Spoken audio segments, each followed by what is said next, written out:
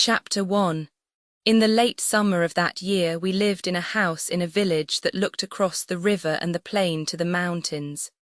In the bed of the river there were pebbles and boulders, dry and white in the sun, and the water was clear and swiftly moving and blue in the channels. Troops went by the house and down the road, and the dust they raised powdered the leaves of the trees. The trunks of the trees too were dusty, and the leaves fell early that year, and we saw the troops marching along the road and the dust rising and leaves, stirred by the breeze, falling, and the soldiers marching, and afterward the road bare and white except for the leaves. The plain was rich with crops. There were many orchards of fruit trees, and beyond the plain the mountains were brown and bare. There was fighting in the mountains, and at night we could see the flashes from the artillery. In the dark it was like summer lightning, but the nights were cool, and there was not the feeling of a storm coming. Sometimes in the dark we heard the troops marching under the window and guns going past pulled by motor tractors. There was much traffic at night, and many mules on the roads, with boxes of ammunition on each side of their pack saddles, and grey motor trucks that carried men, and other trucks with loads covered with canvas that moved slower in the traffic. There were big guns too that passed in the day drawn by tractors, the long barrels of the guns covered with green branches and green leafy branches and vines laid over the tractors. To the north we could look across a valley and see a forest of chestnut trees, and behind it another mountain on this side of the river. There was fighting for that mountain too, but it was not successful, and in the fall when the rains came the leaves all fell from the chestnut trees, and the branches were bare, and the trunks black with rain. The vineyards were thin and bare-branched too, and all the country wet and brown and dead with the autumn. There were mists over the river and clouds on the mountain, and the trucks splashed mud on the road, and the troops were muddy and wet in their capes. Their rifles were wet, and under their capes the 2 leather cartridge boxes on the front of the belts, grey leather boxes heavy with the packs of clips of thin, long 6.5 mm. Cartridges bulged forward under the capes so that the men, passing on the road, marched as though they were 6 months gone with child. There were small grey motor cars that passed going very fast. Usually there was an officer on the seat with the driver and more officers in the back seat. They splashed more mud than the camions even, and if one of the officers in the back was very small and sitting between 2 generals, he himself so small that you could not see his face, but only the top of his cap and his narrow back. And if the car went especially fast, it was probably the king. He lived in Udine and came out in this way nearly every day to see how things were going, and things went very badly. At the start of the winter came the permanent rain, and with the rain came the cholera. But it was checked, and in the end only 7,000 died of it in the army. Chapter 2. The next year there were many victories. The mountain that was beyond the valley and the hillside where the chestnut forest grew was captured, and there were victories beyond the plain on the plateau to the south, and we crossed the river in August and lived in a house in Gorizia that had a fountain and many thick shady trees in a walled garden, and a wisteria vine purple on the side of the house. Now the fighting was in the next mountains beyond, and was not a mile away. The town was very nice, and our house was very fine. The river ran behind us, and the town had been captured very handsomely, but the mountains beyond it could not be taken, and I was very glad the Austrians seemed to want to come back to the town some time, if the war should end, because they did not bombard it to destroy it, but only a little in a military way. People lived on in it, and there were hospitals and cafes and artillery up side streets and 2 bawdy houses, one for troops and one for officers. And with the end of the summer, the cool nights, the fighting in the mountains beyond the town, the shell-marked iron of the railway bridge, the smashed tunnel by the river where the fighting had been, the trees around the square and the long avenue of trees that led to the square. These with there being girls in the town, the king passing in his motor car, sometimes now seeing his face and little long-necked body and grey beard like a goat's chin tuft. All these with the sudden interiors of houses that had lost a wall through shelling, with plaster and rubble in their gardens and sometimes in the street, and the whole thing going well on the Carso made the fall very different from the last fall when we had been in the country. The war was changed too. The forest of oak trees on the mountain beyond the town was gone. The forest had been green in the summer when we had come into the town, but now there were the stumps and the broken trunks and the ground torn up. And one day at the end of the fall, when I was out where the oak forest had been, I saw a cloud coming over the mountain. It came very fast, and the sun went a dull yellow, and then everything was grey and the sky was covered, and the cloud came on down the mountain, and suddenly we were in it and it was snow. The snow slanted across the wind, the bare ground was covered, the stumps of trees projected. There was snow on the guns and there were paths in the snow going back to the latrines behind trenches. Later, below in the town, I watched the snow falling, looking out of the window of the bawdy house, the house for officers, where I sat with a friend and 2 glasses drinking a bottle of Esti. And looking out at the snow falling slowly and heavily, we knew it was all over for that year. Up the river the mountains had not been taken, none of the mountains beyond the river had been taken. That was all left for next year. My friend saw the priest from our mess going by in the street, walking carefully in the slush, and pounded on the window to attract his attention. The priest looked up. He saw us and smiled. My friend motioned for him to come in. The priest shook his head and went on. That night in the mess after the spaghetti course, which everyone ate very quickly and seriously, lifting the spaghetti on the fork until the loose strands hung clear, then lowering it into the mouth, or else using a continuous lift and sucking into the mouth, helping ourselves to wine from the grass-covered gallon flask. It swung in a metal cradle, and you pulled the neck of the flask down with the forefinger, and the wine, clear red, tannic and lovely, poured out into the glass held with the same hand. After this course, the captain commenced picking on the priest. The priest was young and blushed easily and wore a uniform like the rest of us, but with a cross in dark red velvet above the left breast pocket of his grey tunic.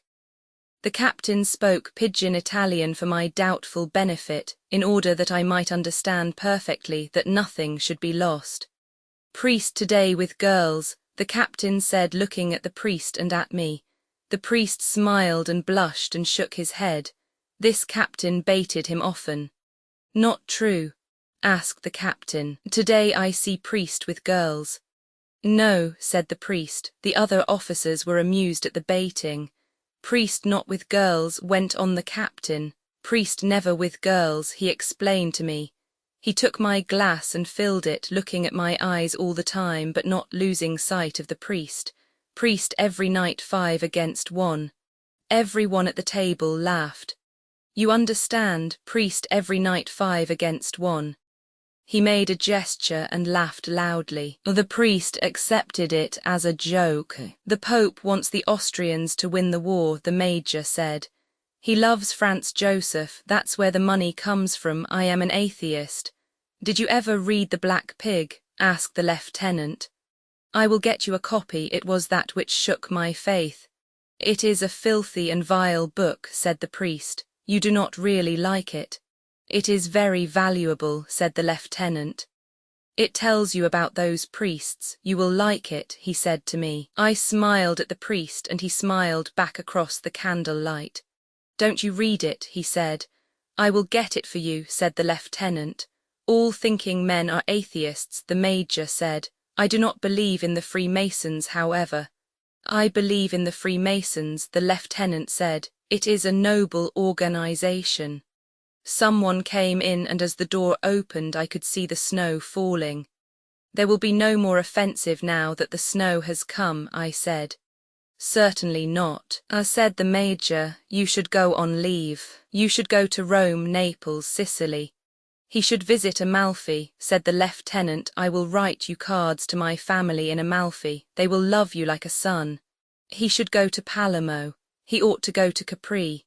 I would like you to see Abruzzi and visit my family at Capricotta, said the priest. Listen to him talk about the Abruzzi. There's more snow there than here. He doesn't want to see peasants.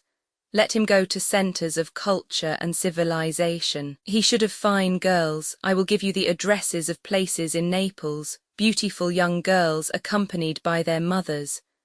Ha ha ha, the captain spread his hand open, the thumb up and fingers outspread as when you make shadow pictures. There was a shadow from his hand on the wall. He spoke again in pidgin Italian.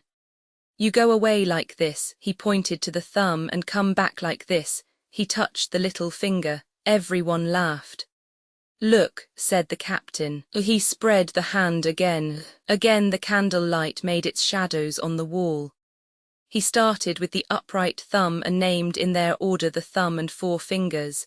Sotto tenent, the thumb, tenent, first finger, capitano next finger, magia next to the little finger, and tenent colonnello the little finger. You go away sotto tenent, you come back sotto colonnello. They all laughed. The captain was having a great success with finger games. He looked at the priest and shouted, Every night priest 5 against 1. They all laughed again. You must go on leave at once, the Major said. I would like to go with you and show you things, the lieutenant said. When you come back, bring a phonograph, bring good opera discs. Bring Caruso, don't bring Caruso, he bellows. Don't you wish you could bellow like him? He bellows, I say he bellows. I would like you to go to Abruzzi, the priest said. The others were shouting. There is good hunting. You would like the people, and though it is cold, it is clear and dry. You could stay with my family. My father is a famous hunter. Come on, said the captain. We go whorehouse before it shuts. Good night, I said to the priest. Good night, he said. Chapter 3. When I came back to the front, we still lived in that town. There were many more guns in the country around, and the spring had come. The fields were green, and there were small green shoots on the vines. The trees along the road had small leaves, and a breeze came from the sea. I saw the town with the hill and the old castle above it in a cup in the hills with the mountains beyond, brown mountains with a little green on their slopes. In the town there were more guns.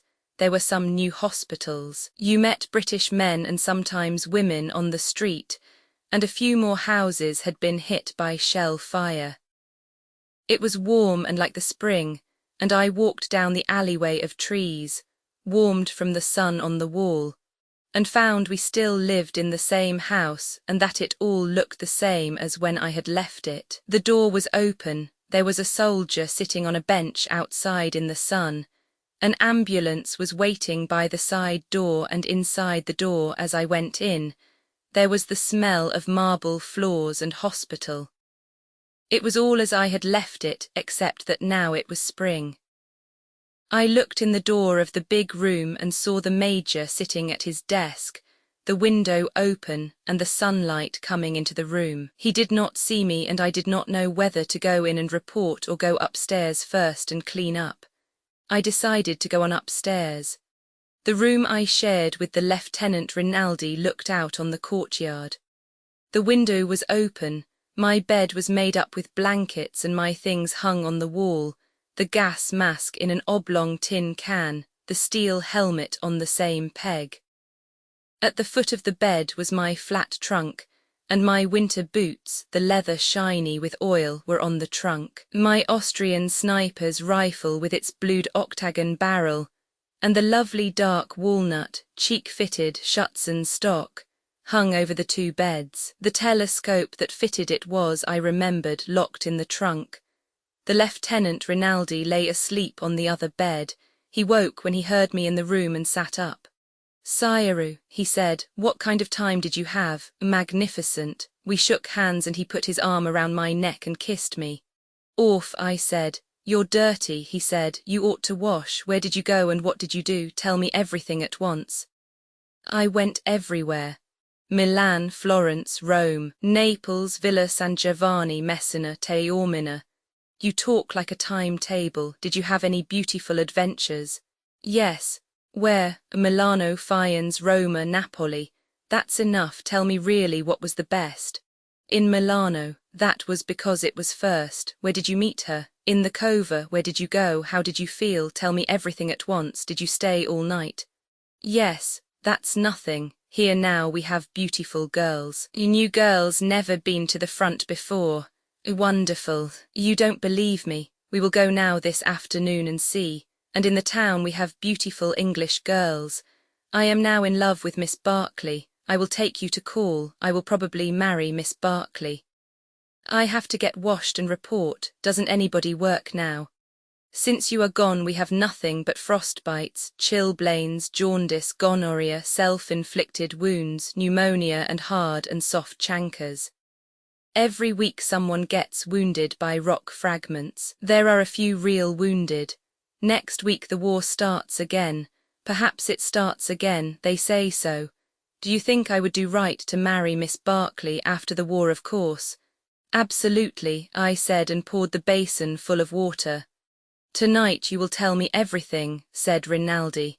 Now I must go back to sleep to be fresh and beautiful for Miss Barclay. I took off my tunic and shirt and washed in the cold water in the basin. While I rubbed myself with a towel I looked around the room and out the window and at Rinaldi lying with his eyes closed on the bed. He was good-looking, was my age, and he came from Amalfi. He loved being a surgeon and we were great friends. While I was looking at him he opened his eyes. Have you any money? Yes. Loan me 50 lire. I dried my hands and took out my pocketbook from the inside of my tunic hanging on the wall. Rinaldi took the note, folded it without rising from the bed and slid it in his breeches pocket. He smiled. I must make on Miss Barclay the impression of a man of sufficient wealth. You are my great and good friend and financial protector. Go to hell, I said. That night at the mess I sat next to the priest, and he was disappointed and suddenly hurt that I had not gone to the Abruzzi. He had written to his father that I was coming and they had made preparations. I myself felt as badly as he did, and could not understand why I had not gone. It was what I had wanted to do, and I tried to explain how one thing had led to another, and finally he saw it, and understood that I had really wanted to go and it was almost all right.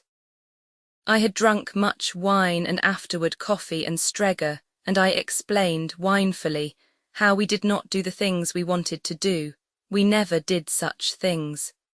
We two were talking while the others argued.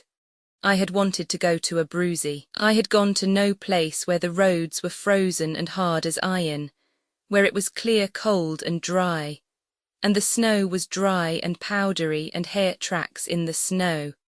And the peasants took off their hats and called you lord, and there was good hunting. I had gone to no such place but to the smoke of cafes and nights when the room whirled and you needed to look at the wall to make it stop.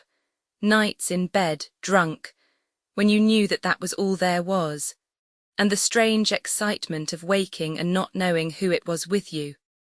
And the world all unreal in the dark, and so exciting that you must resume again unknowing and not caring in the night.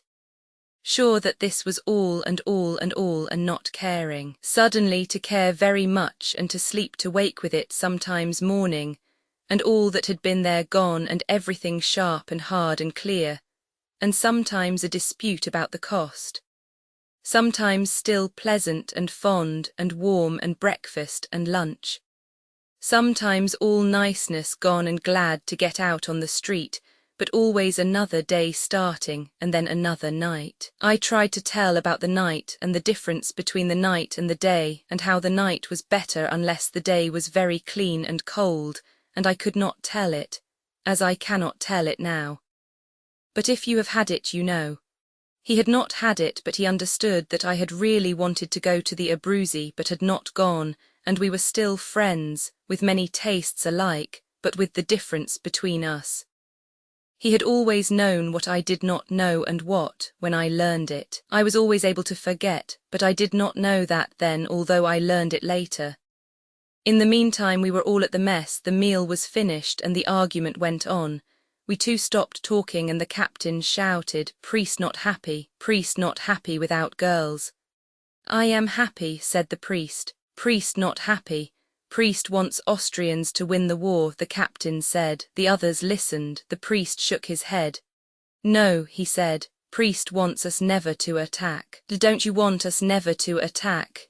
"No. If there is a war, I suppose we must attack." "Must attack, shall attack," the priest nodded. "Leave him alone," the major said. "He's all right." "He can't do anything about it anyway," the captain said. We all got up and left the table. Chapter 4. The battery in the next garden woke me in the morning, and I saw the sun coming through the window and got out of the bed. I went to the window and looked out. The gravel paths were moist, and the grass was wet with dew. The battery fired twice, and the air came each time like a blow and shook the window and made the front of my pajamas flap. I could not see the guns, but they were evidently firing directly over us. It was a nuisance to have them there, but it was a comfort that they were no bigger. As I looked out at the garden, I heard a motor truck starting on the road. I dressed, went downstairs, had some coffee in the kitchen and went out to the garage. 10 cars were lined up side by side under the long shed. They were top-heavy, blunt-nosed ambulances, painted grey and built like moving vans. The mechanics were working on one out in the yard. 3 others were up in the mountains at dressing stations. "Do they ever shell that battery?" I asked one of the mechanics. "No, Signor Tenant. It is protected by the little hill." "How's everything?" "Not so bad. This machine is no good, but the others march." He stopped working and smiled. "Were you on permission?" "Yes." He wiped his hands on his jumper and grinned. "You have a good time." The others all grinned too. "Fine," I said. "What's the matter with this machine? It's no good, one thing after another." "What's the matter now?" "New rings." I left them working, the car looking disgraced and empty with the engine open and parts spread on the workbench, and went in under the shed and looked at each of the cars. They were moderately clean, a few freshly washed, the others dusty. I looked at the tires carefully, looking for cuts or stone bruises. Everything seemed in good condition. It evidently made no difference whether I was there to look after things or not. I had imagined that the condition of the cars, whether or not things were obtainable, the smooth functioning of the business of removing wounded and sick from the dressing stations, hauling them back from the mountains to the clearing station, and then distributing them to the hospitals named on their papers, depended to a considerable extent on myself. Evidently it did not matter whether I was there or not. "Has there been any trouble getting parts?" I asked the sergeant mechanic. "No, Signor Tenant." "Where is the gasoline park now?" "At the same place." "Good," I said, and went back to the house and drank another bowl of coffee at the mess table. The coffee was a pale grey and sweet with condensed milk. Outside the window it was a lovely spring morning. There was that beginning of a feeling of dryness in the nose that meant the day would be hot later on. That day I visited the posts in the mountains and was back in town late in the afternoon. The whole thing seemed to run better while I was away. The offensive was going to start again, I heard. The division for which we worked were to attack at a place up the river, and the major told me that I would see about the posts for during the attack. The attack would cross the river up above the narrow gorge and spread up the hillside. The posts for the cars would have to be as near the river as they could get and keep covered. They would, of course, be selected by the infantry, but we were supposed to work it out. It was one of those things that gave you a false feeling of soldiering. I was very dusty and dirty and went up to my room to wash. Rinaldi was sitting on the bed with a copy of Hugo's English grammar. He was dressed, wore his black boots, and his hair shone. "Splendid," he said when he saw me. "You will come with me to see Miss Barkley?" "No. Yes, you will please come and make me a good impression on her." "All right, wait till I get cleaned up. Wash up and come as you are." I washed, brushed my hair, and we started. "Wait a minute," Rinaldi said. "Perhaps we should have a drink." He opened his trunk and took out a bottle. "Not Streger," I said. "No, grappa, all right." He poured 2 glasses and we touched them, first fingers extended. The grappa was very strong. "Another." "All right," I said. We drank the second grappa. Rinaldi put away the bottle and we went down the stairs. It was hot walking through the town, but the sun was starting to go down and it was very pleasant. The British Hospital was a big villa built by Germans before the war. Miss Barkley was in the garden. Another nurse was with her. We saw their white uniforms through the trees and walked toward them. Rinaldi saluted. I saluted too, but more moderately. "How do you do?" Miss Barkley said. "You're not an Italian, are you?" "Oh, no." Rinaldi was talking with the other nurse. They were laughing. "What an odd thing to be in the Italian army." "It's not really the army, it's only the ambulance." "It's very odd though. Why did you do it?" "I don't know," I said. "There isn't always an explanation for everything." "Oh, isn't there? I was brought up to think there was." "That's awfully nice. Do we have to go on and talk this way?" "No," I said. "That's a relief, isn't it?" "What is the stick?" I asked. Miss Barkley was quite tall. She wore what seemed to me to be a nurse's uniform, was blonde and had a tawny skin and grey eyes. I thought she was very beautiful. She was carrying a thin rattan stick like a toy riding crop, bound in leather, belonged to a boy who was killed last year. "I'm awfully sorry. He was a very nice boy. He was going to marry me and he was killed in the Somme. It was a ghastly show." "Were you there?" "No. I've heard about it," she said. "There's not really any war of that sort down here. They sent me the little stick. His mother sent it to me. They returned it with his things." "Had you been engaged long?" 8 years. We grew up together." "And why didn't you marry?" "I don't know." She said, "I was a fool not to. I could have given him that anyway, but I thought it would be bad for him." "I see. Have you ever loved anyone?" "No," I said. We sat down on a bench and I looked at her. "You have beautiful hair," I said. "Do you like it?" "Very much." "I was going to cut it all off when he died." "No.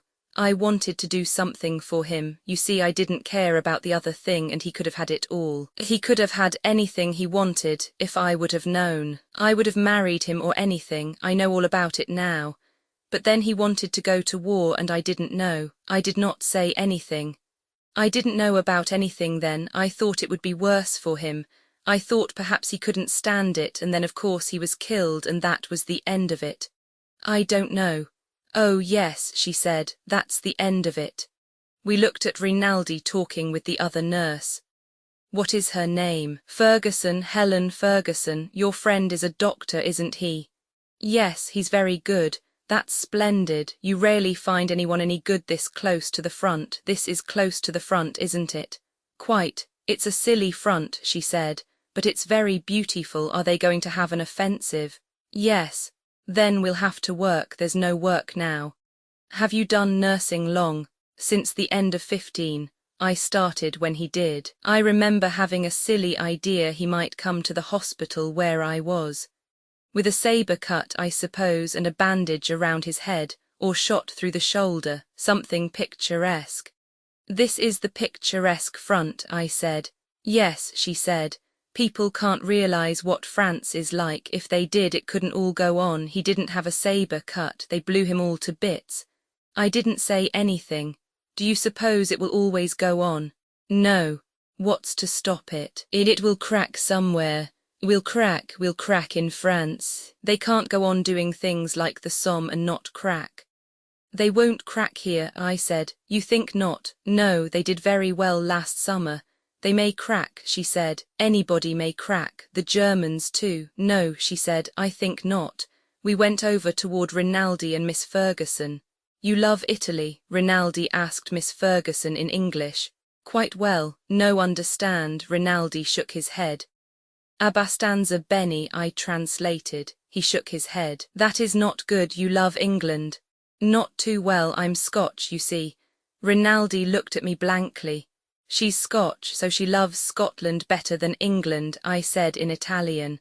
But Scotland is England. I translated this for Miss Ferguson. Pass encore, said Miss Ferguson. Not really. Never, we do not like the English. Not like the English, not like Miss Barclay.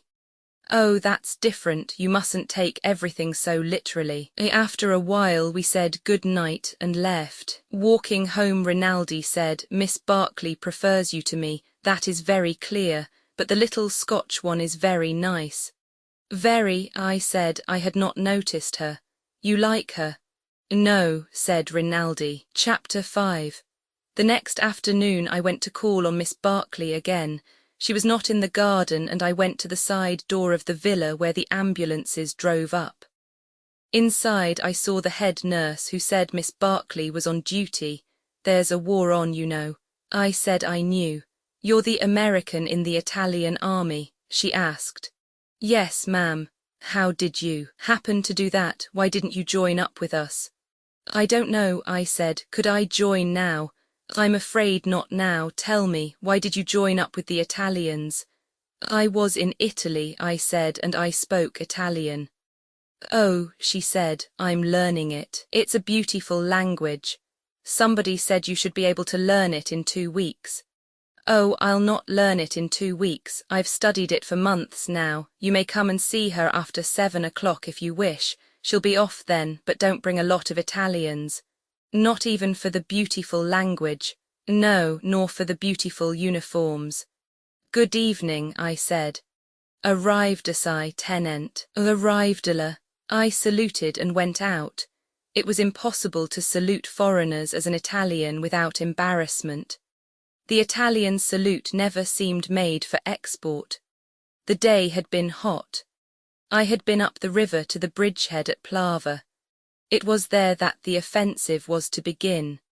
It had been impossible to advance on the far side the year before because there was only one road leading down from the pass to the pontoon bridge, and it was under machine gun and shell fire for nearly a mile. It was not wide enough either to carry all the transport for an offensive, and the Austrians could make a shambles out of it. But the Italians had crossed and spread out a little way on the far side to hold about 1.5 miles on the Austrian side of the river. It was a nasty place, and the Austrians should not have let them hold it. I suppose it was mutual tolerance, because the Austrians still kept a bridgehead further down the river. The Austrian trenches were above on the hillside only a few yards from the Italian lines. There had been a little town, but it was all rubble. There was what was left of a railway station and a smashed permanent bridge that could not be repaired and used because it was in plain sight. I went along the narrow road down toward the river, left the car at the dressing station under the hill, crossed the pontoon bridge, which was protected by a shoulder of the mountain, and went through the trenches in the smashed-down town and along the edge of the slope. Everybody was in the dugouts. There were racks of rockets standing to be touched off to call for help from the artillery or to signal with if the telephone wires were cut. It was quiet, hot and dirty. I looked across the wire at the Austrian lines. Nobody was in sight.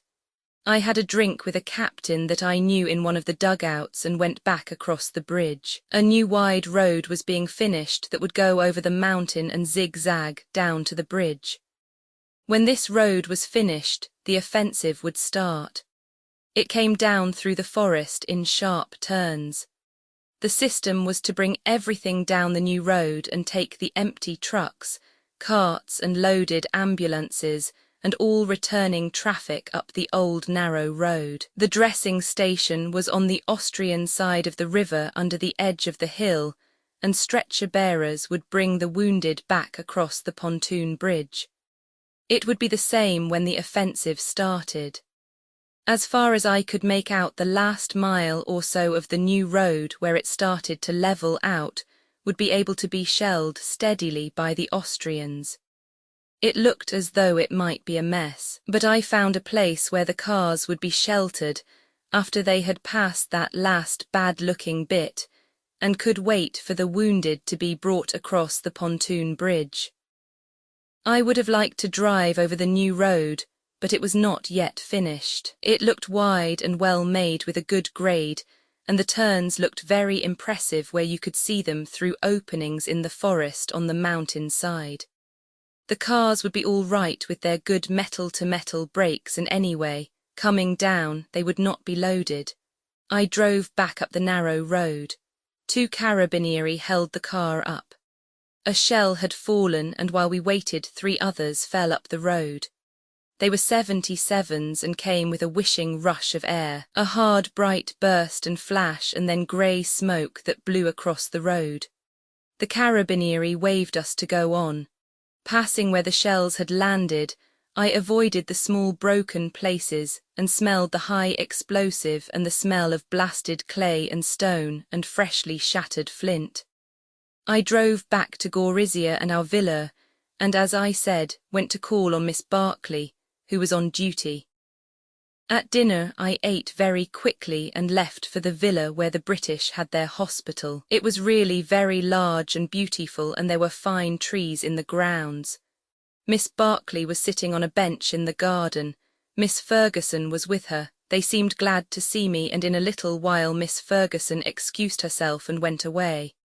"I'll leave you too," she said. "You get along very well without me." "Don't go, Helen," Miss Barclay said. "I'd really rather. I must write some letters." "Good night," I said. "Good night, Mr. Henry. Don't write anything that will bother the censor." "Don't worry. I only write about what a beautiful place we live in and how brave the Italians are. That way you'll be decorated. That will be nice. Good night, Catherine. I'll see you in a little while," Miss Barclay said. Miss Ferguson walked away in the dark. "She's nice," I said. "Oh yes, she's very nice. She's a nurse." "Aren't you a nurse?" "Oh no, I'm something called a VAD. We work very hard, but no one trusts us." "Why not?" "They don't trust us when there's nothing going on. When there is really work, they trust us." "What is the difference?" "The nurse is like a doctor. It takes a long time to be. A VAD is a short cut." "I see. The Italians didn't want women so near the front, so we're all on very special behaviour. We don't go out. I can come here, though." "Oh yes, we're not cloistered." "Let's drop the war. It's very hard. There's no place to drop it." "Let's drop it anyway." "All right." We looked at each other in the dark. I thought she was very beautiful, and I took her hand. She let me take it, and I held it and put my arm around under her arm. "No," she said. I kept my arm where it was. "Why not?" "No." "Yes," I said, "please." I leaned forward in the dark to kiss her, and there was a sharp, stinging flash. She had slapped my face hard. Her hand had hit my nose and eyes, and tears came in my eyes from the reflex. "I'm so sorry," she said. I felt I had a certain advantage. "You were quite right." "I'm dreadfully sorry," she said. "I just couldn't stand the nurse's evening off aspect of it. I didn't mean to hurt you. I did hurt you, didn't I?" She was looking at me in the dark. I was angry and yet certain, seeing it all ahead like the moves in a chess game. "You did exactly right," I said. "I don't mind at all." "Poor man. You see, I've been leading a sort of a funny life, and I never even talk English, and then you are so very beautiful." I looked at her. "You don't need to say a lot of nonsense." I said I was sorry. "We do get along." "Yes," I said, "and we have gotten away from the war." She laughed. It was the first time I had ever heard her laugh. I watched her face. "You are sweet," she said. "No, I'm not." "Yes, you are a dear. I'd be glad to kiss you if you don't mind." I looked in her eyes and put my arm around her as I had before and kissed her. I kissed her hard and held her tight and tried to open her lips. They were closed tight. I was still angry, and as I held her suddenly she shivered. I held her close against me and could feel her heart beating, and her lips opened and her head went back against my hand, and then she was crying on my shoulder. "Oh, darling," she said, "you will be good to me, won't you?" What the hell, I thought. I stroked her hair and patted her shoulder. She was crying. You will, won't you? She looked up at me. Because we're going to have a strange life. After a while I walked with her to the door of the villa and she went in and I walked home. Back at the villa I went upstairs to the room. Rinaldi was lying on his bed. He looked at me. So you make progress with Miss Barkley. We are friends. You have that pleasant air of a dog in heat. I did not understand the word. Of a what? He explained. You, I said, have that pleasant air of a dog. Who, stop it, he said. In a little while we would say insulting things. He laughed. Good night, I said. Good night, little puppy. I knocked over his candle with the pillow and got into bed in the dark. Rinaldi picked up the candle, lit it and went on reading. Chapter 6. I was away for 2 days at the posts. When I got home it was too late and I did not see Miss Barkley until the next evening. She was not in the garden and I had to wait in the office of the hospital until she came down. There were many marble busts on painted wooden pillars along the walls of the room they used for an office. The hall, too, that the office opened on, was lined with them. They had the complete marble quality of all looking alike. Sculpture had always seemed a dull business, still bronzes looked like something, but marble busts all looked like a cemetery. There was one fine cemetery, though, the one at Pisa. Genoa was the place to see the bad marbles. This had been the villa of a very wealthy German and the busts must have cost him plenty. I wondered who had done them and how much he got. I tried to make out whether they were members of the family or what, but they were all uniformly classical. You could not tell anything about them. I sat on a chair and held my cap. We were supposed to wear steel helmets even in Gorizia, but they were uncomfortable and too bloody theatrical in a town where the civilian inhabitants had not been evacuated. I wore one when we went up to the posts and carried an English gas mask. We were just beginning to get some of them. They were a real mask. Also, we were required to wear an automatic pistol, even doctors and sanitary officers. I felt it against the back of the chair. You were liable to arrest if you did not have one worn in plain sight. Rinaldi carried a holster stuffed with toilet paper. I wore a real one and felt like a gunman until I practiced firing it. It was an Astra 7, 65 caliber with a short barrel, and it jumped so sharply when you let it off that there was no question of hitting anything. I practiced with it, holding below the target and trying to master the jerk of the ridiculous short barrel until I could hit within a yard of where I aimed at 20 paces.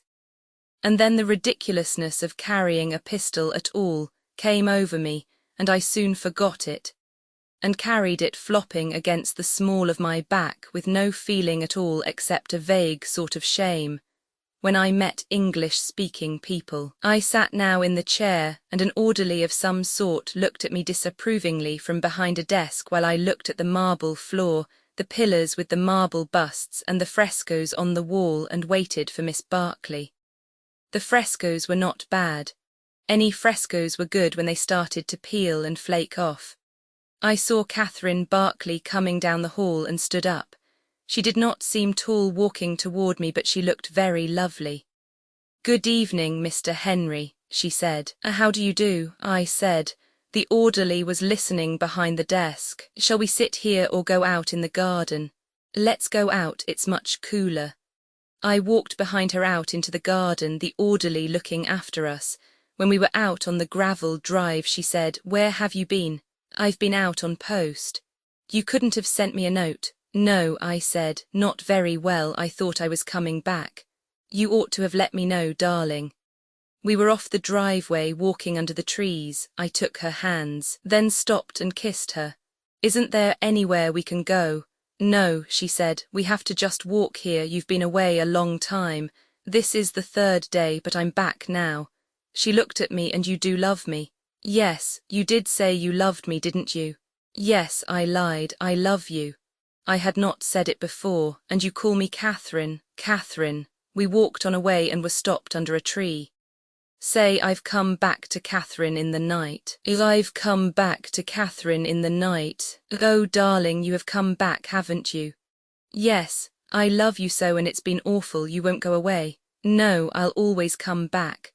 Oh, I love you so, please put your hand there again, it's not been away. I turned her so I could see her face when I kissed her and I saw that her eyes were shut. I kissed both her shut eyes. I thought she was probably a little crazy. It was all right if she was. I did not care what I was getting into. This was better than going every evening to the house for officers where the girls climbed all over you and put your cap on backward as a sign of affection between their trips upstairs with brother officers. I knew I did not love Catherine Barclay nor had any idea of loving her. This was a game, like bridge, in which you said things instead of playing cards. Like bridge, you had to pretend you were playing for money or playing for some stakes. Nobody had mentioned what the stakes were, as it was all right with me. I wish there was some place we could go, I said. I was experiencing the masculine difficulty of making love very long standing up. There isn't any place, she said. She came back from wherever she had been. We might sit there just for a little while. We sat on the flat stone bench and I held Catherine Barclay's hand. She would not let me put my arm around her. Are you very tired? She asked. No. She looked down at the grass. This is a rotten game we play, isn't it? What game? Don't be dull. I'm not on purpose. You're a nice boy, she said, and you play it as well as you know how, but it's a rotten game. Do you always know what people think? Not always, but I do with you. You don't have to pretend you love me. That's over for the evening. Is there anything you'd like to talk about? But I do love you. Please let's not lie when we don't have to. I had a very fine little show and I'm all right now. You see, I'm not mad and I'm not gone off. It's only a little sometimes. I pressed her hand, dear Catherine. It sounds very funny now, Catherine. You don't pronounce it very much alike, but you're very nice. You're a very good boy. That's what the priest said. Yes, you're very good and you will come and see me. Of course, and you don't have to say you love me. That's all over for a while. She stood up and put out her hand. Good night. I wanted to kiss her. No, she said. I'm awfully tired. Kiss me though, I said. I'm awfully tired. Darling, kiss me. Do you want to very much? Yes, we kissed and she broke away suddenly. No, good night, please, darling. We walked to the door and I saw her go in and down the hall. I liked to watch her move. She went on down the hall, I went on home. It was a hot night and there was a good deal going on up in the mountains. I watched the flashes on San Gabriel. I stopped in front of the Villa Rossa. The shutters were up, but it was still going on inside. Somebody was singing. I went on home. Rinaldi came in while I was undressing. Aha, he said, it does not go so well. Baby is puzzled. Where have you been? At the Villa Rossa. It was very edifying, baby. We all sang. Where have you been? Calling on the British. Thank God I did not become involved with the British. Chapter 7. I came back the next afternoon from our first mountain post and stopped the car at the smistamento where the wounded and sick were sorted by their papers, and the papers marked for the different hospitals. I had been driving and I sat in the car and the driver took the papers in. It was a hot day and the sky was very bright and blue and the road was white and dusty. I sat in the high seat of the Fiat and thought about nothing. A regiment went by in the road and I watched them pass. The men were hot and sweating. Some wore their steel helmets, but most of them carried them slung from their packs. Most of the helmets were too big and came down almost over the ears of the men who wore them. The officers all wore helmets, better-fitting helmets. It was half of the Brigata Basilicata. I identified them by their red and white striped collar mark. There were stragglers going by long after the regiment had passed, men who could not keep up with their platoons. They were sweaty, dusty and tired. Some looked pretty bad. A soldier came along after the last of the stragglers. He was walking with a limp. He stopped and sat down beside the road. I got down and went over. What's the matter? He looked at me, then stood up. I'm going on. What's the trouble? The war. What's wrong with your leg? It's not my leg, I got a rupture. Why don't you ride with the transport? I asked. Why don't you go to the hospital? They won't let me. Lieutenant said I slipped the truss on purpose.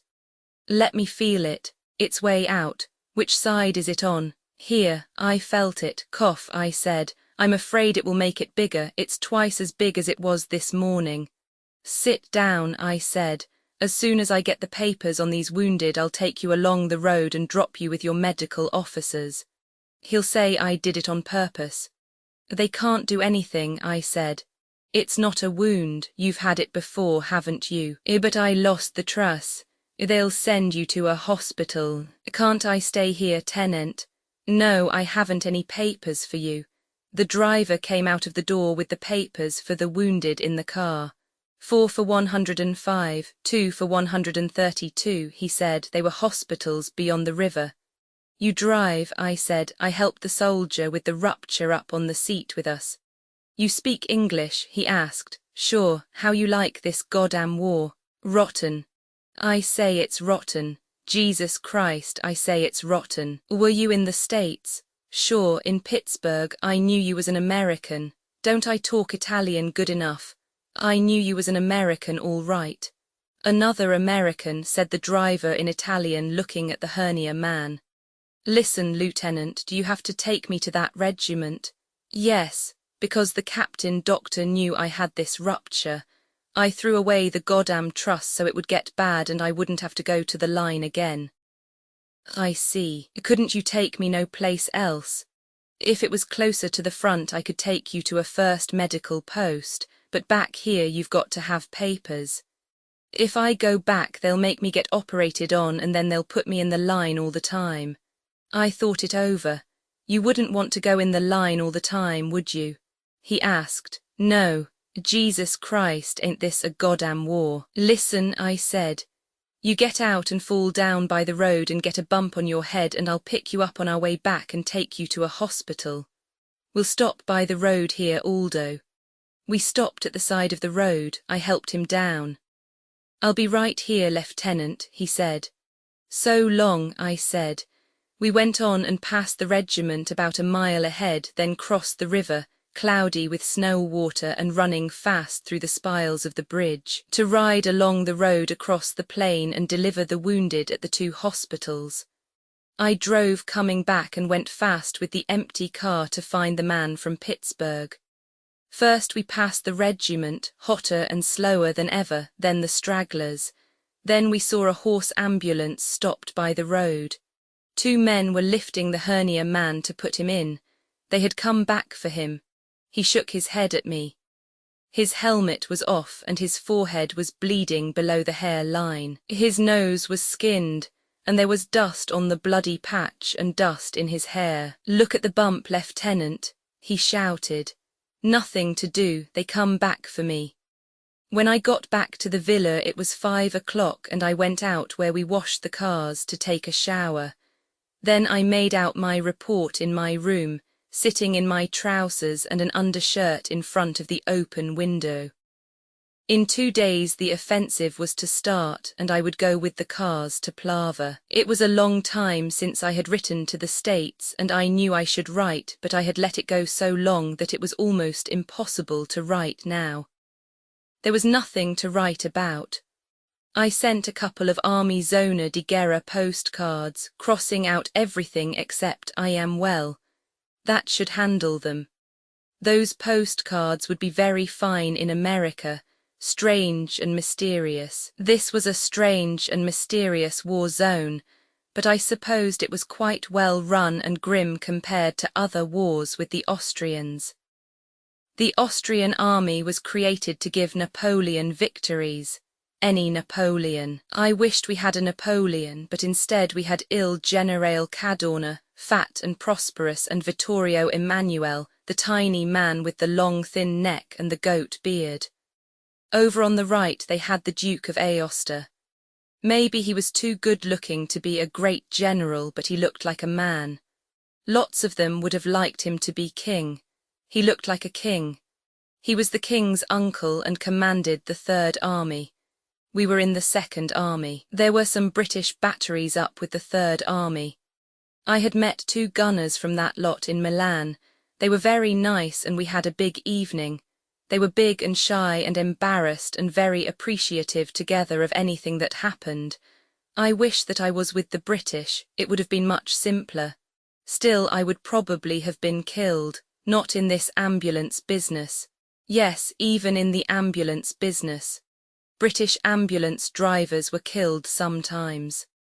Well, I knew I would not be killed. Not in this war. It did not have anything to do with me. It seemed no more dangerous to me myself than war in the movies.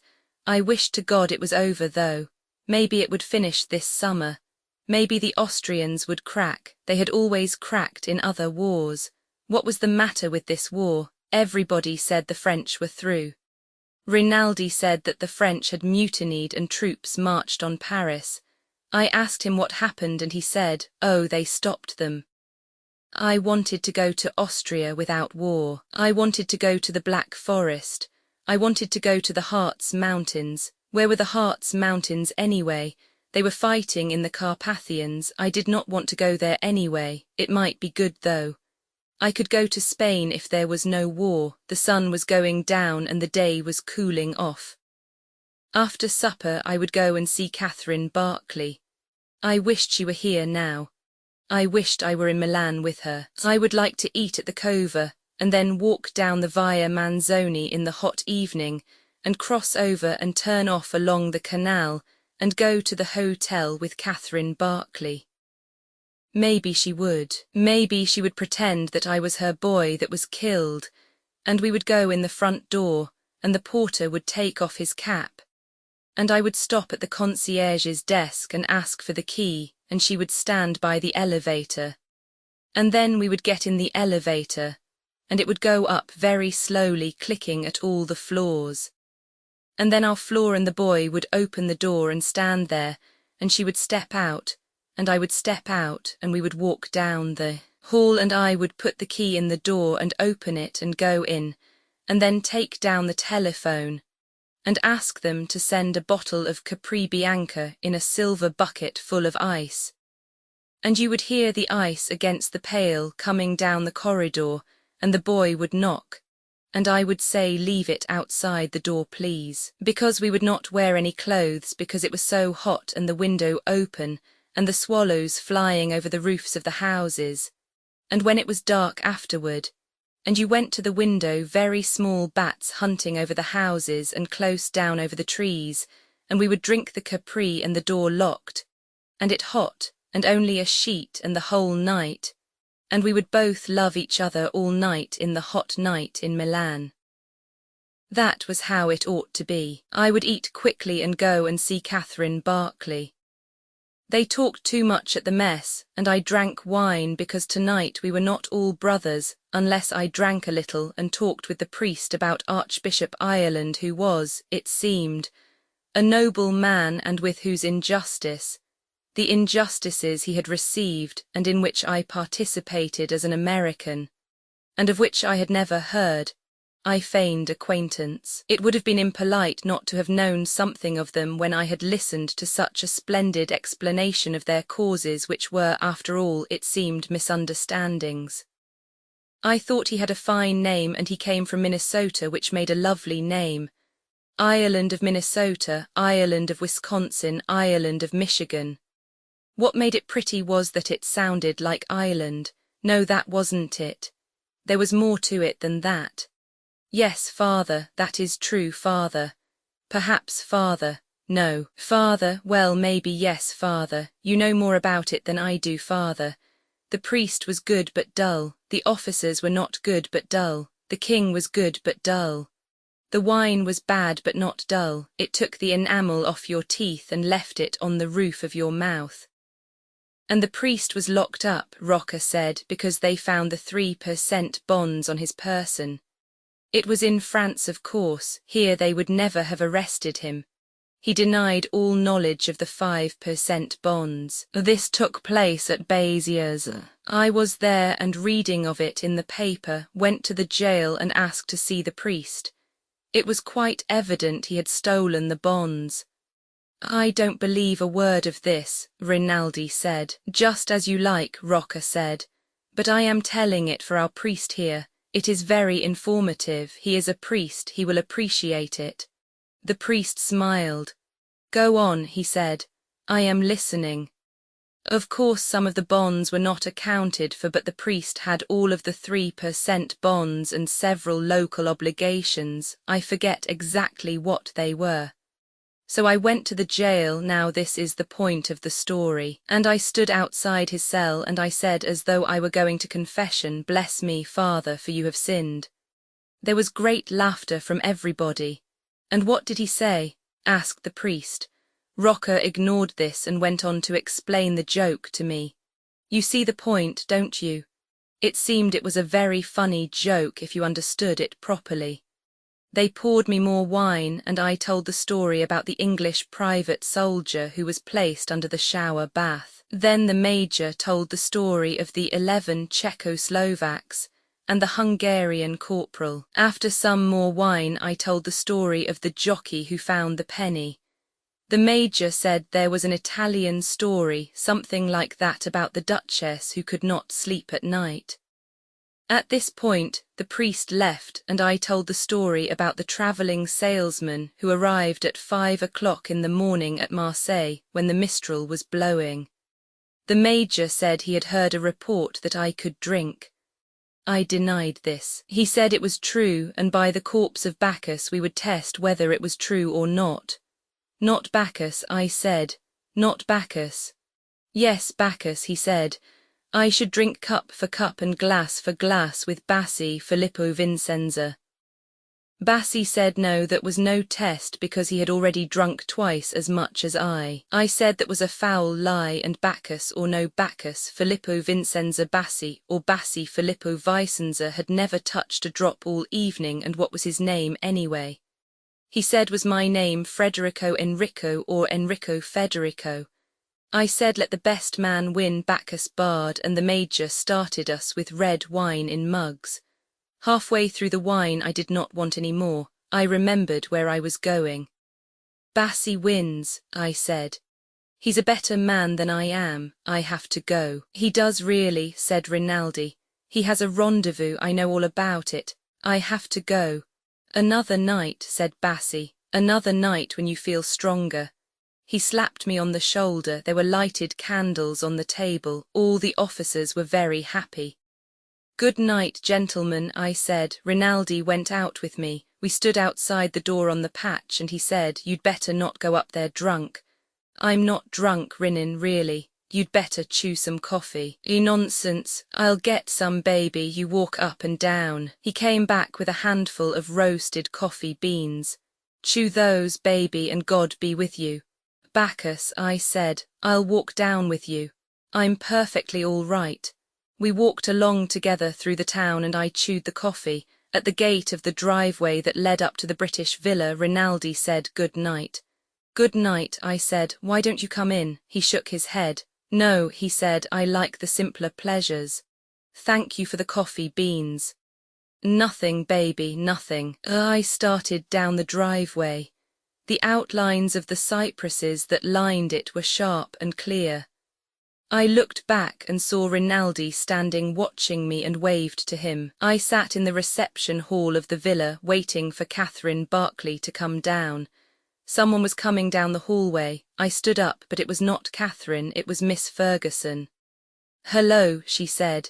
Catherine asked me to tell you she was sorry she couldn't see you this evening. I'm so sorry, I hope she's not ill. She's not awfully well. Will you tell her how sorry I am? Yes, I will. Do you think it would be any good to try and see her tomorrow? Yes, I do. Thank you very much, I said. Good night. I went out the door and suddenly I felt lonely and empty.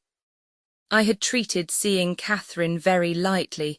I had gotten somewhat drunk and had nearly forgotten to come, but when I could not see her there I was feeling lonely and hollow. Chapter 8. The next afternoon we heard there was to be an attack up the river that night and that we were to take 4 cars there.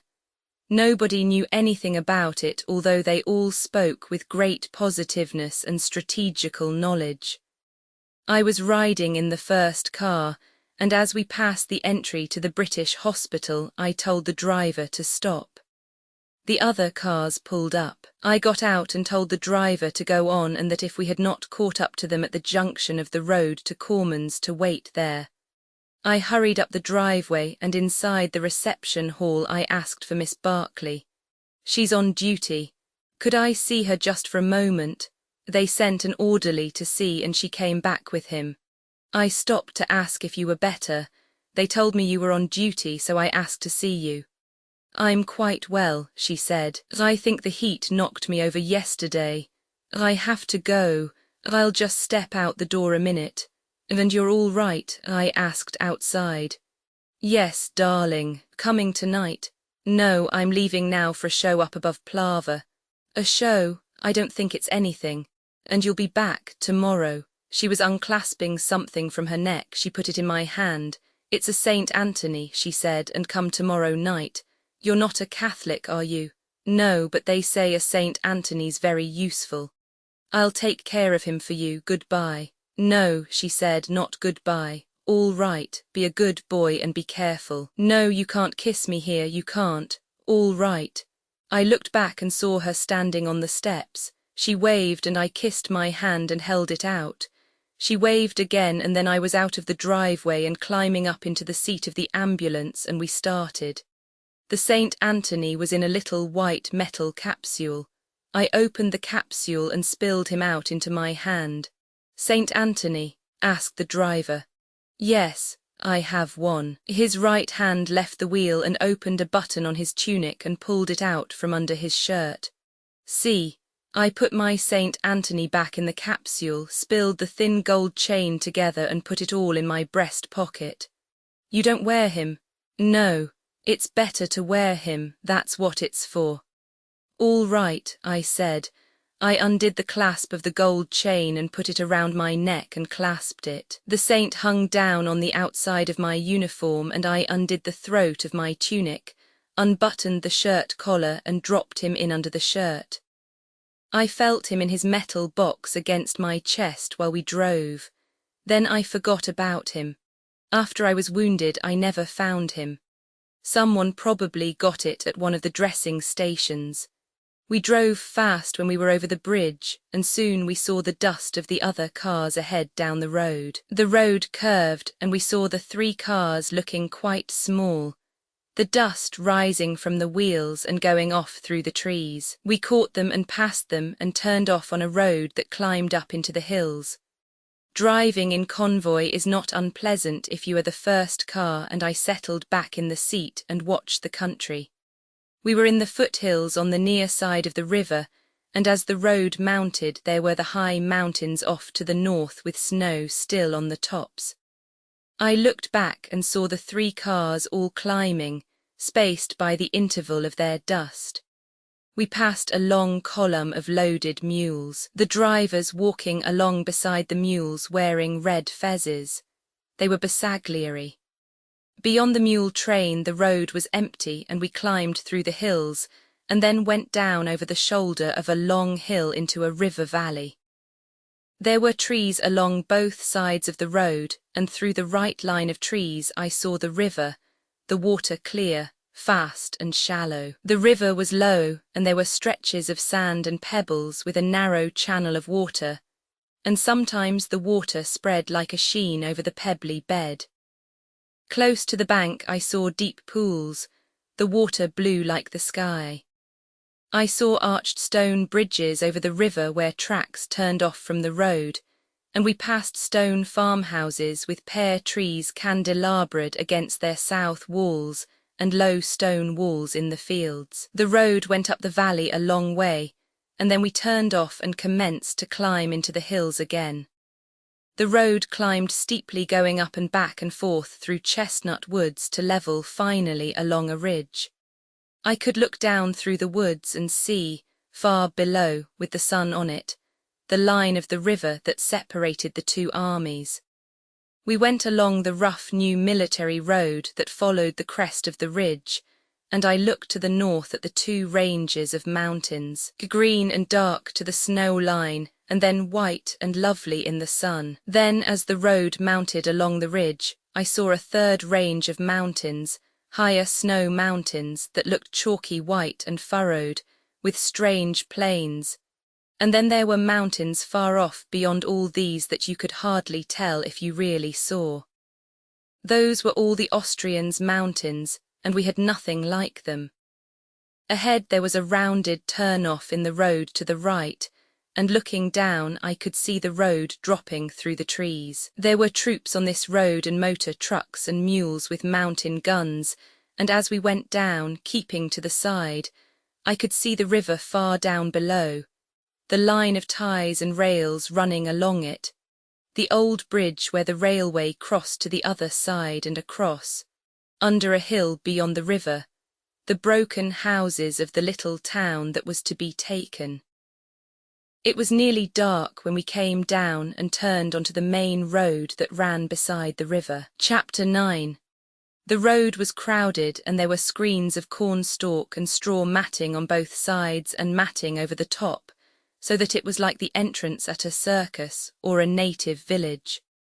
We drove slowly in this matting-covered tunnel and came out onto a bare, cleared space where the railway station had been.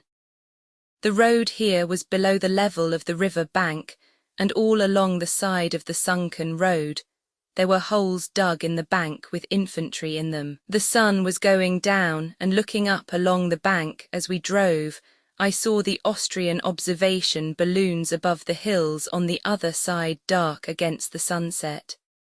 We parked the cars beyond a brickyard.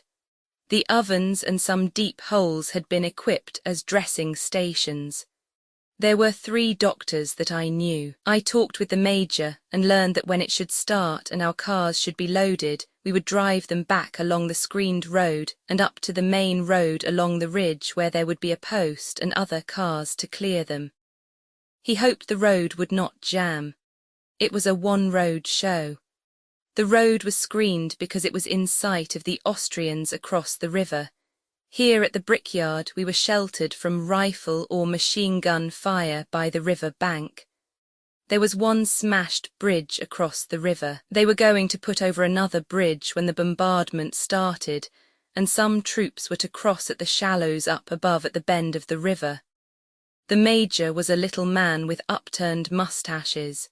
He had been in the war in Libya and wore 2 wound stripes. He said that if the thing went well, he would see that I was decorated. I said I hoped it would go well, but that he was too kind. I asked him if there was a big dugout where the drivers could stay, and he sent a soldier to show me. I went with him and found the dugout, which was very good.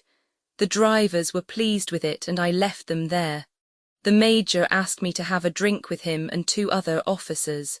We drank rum and it was very friendly.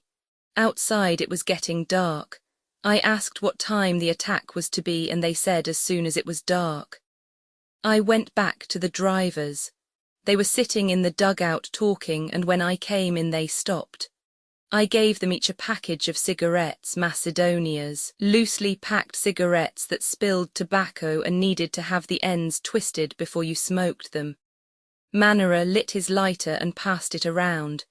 The lighter was shaped like a Fiat radiator. I told them what I had heard. Why didn't we see the post when we came down? Passini asked. It was just beyond where we turned off. That road will be a dirty mess, Manera said. They'll shell the out of us. Probably. What about eating, Lieutenant? We won't get a chance to eat after this thing starts. I'll go and see now, I said. You want us to stay here or can we look around? Better stay here. I went back to the major's dugout and he said the field kitchen would be along and the drivers could come and get their stew.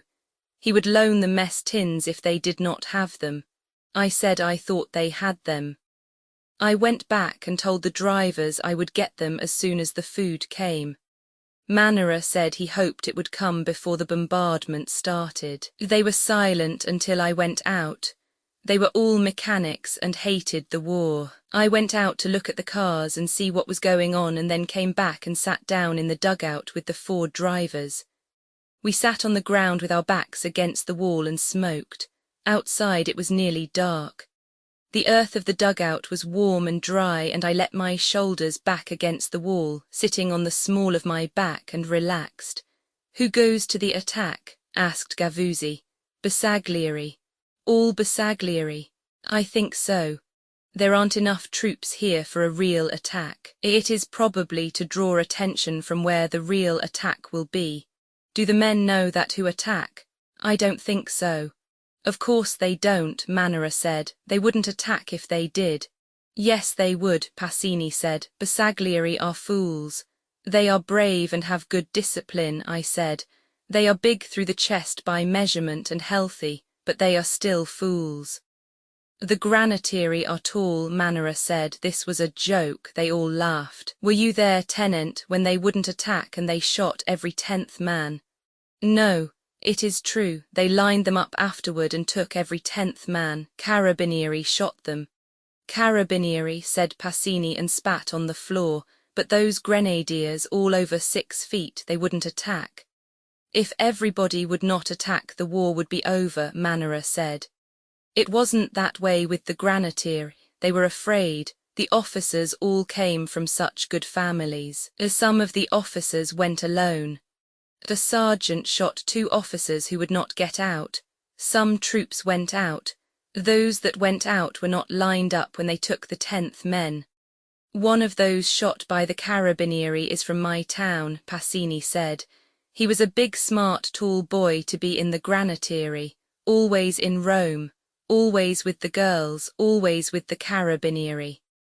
He laughed. "Now they have a guard outside his house with a bayonet and nobody can come to see his mother and father and sisters, and his father loses his civil rights and cannot even vote. They are all without law to protect them. Anybody can take their property. If it wasn't that that happens to their families, nobody would go to the attack." "Yes, Alpini would, these VE soldiers would, some Bersaglieri. Bersaglieri have run too, now they try to forget it." "You should not let us talk this way, Tenent. Evviva l'esercito," Passini said sarcastically. "I know how you talk," I said, "but as long as you drive the cars and behave, and don't talk so other officers can hear," Manera finished. "I believe we should get the war over," I said. "It would not finish it if one side stopped fighting. It would only be worse if we stopped fighting." "It could not be worse," Passini said respectfully. "There is nothing worse than war. A defeat is worse." "I do not believe it," Passini said still respectfully. "What is defeat? You go home. They come after you, they take your home, they take your sisters." "I don't believe it," Passini said. "They can't do that to everybody. Let everybody defend his home, let them keep their sisters in the house. They hang you, they come and make you be a soldier again, not in the auto-ambulance, in the infantry. They can't hang everyone." "An outside nation can't make you be a soldier," Manera said. "At the first battle you all run, like the Chicos. I think you do not know anything about being conquered, and so you think it is not bad." "Tenent," Passini said, "we understand you let us talk. Listen, there is nothing as bad as war. We in the auto-ambulance cannot even realize at all how bad it is.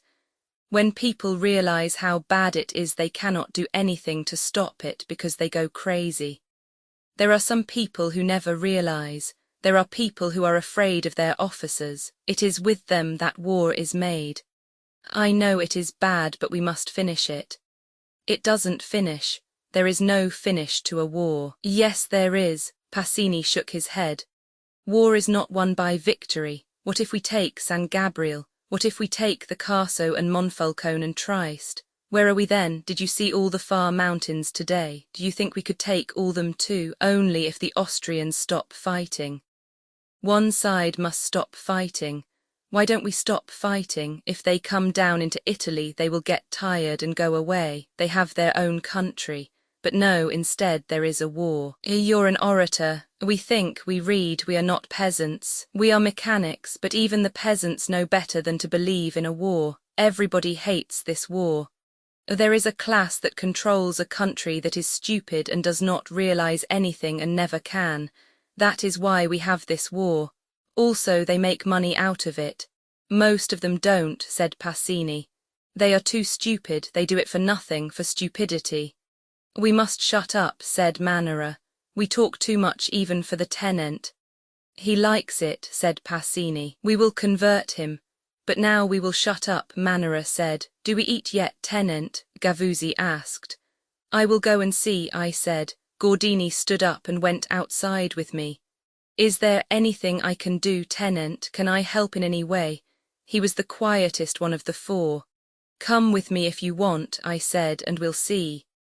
It was dark outside and the long light from the searchlights was moving over the mountains. There were big searchlights on that front mounted on camions that you passed sometimes on the roads at night, close behind the lines. The camion stopped a little off the road, an officer directing the light and the crew scared. We crossed the brickyard and stopped at the main dressing station. There was a little shelter of green branches outside over the entrance, and in the dark the night wind rustled the leaves dried by the sun. Inside there was a light. The major was at the telephone sitting on a box. One of the medical captains said the attack had been put forward an hour. He offered me a glass of cognac. I looked at the board tables, the instruments shining in the light, the basins and the stoppered bottles. Gordini stood behind me. The major got up from the telephone. It starts now, he said. It has been put back again.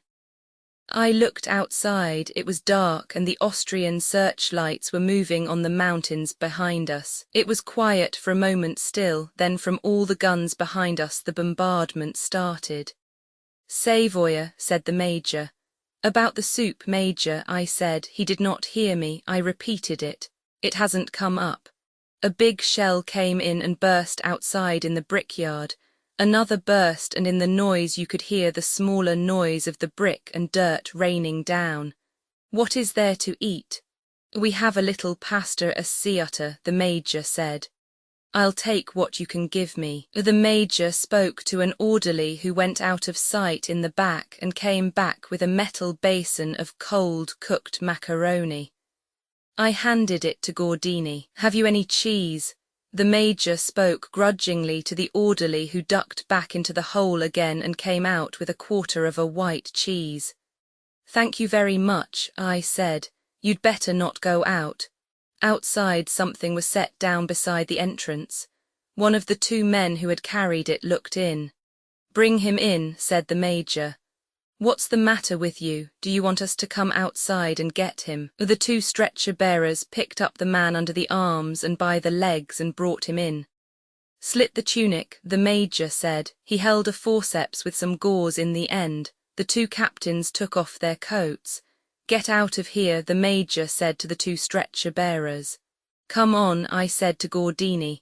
You better wait until the shelling is over, the major said over his shoulder. They want to eat, I said. As you wish. Outside we ran across the brickyard. A shell burst short near the river bank. Then there was one that we did not hear coming until the sudden rush. We both went flat, and with the flash and bump of the burst and the smell heard the singing off of the fragments and the rattle of falling brick. Gordini got up and ran for the dugout. I was after him, holding the cheese, its smooth surface covered with brick dust. Inside the dugout were the three drivers sitting against the wall smoking. Here, you patriots, I said. How are the cars? Manera asked. All right.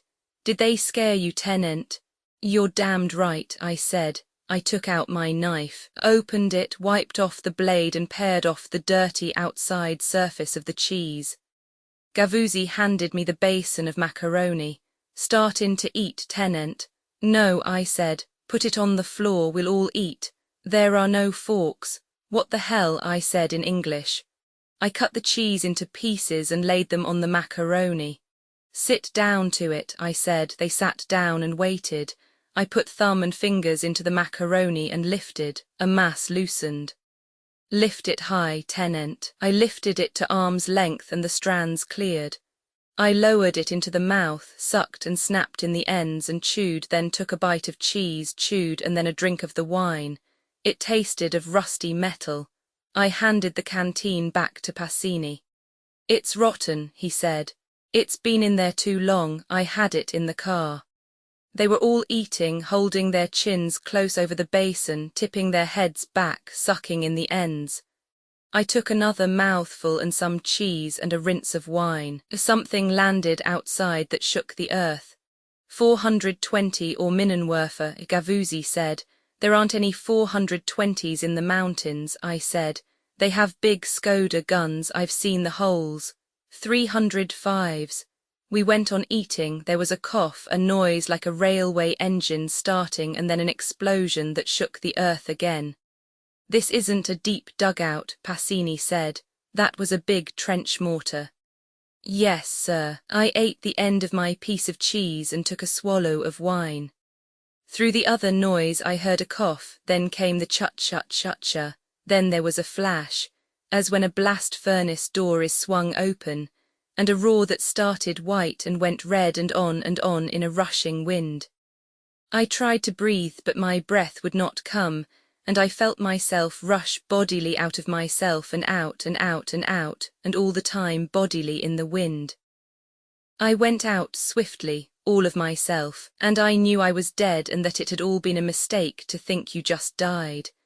Then I floated, and instead of going on I felt myself slide back. I breathed and I was back. The ground was torn up and in front of my head there was a splintered beam of wood. In the jolt of my head I heard somebody crying. I thought somebody was screaming. I tried to move but I could not move.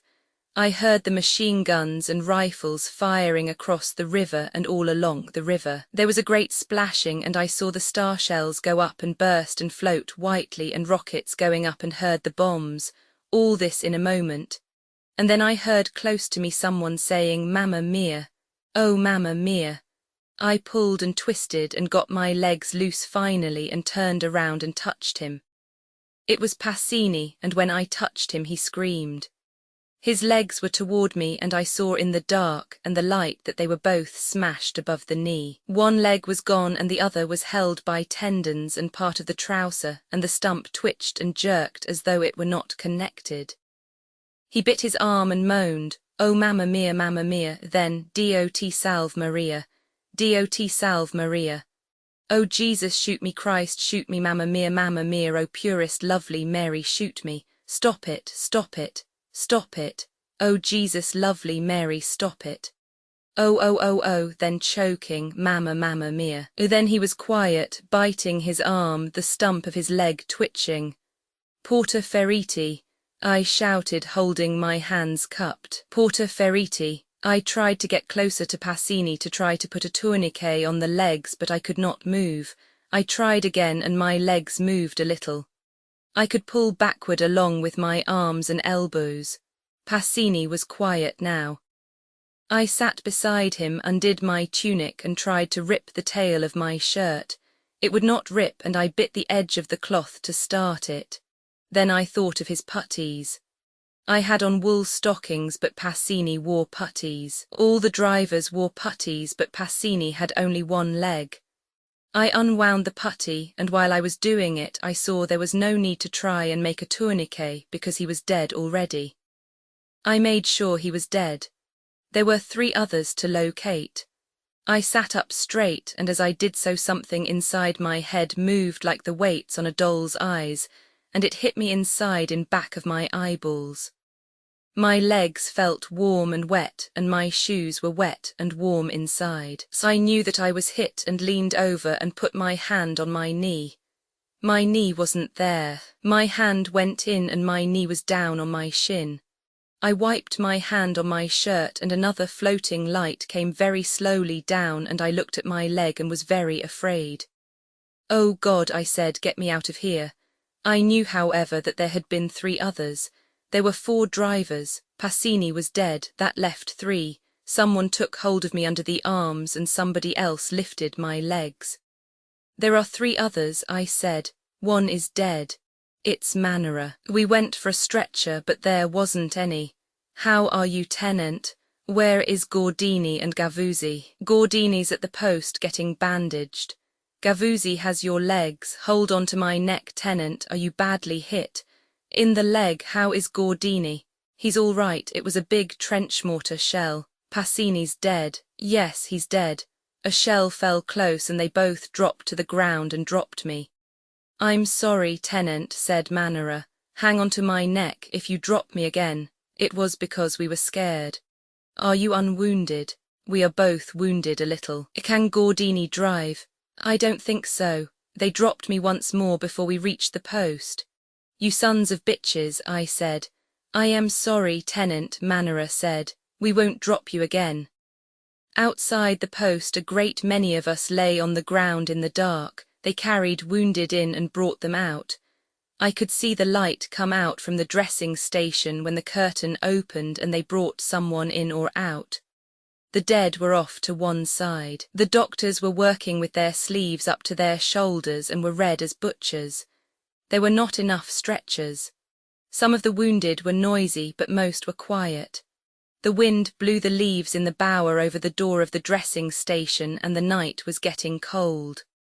Stretcher bearers came in all the time, put their stretchers down, unloaded them and went away.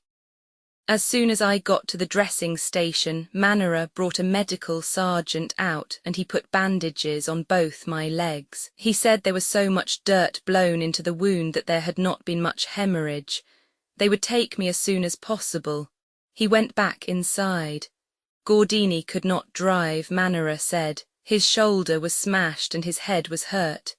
He had not felt bad, but now the shoulder had stiffened. He was sitting up beside one of the brick walls. Manara and Gavuzzi each went off with a load of wounded. They could drive all right. The British had come with 3 ambulances, and they had 2 men on each ambulance. One of their drivers came over to me, brought by Gordini, who looked very white and sick. The Britisher leaned over. Are you hit badly? He asked. He was a tall man and wore steel-rimmed spectacles. In the legs. It's not serious, I hope. Will you have a cigarette? Thanks. They tell me you've lost 2 drivers. Yes, 1 killed and the fellow that brought you. What rotten luck. Would you like us to take the cars? That's what I wanted to ask you. We'd take quite good care of them and return them to the villa. 206, aren't you? Yes, it's a charming place. I've seen you about. They tell me you're an American. Yes, I'm English. No, yes, English. Did you think I was Italian? There were some Italians with one of our units. It would be fine if you would take the cars, I said. We'll be most careful of them. He straightened up. This chap of yours was very anxious for me to see you. He patted Gordini on the shoulder. Gordini winced and smiled. The Englishman broke into voluble and perfect Italian.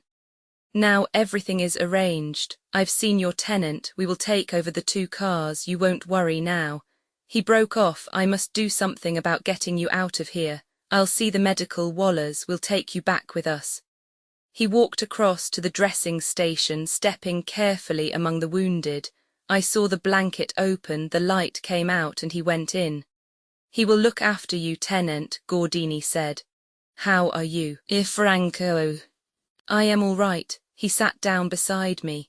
In a moment the blanket in front of the dressing station opened and 2 stretcher bearers came out, followed by the tall Englishman. He brought them over to me. Here is the American tenant, he said in Italian. I'd rather wait, I said. There are much worse wounded than me. I'm all right. Come, come, he said. Don't be a bloody hero. Then in Italian, lift him very carefully about the legs. His legs are very painful. He is the legitimate son of President Wilson. They picked me up and took me into the dressing room. Inside they were operating on all the tables. The little major looked at us furious. He recognized me and waved a forceps. Ça va bien, ça va. I have brought him in, the tall Englishman said in Italian. The only son of the American ambassador. He can be here until you are ready to take him. then I will take him with my first load. He bent over me. I'll look up their adjutant to do your papers, and it will all go much faster. He stooped to go under the doorway and went out. The major was unhooking the forceps now, dropping them in a basin. I followed his hands with my eyes. Now he was bandaging. Then the stretcher-bearers took the man off the table. "I'll take the American tenant," one of the captains said. They lifted me onto the table. It was hard and slippery. There were many strong smells, chemical smells, and the sweet smell of blood. They took off my trousers, and the medical captain commenced dictating to the sergeant adjutant while he worked. Multiple superficial wounds of the left and right thigh and left and right knee and right foot. Profound wounds of right knee and foot. Lacerations of the scalp, he probed. "Does that hurt?" "Christ, yes." With possible fracture of the skull. Incurred in the line of duty. "That's what keeps you from being court-martialed for self-inflicted wounds," he said. "Would you like a drink of brandy? How did you run into this thing anyway? What were you trying to do? Commit suicide? Anti-tetanus, please, and mark a cross on both legs, thank you. I'll clean this up a little, wash it out and put on a dressing. Your blood coagulates beautifully." The adjutant looking up from the paper, "What inflicted the wounds?" The medical captain, "What hit you?" Me with the eyes shut, "A trench mortar shell." The captain, "Doing things that hurt sharply and severing tissue. Are you sure?" Me trying to lie still and feeling my stomach flutter when the flesh was cut. "I think so." Captain Doctor, interested in something he was finding, fragments of enemy trench mortar shell. "Now I'll probe for some of this if you like, but it's not necessary. I'll paint all this, and does that sting? Good, that's nothing to how it will feel later. The pain hasn't started yet. Bring him a glass of brandy. The shock dulls the pain, but this is all right. You have nothing to worry about if it doesn't infect, and it rarely does now. How is your head?" "Good Christ," I said. "Better not drink too much brandy then. If you've got a fracture you don't want inflammation. How does that feel?" Sweat ran all over me. "Good Christ," I said. "I guess you've got a fracture all right. I'll wrap you up and don't bounce your head around." He bandaged, his hands moving very fast and the bandage coming taut and sure. "All right, good luck and vive la France." "He's an American," one of the other captains said. "I thought you said he was a Frenchman." "He talks French," the captain said. "I've known him before. I always thought he was French." He drank a half tumbler of cognac. "Bring on something serious. Get some more of that anti-tetanus." The captain waved to me. They lifted me and the blanket flap went across my face as we went out. Outside, the sergeant adjutant knelt down beside me where I lay. "Name?" he asked softly. "Middle name, first name, rank, where born, what class, what corps," and so on. "I'm sorry for your head, Tenant. I hope you feel better. I'm sending you now with the English ambulance." "I'm all right," I said. "Thank you very much." The pain that the major had spoken about had started, and all that was happening was without interest or relation. After a while, the English ambulance came up and they put me onto a stretcher and lifted the stretcher up to the ambulance level and shoved it in. There was another stretcher by the side with a man on it whose nose I could see waxy looking out of the bandages. He breathed very heavily. There were stretchers lifted and slid into the slings above. The tall English driver came around and looked in. "I'll take it very easily," he said. "I hope you'll be comfy." I felt the engine start, felt him climb up into the front seat, felt the brake come off and the clutch go in, then we started. I lay still and let the pain ride. As the ambulance climbed along the road, it was slow in the traffic. Sometimes it stopped, sometimes it backed on a turn, then finally it climbed quite fast. I felt something dripping. At first it dropped slowly and regularly, then it pattered into a stream. I shouted to the driver. He stopped the car and looked in through the hole behind his seat. "What is it?" "The man on the stretcher over me has a hemorrhage." "We're not far from the top. I wouldn't be able to get the stretcher out alone. He started the car. The stream kept on. In the dark, I could not see where it came from the canvas overhead. I tried to move sideways so that it did not fall on me. Where it had run down under my shirt, it was warm and sticky. I was cold and my leg hurt so that it made me sick. After a while, the stream from the stretcher above lessened and started to drip again, and I heard and felt the canvas above move as the man on the stretcher settled more comfortably. "How is he?" the Englishman called back. "We're almost up." "He's dead, I think," I said. The drops fell very slowly as they fall from an icicle after the sun has gone. It was cold in the car in the night as the road climbed. At the post on the top, they took the stretcher out and put another in, and we went on. Chapter 10. In the ward at the field hospital, they told me a visitor was coming to see me in the afternoon. It was a hot day and there were many flies in the room. My orderly had cut paper into strips and tied the strips to a stick to make a brush that swished the flies away. I watched them settle on the ceiling. When he stopped swishing and fell asleep, they came down and I blew them away and finally covered my face with my hands and slept too. It was very hot, and when I woke my legs itched. I waked the orderly and he poured mineral water on the dressings. That made the bed damp and cool. Those of us that were awake talked across the ward. The afternoon was a quiet time.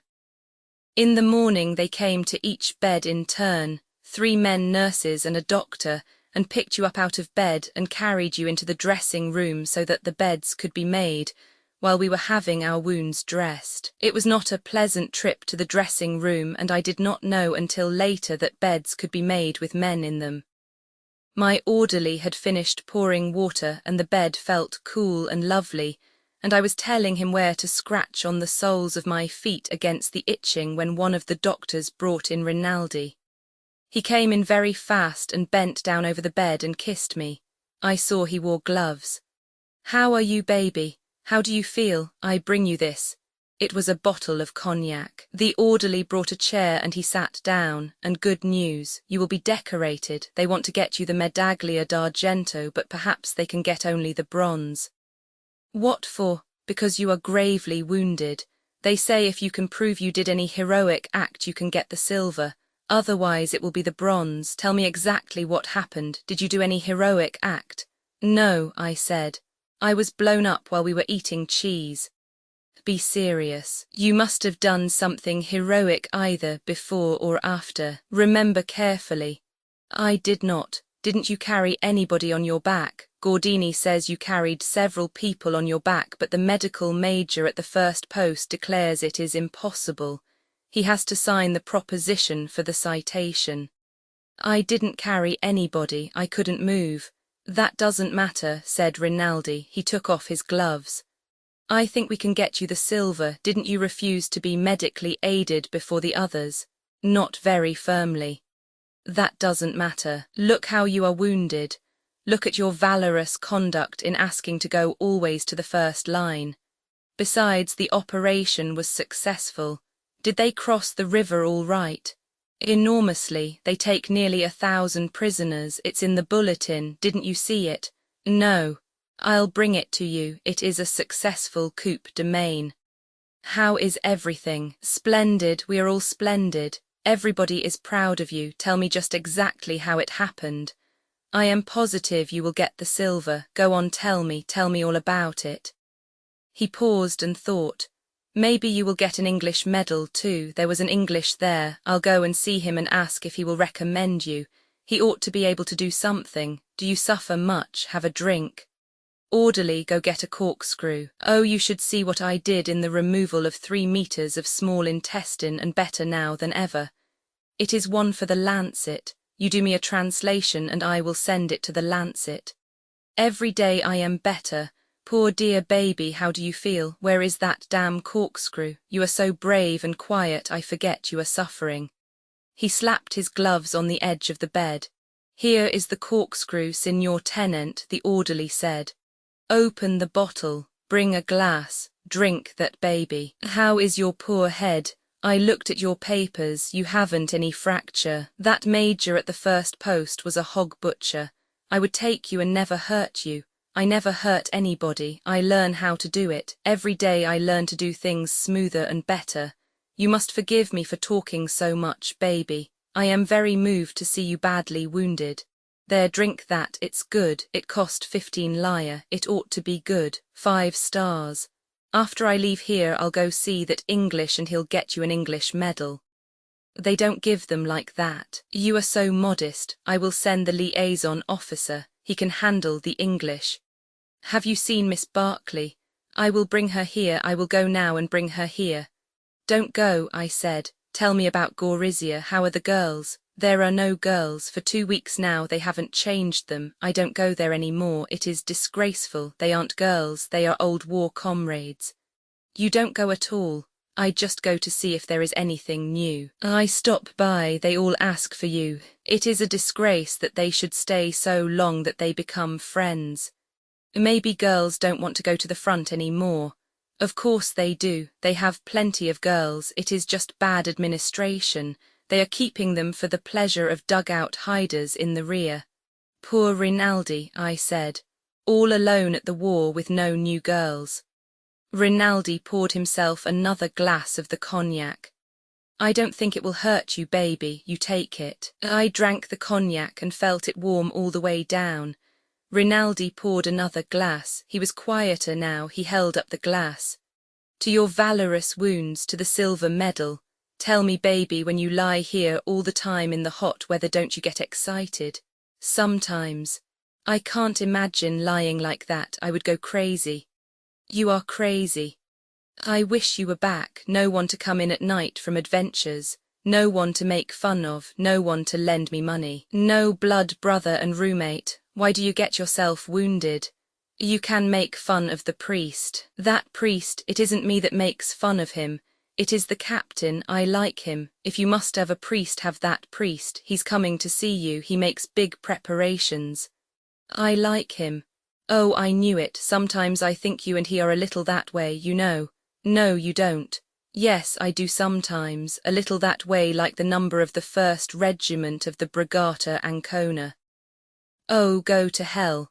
He stood up and put on his gloves. Oh, I love to tease you, baby, with your priest and your English girl, and really you are just like me underneath. No, I'm not. Yes, we are. You are really an Italian, all fire and smoke and nothing inside. You only pretend to be American. We are brothers and we love each other. Be good while I'm gone, I said. I will send Miss Barclay. You are better with her without me. You are purer and sweeter. Oh, go to hell. I will send her, your lovely, cool goddess. English goddess. My God, what would a man do with a woman like that except worship her? What else is an Englishwoman good for? You are an ignorant, foul-mouthed dago. A what? An ignorant wop. Wop, you are a frozen-faced wop. You are ignorant, stupid. I saw that word pricked him and kept on. Uninformed, inexperienced, stupid from inexperience. Truly, I tell you something about your good women, your goddesses. There is only one difference between taking a girl who has always been good and a woman. The girl, it is painful, that's all I know. He slapped the bed with his glove, and you never know if the girl will really like it. Don't get angry. I'm not angry, I just tell you, baby, for your own good, to save you trouble. That's the only difference. Yes, but millions of fools like you don't know it. You were sweet to tell me. We won't quarrel, baby. I love you too much, but don't be a fool. No, I'll be wise like you. Don't be angry, baby. Laugh, take a drink. I must go, really. You're a good old boy. Now you see, underneath we are the same. We are war brothers. Kiss me goodbye. You're sloppy. No, I am just more affectionate. I felt his breath come toward me. Goodbye, I come to see you again soon. His breath went away. I won't kiss you if you don't want. I'll send your English girl. Goodbye, baby. The cognac is under the bed. Get well soon. He was gone. Chapter 11. It was dusk when the priest came. They had brought the soup and afterward taken away the bowls, and I was lying looking at the rows of beds and out the window at the treetop that moved a little in the evening breeze. The breeze came in through the window and it was cooler with the evening. The flies were on the ceiling now and on the electric light bulbs that hung on wires. The lights were only turned on when someone was brought in at night or when something was being done. It made me feel very young to have the dark come after the dusk and then remain. It was like being put to bed after early supper. The orderly came down between the beds and stopped. Someone was with him. It was the priest. He stood there small, brown-faced and embarrassed. "How do you do?" he asked. He put some packages down by the bed on the floor. "All right, Father." He sat down in the chair that had been brought for Rinaldi and looked out of the window embarrassedly. I noticed his face looked very tired. "I can only stay a minute," he said. "It is late." "It's not late. How is the mess?" He smiled. "I am still a great joke." He sounded tired too. "Thank God they are all well." "I am so glad you are all right," he said. "I hope you don't suffer." He seemed very tired and I was not used to seeing him tired. "Not any more. I miss you at the mess." "I wish I were there. I always enjoyed our talking." "I brought you a few little things," he said. He picked up the packages. "This is mosquito netting. This is a bottle of vermouth. You like vermouth? These are English papers.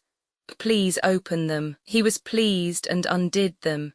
I held the mosquito netting in my hands. The vermouth he held up for me to see and then put it on the floor beside the bed. I held up one of the sheaf of English papers. I could read the headlines by turning it so the half-light from the window was on it. It was the news of the world. "The others are illustrated," he said. "It will be a great happiness to read them." "Where did you get them?"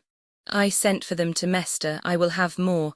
"You were very good to come, Father. Will you drink a glass of vermouth?" "Thank you, you keep it, it's for you."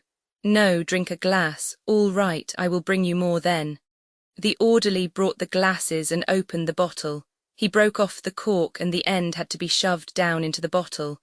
I could see the priest was disappointed, but he said, "That's all right, it's no matter."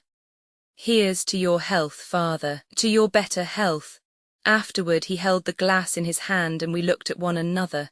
Sometimes we talked and were good friends, but tonight it was difficult. "What's the matter, Father? You seem very tired." "I am tired, but I have no right to be. It's the heat." "No, this is only the spring. I feel very low." "You have the war discussed." "No, but I hate the war." "I don't enjoy it," I said. He shook his head and looked out of the window. "You do not mind it. You do not see it. You must forgive me. I know you are wounded." "That is an accident." "Still, even wounded you do not see it. I can tell. I do not see it myself, but I feel it a little." "When I was wounded we were talking about it. Passini was talking." The priest put down the glass. He was thinking about something else. "I know them because I am like they are," he said. "You are different though." "But really I am like they are. The officers don't see anything." "Some of them do. Some are very delicate and feel worse than any of us. They are mostly different. It is not education or money, it is something else. Even if they had education or money, men like Passini would not wish to be officers. I would not be an officer. You rank as an officer. I am an officer." "I am not really. You are not even an Italian. You are a foreigner, but you are nearer the officers than you are to the men." "What is the difference?" "I cannot say it easily. There are people who would make wars. In this country there are many like that. There are other people who would not make war, but the first ones make them do it." "Yes, and I help them. You are a foreigner, you are a patriot. And the ones who would not make war, can they stop it?" "I do not know." He looked out of the window again. I watched his face. "Have they ever been able to stop it?" "They are not organized to stop things, and when they get organized their leaders sell them out." "Then it's hopeless." "It is never hopeless, but sometimes I cannot hope. I try always to hope, but sometimes I cannot. Maybe the war will be over."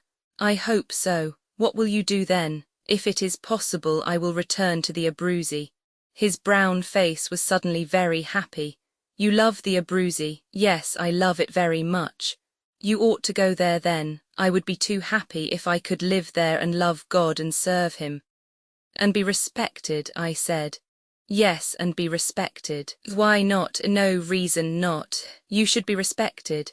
It does not matter, but there in my country it is understood that a man may love God. It is not a dirty joke. I understand. He looked at me and smiled. You understand, but you do not love God. No, you do not love him at all, he asked. I am afraid of him in the night sometimes. You should love him. I don't love much. Yes, he said, you do. What you tell me about in the nights, that is not love, that is only passion and lust. When you love, you wish to do things for, you wish to sacrifice for, you wish to serve. I don't love. You will, I know you will, then you will be happy. I'm happy, I've always been happy. It is another thing, you cannot know about it unless you have it. Well, I said, if I ever get it I will tell you. I stay too long and talk too much. He was worried that he really did. No, don't go. How about loving women? If I really loved some woman, would it be like that? I don't know about that. I never loved any woman. What about your mother? Yes, I must have loved my mother. Did you always love God? Ever since I was a little boy. Well, I said, I did not know what to say. You are a fine boy, I said. I am a boy, he said, but you call me father. That's politeness. He smiled. I must go really, he said. You do not want me for anything, he asked hopefully. No, just to talk. I will take your greetings to the mess. Thank you for the many fine presents. Nothing, come and see me again. Yes, goodbye, he patted my hand. So long, I said in dialect. Sayaru, he repeated. It was dark in the room and the orderly who had sat by the foot of the bed got up and went out with him. I liked him very much and I hoped he would get back to the Abruzzi some time. He had a rotten life in the mess and he was fine about it, but I thought how he would be in his own country. At Capricotta, he had told me, there were trout in the stream below the town. It was forbidden to play the flute at night. When the young men serenaded, only the flute was forbidden. Why, I had asked. Because it was bad for the girls to hear the flute at night. The peasants all called you Don, and when you met them they took off their hats. His father hunted every day and stopped to eat at the houses of peasants. They were always honoured. For a foreigner to hunt, he must present a certificate that he had never been arrested. There were bears on the Gran Sasso d'Italia, but it was a long way. Aquila was a fine town. It was cool in the summer at night, and the spring in Abruzzi was the most beautiful in Italy. But what was lovely was the fall to go hunting through the chestnut woods. The birds were all good because they fed on grapes, and you never took a lunch because the peasants were always honoured if you would eat with them at their houses. After a while, I went to sleep. Chapter 12. The room was long with windows on the right-hand side and a door at the far end that went into the dressing room. The row of beds that mine was in faced the windows and another row under the windows faced the wall. If you lay on your left side, you could see the dressing room door. There was another door at the far end that people sometimes came in by. If anyone were going to die, they put a screen around the bed so you could not see them die, but only the shoes and puttees of doctors and men nurses showed under the bottom of the screen, and sometimes at the end, there would be whispering. Then the priest would come out from behind the screen, and afterward the men nurses would go back behind the screen to come out again, carrying the one who was dead with a blanket over him down the corridor between the beds, and someone folded the screen and took it away. That morning the major in charge of the ward asked me if I felt that I could travel the next day. I said I could. He said then they would ship me out early in the morning. He said I would be better off making the trip now before it got too hot. When they lifted you up out of bed, to carry you into the dressing room, you could look out of the window and see the new graves in the garden. A soldier sat outside the door that opened onto the garden, making crosses and painting on them the names, rank, and regiment of the men who were buried in the garden. He also ran errands for the ward and in his spare time made me a cigarette lighter out of an empty Austrian rifle cartridge. The doctors were very nice and seemed very capable. They were anxious to ship me to Milan where there were better X-ray facilities and where, after the operation, I could take mechanotherapy. I wanted to go to Milan too. They wanted to get us all out and back as far as possible because all the beds were needed for the offensive when it should start. The night before I left the field hospital, Rinaldi came in to see me with the major from our mess. They said that I would go to an American hospital in Milan that had just been installed. Some American ambulance units were to be sent down, and this hospital would look after them and any other Americans on service in Italy. There were many in the Red Cross.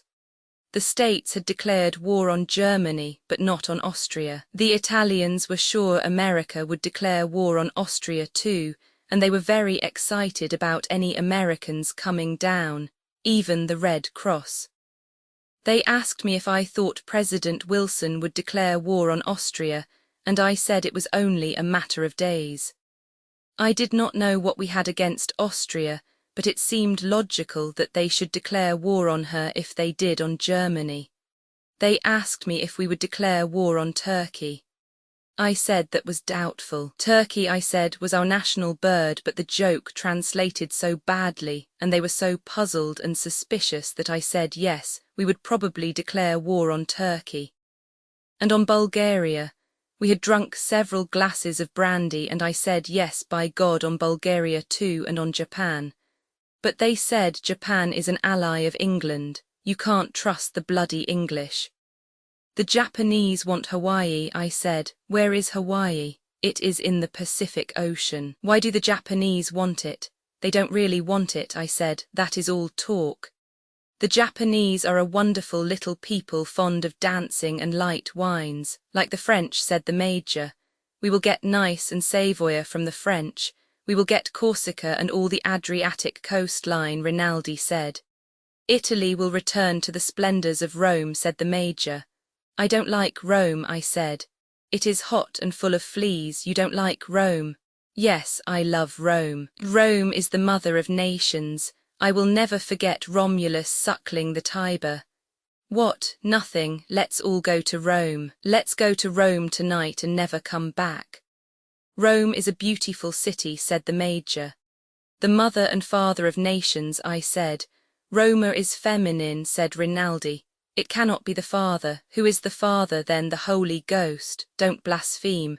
I wasn't blaspheming, I was asking for information. You are drunk, baby. Who made me drunk? I made you drunk, said the major. I made you drunk because I love you and because America is in the war. Up to the hilt, I said. You go away in the morning, baby, Rinaldi said. To Rome, I said. No, to Milan, said the major, to the Crystal Palace, to the Cova, to Campari's, to Biffy's, to the Galleria. You lucky boy. To the Gran Italia, I said, where I will borrow money from George. To the Scala, said Rinaldi. You will go to the Scala. Every night, I said. You won't be able to afford it every night, said the major. The tickets are very expensive. I will draw a sight draft on my grandfather. I said, a what? A sight draft. He has to pay or I go to jail. Mr. Cunningham at the bank does it. I live by sight drafts. Can a grandfather jail a patriotic grandson who is dying that Italy may live?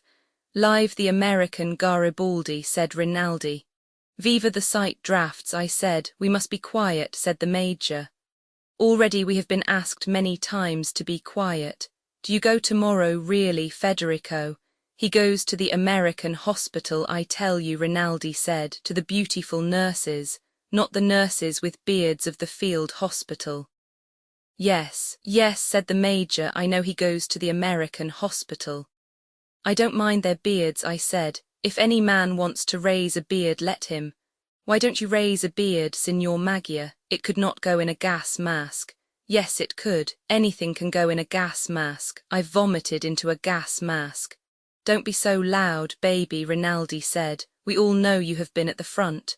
Oh, you fine baby, what will I do while you are gone? We must go, said the major. This becomes sentimental. Listen, I have a surprise for you, your English. You know, the English you go to see every night at their hospital. She is going to Milan too. She goes with another to be at the American hospital. They had not got nurses yet from America. I talked today with the head of their reparto. They have too many women here at the front. They send some back. How do you like that, baby? All right. Yes, you go to live in a big city and have your English there to cuddle you. Why don't I get wounded? Maybe you will, I said. We must go, said the major. We drink and make noise and disturb Federico. Don't go. Yes, we must go. Goodbye, good luck, many things. Sayaru, Sayaru, Sayaru, come back quickly, baby. Rinaldi kissed me, you smell of Lysol. Goodbye, baby, goodbye, many things. The major patted my shoulder. They tiptoed out. I found I was quite drunk but went to sleep. The next day in the morning we left for Milan and arrived 48 hours later. It was a bad trip. We were sidetracked for a long time. This side of Mester and children came and peeked in. I got a little boy to go for a bottle of cognac, but he came back and said he could only get grappa. I told him to get it, and when it came I gave him the change, and the man beside me, and I got drunk and slept until past Weissenser, where I woke up and was very sick on the floor. It did not matter, because the man on that side had been very sick on the floor several times before. Afterward I thought I could not stand the thirst, and in the yards outside of Verona I called to a soldier who was walking up and down beside the train, and he got me a drink of water. I woke Giorgetti, the other boy who was drunk, and offered him some water. He said to pour it on his shoulder and went back to sleep. The soldier would not take the penny I offered him and brought me a pulpy orange. I sucked on that and spit out the pith, and watched the soldier pass up and down past a freight car outside, and after a while the train gave a jerk and started. A Farewell to Arms by Ernest Hemingway. Chapter 13. Chapter 14. We got into Milan early in the morning and they unloaded us in the freight yard. An ambulance took me to the American hospital. Riding in the ambulance on a stretcher, I could not tell what part of town we were passing through, but when they unloaded the stretcher, I saw a marketplace and an open wine shop with a girl sweeping out. They were watering the street and it smelled of the early morning. They put the stretcher down and went in. The porter came out with them. He had grey moustaches, wore a doorman's cap and was in his shirt sleeves. The stretcher would not go into the elevator and they discussed whether it was better to lift me off the stretcher and go up in the elevator or carry the stretcher up the stairs. I listened to them discussing it. They decided on the elevator. They lifted me from the stretcher. Go easy, I said. Take it softly. In the elevator we were crowded and as my legs bent the pain was very bad. Straighten out the legs. I said, we can't, Signor Tenant. There isn't room. The man who said this had his arm around me and my arm was around his neck. His breath came in my face metallic with garlic and red wine. Be gentle, the other man said. Son of a bitch who isn't gentle. Be gentle, I say, the man with my feet repeated. I saw the doors of the elevator closed and the grille shut and the fourth floor button pushed by the porter. The porter looked worried. The elevator rose slowly. Heavy? I asked the man with the garlic. Nothing, he said. His face was sweating and he grunted. The elevator rose steadily and stopped. The man holding the feet opened the door and stepped out. We were on a balcony. There were several doors with brass knobs. The man carrying the feet pushed a button that rang a bell. We heard it inside the doors. No one came. Then the porter came up the stairs. Where are they? The stretcher bearers asked. I don't know, said the porter. They sleep downstairs. Get somebody. The porter rang the bell, then knocked on the door, then he opened the door and went in. When he came back there was an elderly woman wearing glasses with him. Her hair was loose and half falling and she wore a nurse's dress. I can't understand, she said. I can't understand Italian. I can speak English, I said. They want to put me somewhere. None of the rooms are ready. There isn't any patient expected. She tugged at her hair and looked at me nearsightedly. Show them any room where they can put me. I don't know, she said. There's no patient expected. I couldn't put you in just any room. Any room will do, I said. Then to the porter in Italian, find an empty room. They are all empty, said the porter. You are the first patient. He held his cap in his hand and looked at the elderly nurse. For Christ's sweet sake, take me to some room. The pain had gone on and on with the legs bent, and I could feel it going in and out of the bone. The porter went in the door, followed by the grey-haired woman, then came hurrying back. Follow me, he said. They carried me down a long hallway and into a room with drawn blinds. It smelled of new furniture. There was a bed and a big wardrobe with a mirror. They laid me down on the bed. I can't put on sheets, the woman said. The sheets are locked up. I did not speak to her. There is money in my pocket, I said to the porter, in the buttoned-down pocket. The porter took out the money. The two stretcher-bearers stood beside the bed holding their caps. Give them 5 lire apiece and 5 lire for yourself. My papers are in the other pocket. You may give them to the nurse. The stretcher-bearers saluted and said thank you. Goodbye, I said, and many thanks. They saluted again and went out. Those papers, I said to the nurse, describe my case and the treatment already given.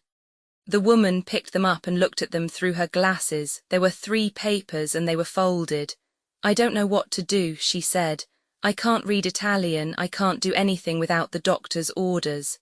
She commenced to cry and put the papers in her apron pocket. Are you an American? She asked, crying. Yes, please put the papers on the table by the bed. It was dim and cool in the room. As I lay on the bed, I could see the big mirror on the other side of the room but could not see what it reflected. The porter stood by the bed. He had a nice face and was very kind. You can go, I said to him. You can go too, I said to the nurse. What is your name, Mrs. Walker? You can go, Mrs. Walker. I think I will go to sleep. I was alone in the room. It was cool and did not smell like a hospital. The mattress was firm and comfortable and I lay without moving, hardly breathing, happy in feeling the pain lessen. After a while I wanted a drink of water and found the bell on a cord by the bed and rang it, but nobody came. I went to sleep. When I woke, I looked around. There was sunlight coming in through the shutters. I saw the big armoire, the bare walls and 2 chairs. My legs in the dirty bandages stuck straight out in the bed. I was careful not to move them. I was thirsty and I reached for the bell and pushed the button. I heard the door open and looked, and it was a nurse. She looked young and pretty. Good morning, I said. Good morning, she said and came over to the bed. We haven't been able to get the doctor. He's gone to Lake Como. No one knew there was a patient coming. What's wrong with you anyway? I'm wounded, in the legs and feet, and my head is hurt. What's your name? Henry, Frederick Henry. I'll wash you up, but we can't do anything to the dressings until the doctor comes. Is Miss Barkley here? No, there's no one by that name here. Who was the woman who cried when I came in? The nurse laughed. That's Mrs. Walker. She was on night duty and she'd been asleep. She wasn't expecting anyone. While we were talking, she was undressing me, and when I was undressed, except for the bandages, she washed me very gently and smoothly. The washing felt very good. There was a bandage on my head, but she washed all around the edge. Where were you wounded? On the Isonzo, north of Plava. Where is that? North of Gorizia. I could see that none of the places meant anything to her. Do you have a lot of pain? No, not much now. She put a thermometer in my mouth. The Italians put it under the arm, I said. Don't talk. When she took the thermometer out, she read it and then shook it. What's the temperature? You're not supposed to know that. Tell me what it is. It's almost normal. I never have any fever. My legs are full of old iron too. What do you mean? They're full of trench mortar fragments, old screws and bed springs and things. She shook her head and smiled. If you had any foreign bodies in your legs, they would set up an inflammation and you'd have fever. All right, I said. We'll see what comes out. She went out of the room and came back with the old nurse of the early morning. Together they made the bed with me in it. That was new to me and an admirable proceeding. Who is in charge here? Miss Van Kampen. How many nurses are there? Just us two. Won't there be more? Some more are coming. When will they get here? I don't know. You ask a great many questions for a sick boy. I'm not sick, I said. I'm wounded. They had finished making the bed and I lay with a clean, smooth sheet under me and another sheet over me. Mrs. Walker went out and came back with a pajama jacket. They put that on me and I felt very clean and dressed. You're awfully nice to me, I said. The nurse called Miss Gage giggled. Could I have a drink of water? I asked. Certainly, then you can have breakfast. I don't want breakfast. Can I have the shutters opened, please? The light had been dim in the room, and when the shutters were opened it was bright sunlight, and I looked out on a balcony, and beyond were the tile roofs of houses and chimneys. I looked out over the tiled roofs and saw white clouds and the sky very blue. Don't you know when the other nurses are coming? Why, don't we take good care of you? You're very nice. Would you like to use the bedpan? I might try. They helped me and held me up, but it was not any use. Afterward I lay and looked out the open doors onto the balcony. When does the doctor come? When he gets back. We've tried to telephone to Lake Como for him. Aren't there any other doctors? He's the doctor for the hospital. Miss Gage brought a pitcher of water and a glass. I drank 3 glasses and then they left me and I looked out the window a while and went back to sleep. I ate some lunch and in the afternoon Miss Van Kampen, the superintendent, came up to see me. She did not like me and I did not like her. She was small and neatly suspicious and too good for her position. She asked many questions and seemed to think it was somewhat disgraceful that I was with the Italians. Can I have wine with the meals? I asked her. Only if the doctor prescribes it. I can't have it until he comes. Absolutely not. You plan on having him come. Eventually, we've telephoned him at Lake Como. She went out and Miss Gage came back. Why were you rude to Miss Van Kampen? She asked after she had done something for me very skillfully. I didn't mean to be, but she was snooty. She said you were domineering and rude. I wasn't, but what's the idea of a hospital without a doctor? He's coming. They've telephoned for him to Lake Como. What does he do there? Swim? No, he has a clinic there. Why don't they get another doctor? Hush, hush, be a good boy and he'll come. I sent for the porter, and when he came I told him in Italian to get me a bottle of Cinzano at the wine shop, a fiasco of Chianti and the evening papers.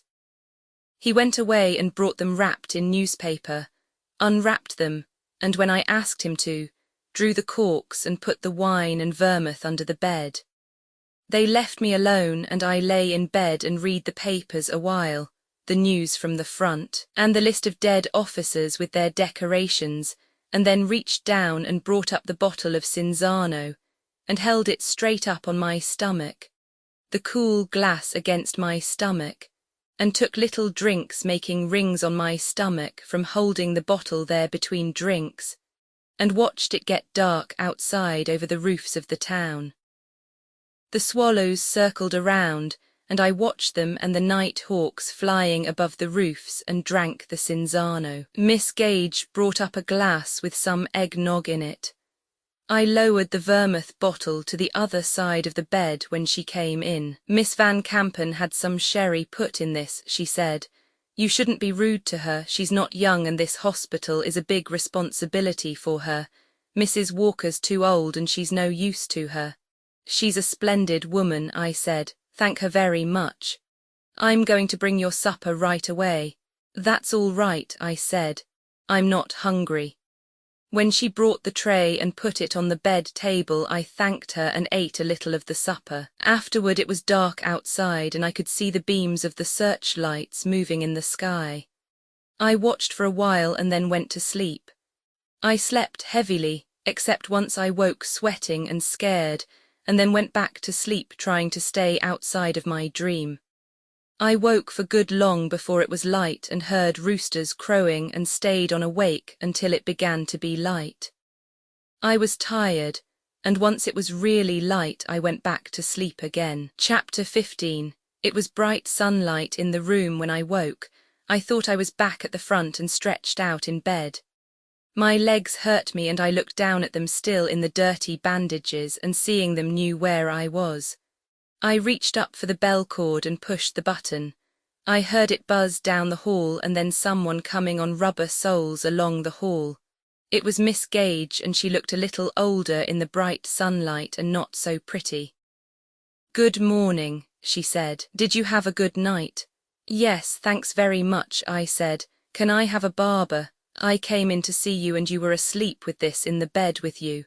She opened the armoire door and held up the vermouth bottle. It was nearly empty. "I put the other bottle from under the bed in there too," she said. "Why didn't you ask me for a glass? I thought maybe you wouldn't let me have it. I'd have had some with you. You're a fine girl. It isn't good for you to drink alone." "Oh," she said, "you mustn't do it." "All right, your friend Miss Barclay's come," she said. "Really? Yes, I don't like her." "You will like her, she's awfully nice." She shook her head. "I'm sure she's fine. Can you move just a little to this side? That's fine. I'll clean you up for breakfast." She washed me with a cloth and soap and warm water.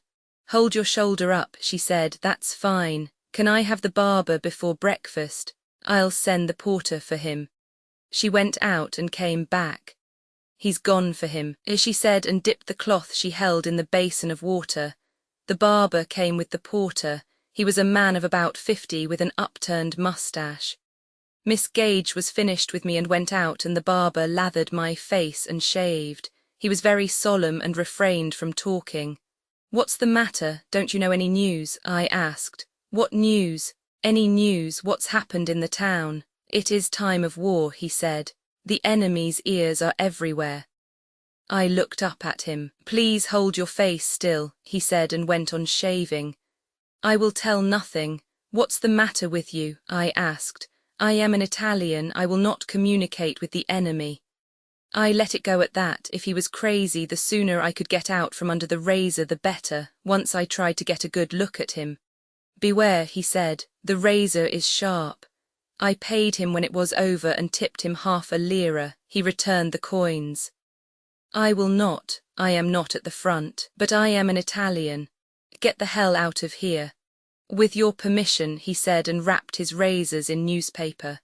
He went out, leaving the 5 copper coins on the table beside the bed. I rang the bell. Miss Gage came in.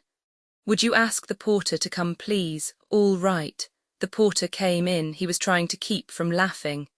"Is that barber crazy?" "No, signorino. He made a mistake. He doesn't understand very well and he thought I said you were an Austrian officer." "Oh," I said. "Ho, ho, ho." The porter laughed. "He was funny. One move from you," he said, "and he would have." He drew his forefinger across his throat. "Ho, ho, ho." He tried to keep from laughing. "When I tell him you were not an Austrian, ho, ho, ho." "Ho, ho, ho," I said bitterly. "How funny if he would cut my throat, ho, ho, ho." "No, signorino, no, no, he was so frightened of an Austrian, ho, ho, ho." "Ho, ho, ho," I said, "get out of here." He went out and I heard him laughing in the hall. I heard someone coming down the hallway. I looked toward the door. It was Catherine Barclay. She came in the room and over to the bed. "Hello, darling," she said. She looked fresh and young and very beautiful. I thought I had never seen anyone so beautiful. "Hello," I said. When I saw her, I was in love with her. Everything turned over inside of me. She looked toward the door, saw there was no one, then she sat on the side of the bed and leaned over and kissed me. I pulled her down and kissed her and felt her heart beating. "You sweet," I said. "Weren't you wonderful to come here? It wasn't very hard. It may be hard to stay." "You've got to stay," I said. "Oh, you're wonderful." I was crazy about her. I could not believe she was really there and held her tight to me. "You mustn't," she said. "You're not well enough." "Yes, I am. Come on." "No, you're not strong enough." "Yes, I am. Yes, please. You do love me." "I really love you. I'm crazy about you. Come on, please." Feel our hearts beating. I don't care about our hearts, I want you, I'm just mad about you. You really love me. Don't keep on saying that, come on, please, please, Catherine. All right, but only for a minute. All right, I said, shut the door, you can't, you shouldn't, come on, don't talk, please come on. Catherine sat in a chair by the bed, the door was open into the hall, the wildness was gone and I felt finer than I had ever felt. She asked, now do you believe I love you? Oh, you're lovely, I said. You've got to stay, they can't send you away. I'm crazy in love with you. We'll have to be awfully careful, that was just madness, we can't do that. We can at night. We'll have to be awfully careful, you'll have to be careful in front of other people. I will, you'll have to be, you're sweet, you do love me, don't you? Don't say that again, you don't know what that does to me. I'll be careful then, I don't want to do anything more to you, I have to go now, darling, really. Come back right away. I'll come when I can. Goodbye, goodbye, sweet. She went out. God knows I had not wanted to fall in love with her, I had not wanted to fall in love with anyone.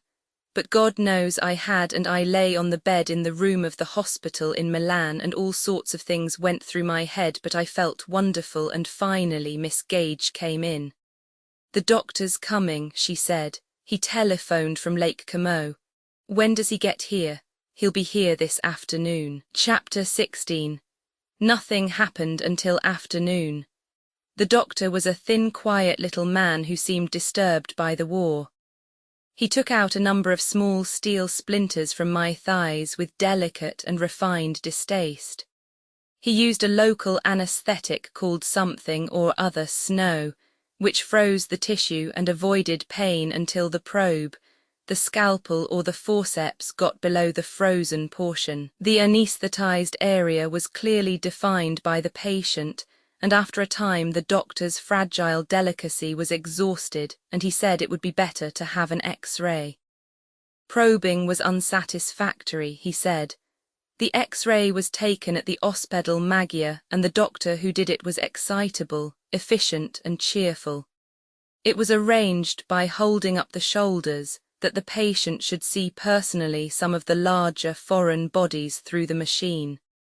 The plates were to be sent over. The doctor requested me to write in his pocket notebook my name and regiment and some sentiment. He declared that the foreign bodies were ugly, nasty, brutal. The Austrians were sons of bitches. How many had I killed? I had not killed any, but I was anxious to please, and I said I had killed plenty. Miss Gage was with me, and the doctor put his arm around her and said she was more beautiful than Cleopatra. Did she understand that? Cleopatra, the former Queen of Egypt. Yes, by God, she was. We returned to the little hospital in the ambulance, and after a while and much lifting I was upstairs and in bed again. The plates came that afternoon. The doctor had said by God he would have them that afternoon, and he did. Catherine Barclay showed them to me. They were in red envelopes, and she took them out of the envelopes and held them up to the light, and we both looked. That's your right leg, she said, then put the plate back in the envelope. This is your left. Put them away, I said, and come over to the bed. I can't, she said. I just brought them in for a second to show you. She went out and I lay there. It was a hot afternoon and I was sick of lying in bed. I sent the porter for the papers, all the papers he could get. Before he came back, 3 doctors came into the room. I have noticed that doctors who fail in the practice of medicine have a tendency to seek one another's company and aid in consultation. A doctor who cannot take out your appendix properly will recommend to you a doctor who will be unable to remove your tonsils with success. These were 3 such doctors. This is the young man, said the house doctor with the delicate hands. How do you do, said the tall, gaunt doctor with the beard. The 3rd doctor, who carried the X-ray plates in their red envelopes, said nothing. Remove the dressings, questioned the bearded doctor. Certainly. Remove the dressings, please, nurse, the house doctor said to Miss Gage. Miss Gage removed the dressings. I looked down at the legs. At the field hospital, They had the look of not too freshly ground hamburger steak. Now they were crusted and the knee was swollen and discoloured and the calf sunken, but there was no pus. "Very clean," said the house doctor. "Very clean and nice." Said the doctor with the beard. The third doctor looked over the house doctor's shoulder. "Please move the knee," said the bearded doctor. "I can't." "Test the articulation," the bearded doctor questioned. He had a stripe beside the 3 stars on his sleeve. That meant he was a first captain. "Certainly," the house doctor said. 2 of them took hold of my right leg very gingerly and bent it. "That hurts," I said. Yes, a little further, doctor." "That's enough, that's as far as it goes," I said. "Partial articulation," said the first captain. He straightened up. "May I see the plates again, please, doctor?" The third doctor handed him one of the plates. "No, the left leg, please. That is the left leg, doctor." "You are right. I was looking from a different angle." He returned the plate. The other plate he examined for some time. "You see, doctor," he pointed to one of the foreign bodies which showed spherical and clear against the light. They examined the plate for some time. "Only one thing I can say," the first captain with the beard said. "It is a question of time. 3 months, 6 months probably. Certainly the synovial fluid must reform. Certainly, it is a question of time. I could not conscientiously open a knee like that before the projectile was encysted." "I agree with you, doctor." 6 months for what?" I asked. 6 months for the projectile to encysted before the knee can be opened safely. "I don't believe it," I said. "Do you want to keep your knee, young man?" "No," I said. "What?" "I want it cut off," I said, "so I can wear a hook on it." "What do you mean, a hook?" "He is joking," said the house doctor. He patted my shoulder very delicately. "He wants to keep his knee. This is a very brave young man. He has been proposed for the Silver Medal of Valor." "All my felicitations," said the first captain. He shook my hand. "I can only say that to be on the safe side you should wait at least 6 months before opening such a knee. You are welcome, of course, to another opinion." "Thank you very much," I said. "I value your opinion." The first captain looked at his watch. "We must go," he said. "All my best wishes." "All my best wishes and many thanks," I said. I shook hands with the third doctor, Capitano Varini, Tenant Enrai, and they all 3 went out of the room. "Miss Gage," I called. She came in. "Please ask the house doctor to come back a minute." He came in holding his cap and stood by the bed. "Did you wish to see me?" "Yes, I can't wait 6 months to be operated on." "My God, doctor, did you ever stay in bed 6 months?" "You won't be in bed all the time. You must first have the wounds exposed to the sun. Then afterward you can be on crutches. For 6 months and then have an operation. That is the safe way. The foreign bodies must be allowed to encysted and the synovial fluid will reform. Then it will be safe to open up the knee." "Do you really think yourself I will have to wait that long?" "That is the safe way." "Who is that first captain?" "He is a very excellent surgeon of Milan." "He's a first captain, isn't he?"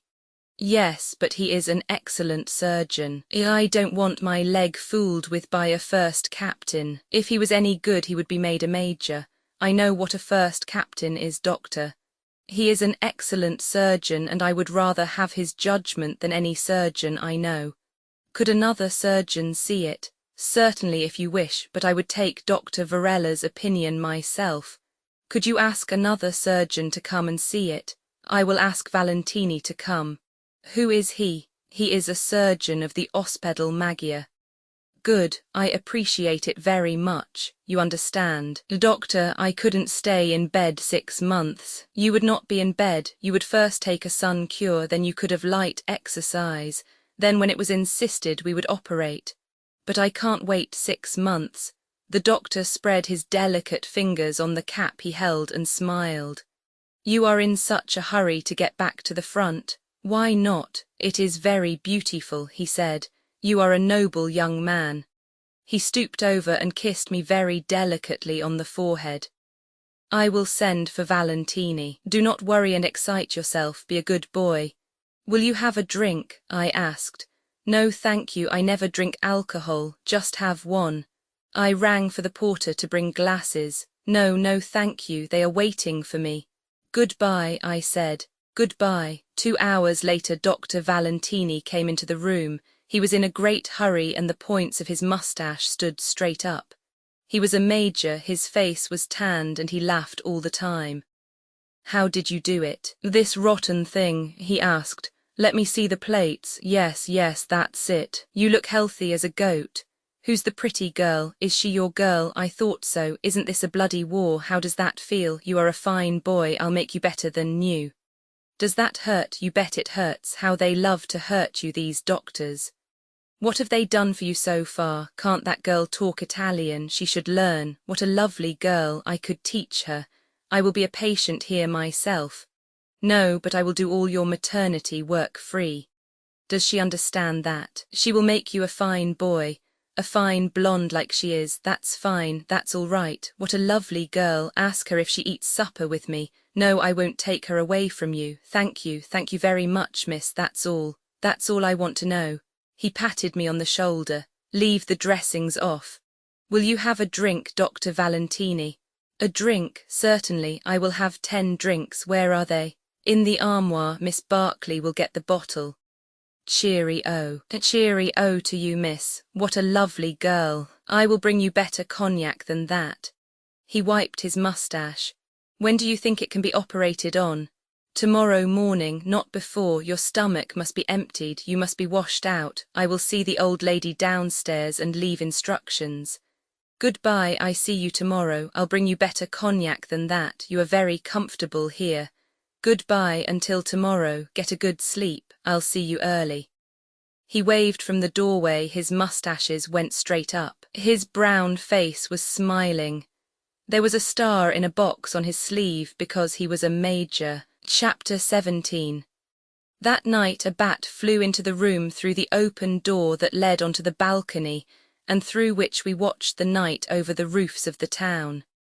It was dark in our room, except for the small light of the night over the town, and the bat was not frightened, but hunted in the room as though he had been outside.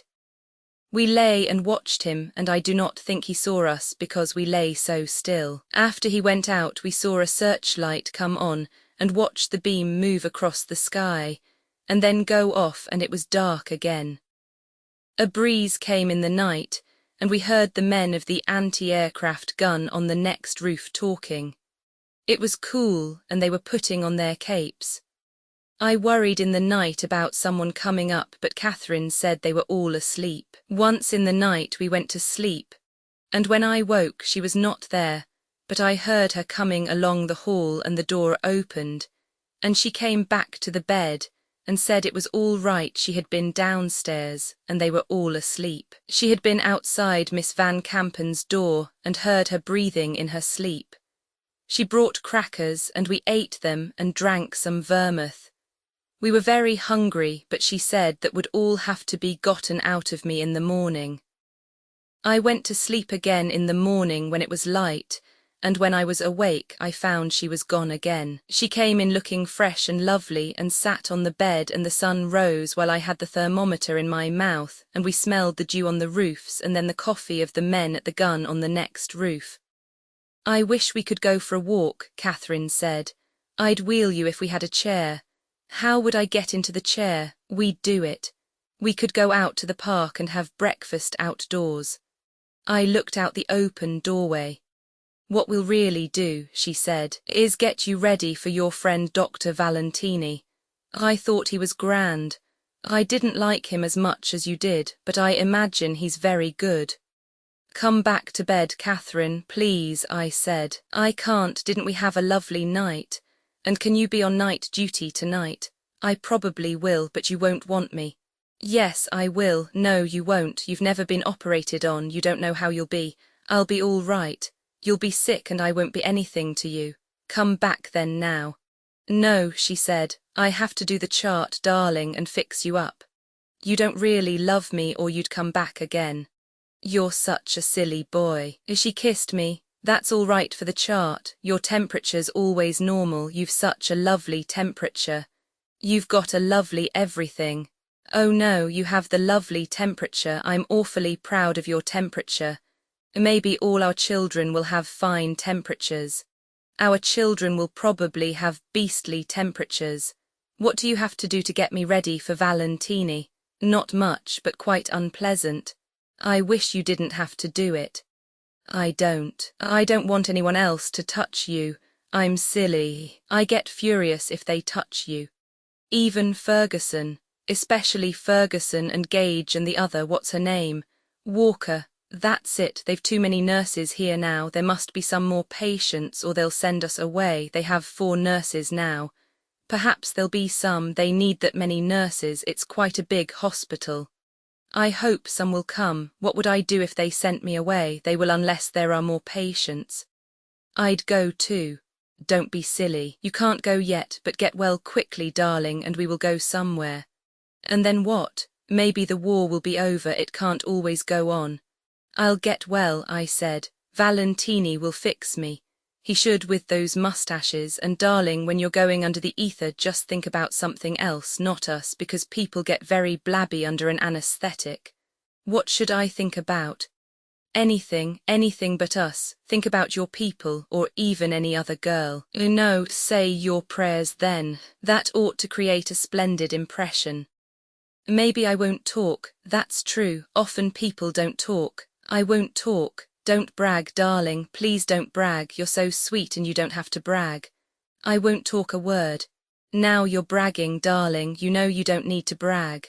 Just start your prayers or poetry or something when they tell you to breathe deeply. You'll be lovely that way and I'll be so proud of you. I'm very proud of you anyway. You have such a lovely temperature and you sleep like a little boy with your arm around the pillow and think it's me. Or is it some other girl, some fine Italian girl? It's you. Of course it's me. Oh, I do love you and Valentini will make you a fine leg. I'm glad I don't have to watch it. And you'll be on night duty tonight. Yes, but you won't care. You wait and see. There, darling, now you're all clean inside and out. Tell me, how many people have you ever loved? Nobody, not me even. Yes, you. How many others really? None. How many have you, how do you say it, stayed with? None. You're lying to me. Yes, it's all right, keep right on lying to me, that's what I want you to do. Were they pretty? I never stayed with anyone. That's right, were they very attractive? I don't know anything about it. You're just mine, that's true, and you've never belonged to anyone else, but I don't care if you have. I'm not afraid of them, but don't tell me about them. When a man stays with a girl, when does she say how much it costs? I don't know. Of course not. Does she say she loves him? Tell me that. I want to know that. Yes, if he wants her to. Does he say he loves her? Tell me please, it's important. He does if he wants to, but you never did really. No, not really, tell me the truth. No, I lied. You wouldn't, she said. I knew you wouldn't. Oh, I love you. The darling. Outside the sun was up over the roofs and I could see the points of the cathedral with the sunlight on them. I was clean inside and outside and waiting for the doctor. And that's it, Catherine said. She says just what he wants her to, not always. But I will. I'll say just what you wish and I'll do what you wish and then you will never want any other girls, will you? She looked at me very happily. I'll do what you want and say what you want and then I'll be a great success, won't I? Yes. What would you like me to do now that you're all ready? Come to the bed again. All right, I'll come. Oh, darling, darling, darling, I said. You see, she said, I do anything you want, you're so lovely. I'm afraid I'm not very good at it yet, you're lovely. I want what you want, there isn't any me anymore, just what you want, you sweet. I'm good, aren't I good? You don't want any other girls, do you? No, you see. As I'm good, I do what you want. Chapter 18. When I was awake after the operation, I had not been away. You do not go away, they only choke you. It is not like dying, it is just a chemical choking so you do not feel, and afterward you might as well have been drunk, except that when you throw up nothing comes but bile and you do not feel better afterward. I saw sandbags at the end of the bed. They were on pipes that came out of the cast. After a while I saw Miss Gage and she said, "How is it now?" "Better," I said. "He did a wonderful job on your knee." "How long did it take?" 2 hours and a half. Did I say anything silly? Not a thing, don't talk, just be quiet. I was sick and Catherine was right. It did not make any difference who was on night duty. There were 3 other patients in the hospital now. A thin boy in the Red Cross from Georgia with malaria. A nice boy, also thin, from New York, with malaria and jaundice. And a fine boy who had tried to unscrew the fuse cap from a combination shrapnel and high explosive shell for a souvenir. This was a shrapnel shell used by the Austrians in the mountains, with a nose cap which went on after the burst and exploded on contact. Catherine Barclay was greatly liked by the nurses because she would do night duty indefinitely. She had quite a little work with the malaria people. The boy who had unscrewed the nose cap was a friend of ours and never rang at night, unless it was necessary, but between the times of working we were together. I loved her very much and she loved me. I slept in the daytime and we wrote notes during the day when we were awake and sent them by Ferguson. Ferguson was a fine girl. I never learned anything about her except that she had a brother in the 52nd Division and a brother in Mesopotamia, and she was very good to Catherine Barclay. "Will you come to our wedding, Fergie?" I said to her once, "You'll never get married." "We will." "No, you won't." "Why not?" "You'll fight before you'll marry." "We never fight." "You've time yet." "We don't fight." "You'll die then." "Fight or die, that's what people do, they don't marry." I reached for her hand. "Don't take hold of me," she said. "I'm not crying, maybe you'll be all right you too, but watch out you don't get her in trouble. You get her in trouble and I'll kill you." "I won't get her in trouble." "Well, watch out then, I hope you'll be all right, you have a good time." "We have a fine time." "Don't fight then and don't get her into trouble." "I won't." "Mind you watch out, I don't want her with any of these war babies." "You're a fine girl, Fergie." "I'm not, don't try to flatter me." "How does your leg feel?" "Fine." "How is your head?" She touched the top of it with her fingers. It was sensitive like a foot that had gone to sleep. "It's never bothered me." "A bump like that could make you crazy, it never bothers you." "No." "You're a lucky young man, have you the letter done? I'm going down." "It's here," I said. "You ought to ask her not to do night duty for a while, she's getting very tired." "All right, I will. I want to do it but she won't let me. The others are glad to let her have it, you might give her just a little rest." "All right. Miss Van Kampen spoke about you sleeping all the forenoons." "She would. It would be better if you let her stay off nights a little while." "I want her to, you do not, but if you would make her I'd respect you for it." "I'll make her." "I don't believe it." She took the note and went out. I rang the bell and in a little while Miss Gage came in. "What's the matter?" "I just wanted to talk to you. Don't you think Miss Barclay ought to go off night duty for a while? She looks awfully tired. Why does she stay on so long?" Miss Gage looked at me. "I'm a friend of yours," she said. "You don't have to talk to me like that." "What do you mean? Don't be silly. Was that all you wanted? Do you want a vermouth? All right, then I have to go." She got out the bottle from the armoire and brought a glass. "You take the glass," I said. "I'll drink out of the bottle." "Here's to you," said Miss Gage. "What did Van Kampen say about me sleeping late in the mornings?" "She just jawed about it. She calls you our privileged patient." "To hell with her." "She isn't mean," Miss Gage said. "She's just old and cranky. She never liked you." "No, well, I do, and I'm your friend, don't forget that. You're awfully damned nice." "No, I know who you think is nice, but I'm your friend. How does your leg feel?"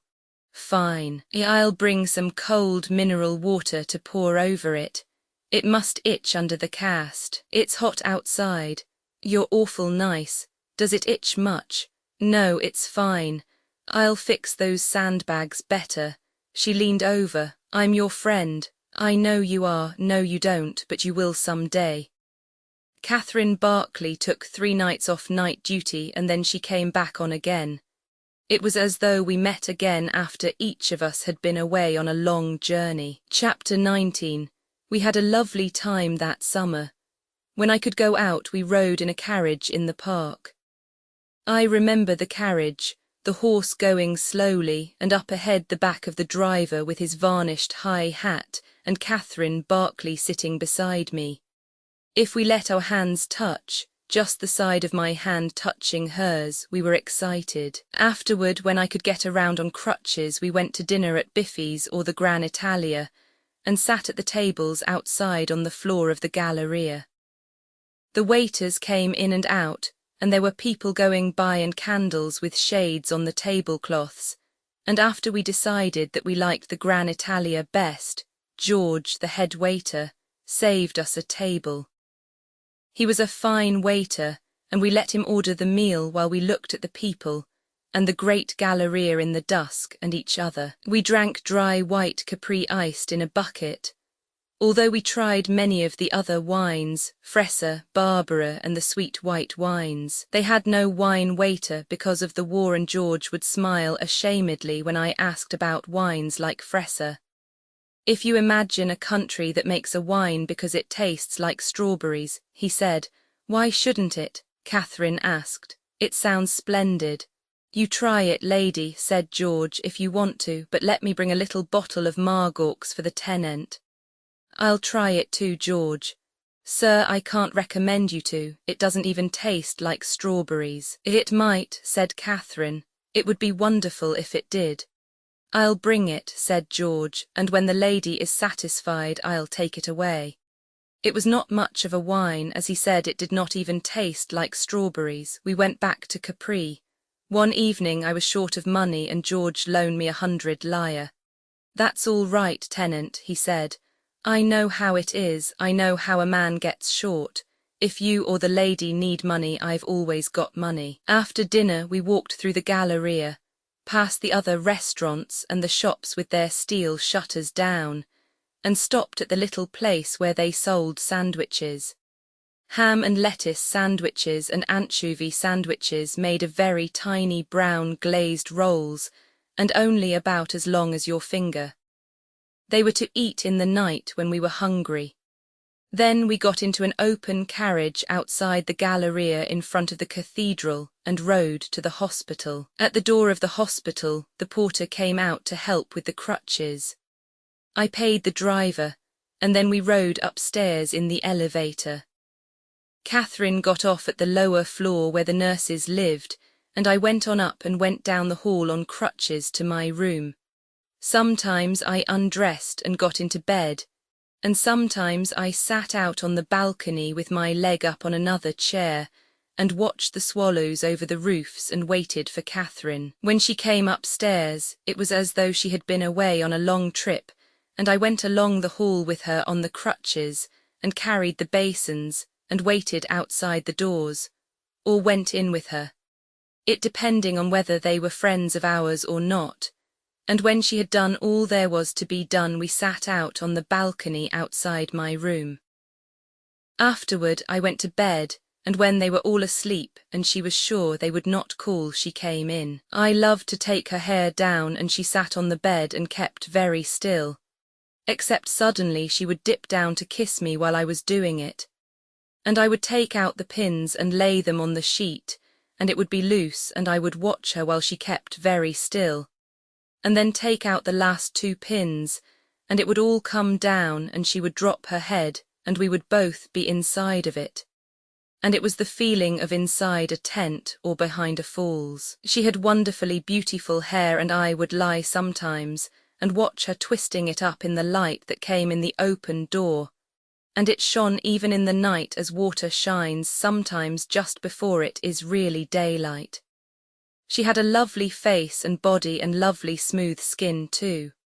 We would be lying together, and I would touch her cheeks and her forehead, and under her eyes and her chin and throat with the tips of my fingers, and say, "Smooth as piano keys," and she would stroke my chin with her finger and say, "Smooth as emery paper and very hard on piano keys." Is it rough? No, darling, I was just making fun of you. It was lovely in the nights, and if we could only touch each other, we were happy. Besides all the big times, we had many small ways of making love, and we tried putting thoughts in the other one's head while we were in different rooms. It seemed to work sometimes, but that was probably because we were thinking the same thing anyway. We said to each other that we were married the first day she had come to the hospital, and we counted months from our wedding day. I wanted to be really married, but Catherine said that if we were, they would send her away, and if we merely started on the formalities, they would watch her and would break us up. We would have to be married under Italian law, and the formalities were terrific. I wanted us to be married really, because I worried about having a child if I thought about it. But we pretended to ourselves we were married and did not worry much, and I suppose I enjoyed not being married really. I know one night we talked about it and Catherine said, "But darling, they'd send me away." Maybe they wouldn't. They would, they'd send me home and then we would be apart until after the war. I'd come on leave. You couldn't get to Scotland and back on a leave. Besides, I won't leave you. What good would it do to marry now? We are really married. I couldn't be any more married. I only wanted to for you. There isn't any me, I'm you, don't make up a separate me. I thought girls always wanted to be married. They do. But darling, I am married, I'm married to you. Don't I make you a good wife? You're a lovely wife. You see, darling, I had one experience of waiting to be married. I don't want to hear about it. You know I don't love anyone but you. You shouldn't mind because someone else loved me. I do. You shouldn't be jealous of someone who's dead when you have everything. No, but I don't want to hear about it. Poor darling, and I know you've been with all kinds of girls and it doesn't matter to me. Couldn't we be married privately some way? Then if anything happened to me or if you had a child. There's no way to be married except by church or state. We are married privately. You see, darling, it would mean everything to me if I had any religion, but I haven't any religion. You gave me the Saint Anthony. That was for luck. Someone gave it to me. Then nothing worries you. Only being sent away from you. You're my religion. You're all I've got. All right, but I'll marry you the day you say. Don't talk as though you had to make an honest woman of me, darling. I'm a very honest woman. You can't be ashamed of something if you're only happy and proud of it. Aren't you happy? But you won't ever leave me for someone else. No, darling, I won't ever leave you for someone else. I suppose all sorts of dreadful things will happen to us, but you don't have to worry about that. I don't. But I love you so much, and you did love someone else before. And what happened to him? He died. Yes, and if he hadn't, I wouldn't have met you. I'm not unfaithful, darling. I've plenty of faults, but I'm very faithful. You'll be sick of me, I'll be so faithful. I'll have to go back to the front pretty soon. We won't think about that until you go. You see, I'm happy, darling, and we have a lovely time. I haven't been happy for a long time, and when I met you, perhaps I was nearly crazy. Perhaps I was crazy. But now we're happy and we love each other. Do let's please just be happy. You are happy, aren't you? Is there anything I do you don't like? Can I do anything to please you? Would you like me to take down my hair? Do you want to play? Yes, and come to bed. All right, I'll go and see the patients first. Chapter 20. The summer went that way. I do not remember much about the days, except that they were hot and that there were many victories in the papers. I was very healthy and my legs healed quickly, so that it was not very long after I was first on crutches before I was through with them and walking with a cane. Then I started treatments at the Ospedal Magia for bending the knees, mechanical treatments, baking in a box of mirrors with violet rays, massage and baths. I went over there afternoons and afterwards stopped at the cafe and had a drink and read the papers. I did not roam around the town, but wanted to get home to the hospital from the cafe. All I wanted was to see Catherine. The rest of the time I was glad to kill. Mostly I slept in the mornings, and in the afternoons, sometimes, I went to the races, and late to the mechanotherapy treatments. Sometimes I stopped in at the Anglo-American Club, and sat in a deep leather-cushioned chair in front of the window, and read the magazines. They would not let us go out together when I was off crutches, because it was unseemly for a nurse to be seen unchaperoned with a patient who did not look as though he needed attendance, so we were not together much in the afternoons. Although sometimes we could go out to dinner if Ferguson went along. Miss Van Campen had accepted the status that we were great friends because she got a great amount of work out of Catherine. She thought Catherine came from very good people, and that prejudiced her in her favour finally. Miss Van Campen admired family very much and came from an excellent family herself. The hospital was quite busy too, and that kept her occupied. It was a hot summer, and I knew many people in Milan, but always was anxious to get back home to the hospital as soon as the afternoon was over. At the front they were advancing on the Carso. They had taken Cuck across from Plava and were taking the Bainsizza plateau. The west front did not sound so good. It looked as though the war were going on for a long time. We were in the war now, but I thought it would take a year to get any great amount of troops over and train them for combat. Next year would be a bad year, or a good year maybe. The Italians were using up an awful amount of men. I did not see how it could go on. Even if they took all the Bainsizza and Monte San Gabriel, there were plenty of mountains beyond for the Austrians. I had seen them. All the highest mountains were beyond. On the Carso they were going forward, but there were marshes and swamps down by the sea. Napoleon would have whipped the Austrians on the plains. He never would have fought them in the mountains. He would have let them come down and whipped them around Verona. Still, nobody was whipping anyone on the Western Front. Perhaps wars weren't won any more. Maybe they went on forever. Maybe it was another 100 years' war. I put the paper back on the rack and left the club. I went down the steps carefully and walked up the Via Manzoni. Outside the Grand Hotel I met old Mayers and his wife getting out of a carriage. They were coming back from the races. She was a big busted woman in black satin. He was short and old with a white moustache and walked flat-footed with a cane. "How do you do, how do you do?" She shook hands. "Hello," said Mayers. "How were the races?" "Fine, they were just lovely. I had 3 winners." "How did you do?" I asked Mayers. "All right, I had a winner." "I never know how he does," Mrs. Mayers said. "He never tells me." "I do all right," Mayers said. He was being cordial. "You ought to come out." While he talked you had the impression that he was not looking at you or that he mistook you for someone else. "I will," I said. "I'm coming up to the hospital to see you," Mrs. Mayers said. "I have some things for my boys. You're all my boys. You certainly are my dear boys. They'll be glad to see you." "Those dear boys, you too." "You're one of my boys." "I have to get back," I said. "You give my love to all those dear boys. I've got lots of things to bring. I've some fine marsala and cakes." "Goodbye," I said. "They'll be awfully glad to see you." "Goodbye," said Mayers. "You come around to the Galleria. You know where my table is. We're all there every afternoon." I went on up the street. I wanted to buy something at the Cova to take to Catherine. Inside at the Cova, I bought a box of chocolate, and while the girl wrapped it up, I walked over to the bar. There were a couple of British and some aviators. I had a martini alone, paid for it, picked up the box of chocolate at the outside counter and walked on home toward the hospital.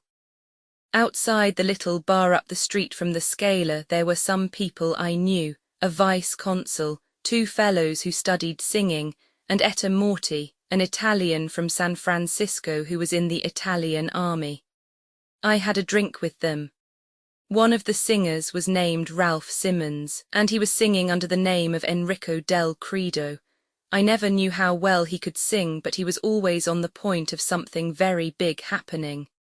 He was fat and looked shop-worn around the nose and mouth as though he had hay fever. He had come back from singing in Piacenza. He had sung Tosca and it had been wonderful. "Of course you've never heard me sing," he said. "When will you sing here?" "I'll be at the Scala in the fall." "I'll bet they throw the benches at you," Etta said. "Did you hear how they threw the benches at him in Modena?" "It's a damned lie." They threw the benches at him, Etta said. I was there, I threw 6 benches myself. You're just a wop from Frisco. He can't pronounce Italian, Etta said. Everywhere he goes they throw the benches at him.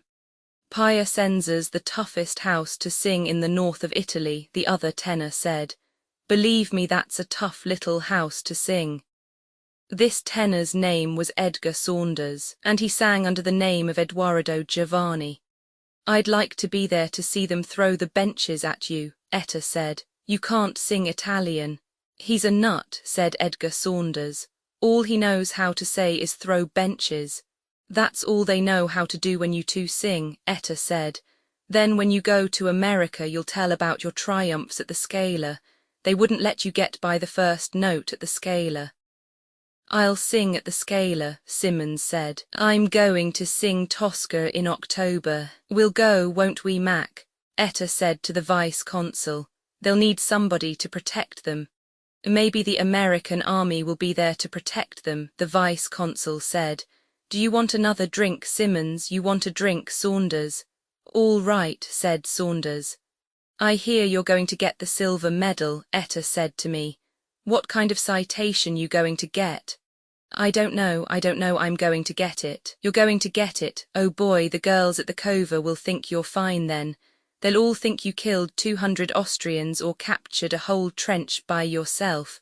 Believe me, I got to work for my decorations. How many have you got, Etta? Asked the vice-consul. He's got everything, Simmons said. He's the boy they are running the war for. I've got the bronze twice and 3 silver medals, said Etta. But the papers on only one have come through. What's the matter with the others? Asked Simmons. The action wasn't successful, said Etta. When the action isn't successful, they hold up all the medals. How many times have you been wounded, Etta? 3 times bad. I got 3 wound stripes, see. He pulled his sleeve around. The stripes were parallel silver lines on a black background sewed to the cloth of the sleeve about 8 inches below the shoulder. You got 1 too, Etta said to me. Believe me, they are fine to have. I'd rather have them than medals. Believe me, boy, when you get 3 you've got something. You only get 1 for a wound that puts you 3 months in the hospital. Where were you wounded, Etta? Asked the vice-consul. Etta pulled up his sleeve. Here, he showed the deep, smooth red scar. Here on my leg. I can't show you that because I got puttees on, and in the foot. There's dead bone in my foot that stinks right now. Every morning I take new little pieces out and it stinks all the time. What hit you? Asked Simmons. A hand grenade, one of those potato mashers. It just blew the whole side of my foot off, you know those potato mashers. He turned to me. Sure, I saw the son of a bitch throw it, Etta said. It knocked me down and I thought I was dead all right, but those damn potato mashers haven't got anything in them. I shot the son of a bitch with my rifle. I always carry a rifle so they can't tell I'm an officer. How did he look? Asked Simmons. That was the only one he had, Etta said. I don't know why he threw it. I guess he always wanted to throw one. He never saw any real fighting, probably. I shot the son of a bitch all right. How did he look when you shot him? Simmons asked. Hell, how should I know, said Etta. I shot him in the belly. I was afraid I'd miss him if I shot him in the head. How long have you been an officer, Etta? I asked. 2 years. I'm going to be a captain. How long have you been a lieutenant? Going on 3 years. You can't be a captain because you don't know the Italian language well enough, Etta said. You can talk, but you can't read and write well enough. You got to have an education to be a captain. Why don't you go in the American army? Maybe I will. I wish to God I could. Oh boy, how much does a captain get, Mac?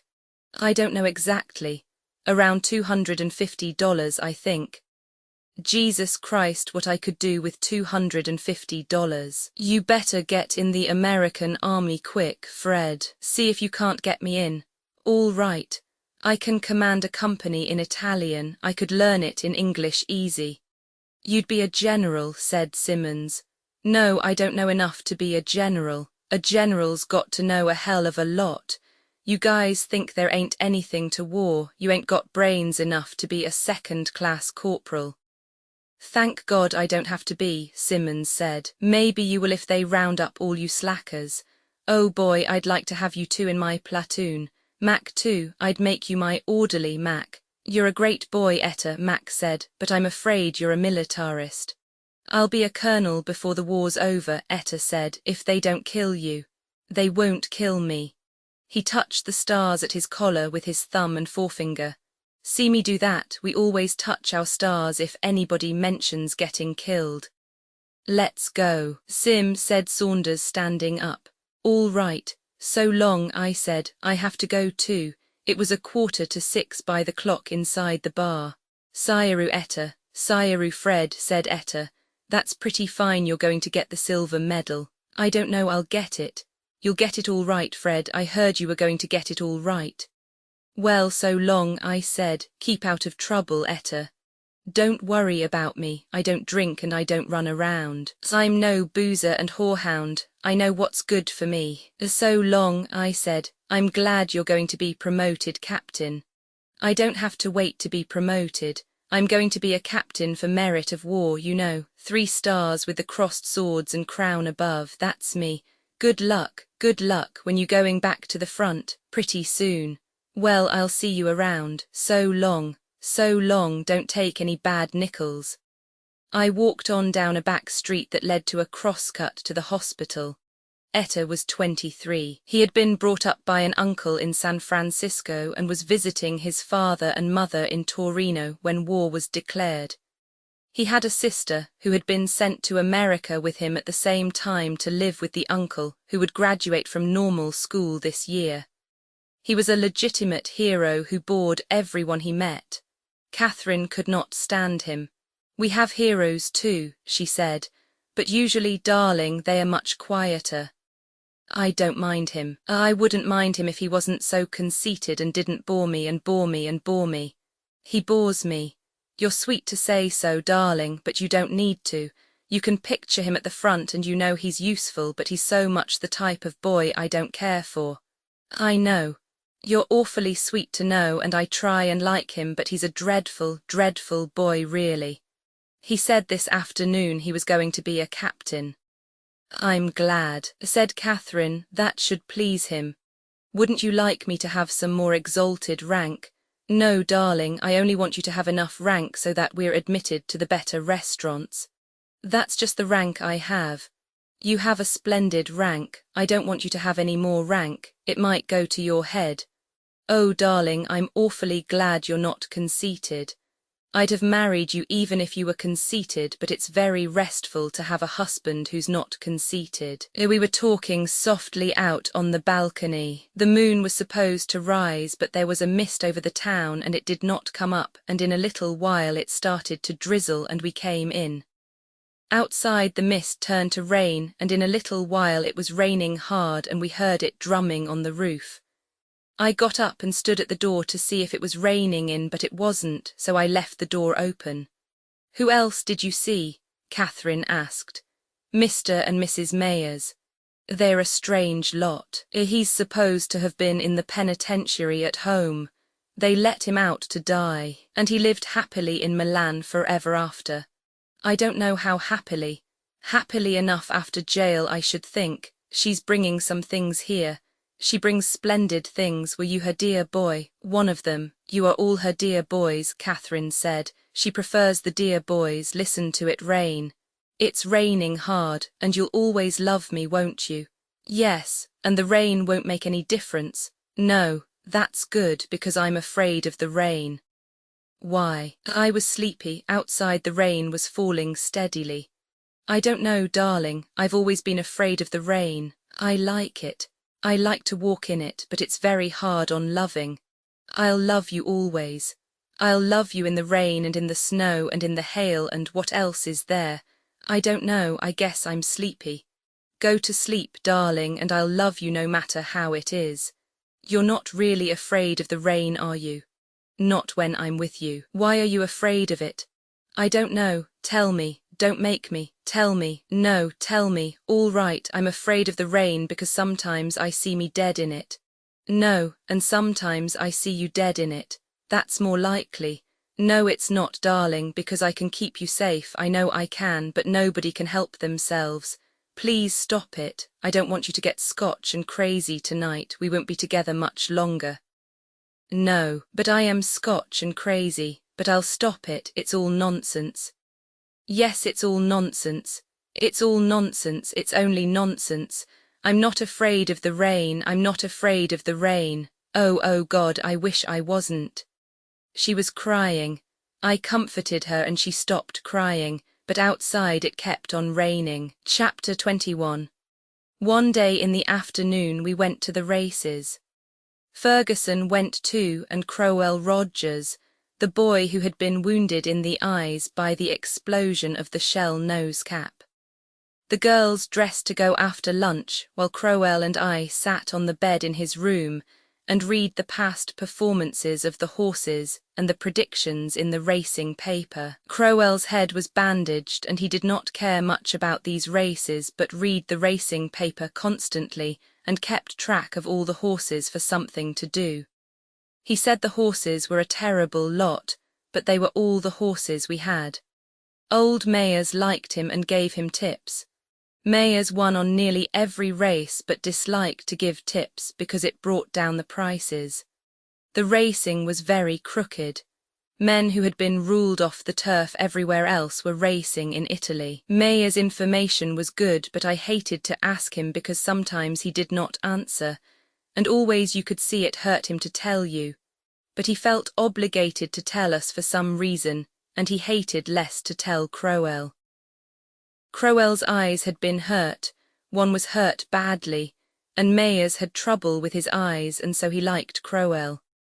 Mayers never told his wife what horses he was playing and she won or lost, mostly lost, and talked all the time. We four drove out to San Siro in an open carriage. It was a lovely day, and we drove out through the park and out along the tramway and out of town where the road was dusty. There were villas with iron fences and big overgrown gardens and ditches, with water flowing and green vegetable gardens with dust on the leaves. We could look across the plain and see farmhouses, and the rich green farms with their irrigation ditches and the mountains to the north. There were many carriages going into the race track, and the men at the gate let us in without cards because we were in uniform. We left the carriage, bought programmes and walked across the infield and then across the smooth, thick turf of the course to the paddock. The grandstands were old and made of wood, and the betting booths were under the stands and in a row out near the stables. There was a crowd of soldiers along the fence in the infield. The paddock was fairly well filled with people, and they were walking the horses around in a ring under the trees behind the grandstand. We saw people we knew and got chairs for Ferguson and Catherine and watched the horses. They went around, one after the other, their heads down, the grooms leading them. One horse, a purplish-black, Crowell swore was dyed that colour. We watched him and it seemed possible. He had only come out just before the bell rang to saddle. We looked him up in the programme from the number on the groom's arm and it was listed a black gelding named Japalac. The race was for horses that had never won a race worth 1,000 lire or more. Catherine was sure his colour had been changed. Ferguson said she could not tell. I thought he looked suspicious. We all agreed we ought to back him and pooled 100 lire. The odds sheets showed he would pay 35 to 1. Crowell went over and bought the tickets while we watched the jockeys ride around once more, and then go out under the trees to the track, and gallop slowly up to the turn where the start was to be. We went up in the grandstand to watch the race. They had no elastic barrier at San Siro then, and the starter lined up all the horses. They looked very small way up the track, and then sent them off with a crack of his long whip. They came past us with the black horse well in front, and on the turn he was running away from the others. I watched them on the far side with the glasses and saw the jockey fighting to hold him in, but he could not hold him, and when they came around the turn and into the stretch, the black horse was 15 lengths ahead of the others. He went way on up and around the turn after the finish. Isn't it wonderful, Catherine said. We'll have over 3,000 lire, he must be a splendid horse. I hope his colour doesn't run, Crowell said before they pay off. He was really a lovely horse. Catherine said, I wonder if Mr. Mayers backed him. Did you have the winner? I called to Mayers, he nodded. I didn't, Mrs. Mayers said. Who did you children bet on? Japalac, really, he's 35-1. We liked his colour. I didn't, I thought he looked seedy, they told me not to back him. He won't pay much, Mayers said. He's marked 35-1 in the quotes, I said. He won't pay much. At the last minute, Mayers said they put a lot of money on him. Who? Kempton and the boys, you'll see he won't pay 2-1. Then we won't get 3,000 lire. Catherine said, I don't like this crooked racing. We'll get 200 lire. That's nothing, that doesn't do us any good. I thought we were going to get 3,000. It's crooked and disgusting, Ferguson said. Of course, said Catherine, if it hadn't been crooked we'd never have backed him at all. But I would have liked the 3,000 lire. Let's go down and get a drink and see what they pay, Crowell said. We went out to where they posted the numbers, and the bell rang to pay off and they put up 18.50 after Japalac to win. That meant he paid less than even money on a 10 lira bet. We went to the bar under the grand stand and had a whiskey and soda apiece. We ran into a couple of Italians we knew and McAdams, the vice-consul, and they came up with us when we joined the girls. The Italians were full of manners and McAdams talked to Catherine while we went down to bet again. Mr. Mayers was standing near the Pari Mutual. Ask him what he played. I said to Crowell, What are you on, Mr. Mayers? Crowell asked. Mayers took out his programme and pointed to the number 5 with his pencil. Do you mind if we play him too? Crowell asked. Go ahead, but don't tell my wife I gave it to you. Will you have a drink? I asked. No thanks, I never drink. We put 100 lire on number 5 to win and 100 to place and then had another whiskey and soda apiece. I was feeling very good and we picked up a couple more Italians, who each had a drink with us, and went back to the girls. These Italians were also very mannered and matched manners with the 2 we had collected before. In a little while no one could sit down. I gave the tickets to Catherine. What horse is it? I don't know, Mr. Mayer's choice. Don't you even know the name? No, you can find it on the programme, number 5, I think. You have touching faith, she said. The number 5 won but did not pay anything. Mr. Mayers was angry. You have to put up 200 lire to make 20, he said. 12 lire for 10, it's not worth it, my wife lost 20 lire. I'll go down with you, Catherine said to me. The Italians all stood up. We went downstairs and out to the paddock. Do you like this? Catherine asked. Yes, I guess I do. It's all right, I suppose, she said. But darling, I can't stand to see so many people. We don't see many. No, but those Mayers and the man from the bank with his wife and daughters. He cashes my sight drafts, I said. Yes, but someone else would if he didn't. Those last 4 boys were awful. We can stay out here and watch the race from the fence. That will be lovely. And darling, let's back a horse we've never heard of and that Mr. Mayers won't be backing. All right. We backed a horse named Light for me that finished 4th in a field of 5. We leaned on the fence and watched the horses go by, their hoofs thudding as they went past, and saw the mountains off in the distance and Milan beyond the trees and the fields. I feel so much cleaner, Catherine said. The horses were coming back through the gate, wet and sweating, the jockeys quieting them and riding up to dismount under the trees. Wouldn't you like a drink? We could have won out here and see the horses. I'll get them, I said. The boy will bring them, Catherine said. She put her hand up and the boy came out from the pagoda bar beside the stables. We sat down at a round iron table. Don't you like it better when we are alone? Yes, I said. I felt very lonely when they were all there. It's grand here, I said. Yes, it's really a pretty course. It's nice. Don't let me spoil your fun, darling. I'll go back whenever you want. No, I said. We'll stay here and have our drink. Then we'll go down and stand at the water jump for the steeplechase. You're awfully good to me, she said. After we had been alone a while, we were glad to see the others again. We had a good time. Chapter 22. In September the first cool nights came, then the days were cool and the leaves on the trees in the park began to turn colour, and we knew the summer was gone. The fighting at the front went very badly and they could not take San Gabriel. The fighting on the Baincisa plateau was over, and by the middle of the month the fighting for San Gabriel was about over too. They could not take it. Etta was gone back to the front. The horses were gone to Rome and there was no more racing. Crowell had gone to Rome too, to be sent back to America.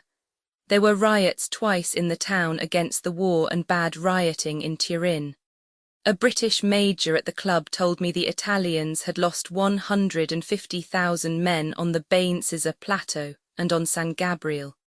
He said they had lost 40,000 on the Carso besides. We had a drink and he talked. He said the fighting was over for the year down here, and that the Italians had bitten off more than they could chew. He said the offensive in Flanders was going to the bad. If they killed men as they did this fall, the Allies would be cooked in another year. He said we were all cooked, but we were all right as long as we did not know it. We were all cooked. The thing was not to recognize it. The last country to realize they were cooked would win the war. We had another drink. Was I on somebody's staff? No. He was. It was all balls. We were alone in the club, sitting back in one of the big leather sofas. His boots were smoothly polished dull leather. They were beautiful boots. He said it was all balls. They thought only in divisions and manpower. They all squabbled about divisions and only killed them when they got them. They were all cooked. The Germans won the victories. By God, they were soldiers. The old Hun was a soldier. But they were cooked too. We were all cooked. I asked about Russia. He said they were cooked already. I'd soon see they were cooked. Then the Austrians were cooked too. If they got some Hun divisions, they could do it. Did he think they would attack this fall? Of course they would. The Italians were cooked. Everybody knew they were cooked. The old Hun would come down through the Trentino and cut the railway at Vicenza, and then where would the Italians be? They tried that in 16, I said. Not with Germans. Yes, I said, but they probably wouldn't do that, he said. It was too simple. They'd try something complicated and get royally cooked. I had to go, I said. I had to get back to the hospital. Goodbye, he said, then cheerily, every sort of luck. There was a great contrast between his world pessimism and personal cheeriness. I stopped at a barber shop and was shaved and went home to the hospital. My leg was as well as it would get for a long time. I had been up for examination 3 days before. There were still some treatments to take before my course at the hospital. Magia was finished, and I walked along the side street practicing not limping. An old man was cutting silhouettes under an arcade. I stopped to watch him. 2 girls were posing and he cut their silhouettes together, snipping very fast and looking at them, his head on one side. The girls were giggling. He showed me the silhouettes before he pasted them on white paper and handed them to the girls. They are beautiful, he said. How about you, Tenant? The girls went away looking at their silhouettes and laughing. They were nice-looking girls. One of them worked in the wine shop across from the hospital. All right, I said, take your cap off. No, with it on. It will not be so beautiful, the old man said. But, he brightened, it will be more military. He snipped away at the black paper, then separated the 2 thicknesses and pasted the profiles on a card and handed them to me. How much? That's all right. Waved his hand. I just made them for you. Please, I brought out some coppers for pleasure. No, I did them for pleasure. Give them to your girl. Many thanks until we meet, until I see thee. I went on to the hospital. There were some letters, an official one and some others. I was to have 3 weeks convalescent leave and then return to the front. I read it over carefully. Well, that was that. The convalescent leave started October 4th when my course was finished. 3 weeks was 21 days. That made October 25th. I told them I would not be in and went to the restaurant a little way up the street from the hospital for supper and read my letters and the Corriere della Sera at the table. There was a letter from my grandfather, containing family news, patriotic encouragement, a draft for $200 and a few clippings. A dull letter from the priest at our mess. A letter from a man I knew who was flying with the French and had gotten in with a wild gang and was telling about it. And a note from Rinaldi asking me how long I was going to skulk in Milano and what was all the news. He wanted me to bring him phonograph records and enclosed a list. I drank a small bottle of Chianti with the meal, had a coffee afterward with a glass of cognac, finished the paper, put my letters in my pocket, left the paper on the table with the tip and went out. In my room at the hospital I undressed, put on pajamas and a dressing gown, pulled down the curtains on the door that opened onto the balcony and sitting up in bed read Boston papers from a pile Mrs. Mayers had left for her boys at the hospital. The Chicago White Sox were winning the American League pennant and the New York Giants were leading the National League. Babe Ruth was a pitcher then playing for Boston. The papers were dull, the news was local and stale, and the war news was all old. The American news was all training camps. I was glad I wasn't in a training camp. The baseball news was all I could read and I did not have the slightest interest in it. A number of papers together made it impossible to read with interest. It was not very timely, but I read at it for a while. I wondered if America really got into the war if they would close down the major leagues. They probably wouldn't. There was still racing in Milan and the war could not be much worse. They had stopped racing in France. That was where our horse Japalac came from. Catherine was not due on duty until 9 o'clock. I heard her passing along the floor when she first came on duty and once saw her pass in the hall. She went to several other rooms and finally came into mine. "I'm late, darling," she said. "There was a lot to do. How are you?" I told her about my papers and the leave. "That's lovely," she said. "Where do you want to go?" "Nowhere, I want to stay here." "That's silly. You pick a place to go and I'll come too." "How will you work it?" "I don't know, but I will." "You're pretty wonderful." "No, I'm not, but life isn't hard to manage when you've nothing to lose." "How do you mean?" "Nothing. I was only thinking how small obstacles seemed that once were so big. I should think it might be hard to manage." "No, it won't, darling. If necessary, I'll simply leave, but it won't come to that." "Where should we go?" "I don't care. Anywhere you want, anywhere we don't know people." "Don't you care where we go?" "No, I'll like any place." She seemed upset and taut. "What's the matter, Catherine?" "Nothing, nothing's the matter." "Yes, there is." "No, nothing, really nothing." "I know there is. Tell me, darling, you can tell me." "It's nothing. Tell me." "I don't want to. I'm afraid I'll make you unhappy or worry you." "No, it won't." "You're sure?" "It doesn't worry me, but I'm afraid to worry you." "It won't if it doesn't worry you." "I don't want to tell." "Tell it." "Do I have to?" "Yes. I'm going to have a baby, darling. It's almost 3 months along. You're not worried, are you?" "Please, please don't. You mustn't worry." "All right. Is it all right?" "Of course. I did everything. I took everything, but it didn't make any difference." "I'm not worried." "I couldn't help it, darling, and I haven't worried about it. You mustn't worry or feel badly." "I only worry about you." "That's it. That's what you mustn't do. People have babies all the time. Everybody has babies. It's a natural thing." "You're pretty wonderful." "No, I'm not. But you mustn't mind, darling. I'll try and not make trouble for you. I know I've made trouble now, but haven't I been a good girl until now? You never knew it, did you?" "No, it will all be like that. You simply mustn't worry. I can see you're worrying. Stop it. Stop it right away. Wouldn't you like a drink, darling? I know a drink always makes you feel cheerful." "No, I feel cheerful and you're pretty wonderful." No, I'm not. But I'll fix everything to be together if you pick out a place for us to go. It ought to be lovely in October. We'll have a lovely time, darling, and I'll write you every day while you're at the front. Where will you be? I don't know yet, but somewhere splendid. I'll look after all that. We were quiet a while and did not talk. Catherine was sitting on the bed and I was looking at her, but we did not touch each other. We were apart as when someone comes into a room and people are self-conscious. She put out her hand and took mine. You aren't angry, are you, darling? No, and you don't feel trapped? Maybe a little, but not by you. I didn't mean by me, you mustn't be stupid, I meant trapped at all. You always feel trapped biologically. She went away a long way without stirring or removing her hand. Always isn't a pretty word. I'm sorry, it's all right, but you see I've never had a baby and I've never even loved anyone.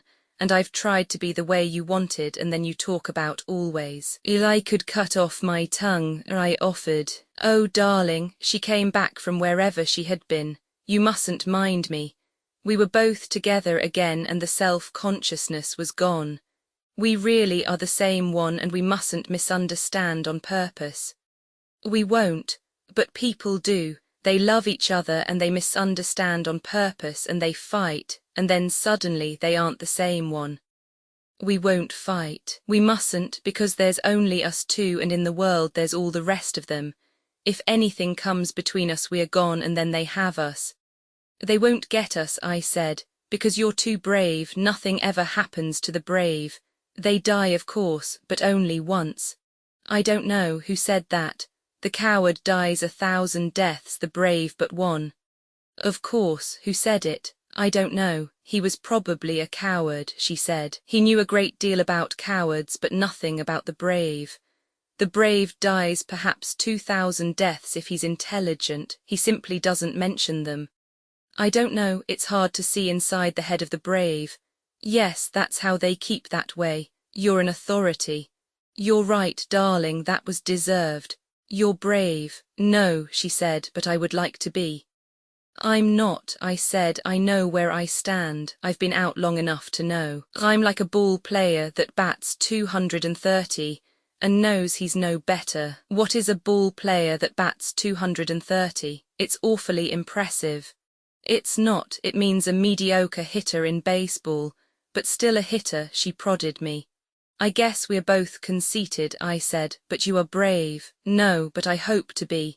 We are both brave, I said, and I'm very brave when I've had a drink. We are splendid people, Catherine said. She went over to the armoire and brought me the cognac and a glass. Have a drink, darling, she said. You've been awfully good. I don't really want one. Take one. All right. I poured the water glass 1/3 full of cognac and drank it off. That was very big, she said. I know brandy is for heroes, but you shouldn't exaggerate. Where will we live after the war? In an old people's home, probably, she said. For 3 years I looked forward very childishly to the war ending at Christmas. But now I look forward till when our son will be a lieutenant commander. Then maybe he'll be a general. If it's 100 years' war he'll have time to try both of the services. Don't you want a drink? No, it always makes you happy, darling, and it only makes me dizzy. Didn't you ever drink brandy? No, darling, I'm a very old-fashioned wife. I reached down to the floor for the bottle and poured another drink. I'd better go to have a look at your compatriots, Catherine said. Perhaps you'll read the papers until I come back. Do you have to go, now or later? All right now, I'll come back later. I'll have finished the papers, I said. Chapter 23. It turned cold that night and the next day it was raining. Coming home from the Ospedal Magia, it rained very hard and I was wet when I came in. Up in my room the rain was coming down heavily outside on the balcony and the wind blew it against the glass doors. I changed my clothing and drank some brandy, but the brandy did not taste good. I felt sick in the night, and in the morning after breakfast I was nauseated. There is no doubt about it, the house surgeon said. Look at the whites of his eyes, miss. Miss Gage looked. They had me look in a glass. The whites of the eyes were yellow and it was the jaundice. I was sick for 2 weeks with it. For that reason we did not spend a convalescent leave together. We had planned to go to Pal'anza on Lago Maggiore. It is nice there in the fall when the leaves turn. There are walks you can take and you can troll for trout in the lake. It would have been better than Stresa, because there are fewer people at Pal'anza. Stresa is so easy to get to from Milan that there are always people you know. There is a nice village at Pal'anza, and you can row out to the islands where the fishermen live, and there is a restaurant on the biggest island. But we did not go. One day while I was in bed with jaundice, Miss Van Kampen came in the room, opened the door into the armoire, and saw the empty bottles there. I had sent a load of them down by the porter, and I believe she must have seen them going out and come up to find some more. They were mostly vermouth bottles, Marsala bottles, Capri bottles, empty Chianti flasks and a few cognac bottles. The porter had carried out the large bottles, those that had held vermouth and the straw-covered Chianti flasks, and left the brandy bottles for the last. It was the brandy bottles and a bottle shaped like a bear, which had held Kümmel, that Miss Van Kampen found. The bear-shaped bottle enraged her particularly. She held it up. The bear was sitting up on his haunches with his paws up. There was a cork in his glass head and a few sticky crystals at the bottom. I laughed. It was Kümmel, I said. The best Kümmel comes in those bear-shaped bottles. It comes from Russia. Those are all brandy bottles, aren't they? Miss Van Kampen asked. I can't see them all, I said, but they probably are. How long has this been going on? I bought them and brought them in myself, I said. I have had Italian officers visit me frequently and I have kept brandy to offer them. You haven't been drinking it yourself, she said. I have also drunk it myself. Brandy, she said. 11 empty bottles of brandy and that bear liquid. Kümmel. I will send for someone to take them away. Those are all the empty bottles you have, for the moment. And I was pitying you having jaundice. Pity is something that is wasted on you. Thank you. I suppose you can't be blamed for not wanting to go back to the front, but I should think you would try something more intelligent than producing jaundice with alcoholism. With what? With alcoholism. You heard me say it. I did not say anything. Unless you find something else, I'm afraid you will have to go back to the front when you are through with your jaundice. I don't believe self-inflicted jaundice entitles you to a convalescent leave. You don't? I do not. Have you ever had jaundice, Miss Van Kampen? No, but I have seen a great deal of it. You noticed how the patients enjoyed it. I suppose it is better than the front. Miss Van Kampen, I said, did you ever know a man who tried to disable himself by kicking himself in the scrotum? Miss Van Kampen ignored the actual question.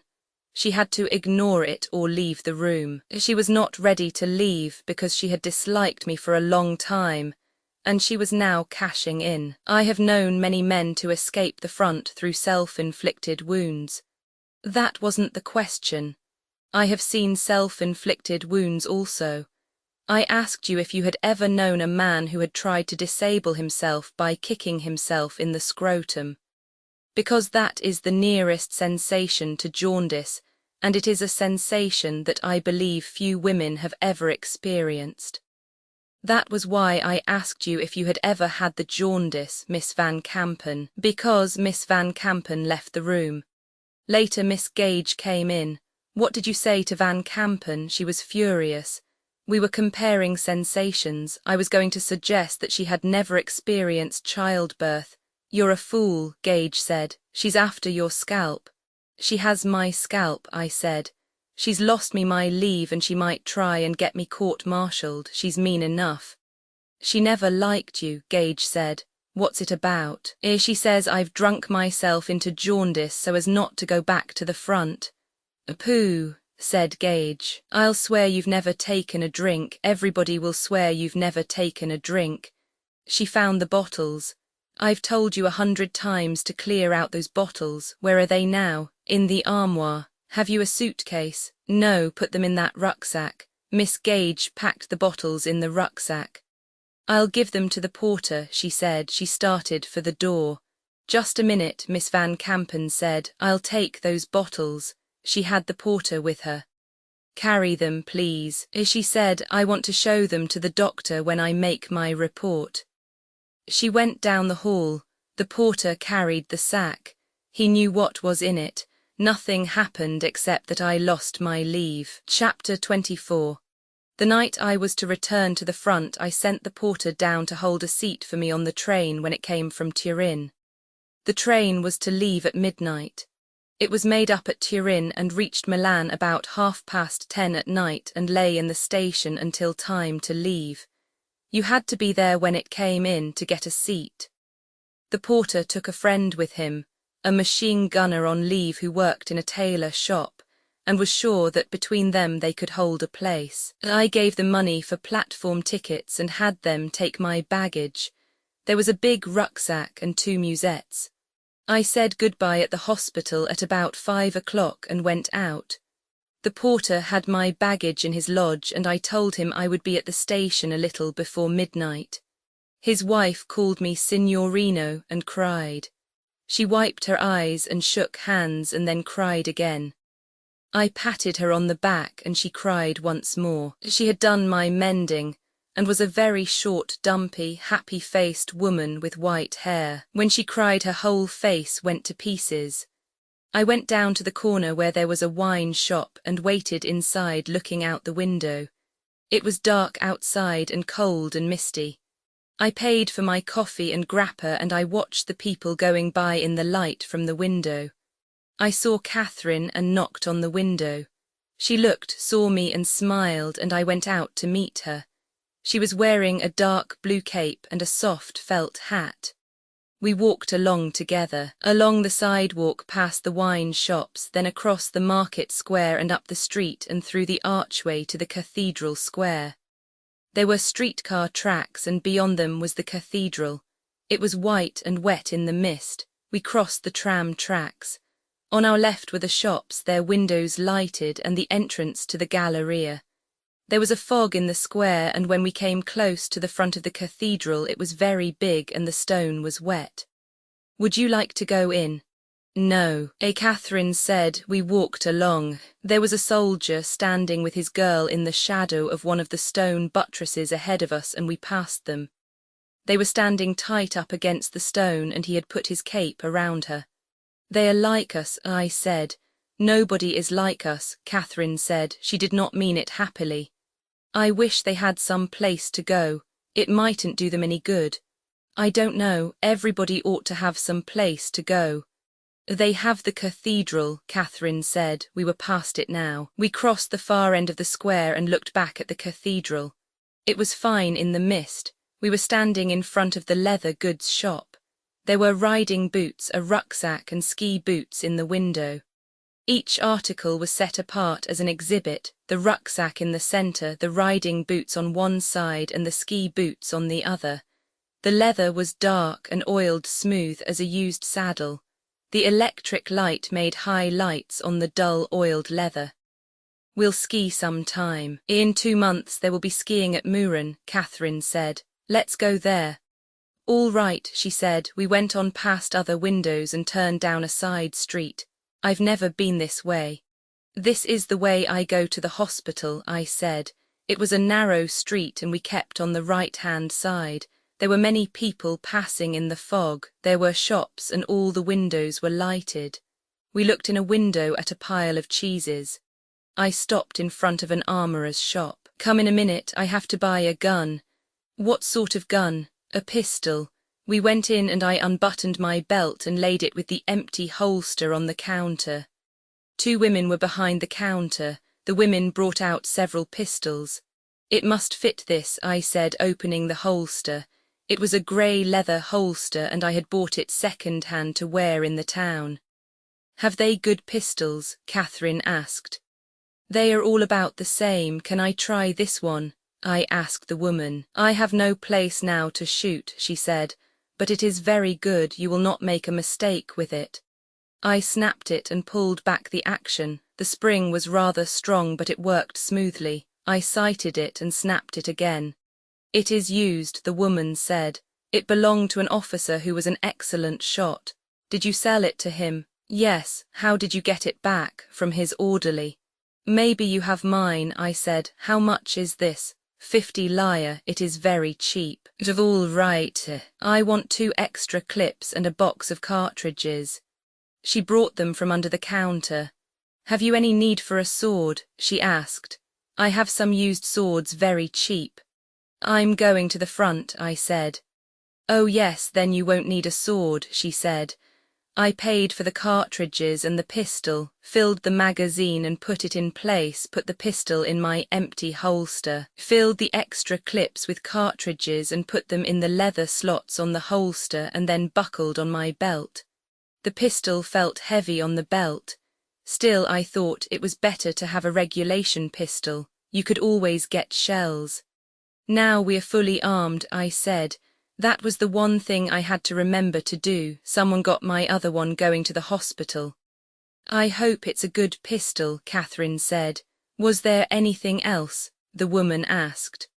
I don't believe so. The pistol has a lanyard, she said, so I noticed. The woman wanted to sell something else. You don't need a whistle. I don't believe so. The woman said goodbye and we went out onto the sidewalk. Catherine looked in the window. The woman looked out and bowed to us. What are those little mirrors set in wood for? They are for attracting birds. They twirl them out in the field and larks see them and come out and the Italians shoot them. They are an ingenious people, Catherine said. You don't shoot larks, do you, darling, in America? Not especially. We crossed the street and started to walk up the other side. I feel better now, Catherine said. I felt terrible when we started. We always feel good when we are together. We always will be together.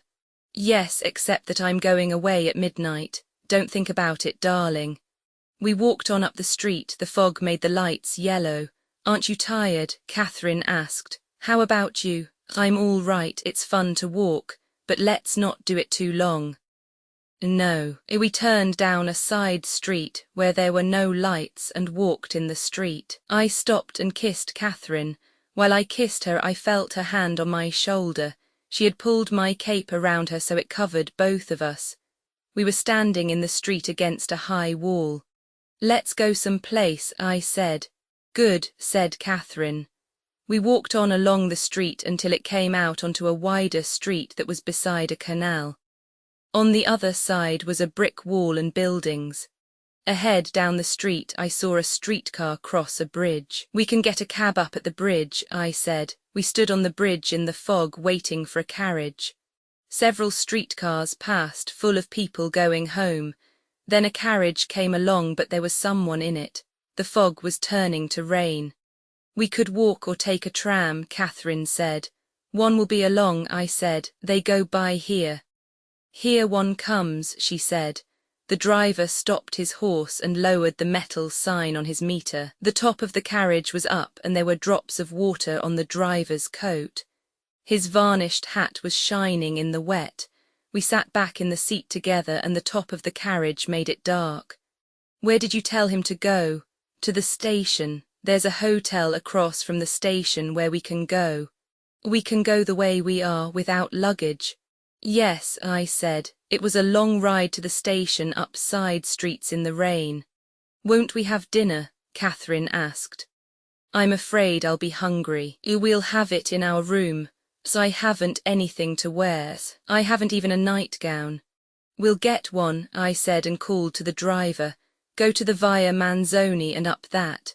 He nodded and turned off to the left at the next corner. On the big street, Catherine watched for a shop. Here's a place, she said. I stopped the driver and Catherine got out, walked across the sidewalk and went inside. I sat back in the carriage and waited for her. It was raining and I could smell the wet street and the horse steaming in the rain. She came back with a package and got in and we drove on. I was very extravagant, darling, she said, but it's a fine nightgown. At the hotel I asked Catherine to wait in the carriage while I went in and spoke to the manager. There were plenty of rooms. Then I went out to the carriage, paid the driver, and Catherine and I walked in together. The small boy in buttons carried the package. The manager bowed us toward the elevator. There was much red plush and brass. The manager went up in the elevator with us. Monsieur and Madame wished dinner in their room. Yes, will you have the menu brought up? I said. You wish something special for dinner, some game or a soufflet. The elevator passed 3 floors with a click each time, then clicked and stopped. What have you as game? I could get a pheasant or a woodcock. A woodcock, I said. We walked down the corridor. The carpet was worn. There were many doors. The manager stopped and unlocked a door and opened it. Here you are, a lovely room. The small boy in buttons put the package on the table in the center of the room. The manager opened the curtains. It is foggy outside, he said. The room was furnished in red plush. There were many mirrors, 2 chairs, and a large bed with a satin coverlet. A door led to the bathroom. I will send up the menu, the manager said. He bowed and went out. I went to the window and looked out, then pulled a cord that shut the thick plush curtains. Catherine was sitting on the bed, looking at the cut glass chandelier. She had taken her hat off and her hair shone under the light. She saw herself in one of the mirrors and put her hands to her hair. I saw her in 3 other mirrors. She did not look happy. She let her cape fall on the bed. What's the matter, darling? I never felt like a whore before, she said. I went over to the window and pulled the curtain aside and looked out. I had not thought it would be like this. You're not a whore. I know it, darling, but it isn't nice to feel like one. Her voice was dry and flat. This was the best hotel we could get in, I said. I looked out the window. Across the square were the lights of the station. There were carriages going by on the street and I saw the trees in the park. The lights from the hotel shone on the wet pavement. Oh hell, I thought, do we have to argue now? Come over here, please, Catherine said. The flatness was all gone out of her voice. Come over, please. I'm a good girl again. I looked over at the bed. She was smiling. I went over and sat on the bed beside her and kissed her. You're my good girl. I'm certainly yours, she said. After we had eaten we felt fine, and then after we felt very happy, and in a little time the room felt like our own home. My room at the hospital had been our own home, and this room was our home too in the same way. Catherine wore my tunic over her shoulders while we ate. We were very hungry and the meal was good, and we drank a bottle of Capri and a bottle of St. Estèphe.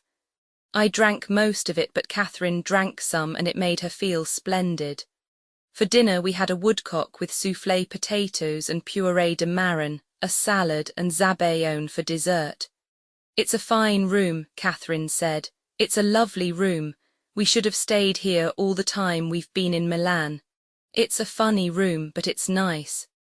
Vice is a wonderful thing, Catherine said. The people who go in for it seem to have good taste about it.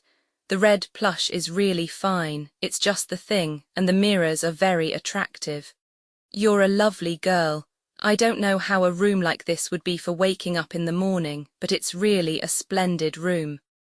I poured another glass of St. Estèphe. I wish we could do something really sinful, Catherine said.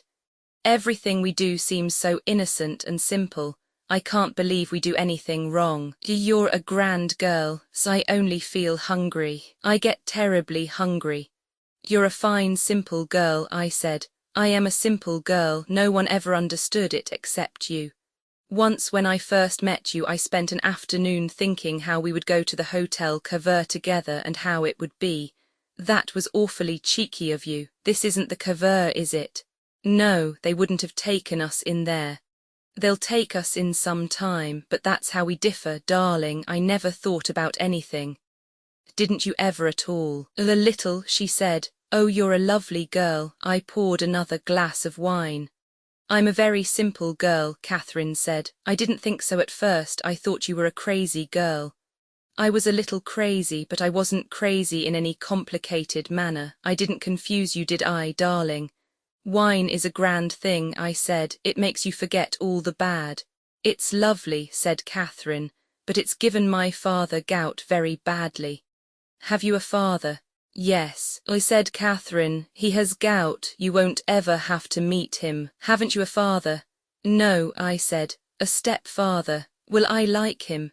You won't have to meet him. We have such a fine time, Catherine said. I don't take any interest in anything else any more. I'm so very happy married to you. The waiter came and took away the things. After a while we were very still and we could hear the rain. Down below on the street a motor car honked. A Farewell to Arms by Ernest Hemingway. But at my back I always hear Time's winged chariot hurrying near. I said. I know that poem, Catherine said. It's by Marvell, but it's about a girl who wouldn't live with a man. My head felt very clear and cold and I wanted to talk facts. Where will you have the baby? I don't know, the best place I can find. How will you arrange it? The best way I can. Don't worry, darling, we may have several babies before the war is over. It's nearly time to go. I know, you can make it time if you want. No. Then don't worry, darling. You were fine until now and now you're worrying. I won't. How often will you write? Every day do they read your letters? They can't read English enough to hurt any. I'll make them very confusing, Catherine said, but not too confusing. I'll just make them a little confusing. I'm afraid we have to start to go. All right, darling. I hate to leave our fine house. So do I, but we have to go. All right. But we are never settled in our home very long. We will be. I'll have a fine home for you when you come back. Maybe I'll be back right away. Perhaps you'll be hurt just a little in the foot, or the lobe of the ear. No, I want your ears the way they are. And not my feet. Your feet have been hit already. We have to go, darling, really. All right, you go first. Chapter 25. We walked down the stairs instead of taking the elevator. The carpet on the stairs was worn. I had paid for the dinner when it came up and the waiter, who had brought it, was sitting on a chair near the door. He jumped up and bowed and I went with him into the side room and paid the bill for the room. The manager had remembered me as a friend and refused payment in advance, but when he retired he had remembered to have the waiter stationed at the door so that I should not get out without paying. I suppose that had happened, even with his friends. One had so many friends in a war. I asked the waiter to get us a carriage, and he took Catherine's package that I was carrying and went out with an umbrella. Outside through the window we saw him crossing the street in the rain. We stood in the side room and looked out the window. How do you feel, Cat? Sleepy. I feel hollow and hungry. Have you anything to eat? Yes, in my musette. I saw the carriage coming. It stopped, the horse's head hanging in the rain, and the waiter stepped out, opened his umbrella and came toward the hotel. We met him at the door and walked out under the umbrella down the wet walk to the carriage at the curb. Water was running in the gutter. There is your package on the seat, the waiter said. He stood with the umbrella until we were in and I had tipped him. Many thanks. Pleasant journey, he said. The coachman lifted the reins and the horse started. The waiter turned away under the umbrella and went toward the hotel. We drove down the street and turned to the left, then came around to the right in front of the station. There were 2 carabinieri standing under the light just out of the rain. The light shone on their hats. The rain was clear and transparent against the light from the station. A porter came out from under the shelter of the station, his shoulders up against the rain. No, I said. Thanks, I don't need thee. He went back under the shelter of the archway. I turned to Catherine. Her face was in the shadow from the hood of the carriage. We might as well say goodbye. I can't go in. No. Goodbye, Cat. Will you tell him the hospital? Yes, I told the driver the address to drive to. He nodded. Goodbye, I said. Take good care of yourself and young. Catherine, goodbye, darling. Goodbye, I said. I stepped out into the rain and the carriage started. Catherine leaned out and I saw her face in the light. She smiled and waved.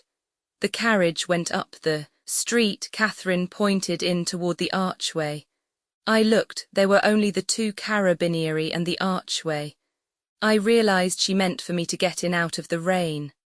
I went in and stood and watched the carriage turn the corner. Then I started through the station and down the runway to the train.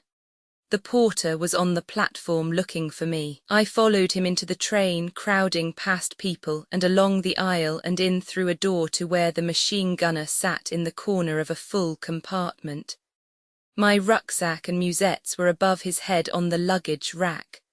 There were many men standing in the corridor, and the men in the compartment all looked at us when we came in. There were not enough places in the train and everyone was hostile. The machine gunner stood up for me to sit down. Someone tapped me on the shoulder. I looked around. It was a very tall, gaunt captain of artillery with a red scar along his jaw. He had looked through the glass on the corridor and then come in. "What do you say?" I asked. I had turned and faced him. He was taller than I and his face was very thin under the shadow of his cap visor and the scar was new and shiny. Everyone in the compartment was looking at me. "You can't do that," he said. "You can't have a soldier save you a place." "I have done it." He swallowed and I saw his Adam's apple go up and then down. The machine gunner stood in front of the place. Other men looked in through the glass. No one in the compartment said anything. "You have no right to do that. I was here 2 hours before you came." "What do you want?" "The seat." "So do I." I watched his face and could feel the whole compartment against me. I did not blame them. He was in the right, but I wanted the seat. Still no one said anything. Oh, hell. I thought, "Sit down, Signor Capitano," I said. The machine gunner moved out of the way and the tall captain sat down. He looked at me. His face seemed hurt, but he had the seat. "Get my things," I said to the machine gunner. We went out in the corridor. The train was full and I knew there was no chance of a place. I gave the porter and the machine gunner 10 lire apiece. They went down the corridor and outside on the platform looking in the windows, but there were no places. "Maybe some will get off at Brescia," the porter said. "More will get on at Brescia," said the machine gunner. I said goodbye to them and we shook hands and they left. They both felt badly. Inside the train we were all standing in the corridor when the train started. I watched the lights of the station and the yards as we went out. It was still raining and soon the windows were wet and you could not see out. Later I slept on the floor of the corridor, first putting my pocketbook with my money and papers in it inside my shirt and trousers so that it was inside the leg of my breeches. I slept all night, waking at Brescia and Verona when more men got on the train, but going back to sleep at once. I had my head on one of the musettes and my arms around the other, and I could feel the pack and they could all walk over me if they wouldn't step on me. Men were sleeping on the floor all down the corridor. Others stood holding on to the window rods or leaning against the doors. That train was always crowded. Chapter 26. Chapter 27. Now in the fall the trees were all bare and the roads were muddy. I rode to Gorizia from Udine on a camion. We passed other camions on the road and I looked at the country. The mulberry trees were bare and the fields were brown. There were wet dead leaves on the road from the rows of bare trees and men were working on the road, tamping stone in the ruts from piles of crushed stone along the side of the road between the trees. We saw the town with a mist over it that cut off the mountains. We crossed the river and I saw that it was running high. It had been raining in the mountains. We came into the town past the factories and then the houses and villas and I saw that many more houses had been hit. On a narrow street we passed a British Red Cross ambulance. The driver wore a cap and his face was thin and very tanned. I did not know him. I got down from the camion in the big square in front of the town major's house. The driver handed down my rucksack and I put it on and swung on the 2 musettes and walked to our villa. It did not feel like a homecoming. I walked down the damp gravel driveway looking at the villa through the trees. The windows were all shut, but the door was open. I went in and found the Major sitting at a table in the bare room with maps and typed sheets of paper on the wall. "Hello," he said. "How are you?" He looked older and drier.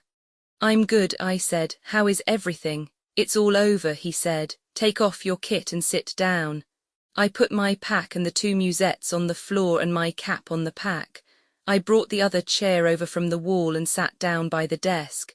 "It's been a bad summer," the Major said. "Are you strong now?" "Yes." "Did you ever get the decorations?" "Yes, I got them fine, thank you very much." "Let's see them." I opened my cape so he could see the 2 ribbons. "Did you get the boxes with the medals?" "No, just the papers. The boxes will come later, that takes more time. What do you want me to do?" "The cars are all away. There are 6 up north at Caporetto. You know Caporetto?" "Yes," I said. I remembered it as a little white town with a campanile in a valley. It was a clean little town and there was a fine fountain in the square. "They are working from there. There are many sick now. The fighting is over." "Where are the others?" "There are 2 up in the mountains and 4 still on the Bainsizza. The other 2 ambulance sections are in the Carso with the 3rd Army." "What do you wish me to do?" "You can go and take over the 4 cars on the Bainsizza if you like. Gino has been up there a long time. You haven't seen it up there, have you?" "No. It was very bad. We lost 3 cars." "I heard about it." "Yes, Rinaldi wrote you." "Where is Rinaldi?" "He is here at the hospital. He has had a summer and fall of it." "I believe it. It has been bad," the Major said. "You couldn't believe how bad it's been. I've often thought you were lucky to be hit when you were." "I know I was." "Next year will be worse," the Major said. "Perhaps they will attack now. They say they are to attack, but I can't believe it. It is too late. You saw the river." "Yes, it's high already." "I don't believe they will attack now that the rains have started. We will have the snow soon. What about your countrymen? Will there be other Americans besides yourself?" "They are training an army of 10 million. I hope we get some of them, but the French will hog them all. We'll never get any down here." "All right, you stay here tonight and go out tomorrow with the little car and send Gino back. I'll send somebody with you that knows the road. Gino will tell you everything. They are shelling quite a little still, but it is all over. You will want to see the Bainsizza." "I'm glad to see it. I am glad to be back with you again, Signor Maggia." He smiled. "You are very good to say so. I am very tired of this war. If I was away, I do not believe I would come back." "Is it so bad?" "Yes, it is so bad and worse. Go get cleaned up and find your friend Rinaldi." I went out and carried my bags up the stairs. Rinaldi was not in the room, but his things were there, and I sat down on the bed and unwrapped my puttees and took the shoe off my right foot. Then I lay back on the bed. I was tired and my right foot hurt. It seemed silly to lie on the bed with one shoe off, so I sat up and unlaced the other shoe and dropped it on the floor, then lay back on the blanket again. The room was stuffy with the window closed, but I was too tired to get up and open it. I saw my things were all in one corner of the room. Outside it was getting dark. I lay on the bed and thought about Catherine and waited for Rinaldi. I was going to try not to think about Catherine except at night before I went to sleep. But now I was tired and there was nothing to do, so I lay and thought about her. I was thinking about her when Rinaldi came in. He looked just the same, perhaps he was a little thinner. "Well, baby," he said. I sat up on the bed. He came over, sat down and put his arm around me. "Good old baby." He whacked me on the back and I held both his arms. "Old baby," he said, "let me see your knee. I'll have to take off my pants." "Take off your pants, baby. We are all friends here. I want to see what kind of a job they did." I stood up, took off the breeches and pulled off the knee brace. Rinaldi sat on the floor and bent the knee gently back and forth. He ran his finger along the scar, put his thumbs together over the kneecap and rocked the knee gently with his fingers. "Is that all the articulation you have?" "Yes. It's a crime to send you back. They ought to get complete articulation." It's a lot better than it was stiff as a board. Rinaldi bent it more. I watched his hands. He had fine surgeon's hands. I looked at the top of his head, his hair shiny and parted smoothly. He bent the knee too far. Ouch, I said. You ought to have more treatment on it with the machines, Rinaldi said. It's better than it was. I see that, baby, this is something I know more about than you. He stood up and sat down on the bed. The knee itself is a good job. He was through with the knee. Tell me all about everything. There's nothing to tell, I said. I've led a quiet life. You act like a married man, he said. What's the matter with you? Nothing, I said. What's the matter with you? This war is killing me, Rinaldi said. I am very depressed by it. He folded his hands over his knee. Oh, I said, what's the matter? Can't I even have human impulses? No, I can see you've been having a fine time. Tell me. All summer and all fall I've operated. I work all the time. I do everybody's work, all the hard ones they leave to me. By God, baby, I am becoming a lovely surgeon. That sounds better. I never think, no, by God, I don't think I operate. That's right.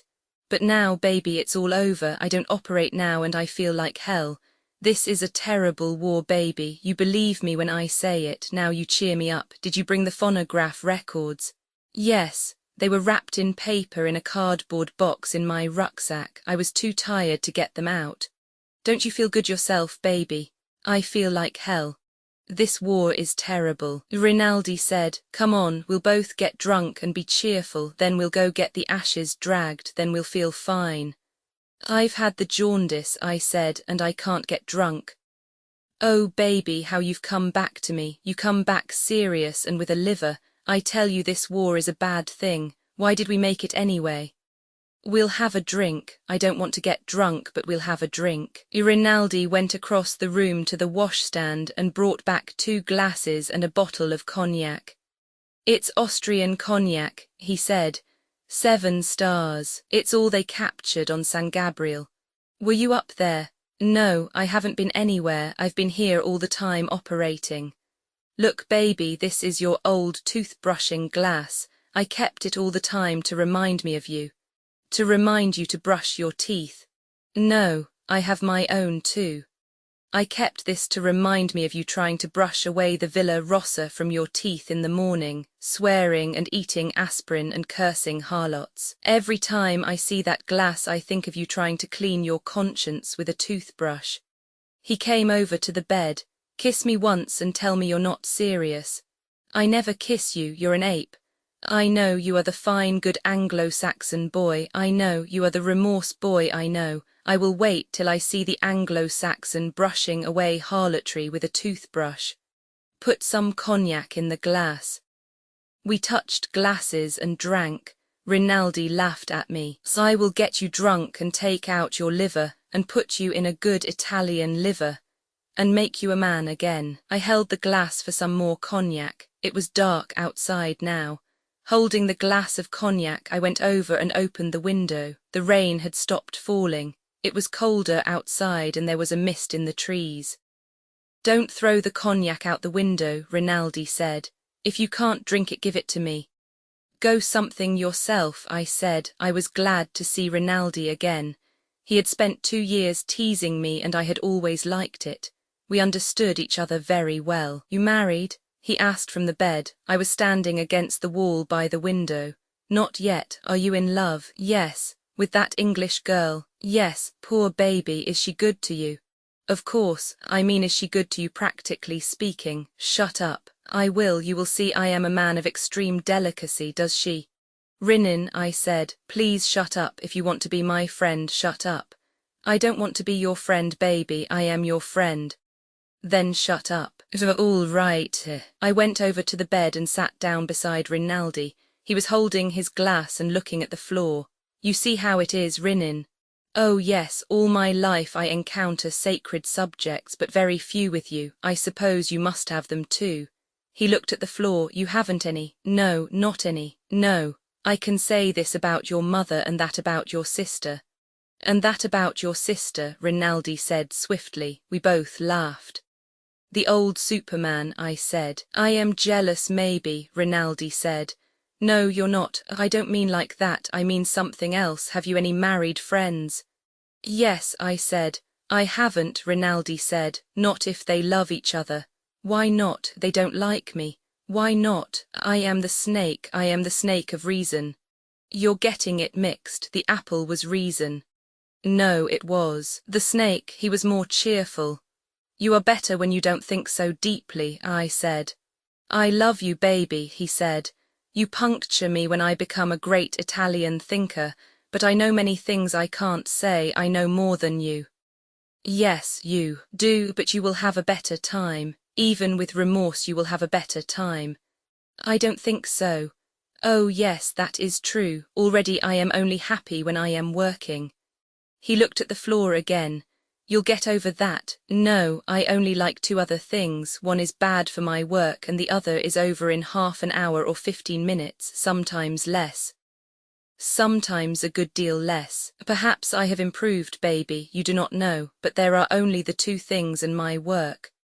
You'll get other things. No, we never get anything. We are born with all we have and we never learn. We never get anything new. We all start complete. You should be glad not to be a Latin.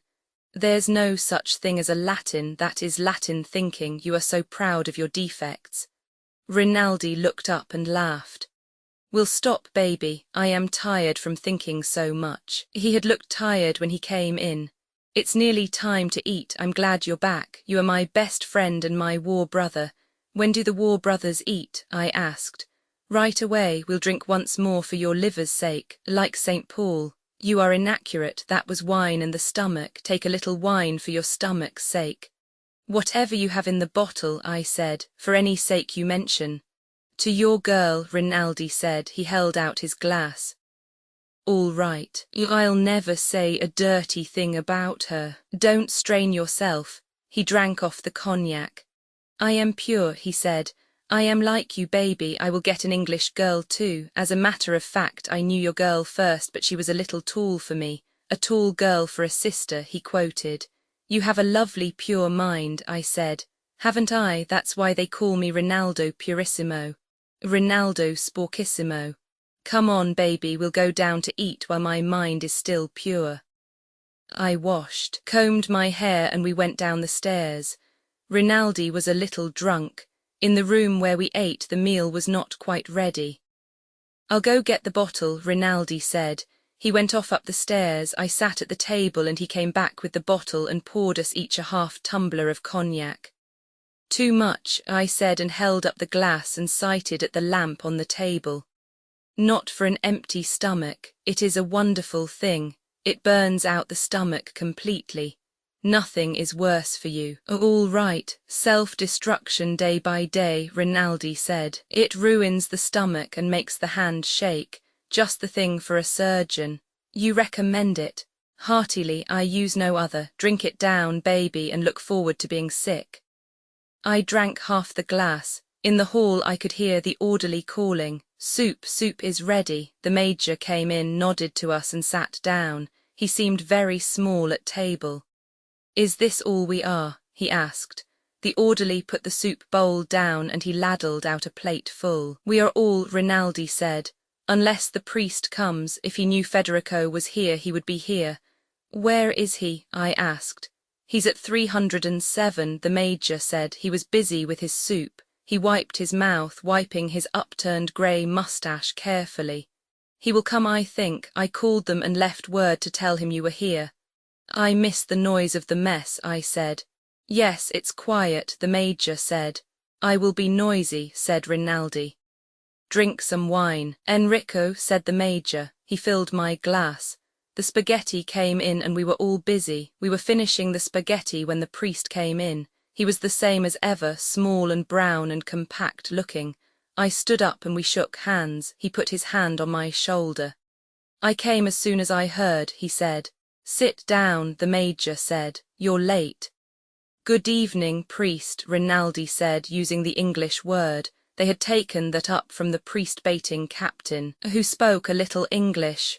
Good evening, Rinaldo, the priest said. The orderly brought him soup, but he said he would start with the spaghetti. How are you? He asked me. Fine, I said. How have things been? Drink some wine, priest, Rinaldi said. Take a little wine for your stomach's sake, that's St. Paul, you know. Yes, I know, said the priest politely. Rinaldi filled his glass. That's St. Paul, said Rinaldi. He's the one who makes all the trouble. The priest looked at me and smiled. I could see that the baiting did not touch him now.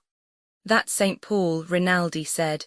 He was a rounder and a chaser, and then when he was no longer hot he said it was no good. When he was finished he made the rules for us who are still hot. Isn't it true, Federico? The Major smiled. We were eating meat stew now. I never discuss a saint after dark, I said. The priest looked up from the stew and smiled at me. There he is, gone over with the priest, Rinaldi said. Where are all the good old priest-baiters? Where is Cavalcanti? Where is Brundy? Where is Cesare? Do I have to bait this priest alone without support? He is a good priest, said the Major. He is a good priest, said Rinaldi, but still a priest. I try to make the mess like the old days. I want to make Federico happy. To hell with you, priest. I saw the Major look at him and notice that he was drunk. His thin face was white. The line of his hair was very black against the white of his forehead. It's all right, Rinaldo, said the priest. It's all right. To hell with you, said Rinaldi. To hell with the whole damn business. He sat back in his chair. He's been under a strain and he's tired, the Major said to me. He finished his meat and wiped up the gravy with a piece of bread. I don't give a damn, Rinaldi said to the table. To hell with the whole business. He looked defiantly around the table, his eyes flat, his face pale. All right, I said. To hell with the whole damn business. No, no, said Rinaldi. You can't do it, you can't do it. I say you can't do it. You're dry and you're empty and there's nothing else. There's nothing else, I tell you, not a damned thing. I know when I stop working. The priest shook his head. The orderly took away the stew dish. What are you eating meat for? Rinaldi turned to the priest. Don you know it's Friday? It's Thursday, the priest said. It's a lie, it's Friday. You're eating the body of our Lord, it's God meat, I know. It's dead Austrian, that's what you're eating. The white meat is from officers, I said, completing the old joke. Rinaldi laughed, he filled his glass. Don't mind me, he said, I'm just a little crazy. You ought to have a leave, the priest said. The Major shook his head at him. Rinaldi looked at the priest. You think I ought to have a leave? The Major shook his head at the priest. Rinaldi was looking at the priest. Just as you like, the priest said. Not if you don't want.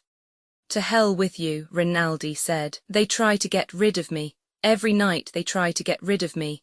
I fight them off. What if I have it? Everybody has it. The whole world's got it. First, he went on, assuming the manner of a lecturer, it's a little pimple. Then we notice a rash between the shoulders. Then we notice nothing at all. We put our faith in Mercury. Or Salvarson, the Major interrupted quietly. A mercurial product, Rinaldi said. He acted very elated now. I know something worth two of that. Good old priest, he said. You'll never get it, baby will get it. It's an industrial accident. It's a simple industrial accident. The orderly brought in the sweet and coffee. The dessert was a sort of black bread pudding with hard sauce. The lamp was smoking, the black smoke going close up inside the chimney. Bring 2 candles and take away the lamp, the Major said. The orderly brought 2 lighted candles each in a saucer and took out the lamp, blowing it out. Rinaldi was quiet now, he seemed all right. We talked, and after the coffee we all went out into the hall. You want to talk to the priest? I have to go in the town, Rinaldi said. Good night, priest. Good night, Rinaldo, the priest said. I'll see you, Freddy, Rinaldi said. Yes, I said, come in early. He made a face and went out the door. The Major was standing with us. He's very tired and overworked, he said. He thinks too he has syphilis. I don't believe it, but he may have. He is treating himself for it. Good night, you will leave before daylight, Enrico. Yes, goodbye then, he said. Good luck, Peduzzi will wake you and go with you. Goodbye, Signor Maggia. Goodbye, they talk about an Austrian offensive, but I don't believe it. I hope not, but anyway it won't be here. Gino will tell you everything. The telephone works well now. I'll call regularly. Please do. Good night. Don't let Rinaldi drink so much brandy. I'll try not to. Good night, priest. Good night, Signor Maggia. He went off into his office. Chapter 28. I went to the door and looked out. It had stopped raining, but there was a mist. Should we go upstairs? I asked the priest. I can only stay a little while. Come on up. We climbed the stairs and went into my room. I lay down on Rinaldi's bed. The priest sat on my cot that the orderly had set up. It was dark in the room. Well, he said, how are you really? I'm all right. I'm tired tonight. I'm tired too, but from no cause. What about the war? I think it will be over soon. I don't know why, but I feel it. How do you feel it? You know how your major is, gentle. Many people are like that now. I feel that way myself, I said. It has been a terrible summer, said the priest. He was surer of himself now than when I had gone away. You cannot believe how it has been, except that you have been there and you know how it can be. Many people have realized the war this summer. Officers whom I thought could never realize it now. What will happen? I stroked the blanket with my hand. I do not know, but I do not think it can go on much longer. What will happen? They will stop fighting. Who? Both sides. I hope so, I said. You don't believe it. I don't believe both sides will stop fighting at once. I suppose not. It is too much to expect. But when I see the changes in men, I do not think it can go on. Who won the fighting this summer? No one. The Austrians won. I said, they kept them from taking San Gabriel. They've won. They won't stop fighting. If they feel as we feel, they may stop. They have gone through the same thing. No one ever stopped when they were winning. You discourage me. I can only say what I think. Then you think it will go on and on, nothing will ever happen. I don't know. I only think the Austrians will not stop when they have won a victory. It is in defeat that we become Christian. The Austrians are Christians, except for the Bosnians. I don't mean technically Christian, I mean like our Lord. He said nothing. We are all gentler now because we are beaten. How would our Lord have been if Peter had rescued him in the garden? He would have been just the same. I don't think so, I said. You discourage me, he said. I believe and I pray that something will happen. I have felt it very close. Something may happen, I said, but it will happen only to us. If they felt the way we do, it would be all right, but they have beaten us, they feel another way. Many of the soldiers have always felt this way. It is not because they were beaten. They were beaten to start with. They were beaten when they took them from their farms and put them in the army. That is why the peasant has wisdom, because he is defeated from the start. Put him in power and see how wise he is. He did not say anything, he was thinking. Now I am depressed myself, I said. That's why I never think about these things. I never think, and yet when I begin to talk I say the things I have found out in my mind without thinking. I had hoped for something. Defeat? No, something more. There isn't anything more except victory. It may be worse. I hoped for a long time for victory. Me too. Now I don't know. It has to be one or the other. I don't believe in victory anymore. I don't, but I don't believe in defeat, though it may be better. What do you believe in? In sleep, I said. He stood up. I am very sorry to have stayed so long, but I like so to talk with you. It is very nice to talk again. I said that about sleeping, meaning nothing. We stood up and shook hands in the dark. I sleep at 307 now, he said. I go out on post early tomorrow. I'll see you when you come back. We'll have a walk and talk together. I walked with him to the door. Don't go down, he said. It is very nice that you are back, though not so nice for you.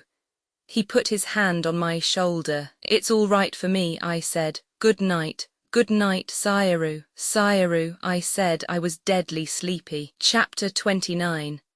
I woke when Rinaldi came in, but he did not talk, and I went back to sleep again. In the morning I was dressed and gone before it was light. Rinaldi did not wake when I left. I had not seen the Bainsizzer before, and it was strange to go up the slope where the Austrians had been, beyond the place on the river where I had been wounded. There was a steep new road and many trucks. Beyond, the road flattened out and I saw woods and steep hills in the mist. There were woods that had been taken quickly and not smashed. Then beyond where the road was not protected by the hills, it was screened by matting on the sides and over the top. The road ended in a wrecked village. The lines were up beyond. There was much artillery around. The houses were badly smashed, but things were very well organized and there were signboards everywhere. We found Gino and he got us some coffee, and later I went with him and met various people and saw the posts. Gino said the British cars were working further down the Bainsizzer at Ravny. He had great admiration for the British. There was still a certain amount of shelling, he said, but not many wounded. There would be many sick now the rains had started. The Austrians were supposed to attack, but he did not believe it. We were supposed to attack too, but they had not brought up any new troops, so he thought that was off too. Food was scarce, and he would be glad to get a full meal in Gorizia. What kind of supper had I had? I told him, and he said that would be wonderful. He was especially impressed by the dolce. I did not describe it in detail, only said it was a dolce, and I think he believed it was something more elaborate than bread pudding. Did I know where he was going to go? I said I didn't, but that some of the other cars were at Caporetto. He hoped he would go up that way. It was a nice little place, and he liked the high mountain hauling up beyond. He was a nice boy, and everyone seemed to like him. He said where it really had been hell was at San Gabriel and the attack beyond Lom that had gone bad. He said the Austrians had a great amount of artillery in the woods along Turnover Ridge beyond and above us, and shelled the roads badly at night. There was a battery of naval guns that had gotten on his nerves. I would recognize them because of their flat trajectory. You heard the report, and then the shriek commenced almost instantly. They usually fired 2 guns at once, one right after the other, and the fragments from the burst were enormous. He showed me one, a smoothly jagged piece of metal over a foot long. It looked like babbiting metal. I don't suppose they are so effective, Gino said, but they scare me. They all sound as though they came directly for you. There is the boom, then instantly the shriek and burst. What's the use of not being wounded if they scare you to death? He said there were Croats in the lines opposite us now and some Magyars. Our troops were still in the attacking positions. There was no wire to speak of and no place to fall back to if there should be an Austrian attack. There were fine positions for defence along the low mountains that came up out of the plateau, but nothing had been done about organising them. For defence, what did I think about the Bainsizzer anyway? I had expected it to be flatter, more like a plateau. I had not realised it was so broken up. Alto piano, Gino said, but no piano. We went back to the cellar of the house where he lived. I said I thought a ridge that flattened out on top and had a little depth would be easier and more practical to hold than a succession of small mountains. It was no harder to attack up a mountain than on the level, I argued. That depends on the mountains, he said. Look at San Gabriel. Yes, I said, but where they had trouble was at the top where it was flat. They got up to the top easy enough. Not so easy, he said. Yes, I said, but that was a special case because it was a fortress rather than a mountain anyway. The Austrians had been fortifying it for years. I meant tactically speaking in a war where there was some movement, a succession of mountains were nothing to hold as a line because it was too easy to turn them. You should have possible mobility, and a mountain is not very mobile. Also, people always overshoot downhill. If the flank were turned, the best men would be left on the highest mountains. I did not believe in a war in mountains. I had thought about it a lot, I said. You pinched off one mountain and they pinched off another, but when something really started, everyone had to get down off the mountains. What were you going to do if you had a mountain frontier? He asked. I had not worked that out yet, I said, and we both laughed.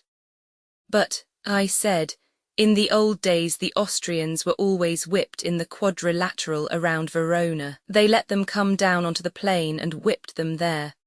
Yes, said Gino, but those were Frenchmen and you can work out military problems clearly when you are fighting in somebody else's country. Yes, I agreed. When it is your own country you cannot use it so scientifically. The Russians did to trap Napoleon. Yes, but they had plenty of country. If you tried to retreat to trap Napoleon in Italy you would find yourself in Brindisi. A terrible place, said Gino. Have you ever been there, not to stay? I am a patriot, Gino said, but I cannot love Brindisi or Taranto. Do you love the Bain scissor? I asked. The soil is sacred, he said, but I wish it grew more potatoes. You know, when we came here we found fields of potatoes the Austrians had planted. Has the food really been short?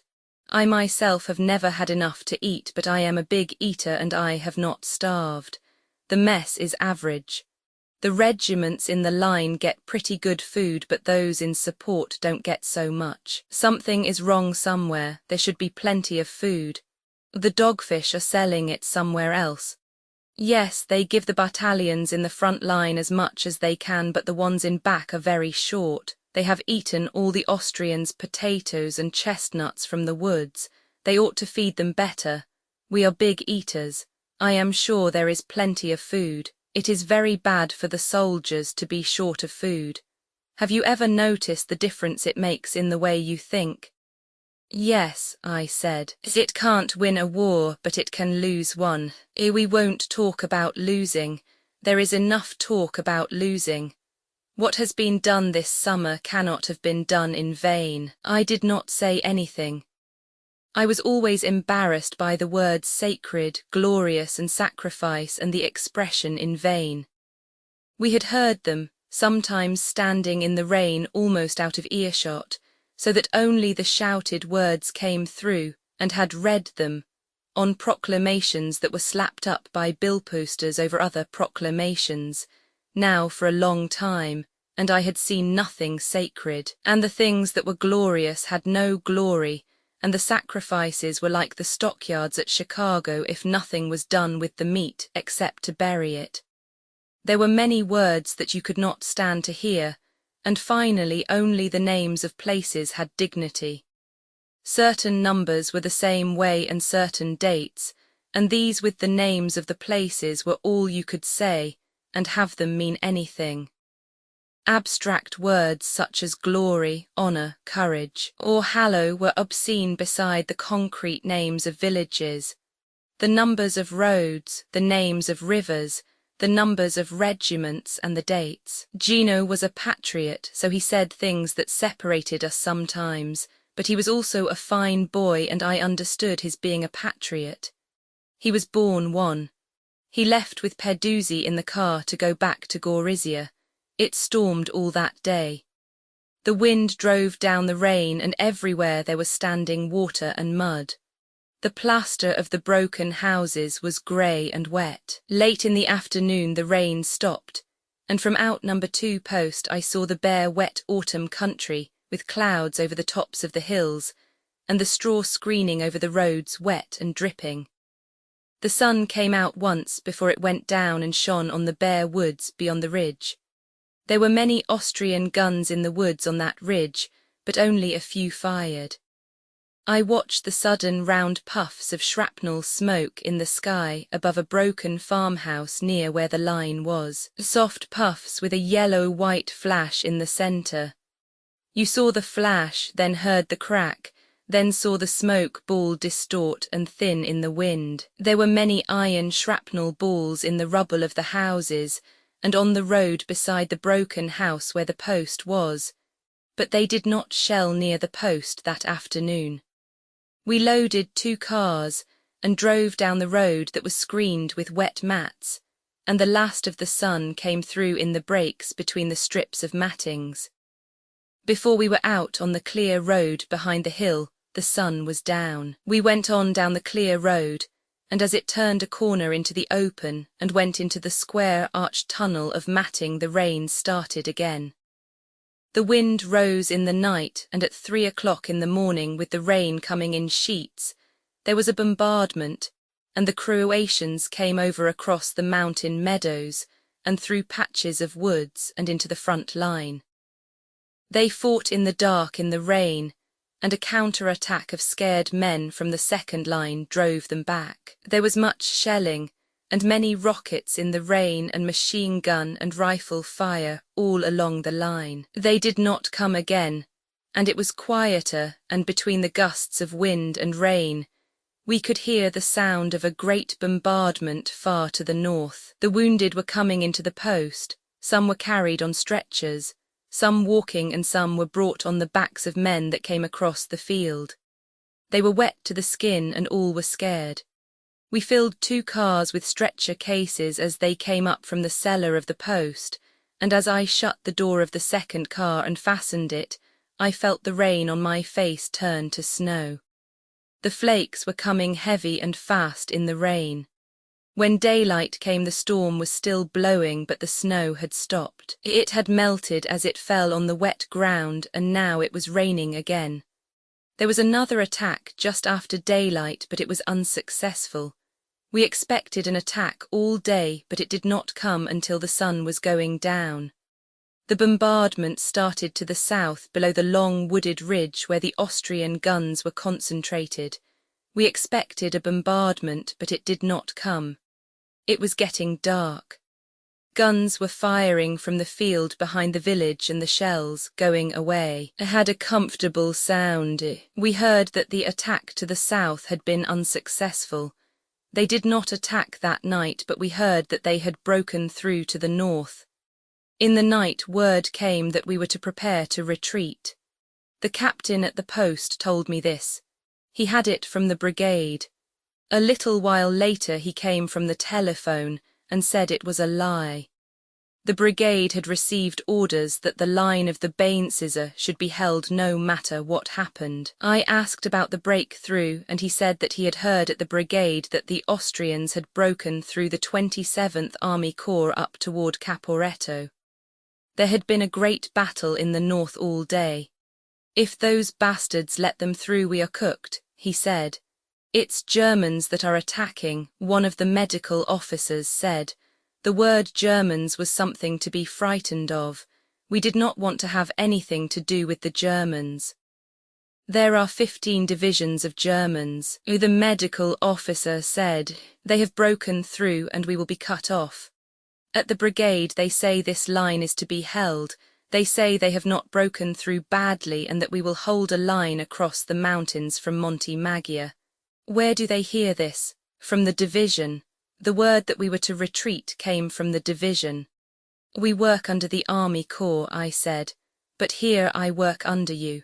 Naturally, when you tell me to go, I will go, but get the orders straight. The orders are that we stay here. You clear the wounded from here to the clearing station.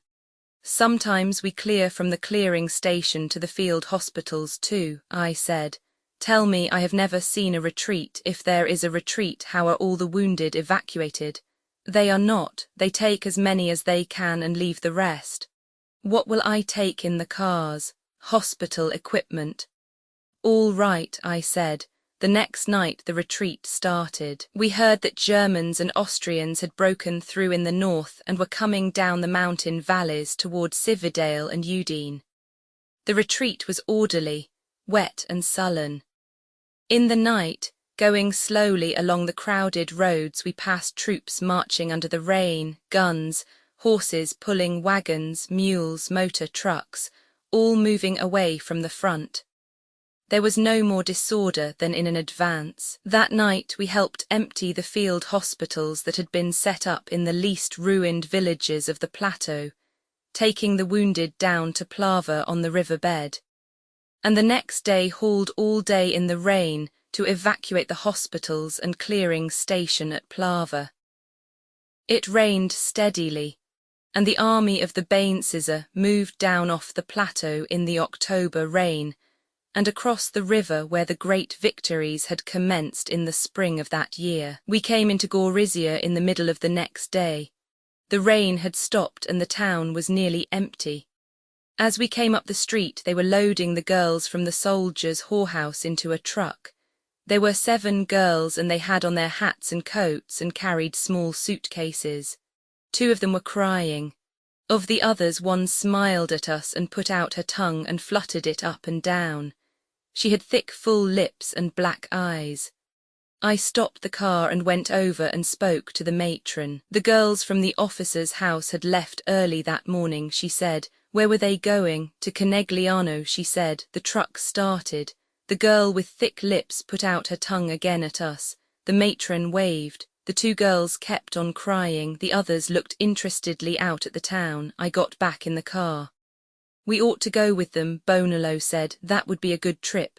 We'll have a good trip, I said. We'll have a hell of a trip. That's what I mean, I said. We came up the drive to the villa. I'd like to be there when some of those tough babies climb in and try and hop them. You think they will? Sure, everybody in the Second Army knows that matron. We were outside the villa. They call her the Mother Superior, Bonello said. The girls are new but everybody knows her. They must have brought them up just before the retreat. They'll have a time. I'll say they'll have a time. I'd like to have a crack at them for nothing. They charge too much at that house anyway. The government gyps us. Take the car out and have the mechanics go over it, I said. Change the oil and check the differential. Fill it up and then get some sleep.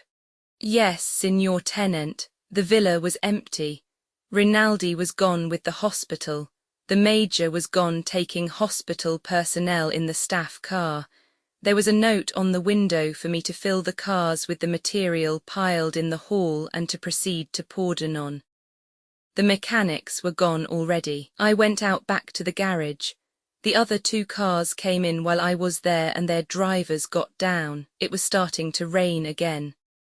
I'm so sleepy I went to sleep 3 times coming here from Plava, Peony said. What are we going to do, Tenant? We'll change the oil, grease them, fill them up, then take them around in front and load up the junk they've left. Then do we start? No, we'll sleep for 3 hours. Christ, I'm glad to sleep, Bonello said, as I couldn't keep awake driving. How's your car, Imo? I asked. It's all right. Get me a monkey suit and I'll help you with the oil. Don't you do that, Tenant, Imo said. It's nothing to do, you go and pack your things. My things are all packed, I said. I'll go and carry out the stuff that they left for us. Bring the cars around as soon as they are ready. They brought the cars around to the front of the villa and we loaded them with the hospital equipment which was piled in the hallway. When it was all in, the 3 cars stood in line down the driveway under the trees in the rain. We went inside. Make a fire in the kitchen and dry your things, I said. I don't care about dry clothes, Peony said. I want to sleep. I'm going to sleep on the major's bed, Bonello said. I'm going to sleep where the old man corks off. I don't care where I sleep, Peony said. There are 2 beds in here. I opened the door. I never knew what was in that room, Bonello said. That was old Fishface's room, Peony said. You 2 sleep in there, I said. I'll wake you. The Austrians will wake us if you sleep too long, Tenant, Bonello said. I won't oversleep, I said. Where's Imo? He went out in the kitchen. Get to sleep, I said. I'll sleep, Peony said. I've been asleep, sitting up all day. The whole top of my head kept coming down over my eyes. Take your boots off, Bonello said. That's old Fishface's bed. Fishface is nothing to me. Peony lay on the bed, his muddy boots straight out, his head on his arm. I went out to the kitchen. Imo had a fire in the stove and a kettle of water on. I thought I'd start some pasta asciutta, he said. We'll be hungry when we wake up. Aren't you sleepy, Bartolomeo? Not so sleepy. When the water boils, I'll leave it. The fire will go down. You'd better get some sleep, I said. We can eat cheese and monkey meat. This is better, he said. Something hot will be good for those 2 anarchists. You go to sleep, Tenant. There's a bed in the major's room. You sleep there. No, I'm going up to my old room. Do you want a drink, Bartolomeo? When we go, tenant, now it wouldn't do me any good. If you wake in 3 hours and I haven't called you, wake me, will you? I haven't any watch. Tenant, there's a clock on the wall in the Major's room. All right. I went out then through the dining room and the hall and up the marble stairs to the room where I had lived with Rinaldi. It was raining outside. I went to the window and looked out. It was getting dark and I saw the 3 cars standing in line under the trees. The trees were dripping in the rain. It was cold and the drops hung to the branches. I went back to Rinaldi's bed and lay down and let sleep take me. We ate in the kitchen before we started. Imo had a basin of spaghetti with onions and tinned meat chopped up in it. We sat around the table and drank 2 bottles of the wine that had been left in the cellar of the villa. It was dark outside and still raining. Peony sat at the table very sleepy. I like a retreat better than an advance, Bonolo said. On a retreat we drink Barbara. We drink it now. Tomorrow maybe we drink rain water, Imo said. Tomorrow we'll be in Udine, we'll drink champagne. That's where the slackers live. Wake up, Peony, we'll drink champagne tomorrow in Udine. I'm awake, Peony said. He filled his plate with the spaghetti and meat. Couldn't you find tomato sauce, Barto? There wasn't any, Imo said. We'll drink champagne in Udine, Bonolo said. He filled his glass with the clear red Barbara. We may drink before Udine, Peony said. Have you eaten enough, tenant? Imo asked. I've got plenty. Give me the bottle, Bartolomeo. I have a bottle apiece to take in the cars, Imo said. Did you sleep at all? I don't need much sleep, I slept a little. Tomorrow we'll sleep in the king's bed, Bonolo said. He was feeling very good. Tomorrow maybe we'll sleep in, Peony said. I'll sleep with the queen, Bonolo said. He looked to see how I took the joke. You'll sleep with, Peony said sleepily. That's treason, tenant, Bonolo said. Isn't that treason? Shut up, I said. You get too funny with a little wine. Outside it was raining hard. I looked at my watch. It was 9:30. It's time to roll, I said and stood up. Who are you going to ride with, tenant? Bonolo asked. With Imo, then you come, then Peony. We'll start out on the road for Cormans. I'm afraid I'll go to sleep, Peony said. All right, I'll ride with you, then Bonolo, then Imo. That's the best way, Peony said, because I'm so sleepy. I'll drive and you sleep a while. No, I can drive just so long as I know somebody will wake me up if I go to sleep. I'll wake you up. Put out the lights, Barto. You might as well leave them, Bonolo said. We've got no more use for this place. I have a small locker trunk in my room, I said. Will you help take it down, Peony? We'll take it, Peony said. Come on, Aldo. He went off into the hall with Bonolo. I heard them going upstairs. This was a fine place, Bartolomeo Imo said.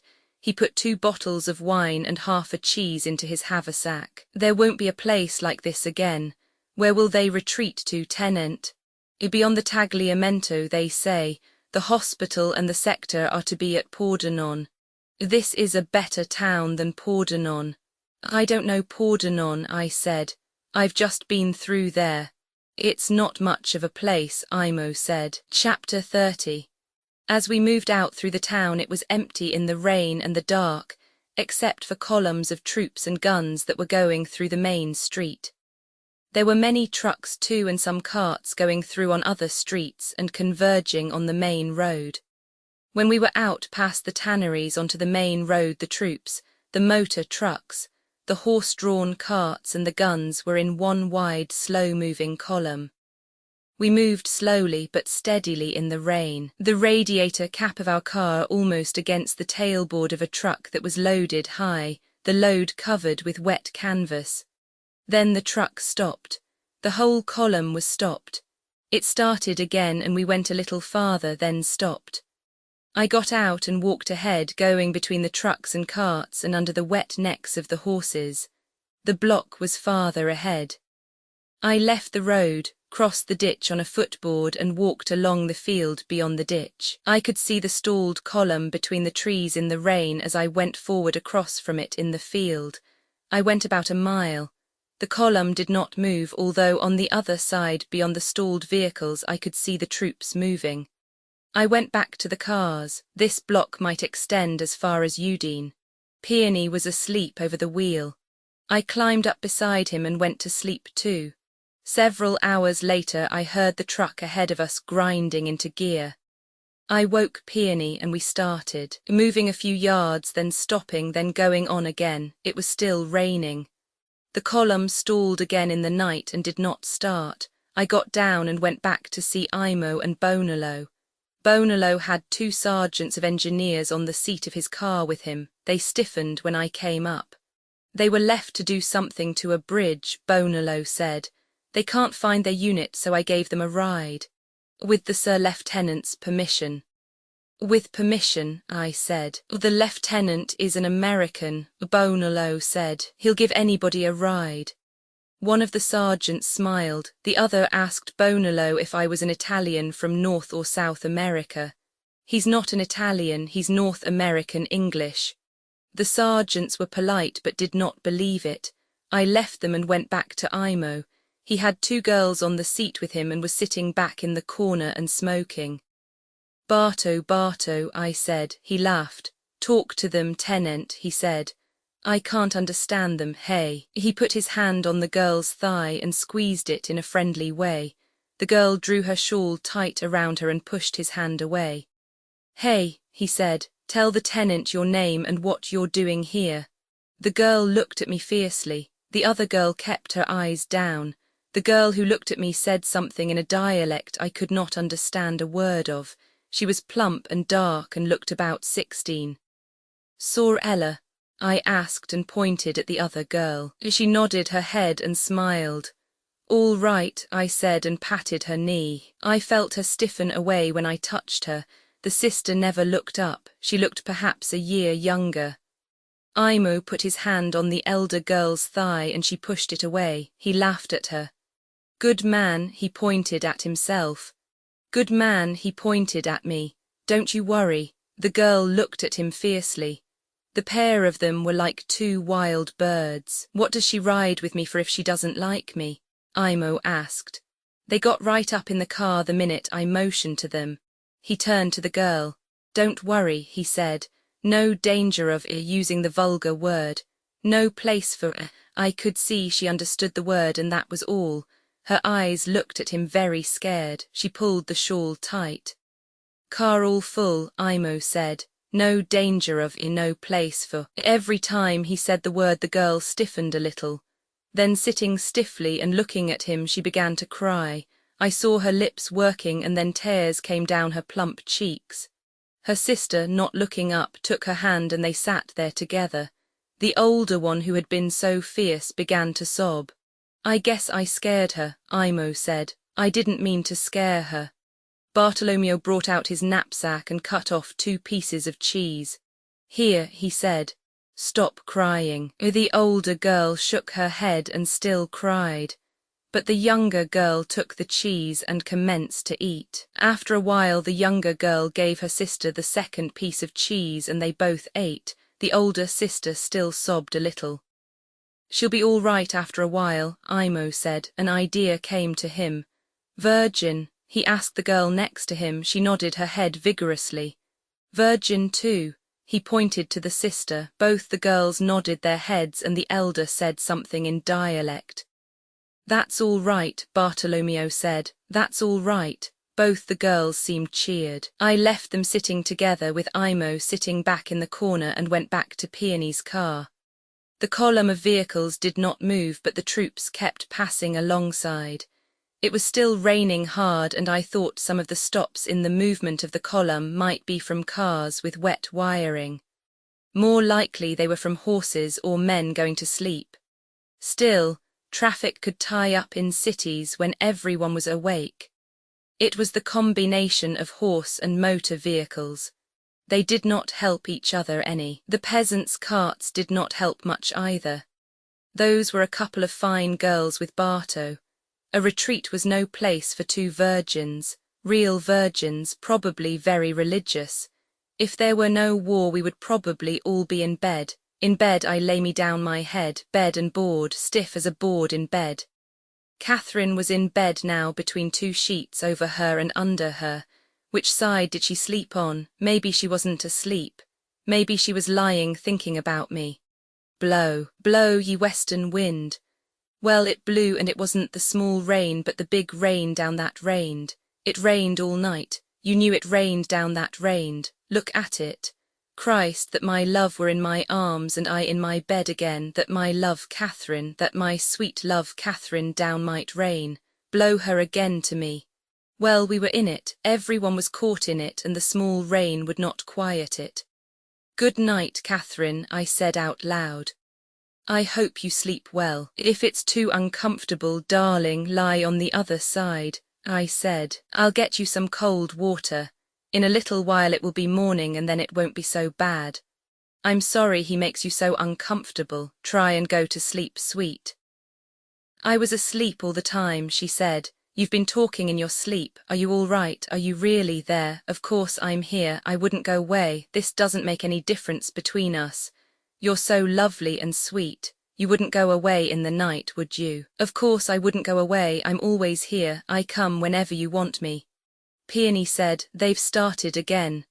I was dopey, I said. I looked at my watch. It was 3 o'clock in the morning. I reached back behind the seat for a bottle of the Barbara.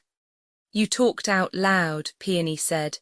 I was having a dream in English, I said. The rain was slacking and we were moving along. Before daylight we were stalled again, and when it was light we were at a little rise in the ground, and I saw the road of the retreat stretched out far ahead. Everything stationary, except for the infantry filtering through.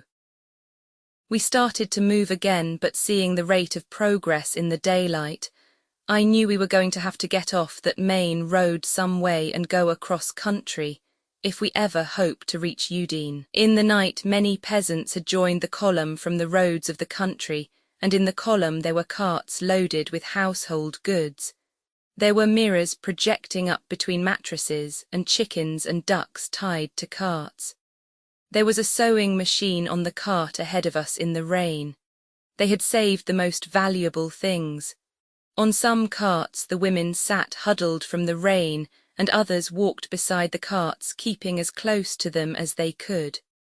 There were dogs now in the column, keeping under the wagons as they moved along.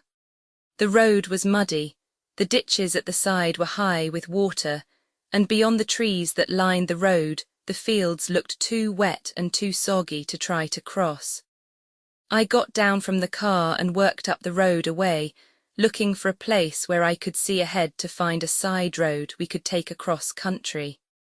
I knew there were many side roads, but did not want one that would lead to nothing. I could not remember them, because we had always passed them bowling along in the car on the main road, and they all looked much alike.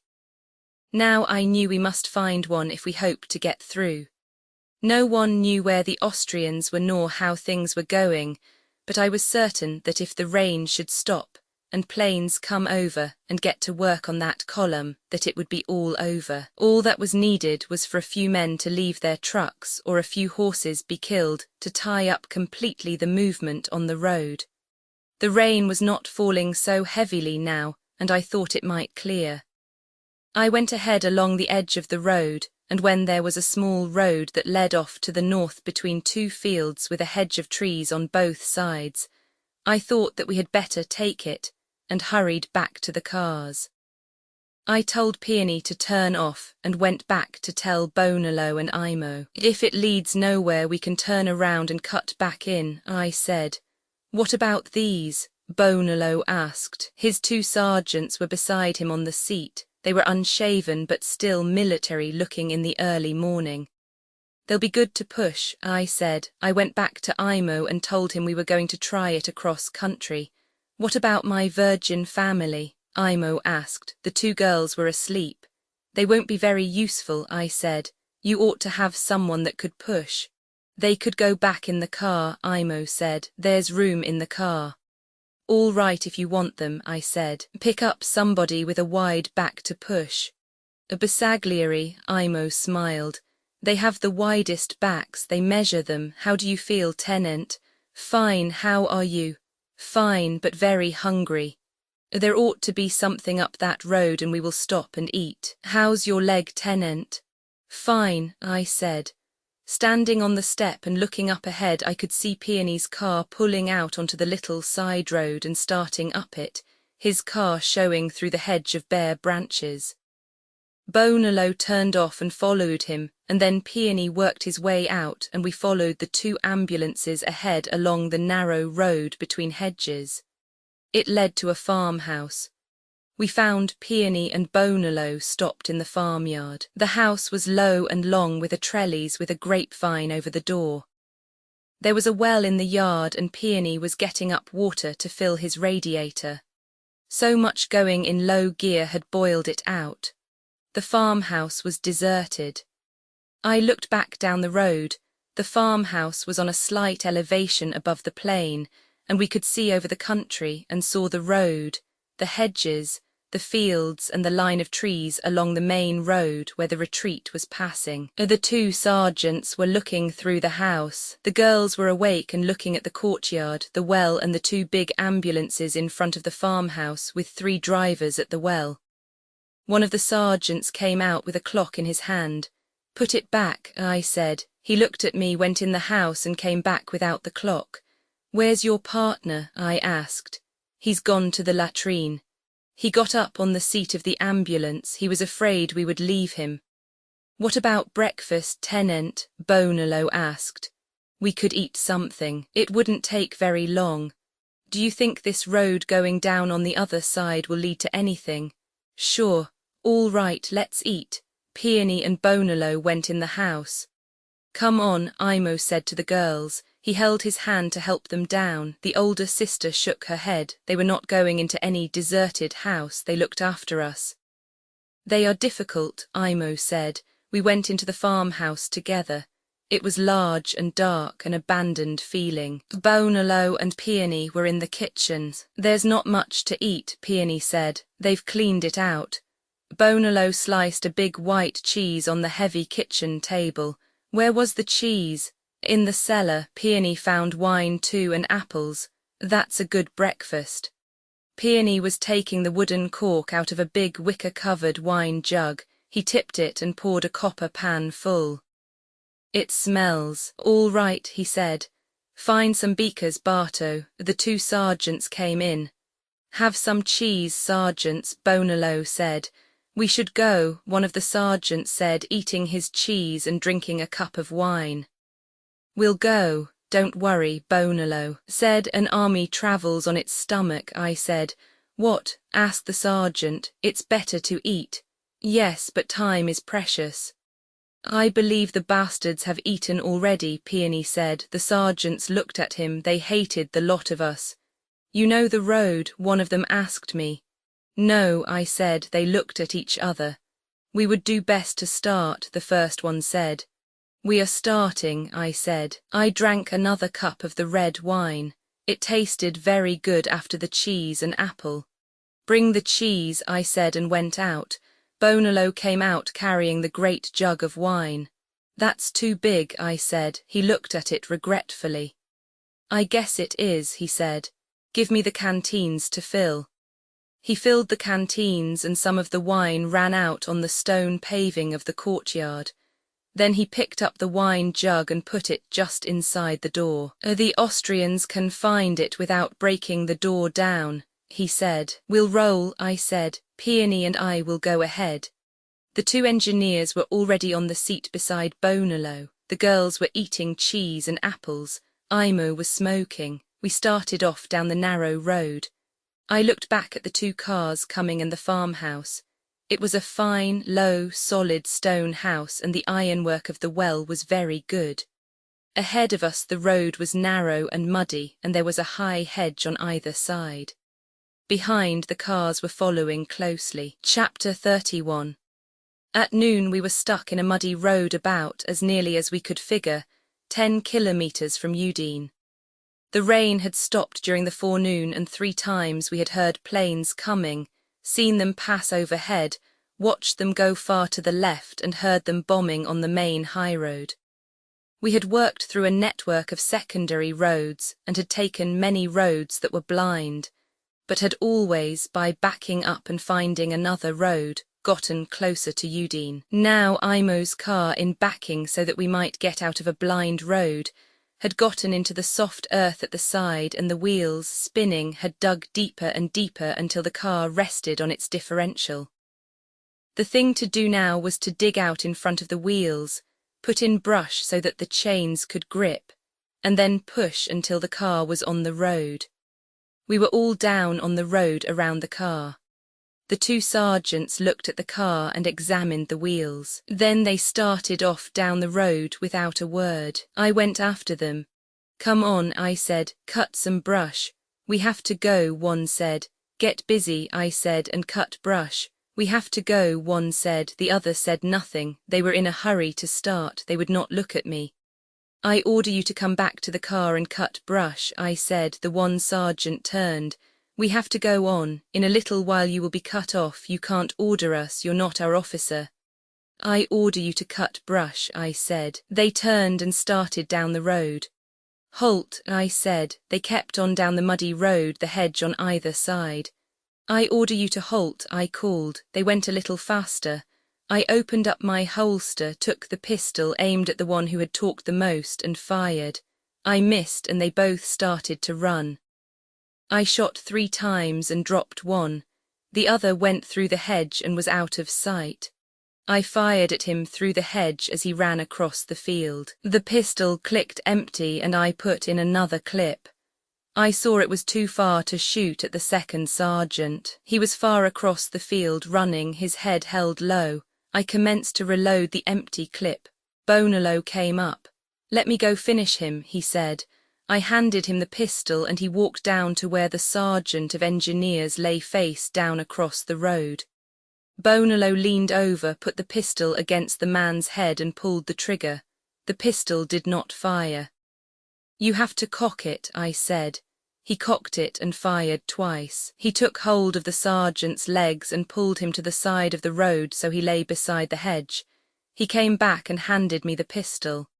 "The son of a bitch," he said. He looked toward the sergeant. "You see me shoot him, Tenant. We've got to get the brush quickly," I said. "Did I hit the other one at all?" "I don't think so," Imo said. "He was too far away to hit with a pistol." "The dirty scum," Peony said. We were all cutting twigs and branches. Everything had been taken out of the car. Bonello was digging out in front of the wheels. When we were ready, Imo started the car and put it into gear. The wheels spun round, throwing brush and mud. Bonello and I pushed until we could feel our joints crack. The car would not move. "Rock her back and forth, Barto," I said. He drove the engine in reverse, then forward. The wheels only dug in deeper. Then the car was resting on the differential again, and the wheels spun freely in the holes they had dug. I straightened up. "We'll try her with a rope," I said. "I don't think it's any use, Tenant. You can't get a straight pull." "We have to try it," I said. "She won't come out any other way." Peony's and Bonello's cars could only move straight ahead down the narrow road. We roped both cars together and pulled. The wheels only pulled sideways against the ruts. "It's no good," I shouted. "Stop it." Peony and Bonello got down from their cars and came back. Imo got down. The girls were up the road about 40 yards, sitting on a stone wall. "What do you say, Tenant?" Bonello asked. "We'll dig out and try once more with the brush," I said. I looked down the road. It was my fault.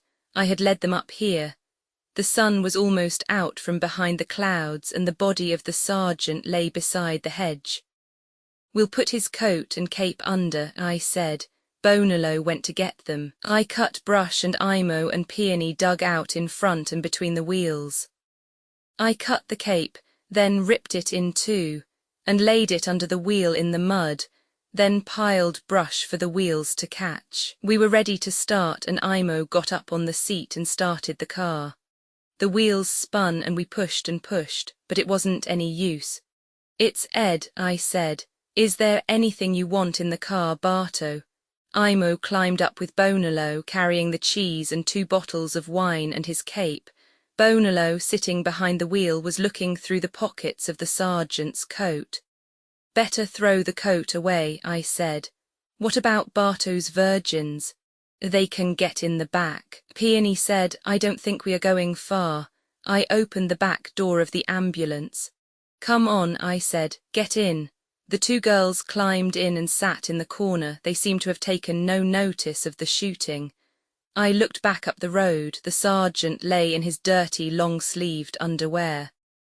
I got up with Peony and we started. We were going to try to cross the field. When the road entered the field, I got down and walked ahead, if we could get across. There was a road on the other side. We could not get across. It was too soft and muddy for the cars. When they were finally and completely stalled, the wheels dug into the hubs, we left them in the field and started on foot for Udine. When we came to the road which led back toward the main highway, I pointed down it to the 2 girls. Go down there, I said. You'll meet people. They looked at me. I took out my pocketbook and gave them each a 10-lira note. Go down there, I said, pointing. Friends, family. They did not understand, but they held the money tightly and started down the road. They looked back as though they were afraid I might take the money back. I watched them go down the road, their shawls close around them, looking back apprehensively at us. The 3 drivers were laughing. How much will you give me to go in that direction, Tenant? Bonolo asked. They're better off in a bunch of people than alone if they catch them, I said. Give me 200 lire and I'll walk straight back toward Austria, Bonolo said. They'd take it away from you, Peony said. Maybe the war will be over, Imo said. We were going up the road as fast as we could. The sun was trying to come through. Beside the road were mulberry trees. Through the trees I could see our 2 big moving vans of cars stuck in the field. Peony looked back too. They'll have to build a road to get them out, he said. I wish to Christ we had bicycles, Bonolo said. Do they ride bicycles in America? Imo asked. They used to. Here it is a great thing, Imo said. A bicycle is a splendid thing. I wish to Christ we had bicycles, Bonolo said. I'm no walker. Is that firing? I asked. I thought I could hear firing a long way away. I don't know, Imo said. He listened. I think so, I said. The first thing we will see will be the cavalry, Peony said. I don't think they've got any cavalry. I hope to Christ not, Bonolo said. I don't want to be stuck on a lance by any cavalry. You certainly shot that sergeant, Tenant, Peony said. We were walking fast. I killed him, Bonolo said. I never killed anybody in this war, and all my life I've wanted to kill a sergeant. You killed him on the sit all right, Peony said. He wasn't flying very fast when you killed him. Never mind, that's one thing I can always remember. I killed that of a sergeant. What will you say in confession? Imo asked. I'll say, bless me, father, I killed a sergeant. They all laughed. He's an anarchist, Peony said. He doesn't go to church. Peony's an anarchist too, Bonolo said. Are you really anarchists? I asked. No, Tenant, we're socialists. We come from Imola. Haven't you ever been there? No. By Christ, it's a fine place, Tenant. You come there after the war and we'll show you something. Are you all socialists? Everybody. Is it a fine town? Wonderful. You never saw a town like that. How did you get to be socialists? We're all socialists. Everybody is a socialist. We've always been socialists. You come, Tenant, we'll make you a socialist too. Ahead the road turned off to the left and there was a little hill and beyond a stone wall an apple orchard. As the road went uphill they ceased talking. We walked along together, all going fast against time. Chapter 32. Later we were on a road that led to a river. There was a long line of abandoned trucks and carts on the road leading up to the bridge. No one was in sight. The river was high and the bridge had been blown up in the centre. The stone arch was fallen into the river and the brown water was going over it. We went on up the bank looking for a place to cross. Up ahead I knew there was a railway bridge and I thought we might be able to get across there. The path was wet and muddy. We did not see any troops, only abandoned trucks and stores. Along the river bank there was nothing and no one but the wet brush and muddy ground. We went up to the bank and finally we saw the railway bridge. What a beautiful bridge, Imo said. It was a long, plain iron bridge across what was usually a dry riverbed. We better hurry and get across before they blow it up, I said. There's nobody to blow it up, Peony said. They are all gone. It's probably mined, Bonalo said. You cross first, Tenent. Listen to the anarchist, Imo said. Make him go first. I'll go, I said. It won't be mine to blow up with one man. You see, Peony said, that is brains. Why haven't you brains, anarchist? If I had brains I wouldn't be here, Bonalo said. That's pretty good, Tenent, Imo said. That's pretty good, I said. We were close to the bridge now. The sky had clouded over again and it was raining a little. The bridge looked long and solid. Climbed up the embankment. Come one at a time, I said, and started across the bridge. I watched the ties and the rails for any tripwires or signs of explosive, but I saw nothing. Down below the gaps in the ties the river ran muddy and fast. Ahead across the wet countryside I could see Udine in the rain. Across the bridge I looked back. Just up the river was another bridge. As I watched, a yellow mud-coloured motor car crossed it. The sides of the bridge were high and the body of the car, once on, was out of sight, but I saw the heads of the driver, the man on the seat with him and the two men on the rear seat. They all wore German helmets. Then the car was over the bridge and out of sight behind the trees and the abandoned vehicles on the road.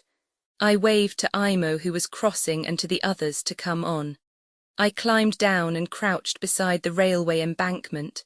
Imo came down with me. Did you see the car? I asked. No, we were watching you. A German staff car crossed on the upper bridge. The staff car? Yes, Holy Mary.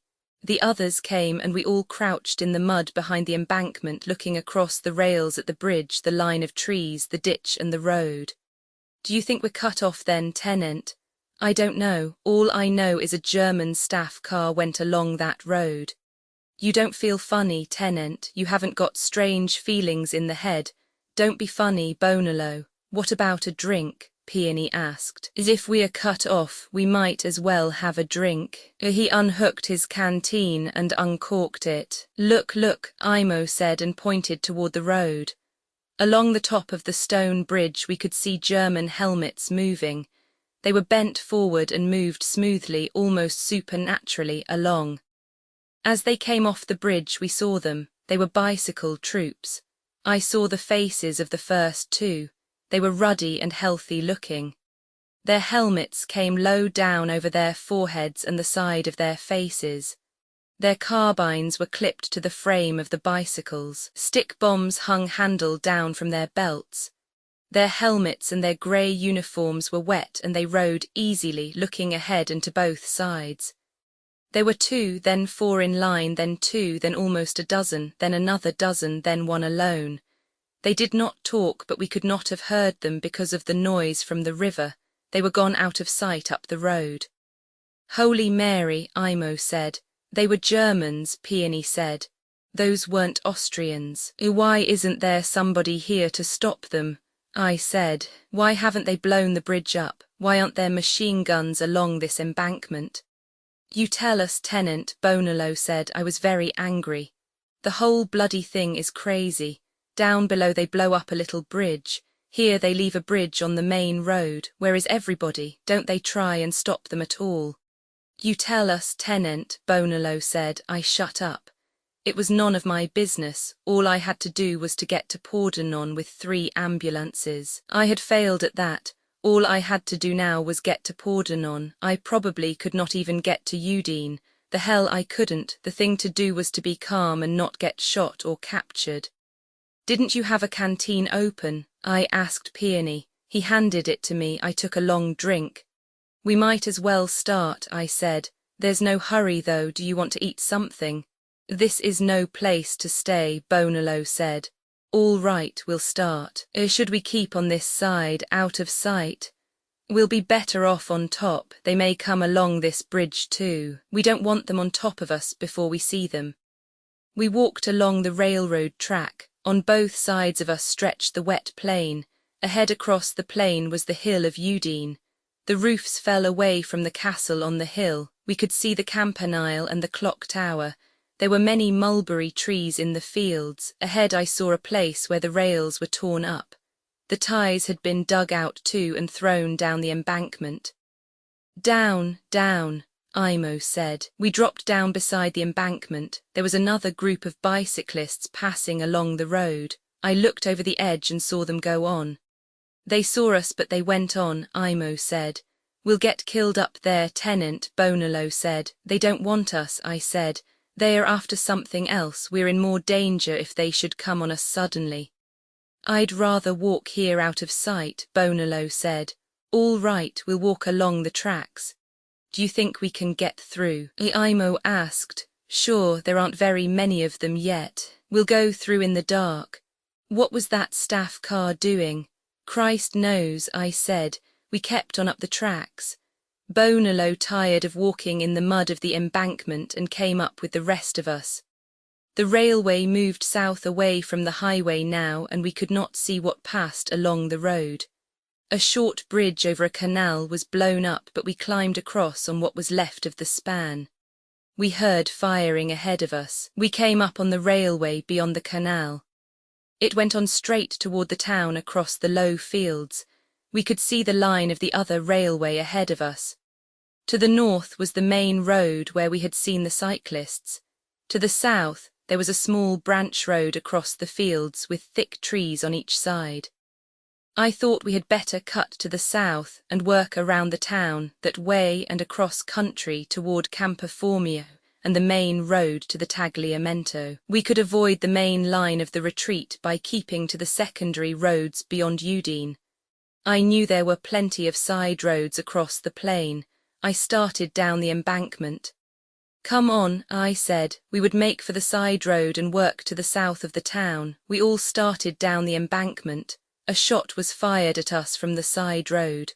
The bullet went into the mud of the embankment. Go on back, I shouted. I started up the embankment, slipping in the mud. The drivers were ahead of me. I went up the embankment as fast as I could go. 2 more shots came from the thick brush, and Imo, as he was crossing the tracks, lurched, tripped and fell face down. We pulled him down on the other side and turned him over. His head ought to be uphill, I said. Peony moved him around. He lay in the mud on the side of the embankment, his feet pointing downhill, breathing blood irregularly.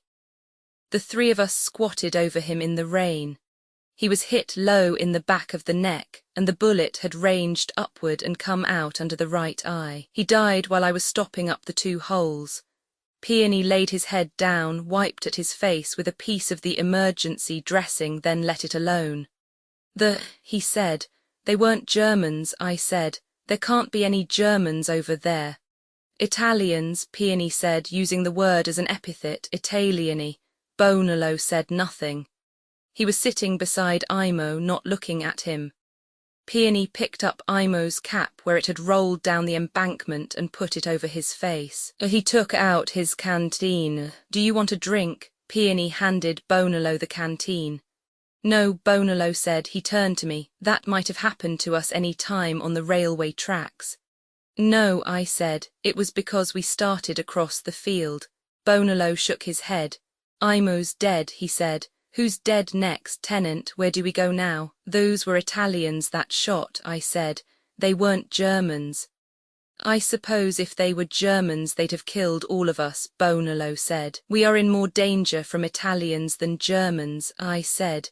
The rear guard are afraid of everything. The Germans know what they are after. You reason it out, Tenant, Bonalo said. Where do we go now? Peony asked. We better lie up some place till it's dark. If we could get south, we'd be all right.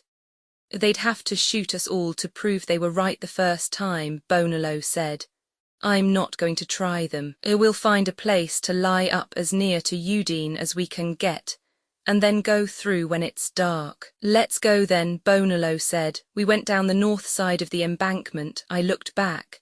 Imo lay in the mud with the angle of the embankment. He was quite small and his arms were by his side, his putty-wrapped legs and muddy boots together, his cap over his face. He looked very dead. It was raining. I had liked him as well as anyone I ever knew. I had his papers in my pocket and would write to his family. Ahead across the fields was a farmhouse. There were trees around it and the farm buildings were built against the house. There was a balcony along the second floor held up by columns. We better keep a little way apart, I said. I'll go ahead. I started toward the farmhouse. There was a path across the field. Crossing the field, I did not know but that someone would fire on us from the trees near the farmhouse or from the farmhouse itself. I walked toward it, seeing it very clearly. The balcony of the second floor merged into the barn, and there was hay coming out between the columns. The courtyard was of stone blocks and all the trees were dripping with the rain. There was a big empty two-wheeled cart, the shafts tipped high up in the rain. I came to the courtyard, crossed it and stood under the shelter of the balcony.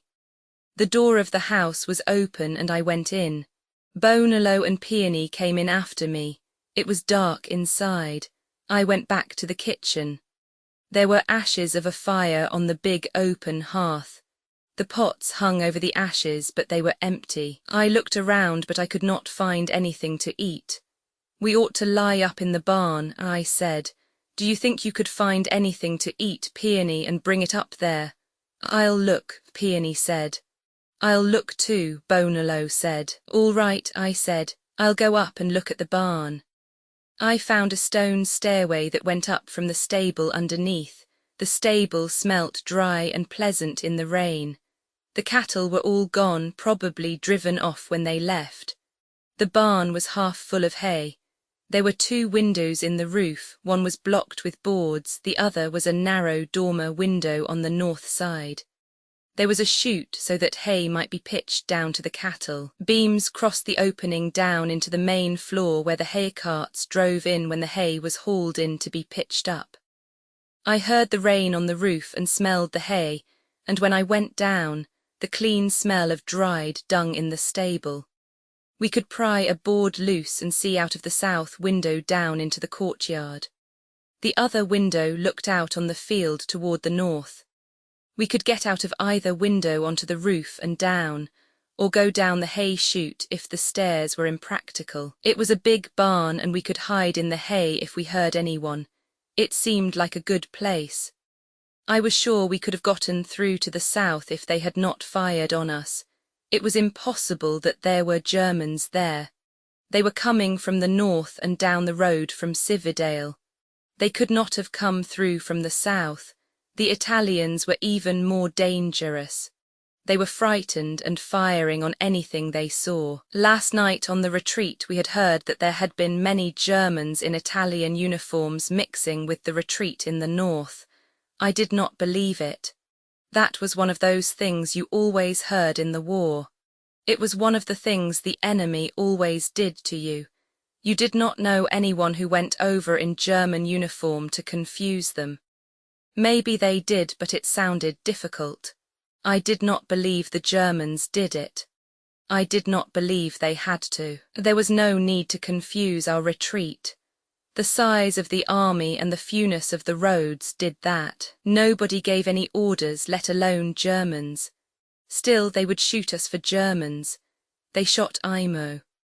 The hay smelled good, and lying in a barn in the hay took away all the years in between.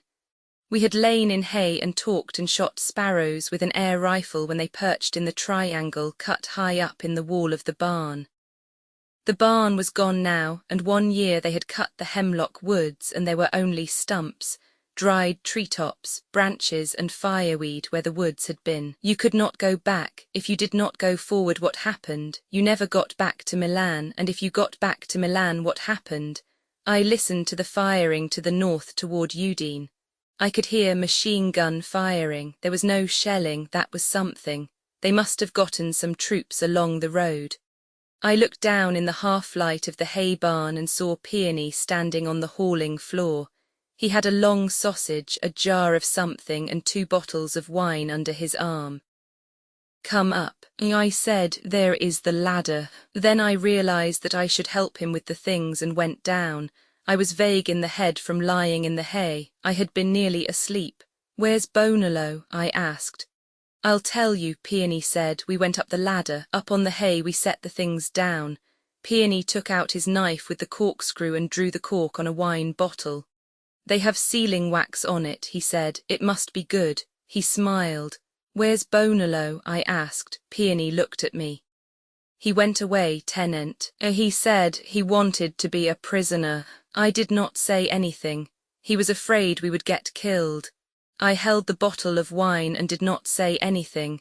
"You see, we don't believe in the war anyway, Tenant. Why didn't you go?" I asked. "I did not want to leave you." "Where did he go?" "I don't know, Tenant. He went away." "All right," I said. "Will you cut the sausage?"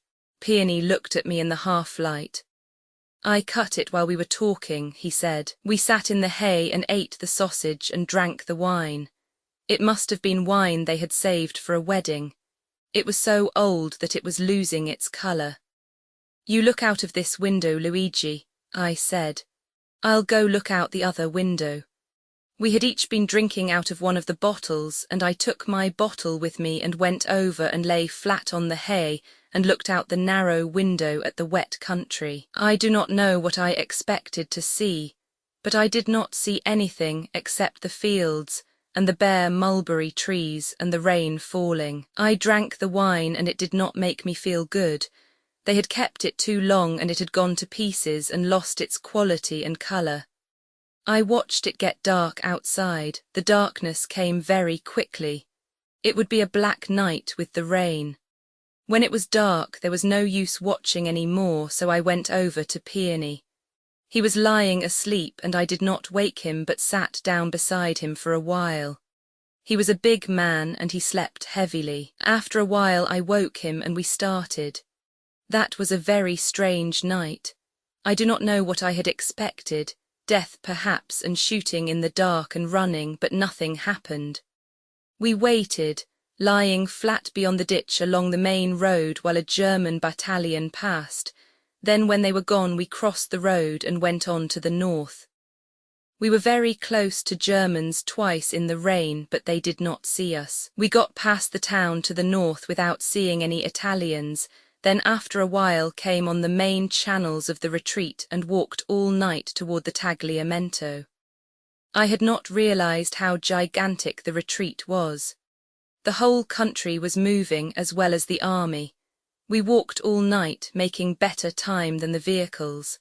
My leg ached and I was tired, but we made good time. It seemed so silly for Bonalo to have decided to be taken prisoner. There was no danger. We had walked through 2 armies without incident. If Imo had not been killed, there would never have seemed to be any danger. No one had bothered us when we were in plain sight along the railway. The killing came suddenly and unreasonably. I wondered where Bonalo was. "How do you feel, Tenant?" Peony asked. We were going along the side of a road crowded with vehicles and troops. "Fine. I'm tired of this walking." "Well, all we have to do is walk now. We don't have to worry." Bonalo was a fool. He was a fool, all right. What will you do about him, Tenant? I don't know. Can't you just put him down as taken prisoner? I don't know. You see, if the war went on, they would make bad trouble for his family. The war won't go on, a soldier said. We're going home, the war is over. Everybody's going home. We're all going home. Come on, Tenant, Peony said. He wanted to get past them. Tenant, who's a tenant, a basso glide officially, down with the officers. Peony took me by the arm. I better call you by your name, he said. They might try and make trouble. They've shot some officers. We worked up past them. I won't make a report that will make trouble for his family. I went on with our conversation. If the war is over, it makes no difference, Peony said. but I don't believe it's over. It's too good that it should be over. We'll know pretty soon, I said. I don't believe it's over. They all think it's over, but I don't believe it. Viva la pace, a soldier shouted out. We're going home. It would be fine if we all went home, Peony said. Wouldn't you like to go home? Yes, we'll never go. I don't think it's over. Andirmo a casa, a soldier shouted. They throw away their rifles, Peony said. They take them off and drop them down while they are marching. Then they shout. They ought to keep their rifles. They think if they throw away their rifles they can't make them fight. In the dark and the rain, making our way along the side of the road, I could see that many of the troops still had their rifles. They stuck up above the capes. What brigade are you? An officer called out. Brigata di Pace, someone shouted. Peace Brigade. The officer said nothing. What does he say? What does the officer say? Down with the officer. Viva la Pace. Come on, Peony said. We passed 2 British ambulances abandoned in the block of vehicles. They are from Gorizia, Peony said. I know the cars. They got further than we did. They started earlier. I wonder where the drivers are. Up ahead, probably. The Germans have stopped outside Udine, I said. These people will all get across the river. Yes, Peony said. That's why I think the war will go on. The Germans could come on, I said. I wonder why they don't come on. I don't know anything about this kind of war. They have to wait for their transport, I suppose. I don't know, Peony said. Alone he was much gentler. When he was with the others he was a very rough talker. Are you married, Luigi? You know I am married. Is that why you did not want to be a prisoner? That is one reason. Are you married, Tenant? No, neither is Bonello. You can't tell anything by a man's being married, but I should think a married man would want to get back to his wife, I said. I would be glad to talk about wives. Yes, how are your feet? They are sore enough. Before daylight we reached the bank of the Tagliamento and followed down along the flooded river to the bridge where all the traffic was crossing. They ought to be able to hold at this river, Peony said. In the dark the flood looked high. The water swirled and it was wide. The wooden bridge was nearly 3/4 of a mile across, and the river that usually ran in narrow channels in the wide stony bed far below the bridge was close under the wooden planking.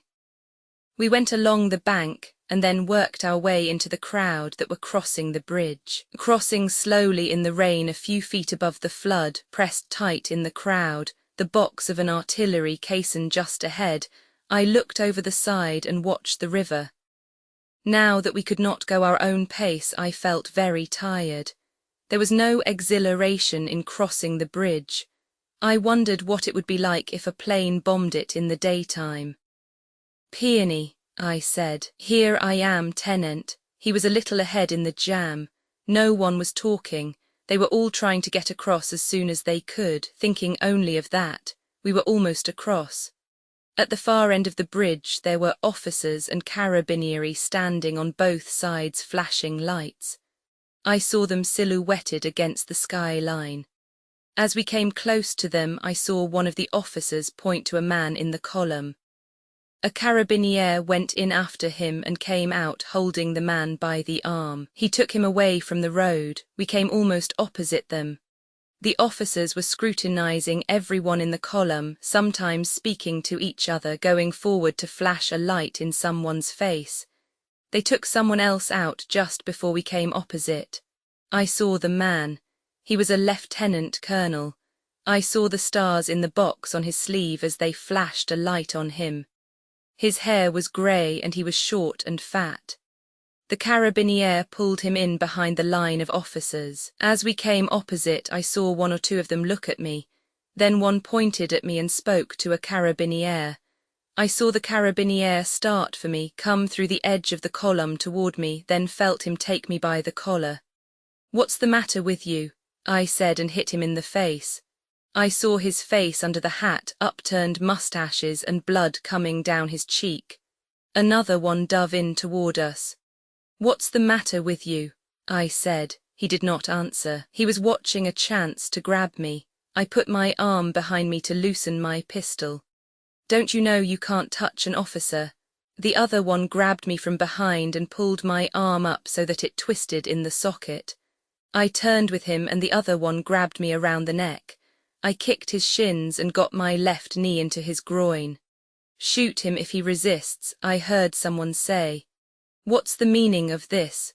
I tried to shout, but my voice was not very loud. They had me at the side of the road now. Shoot him if he resists, an officer said. Take him over back.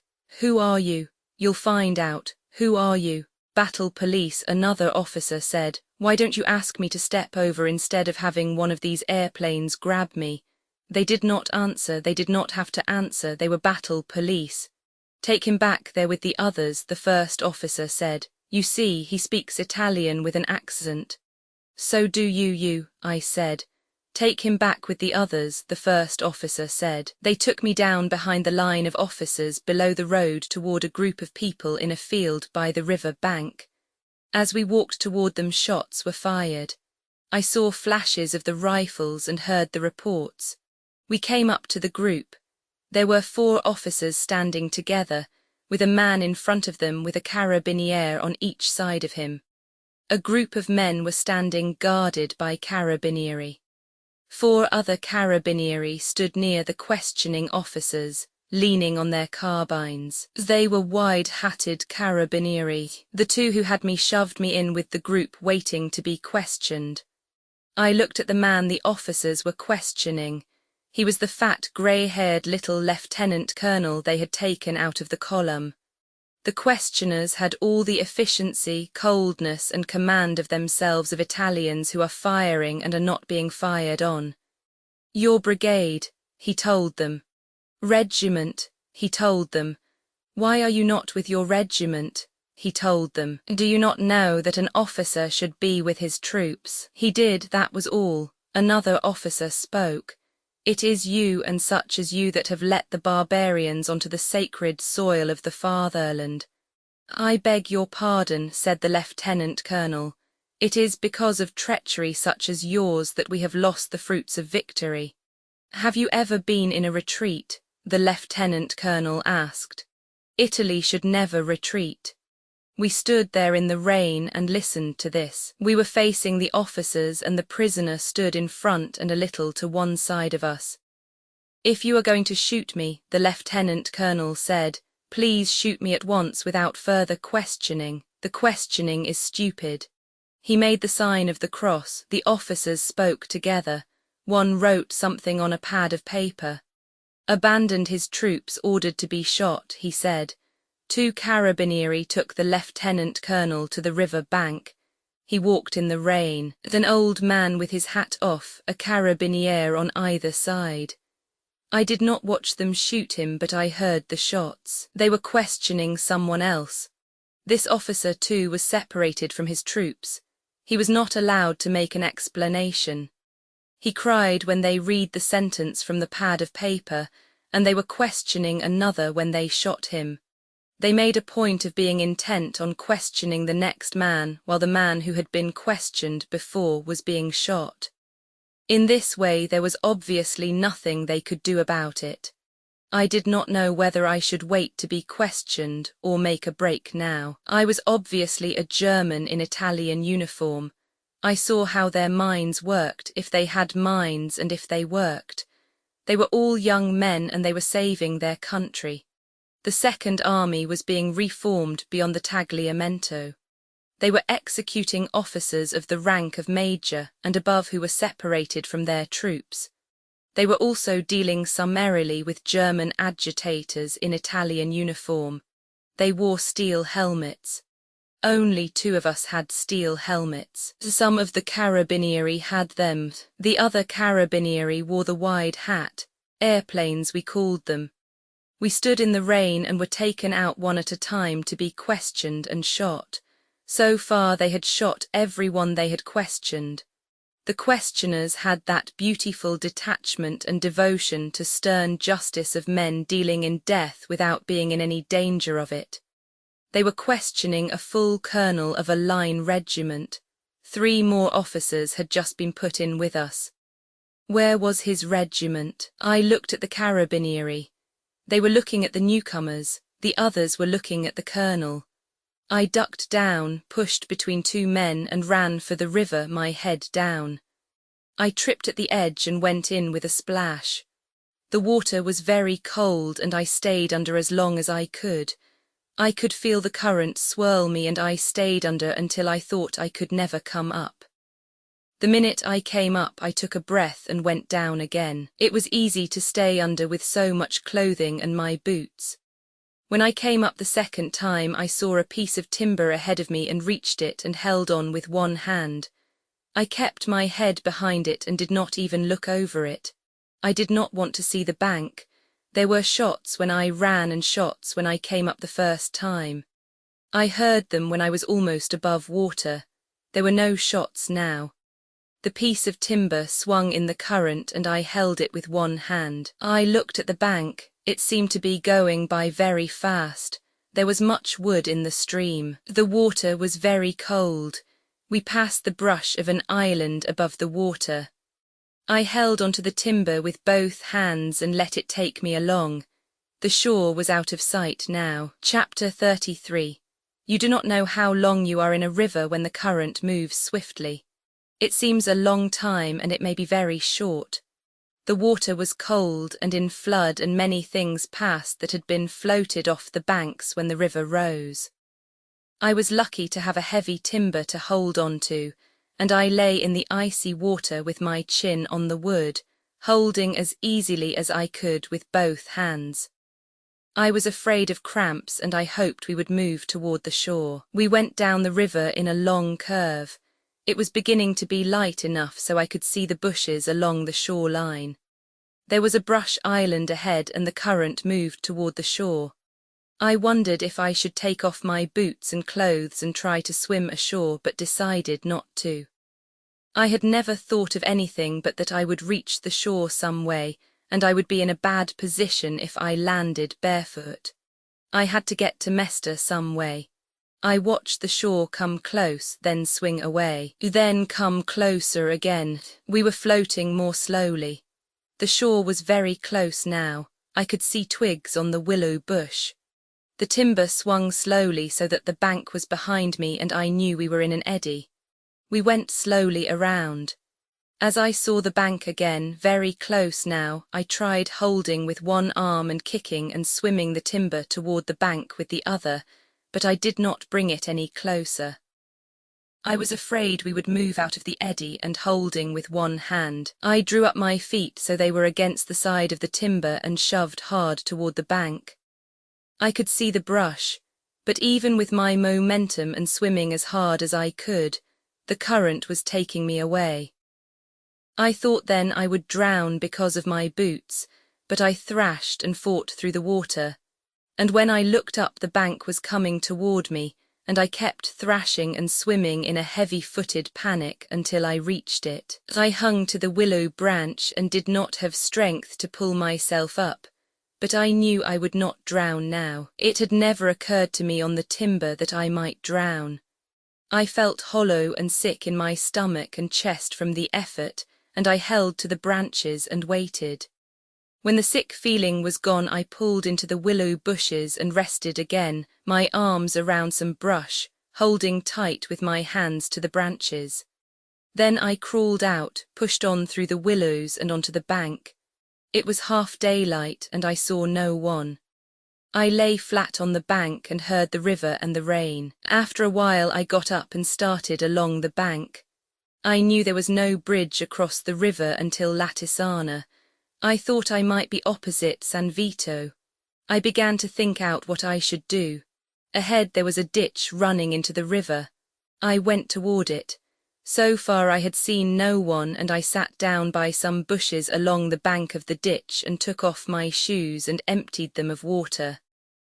I took off my coat, took my wallet with my papers and my money all wet in it out of the inside pocket, and then wrung the coat out. I took off my trousers and wrung them too, then my shirt and underclothing.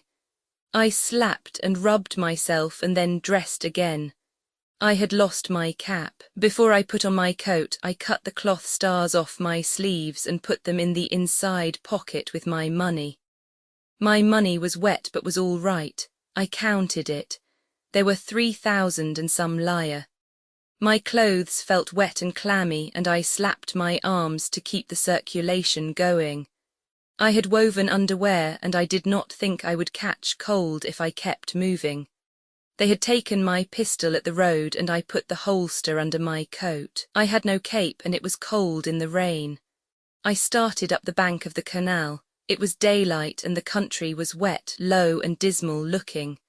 The fields were bare and wet. A long way away I could see a campanile rising out of the plain. I came up onto a road.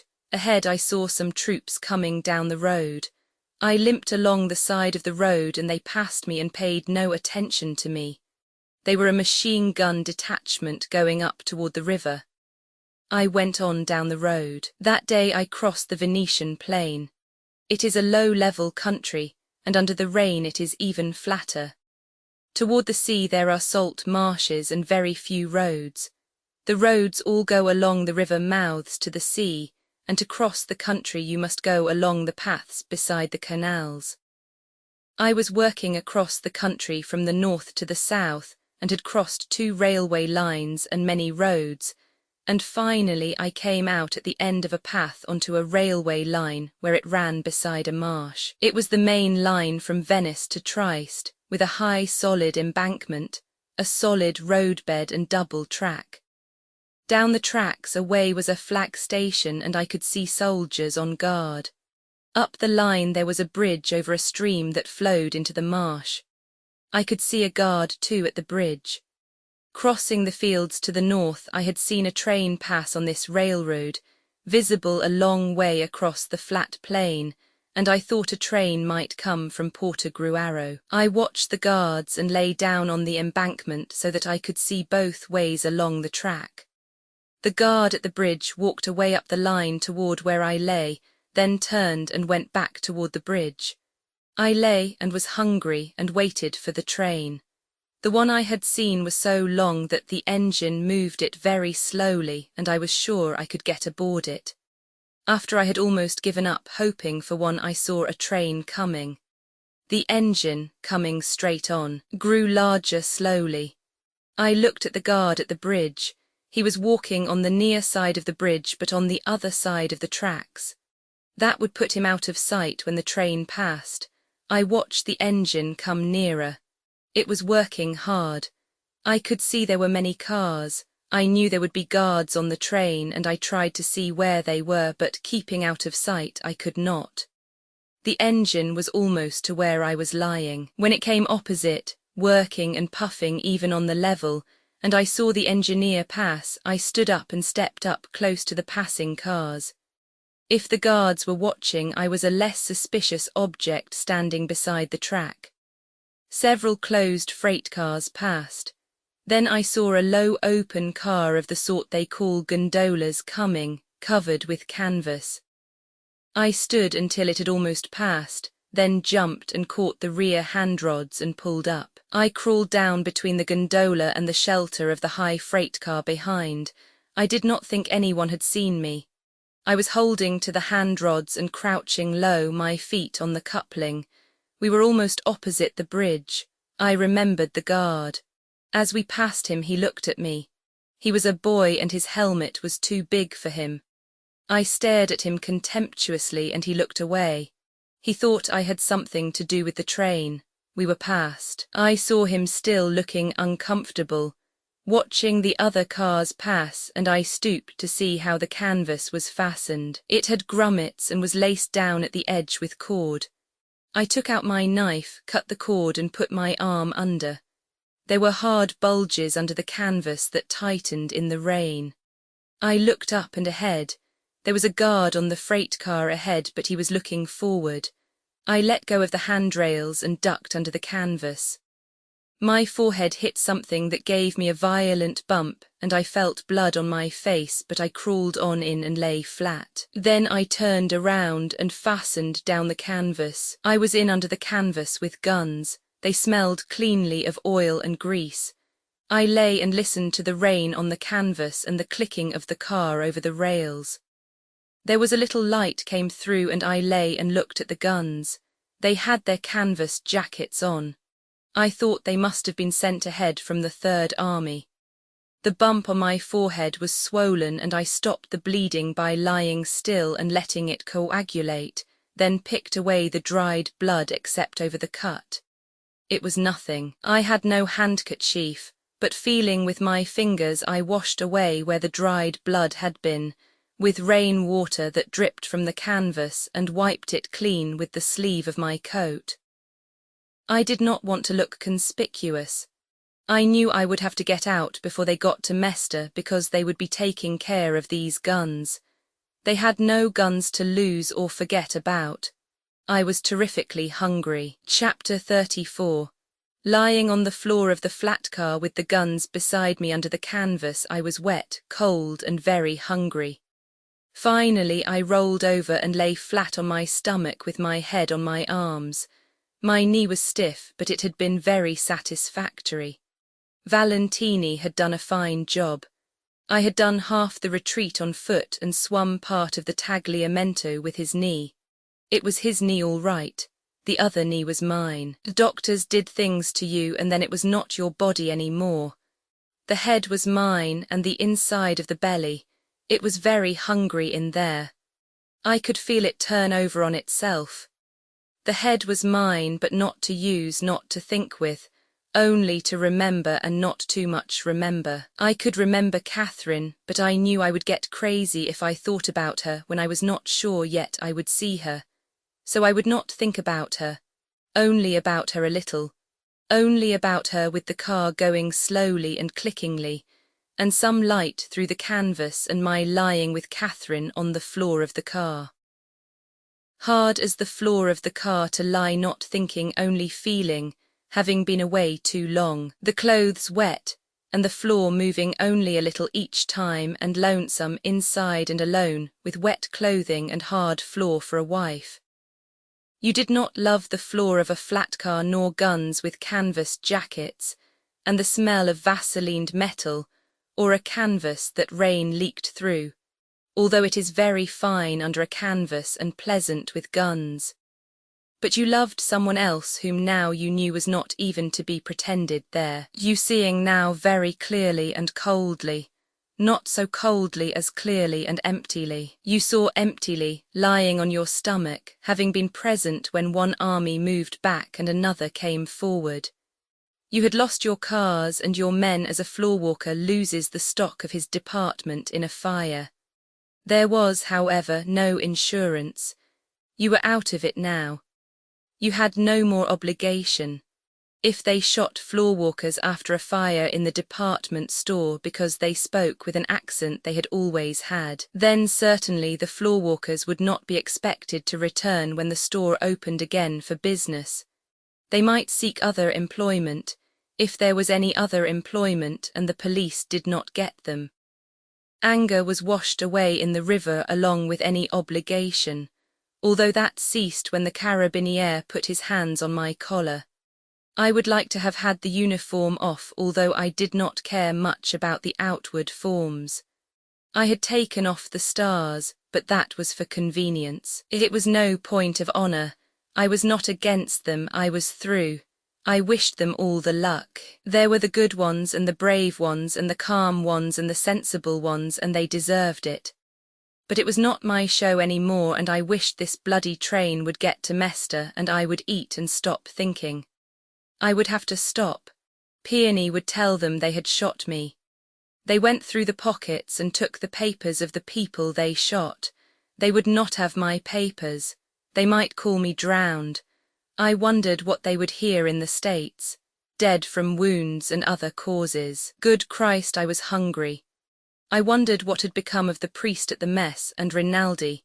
He was probably at Pordenone if they had not gone further back. Well, I would never see him now. I would never see any of them now. That life was over. I did not think he had syphilis. It was not a serious disease anyway if you took it in time, they said, but he would worry. I would worry too if I had it. Anyone would worry. I was not made to think. I was made to eat. My God, yes. Eat and drink and sleep with Catherine. Tonight maybe. No, that was impossible. But tomorrow night and a good meal and sheets and never going away again except together. Probably have to go damned quickly. She would go, I knew she would go. When would we go? That was something to think about. It was getting dark. I lay and thought where we would go. There were many places. A Farewell to Arms by Ernest Hemingway. Chapter 35. Chapter 36. I dropped off the train in Milan as it slowed to come into the station early in the morning before it was light. I crossed the track and came out between some buildings and down onto the street. A wine shop was open and I went in for some coffee. It smelled of early morning, of swept dust, spoons in coffee glasses and the wet circles left by wine glasses. The proprietor was behind the bar. 2 soldiers sat at a table. I stood at the bar and drank a glass of coffee and ate a piece of bread. The coffee was grey with milk and I skimmed the milk scum off the top with a piece of bread. The proprietor looked at me. You want a glass of grappa? No, thanks. On me, he said and poured a small glass and pushed it toward me. What's happening at the front? I would not know. They are drunk, he said, moving his hand toward the 2 soldiers. I could believe him, they looked drunk. Tell me, he said, what is happening at the front? I would not know about the front. I saw you come down the wall, you came off the train. There is a big retreat. I read the papers, what happens, is it over? I don't think so. He filled the glass with grappa from a short bottle. If you are in trouble, he said, I can keep you. I am not in trouble. If you are in trouble, stay here with me. Where does one stay? In the building, many stay here. Any who are in trouble stay here. Are many in trouble? It depends on the trouble. You are a South American. No, speak Spanish. A little. He wiped off the bar. It is hard now to leave the country, but in no way impossible. I have no wish to leave. You can stay here as long as you want. You will see what sort of man I am. I have to go this morning, but I will remember the address to return. He shook his head. You won't come back if you talk like that. I thought you were in real trouble. I am in no trouble, but I value the address of a friend. I put a 10 lira note on the bar to pay for the coffee. Have a grappa with me, I said. It is not necessary. Have one. He poured the 2 glasses. Remember, he said, come here, do not let other people take you in, here you are all right. I am sure, you are sure, yes, he was serious. Then let me tell you one thing, do not go about with that coat. Why? On the sleeves it shows very plainly where the stars have been cut away. The cloth is a different colour. I did not say anything. If you have no papers, I can give you papers. What papers? Leave papers. I have no need for papers, I have papers. All right, he said, but if you need papers, I can get what you wish. How much are such papers?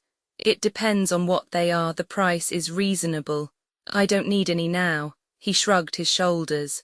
I'm all right, I said. When I went out, he said, don't forget that I am your friend. No, I will see you again, he said. Good, I said. Outside I kept away from the station where there were military police and picked up a cab at the edge of the little park. I gave the driver the address of the hospital.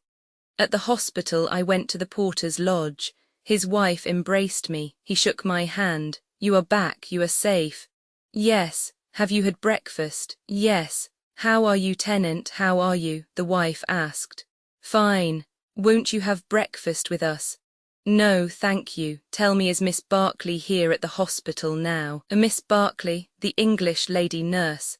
His girl, the wife said. She patted my arm and smiled. No, the porter said, she is away. My heart went down. You are sure? I mean the tall, blonde English young lady. I am sure she has gone to Stresser. When did she go? She went 2 days ago with the other lady English. Good, I said. I wish you to do something for me. Do not tell anyone you have seen me. It is very important. I won't tell anyone. The porter said. I gave him a 10 lira note. He pushed it away. I promise you I will tell no one, he said. I don't want any money. "What can we do for you, Signor Tenant?" his wife asked. "Only that," I said. "We are dumb," the porter said. "You will let me know anything I can do." "Yes," I said. "Goodbye, I will see you again." They stood in the door looking after me.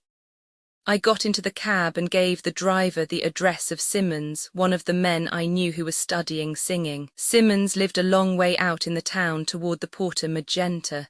He was still in bed and sleepy when I went to see him. "You get up awfully early, Henry," he said. "I came in on the early train.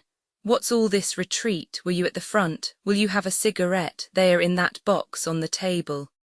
It was a big room with a bed beside the wall, a piano over on the far side, and a dresser and table. I sat on a chair by the bed. Simmons sat propped up by the pillows and smoked. "I'm in a jam, Sim," I said. "So am I," he said. "I'm always in a jam. Won't you smoke?" "No," I said. "What's the procedure in going to Switzerland?" "For you, the Italians wouldn't let you out of the country." "Yes, I know that, but the Swiss, what will they do? They intern you." "I know, but what's the mechanics of it?" "Nothing, it's very simple, you can go anywhere, I think you just have to report or something." "Why, are you fleeing the police?" "Nothing definite yet. Don't tell me if you don't want, but it would be interesting to hear." "Nothing happens here, I was a great flop at Piacenza." "I'm awfully sorry." "Oh yes, I went very badly, I sung well too, I'm going to try it again at the Lyrico here." "I'd like to be there, you're awfully polite, you aren't in a bad mess, are you?" "I don't know, don't tell me if you don't want, how do you happen to be away from the bloody front?" "I think I'm through with it." "Good boy, I always knew you had sense, can I help you any way?" "You're awfully busy." "Not a bit of it, my dear Henry, not a bit of it, I'd be happy to do anything." "You're about my size, would you go out and buy me an outfit of civilian clothes? I've clothes, but they're all at Rome." "You did live there, didn't you? It's a filthy place, how did you ever live there?" "I wanted to be an architect." "That's no place for that, don't buy clothes, I'll give you all the clothes you want. I'll fit you out so you'll be a great success, go in that dressing room. There's a closet, take anything you want." "My dear fellow, you don't want to buy clothes." "I'd rather buy them, Sim." "My dear fellow, it's easier for me to let you have them than go out and buy them. Have you got a passport? You won't get far without a passport." "Yes, I've still got my passport." "Then get dressed, my dear fellow, and off to old Helvetia." "It's not that simple, I have to go up to Stresa first." "Ideal, my dear fellow, you just row a boat across. If I wasn't trying to sing, I'd go with you." "I'll go yet, you could take up yodeling." "My dear fellow, I'll take up yodeling yet, I really can sing though, that's the strange part." "I'll bet you can sing." He lay back in bed smoking a cigarette. "Don't bet too much, but I can sing though, it's damned funny, but I like to sing, listen." He roared into Afrikaner, his neck swelling, the veins standing out. "I can sing," he said, "whether they like it or not." I looked out of the window. "I'll go down and let my cab go." "Come back up, my dear fellow, and we'll have breakfast." He stepped out of bed, stood straight, took a deep breath and commenced doing bending exercises. I went downstairs and paid off the cab. Chapter 37. In civilian clothes I felt a masquerader. I had been in uniform a long time and I missed the feeling of being held by your clothes. The trousers felt very floppy. I had bought a ticket at Milan for Stresa. I had also bought a new hat. I could not wear Sim's hat, but his clothes were fine. They smelled of tobacco, and as I sat in the compartment and looked out the window, the new hat felt very new and the clothes very old. I myself felt as sad as the wet Lombard country that was outside through the window. There were some aviators in the compartment who did not think much of me. They avoided looking at me and were very scornful of a civilian my age. I did not feel insulted. In the old days I would have insulted them and picked a fight. They got off at Galaret and I was glad to be alone. I had the paper, but I did not read it because I did not want to read about the war. I was going to forget the war. I had made a separate peace. I felt damned lonely and was glad when the train got to Stresa. At the station, I had expected to see the porters from the hotels, but there was no one. The season had been over a long time and no one met the train. I got down from the train with my bag.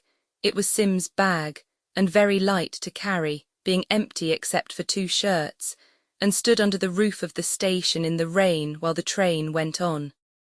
I found a man in the station and asked him if he knew what hotels were open. The Grand Hotel and Des Isles Borromeus was open, and several small hotels that stayed open all the year.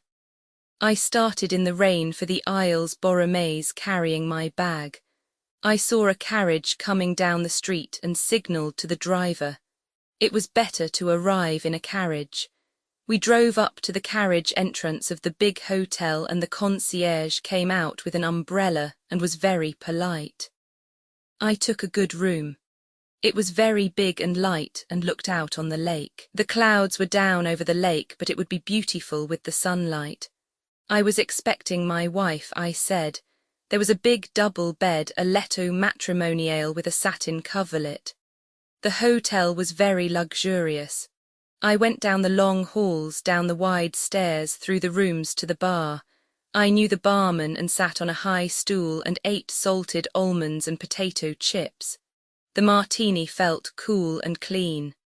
"What are you doing here in Borghese?" the barman asked after he had mixed a second martini. "I am on leave, convalescing leave.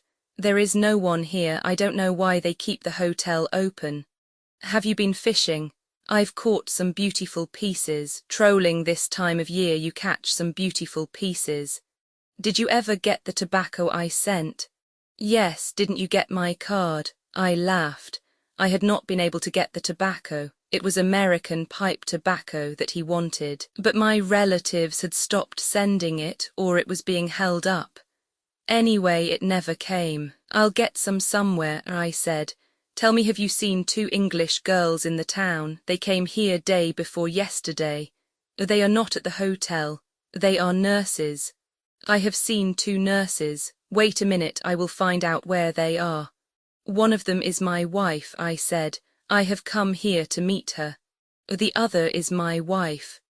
"I am not joking." "Pardon my stupid joke," he said. "I did not understand." He went away and was gone quite a little while. I ate olives, salted almonds and potato chips and looked at myself in civilian clothes in the mirror behind the bar. The bartender came back. "They are at the little hotel near the station," he said. "How about some sandwiches?" "I'll ring for some. You understand there is nothing here now there are no people." "Isn't there really anyone at all?" "Yes, there are a few people." The sandwiches came and I ate 3 and drank a couple more martinis. I had never tasted anything so cool and clean. They made me feel civilized. I had had too much red wine, bread, cheese, bad coffee and grappa. I sat on the high stool before the pleasant mahogany, the brass and the mirrors, and did not think at all. The barman asked me some question. "Don't talk about the war," I said. "The war was a long way away." "Maybe there wasn't any war." "There was no war here." Then I realized it was over for me, but I did not have the feeling that it was really over. I had the feeling of a boy who thinks of what is happening at a certain hour at the schoolhouse from which he has played truant. Catherine and Helen Ferguson were at supper when I came to their hotel. Standing in the hallway, I saw them at table. Catherine's face was away from me, and I saw the line of her hair and her cheek and her lovely neck and shoulders. Ferguson was talking. She stopped when I came in. "My God," she said. "Hello," I said. "Why, it's you," Catherine said. Her face lighted up. She looked too happy to believe it. I kissed her. Catherine blushed and I sat down at the table. "You're a fine mess," Ferguson said. "What are you doing here? Have you eaten?" "No, the girl who was serving the meal came in and I told her to bring a plate for me." Catherine looked at me all the time, her eyes happy. "What are you doing in Mufti?" Ferguson asked. "I'm in the cabinet." "You're in some mess." "Cheer up. Fergie, cheer up just a little." "I'm not cheered by seeing you. I know the mess you've gotten this girl into, you're no cheerful sight to me. Catherine smiled at me and touched me with her foot under the table. No one got me in a mess, Fergie, I get in my own messes. I can't stand him, Ferguson said. He's done nothing but ruin you with his sneaking Italian tricks. Americans are worse than Italians. The Scotch are such a moral people, Catherine said. I don't mean that, I mean his Italian sneakiness. Am I sneaky, Fergie? You are, you're worse than sneaky, you're like a snake. A snake with an Italian uniform with a cape around your neck. I haven't got an Italian uniform now. That's just another example of your sneakiness. You had a love affair all summer and got this girl with child, and now I suppose you'll sneak off. I smiled at Catherine and she smiled at me. We'll both sneak off, she said. You're two of the same thing, Ferguson said. I'm ashamed of you, Catherine Barclay. You have no shame and no honour, and you're as sneaky as he is. Don't, Fergie, Catherine said and patted her hand. Don't denounce me, you know we like each other. Take your hand away, Ferguson said. Her face was red. If you had any shame it would be different, but you're God knows how many months gone with child and you think it's a joke and are all smiles because your seducers come back. You've no shame and no feelings. She began to cry. Catherine went over and put her arm around her. As she stood comforting Ferguson, I could see no change in her figure. I don't care, Ferguson sobbed. I think it's dreadful. There, Fergie. Catherine comforted her. I'll be ashamed. Don't cry, Fergie, don't cry, old Fergie. I'm not crying, Ferguson sobbed. I'm not crying, except for the awful thing you've gotten into. She looked at me. I hate you, she said. She can't make me not hate you, you dirty, sneaking American Italian. Her eyes and nose were red with crying. Catherine smiled at me. Don't you smile at him with your arm around me. You're unreasonable, Fergie. I know it. Ferguson sobbed. You mustn't mind me, either of you, I'm so upset. I'm not reasonable, I know it, I want you both to be happy. We're happy, Catherine said. You're a sweet Fergie. Ferguson cried again. I don't want you happy the way you are. Why don't you get married? You haven't got another wife, have you? No, I said. Catherine laughed. It's nothing to laugh about, Ferguson said. Plenty of them have other wives. We'll be married, Fergie, Catherine said, if it will please you. Not to please me, you should want to be married. We've been very busy. Yes, I know, busy making babies. I thought she was going to cry again, but she went into bitterness instead. I suppose you'll go off with him now tonight. Yes, said Catherine, if he wants me. What about me? Are you afraid to stay here alone? Yes, I am. Then I'll stay with you. No, go on with him, go with him right away. I'm sick of seeing both of you. We'd better finish dinner. No, go right away. Fergie, be reasonable. I say get out right away, go away both of you. Let's go then, I said. I was sick of Fergie. You do want to go, you see you want to leave me even to eat dinner alone. I've always wanted to go to the Italian lakes and this is how it is. Oh, she sobbed, then looked at Catherine and choked. We'll stay till after dinner, Catherine said. And I'll not leave you alone if you want me to stay. I won't leave you alone, Fergie. No, I want you to go, I want you to go. She wiped her eyes. I'm so unreasonable. Please don't mind me. The girl who served the meal had been upset by all the crying. Now as she brought in the next course she seemed relieved that things were better. That night at the hotel, in our room with the long empty hall outside and our shoes outside the door, a thick carpet on the floor of the room, outside the windows the rain falling and in the room light and pleasant and cheerful, then the light out and it exciting with smooth sheets and the bed comfortable. Feeling that we had come home, feeling no longer alone, waking in the night to find the other one there and not gone away. All other things were unreal. We slept when we were tired, and if we woke the other one woke too, so one was not alone. Often a man wishes to be alone and a girl wishes to be alone too, and if they love each other they are jealous of that in each other, but I can truly say we never felt that. We could feel alone when we were together, alone against the others. It has only happened to me like that once.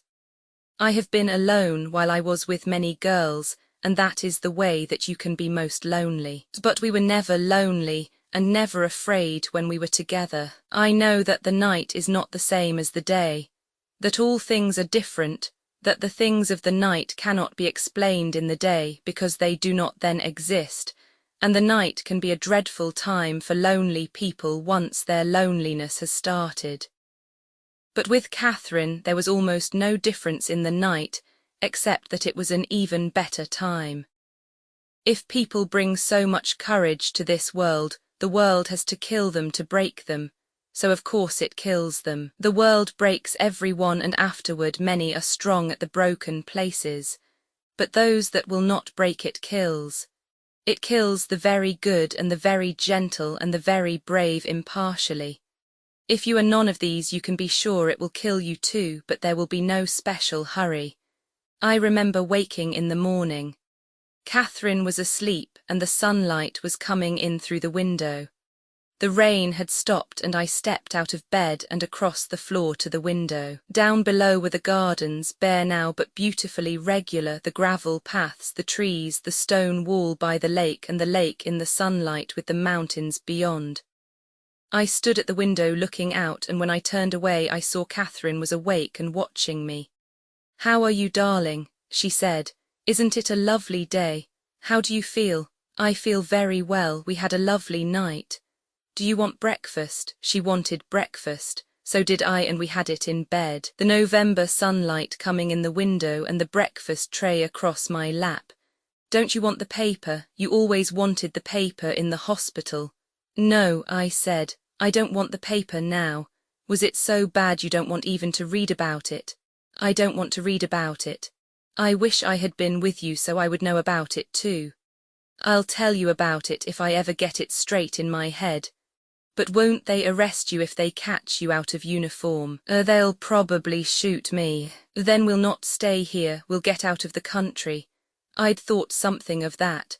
"We'll get out." "Darling, you shouldn't take silly chances. Tell me, how did you come from Mestre to Milan?" "I came on the train. I was in uniform then." "Weren't you in danger then?" "Not much. I had an old order of movement. I fixed the dates on it in Mestre." "Darling, you're liable to be arrested here any time. I won't have it. It's silly to do something like that." "Where would we be if they took you off?" "Let's not think about it. I'm tired of thinking about it." "What would you do if they came to arrest you?" "Shoot them." "You see how silly you are. I won't let you go out of the hotel until we leave here." "Where are we going to go?" "Please don't be that way, darling. We'll go wherever you say, but please find some place to go right away." "Switzerland is down the lake. We can go there." "That will be lovely." It was clouding over outside and the lake was darkening. "I wish we did not always have to live like criminals," I said. "Darling, don't be that way. You haven't lived like a criminal very long, and we never live like criminals. We're going to have a fine time." "I feel like a criminal. I've deserted from the army." "Darling, please be sensible. It's not deserting from the army. It's only the Italian army." I laughed. "You're a fine girl. Let's get back into bed. I feel fine in bed." A little while later Catherine said, "You don't feel like a criminal, do you?" "No," I said, "not when I'm with you." "You're such a silly boy," she said, "but I'll look after you. Isn't it splendid, darling, that I don't have any morning sickness?" "It's grand. You don't appreciate what a fine wife you have, but I don't care. I'll get you some place where they can't arrest you and then we'll have a lovely time." "Let's go there right away." "We will, darling. I'll go any place any time you wish." "Let's not think about anything." "All right." Chapter 38. Catherine went along the lake to the little hotel to see Ferguson, and I sat in the bar and read the papers. There were comfortable leather chairs in the bar and I sat in one of them and read until the barman came in. The army had not stood at the Tagliamento. They were falling back to the Piave. I remembered the Piave. The railroad crossed it near Sandona going up to the front. It was deep and slow there and quite narrow. Down below there were mosquito marshes and canals. There were some lovely villas. Once, before the war, going up to Cortina d'Ampezzo, I had gone along it for several hours in the hills. Up there it looked like a trout stream, flowing swiftly with shallow stretches and pools under the shadow of the rocks. The road turned off from it at Cador. I wondered how the army that was up there would come down. The barman came in. "Count Greffy was asking for you," he said. "Who?" "Count Greffy. You remember the old man who was here when you were here before." "Is he here?" "Yes, he's here with his niece. I told him you were here. He wants you to play billiards." "Where is he?" "He's taking a walk." "How is he?" "He's younger than ever. He drank 3 champagne cocktails last night before dinner." "How's his billiard game?" "Good, he beat me. When I told him you were here, he was very pleased. There's nobody here for him to play with." Count Greffy was 94 years old. He had been a contemporary of Metternich, and was an old man with white hair and moustache and beautiful manners.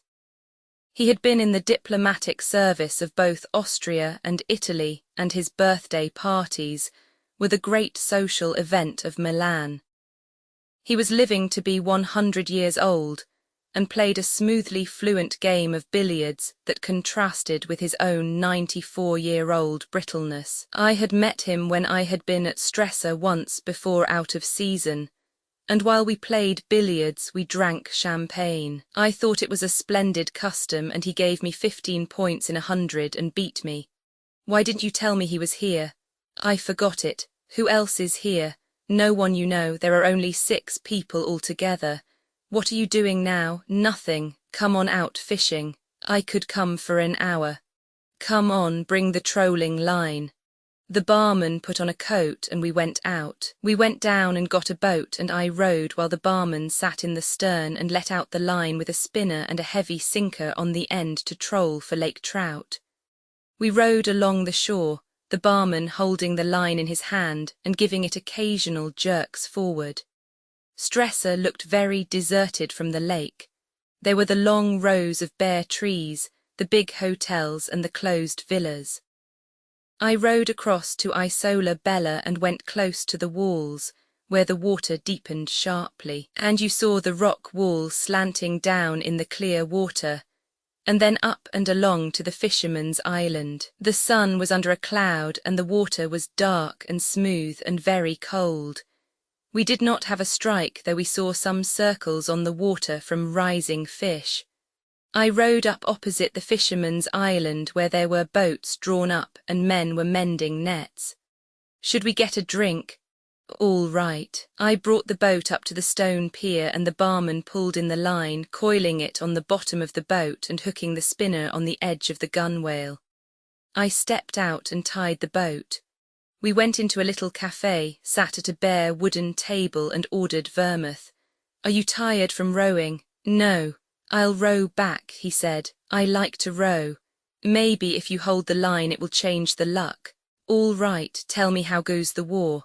"Rotten, I don't have to go. I'm too old like Count Greffy. Maybe you'll have to go yet. Next year they'll call my class, but I won't go." "What will you do?" "Get out of the country. I wouldn't go to war. I was at the war once in Abyssinia." "Nix. Why do you go?" "I don't know. I was a fool." "Have another vermouth." "All right." The barman rowed back.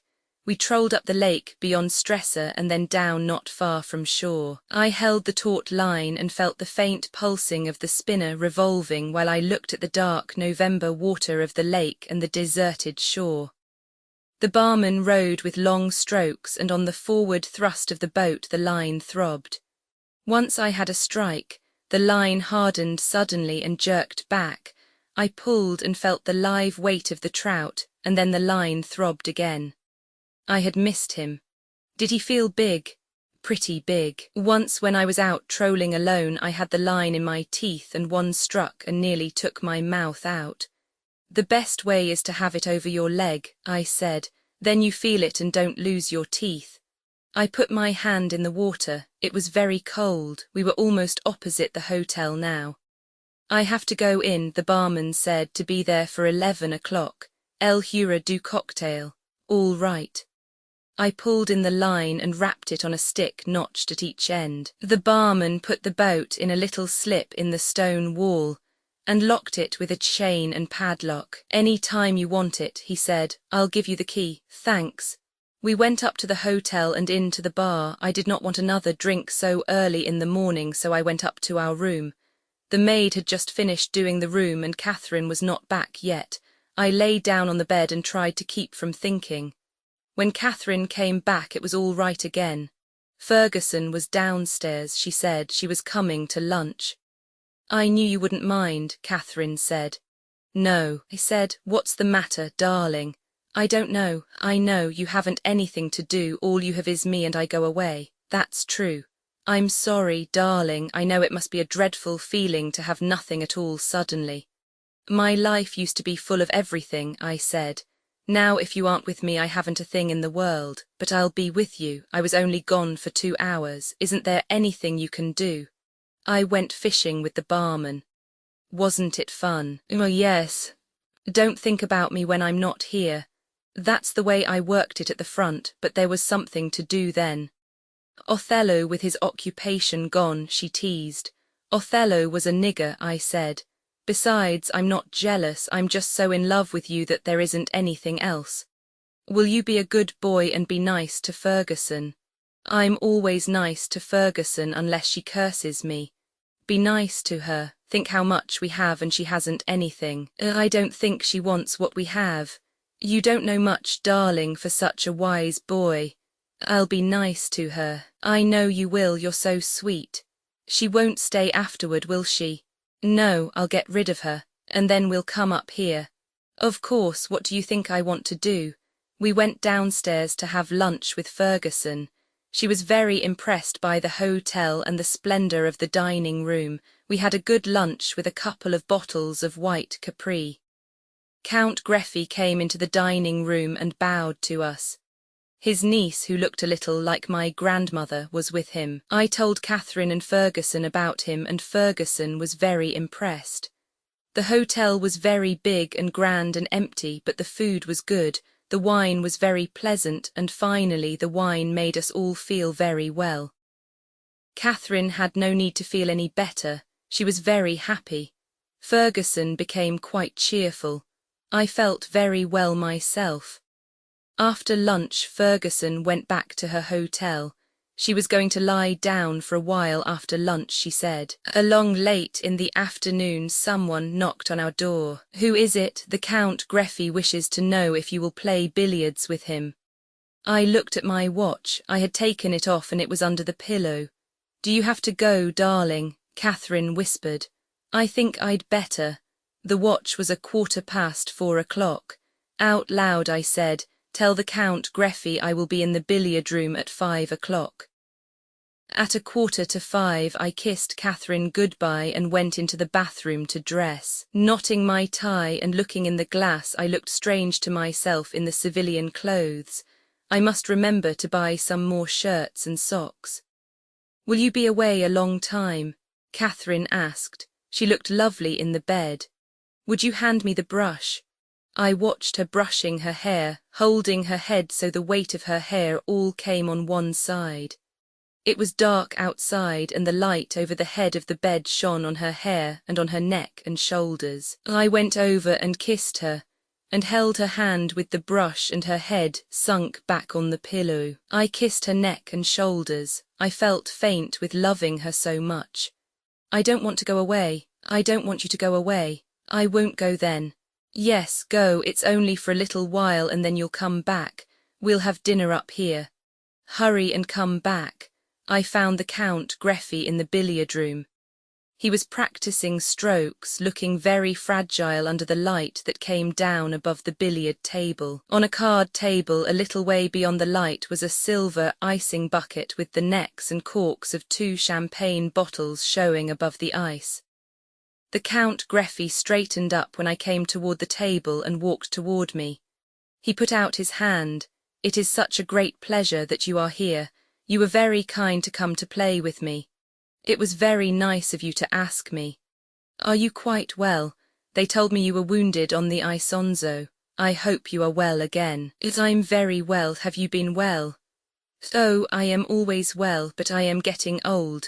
I detect signs of age now. I can't believe it.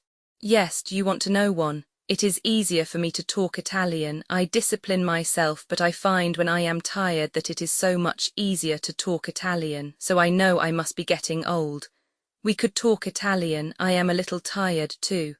Oh, but when you are tired it will be easier for you to talk English. American. Yes, American. You will please talk American. It is a delightful language. I hardly ever see Americans. You must miss them. One misses one's countrymen and especially one's countrywomen. I know that experience. Should we play or are you too tired? I'm not really tired. I said that for a joke. What handicap will you give me? Have you been playing very much? None at all. You play very well, 10 points in 100. You flatter me. 15, that would be fine, but you will beat me. Should we play for a stake? You always wish to play for a stake. I think we'd better. All right, I will give you 18 points and we will play for a franc a point. He played a lovely game of billiards and with the handicap I was only 4 ahead at 50. Count Greffy pushed a button on the wall to ring for the barman. Open 1 bottle, please, he said. Then to me, we will take a little stimulant. The wine was icy cold and very dry and good. Should we talk Italian? Would you mind very much? It is my great weakness now. We went on playing, sipping the wine between shots, speaking in Italian but talking little, concentrated on the game. Count Greffy made his 100th point, and with the handicap I was only at 94. He smiled and patted me on the shoulder. Now we will drink the other bottle and you will tell me about the war. He waited for me to sit down. About anything else, I said. You don't want to talk about it. Good, what have you been reading? Nothing, I said. I'm afraid I am very dull. No, but you should read. What is there written in wartime? There is Le Feu by a Frenchman, Barbus. There is Mr. Brittling sees through it. No, he doesn't. What? He doesn't see through it. Those books were at the hospital. Then you have been reading. Yes, but nothing any good. I thought Mr. Brittling a very good study of the English middle-class soul. I don't know about the soul. Poor boy, we none of us know about the soul. Are you croyant at night? Count Greffy smiled and turned the glass with his fingers. I had expected to become more devout as I grow older, but somehow I haven't, he said. It is a great pity. Would you like to live after death? I asked and instantly felt a fool to mention death. But he did not mind the word. It would depend on the life. This life is very pleasant. I would like to live forever, he smiled. I very nearly have. We were sitting in the deep leather chairs, the champagne in the ice bucket and our glasses on the table between us. If you ever live to be as old as I am, you will find many things strange. You never seem old. It is the body that is old.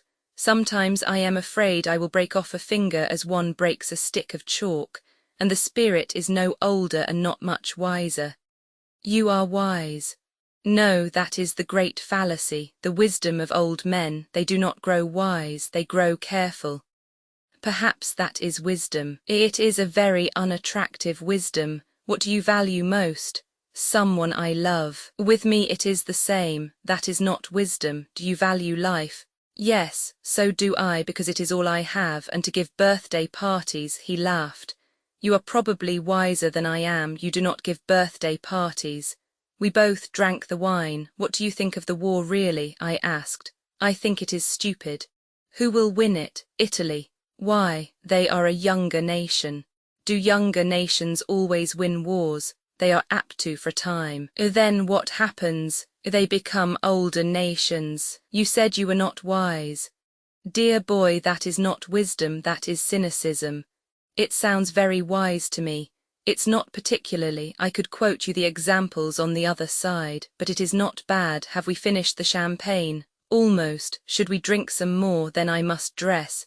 Perhaps we'd better not now. You are sure you don't want more? Yes. He stood up. I hope you will be very fortunate and very happy and very, very healthy.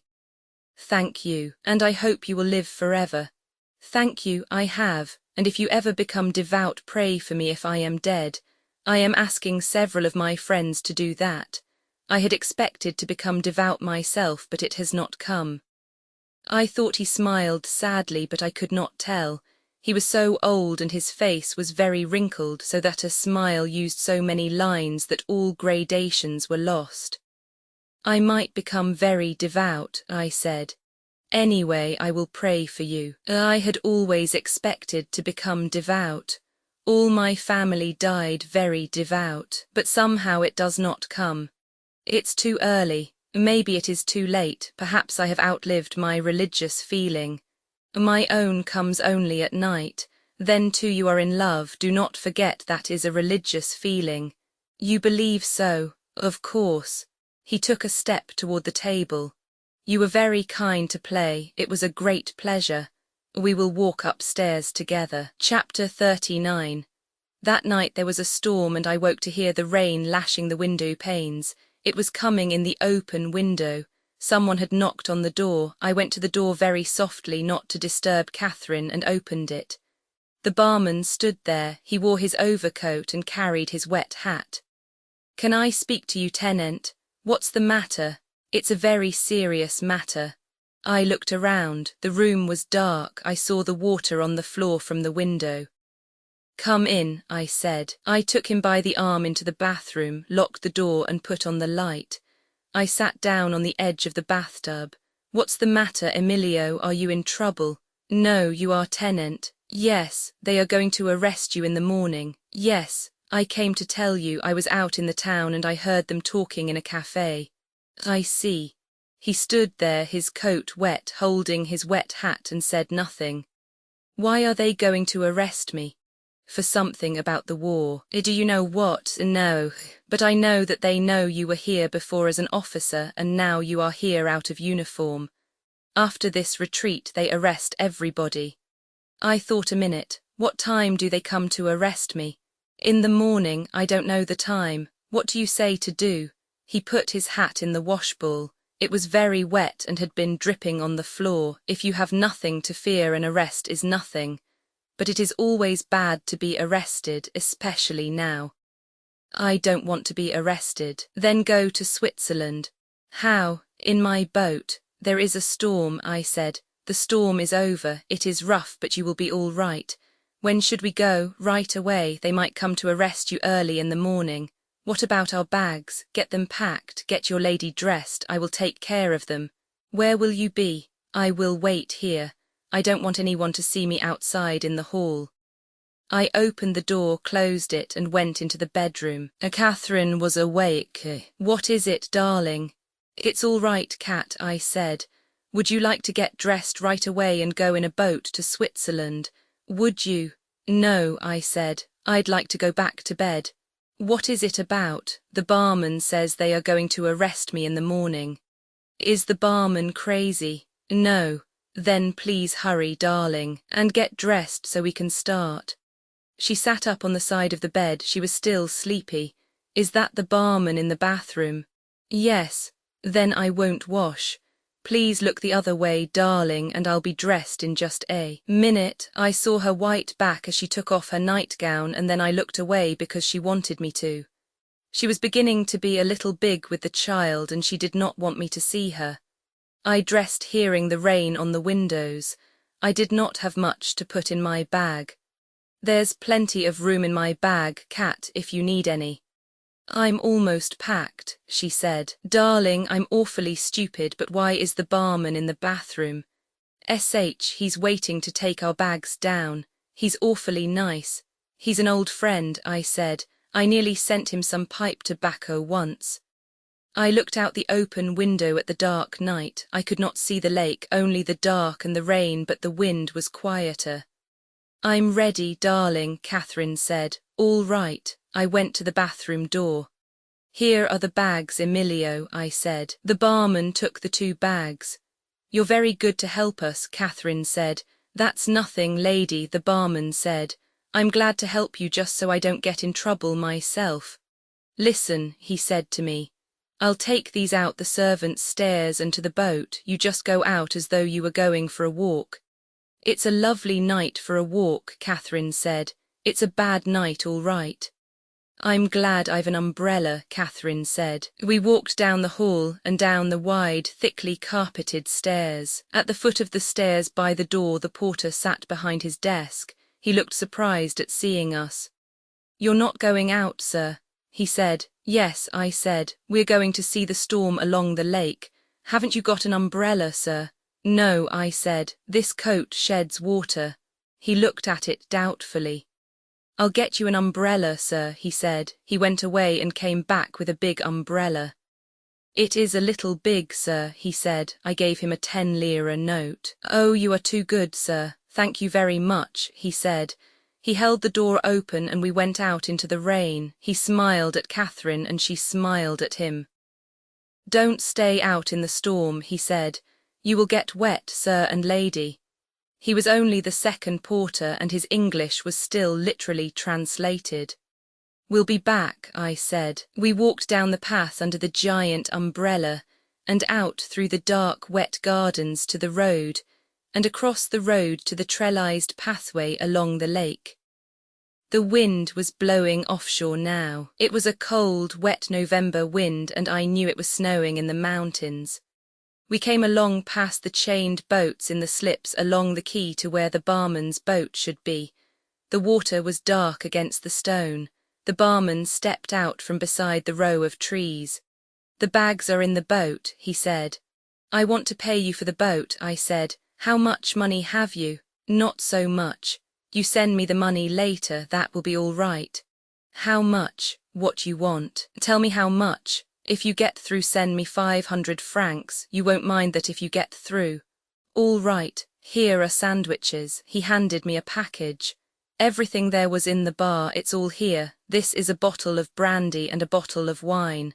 I put them in my bag. Let me pay you for those." "All right, give me 50 lire." I gave it to him. "The brandy is good," he said. "You don't need to be afraid to give it to your lady. She better get in the boat." He held the boat, it rising and falling against the stone wall, and I helped Catherine in. She sat in the stern and pulled her cape around her. "You know where to go. Up the lake. You know how far. Past Luino. Past Luino, Canero, Canobio, Tranzano. You aren't in Switzerland until you come to Brisego. You have to pass Monte Tamara." "What time is it?" Catherine asked. "It's only 11 o'clock, I said. "If you row all the time you ought to be there by 7 o'clock in the morning." "Is it that far?" "It's 35 kilometers. How should we go? In this rain we need a compass." "No, row to Isola Bella, then on the other side of Isola Madda go with the wind. The wind will take you to Palanza, you will see the lights, then go up the shore. Maybe the wind will change." "No," he said, "this wind will blow like this for 3 days. It comes straight down from the Matterhorn. There is a can to bail with. Let me pay you something for the boat now." "No, I'd rather take a chance. If you get through you pay me all you can." "All right. I don't think you'll get drowned." "That's good. Go with the wind up the lake." "All right." I stepped in the boat. "Did you leave the money for the hotel?" "Yes, in an envelope in the room." "All right. Good luck, tenant. Good luck. We thank you many times." "You won't thank me if you get drowned." "What does he say?" Catherine asked. "He says good luck." "Good luck," Catherine said. "Thank you very much." "Are you ready?" "Yes." He bent down and shoved us off. I dug at the water with the oars, then waved one hand. The barman waved back deprecatingly. I saw the lights of the hotel and rowed out, rowing straight out until they were out of sight. There was quite a sea running, but we were going with the wind. Chapter 40. I rowed in the dark, keeping the wind in my face. The rain had stopped and only came occasionally in gusts. It was very dark and the wind was cold. I could see Catherine in the stern, but I could not see the water where the blades of the oars dipped. The oars were long and there were no leathers to keep them from slipping out. I pulled, raised, leaned forward, found the water, dipped and pulled, rowing as easily as I could. I did not feather the oars because the wind was with us. I knew my hands would blister and I wanted to delay it as long as I could. The boat was light and rowed easily. I pulled it along in the dark water. I could not see and hoped we would soon come opposite Pallanza. We never saw Pallanza. The wind was blowing up the lake and we passed the point that hides Pallanza in the dark and never saw the lights.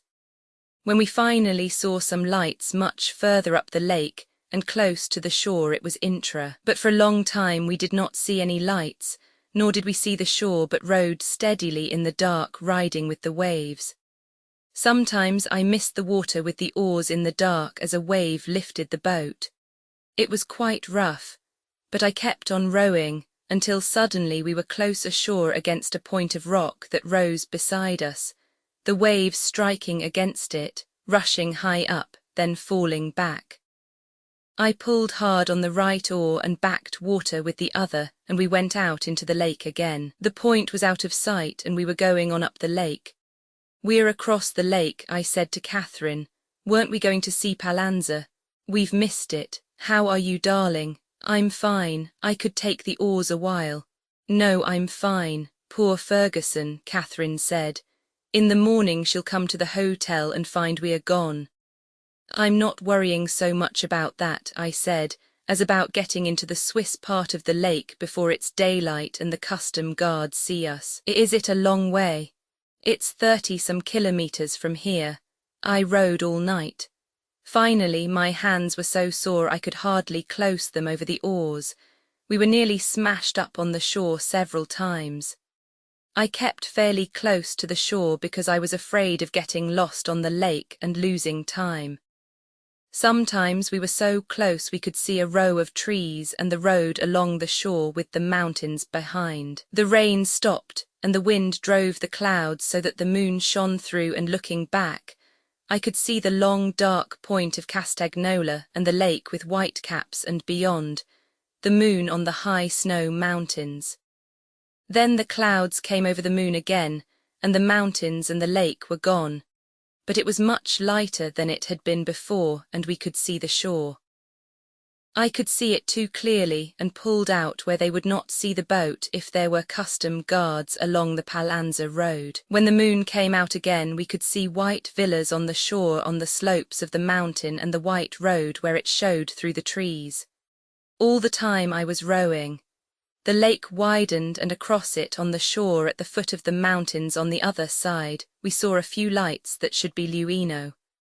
I saw a wedge-like gap between the mountains on the other shore, and I thought that must be Luino, if it was we were making good time. I pulled in the oars and lay back on the seat. I was very, very tired of rowing. My arms and shoulders and back ached and my hands were sore. "I could hold the umbrella," Catherine said. "We could sail with that with the wind. Can you steer?" "I think so. You take this oar and hold it under your arm close to the side of the boat and steer, and I'll hold the umbrella." I went back to the stern and showed her how to hold the oar. I took the big umbrella the porter had given me and sat facing the bow and opened it. It opened with a clap. I held it on both sides, sitting astride the handle hooked over the seat. The wind was full in it, and I felt the boat suck forward while I held as hard as I could to the two edges. It pulled hard. The boat was moving fast. "We're going beautifully," Catherine said. All I could see was umbrella ribs. The umbrella strained and pulled, and I felt us driving along with it. I braced my feet and held back on it, then suddenly it buckled. I felt a rib snap on my forehead. I tried to grab the top that was bending with the wind, and the whole thing buckled and went inside out, and I was astride the handle of an inside-out, ripped umbrella where I had been holding a wind-filled pulling sail. I unhooked the handle from the seat, laid the umbrella in the bow, and went back to Catherine for the oar. She was laughing. She took my hand and kept on laughing. "What's the matter?" I took the oar. "You looked so funny holding that thing." "I suppose so. Don't be cross, darling. It was awfully funny. You looked about 20 feet broad and very affectionate holding the umbrella by the edges," she choked. "I'll row. Take a rest and a drink. It's a grand night and we've come a long way. I have to keep the boat out of the trough of the waves." I'll get you a drink. Then rest a little while, darling. I held the oars up and we sailed with them. Catherine was opening the bag. She handed me the brandy bottle. I pulled the cork with my pocket knife and took a long drink. It was smooth and hot and the heat went all through me and I felt warmed and cheerful. It's lovely brandy, I said. The moon was under again, but I could see the shore. There seemed to be another point going out a long way ahead into the lake. Are you warm enough, Cat? I'm splendid. I'm a little stiff. Bail out that water and you can put your feet down. Then I rowed and listened to the oarlocks and the dip and scrape of the bailing tin under the stern seat. Would you give me the bailer? I said. I want a drink. It's awfully dirty. That's all right, I'll rinse it. I heard Catherine rinsing it over the side, then she handed it to me dipped full of water. I was thirsty after the brandy and the water was icy cold, so cold it made my teeth ache. I looked toward the shore. We were closer to the long point. There were lights in the bay ahead. Thanks, I said and handed back the tin pail. You're ever so welcome, Catherine said. There's much more if you want it. Don't you want to eat something? No, I'll be hungry in a little while. We'll save it till then. All right. What looked like a point ahead was a long, high headland. I went further out in the lake to pass it. The lake was much narrower now. The moon was out again, and the Guardia di Finanza could have seen our boat black on the water if they had been watching. How are you, Cat? I asked. I'm all right. Where are we? I don't think we have more than about 8 miles more. That's a long way to row, you poor sweet. Aren't you dead? No, I'm all right. My hands are sore is all. We went on up the lake. There was a break in the mountains on the right bank, a flattening out with a low shoreline that I thought must be Cannobio. I stayed a long way out because it was from now on that we ran the most danger of meeting Guardia. There was a high dome-capped mountain on the other shore away ahead. I was tired. It was no great distance to row, but when you were out of condition, it had been a long way. I knew I had to pass that mountain and go up the lake at least 5 miles further before we would be in Swiss water. The moon was almost down now, but before it went down the sky clouded over again and it was very dark. I stayed well out in the lake, rowing a while, then resting and holding the oars so that the wind struck the blades. Let me row a while, Catherine said. I don't think you ought to. Nonsense, it would be good for me. It would keep me from being too stiff. I don't think you should, Cat. Nonsense. Rowing in moderation is very good for the pregnant lady. All right, you row a little moderately. I'll go back, then you come up. Hold on to both gunwales when you come up. I sat in the stern with my coat on and the collar turned up and watched Catherine row. She rowed very well, but the oars were too long and bothered her. I opened the bag and ate a couple of sandwiches and took a drink of the brandy. It made everything much better and I took another drink. Tell me when you're tired, I said. Then a little later, watch out the oar doesn't pop you in the tummy. If it did, Catherine said between strokes, life might be much simpler. I took another drink of the brandy. How are you going? All right. Tell me when you want to stop. All right. I took another drink of the brandy, then took hold of the 2 gunwales of the boat and moved forward. No, I'm going beautifully. Go on back to the stern. I've had a grand rest. For a while with the brandy I rowed easily and steadily. Then I began to catch crabs and soon I was just chopping along again with a thin brown taste of bile from having rowed too hard after the brandy. Give me a drink of water, will you? I said. That's easy, Catherine said. Before daylight it started to drizzle. The wind was down, or we were protected by mountains that bounded the curve the lake had made. When I knew daylight was coming, I settled down and rowed hard. I did not know where we were and I wanted to get into the Swiss part of the lake. When it was beginning to be daylight, we were quite close to the shore. I could see the rocky shore and the trees. What's that? Catherine said. I rested on the oars and listened. It was a motor boat chugging out on the lake. I pulled close up to the shore and lay quiet. The chugging came closer, Then we saw the motor boat in the rain a little astern of us. There were 4 Guardia di Finanza in the stern, their Alpini hats pulled down, their cape collars turned up and their carbines slung across their backs. They all looked sleepy so early in the morning. I could see the yellow on their hats and the yellow marks on their cape collars. The motor boat chugged on and out of sight in the rain. I pulled out into the lake. If we were that close to the border, I did not want to be hailed by a sentry along the road. I stayed out where I could just see the shore and rowed on for 3/4 of an hour in the rain. We heard a motor boat once more, but I kept quiet until the noise of the engine went away across the lake. "I think we're in Switzerland, Cat," I said. "Really, there's no way to know until we see Swiss troops, or the Swiss Navy. The Swiss Navy's no joke for us. That last motor boat we heard was probably the Swiss Navy. If we're in Switzerland, let's have a big breakfast. They have wonderful rolls and butter and jam in Switzerland."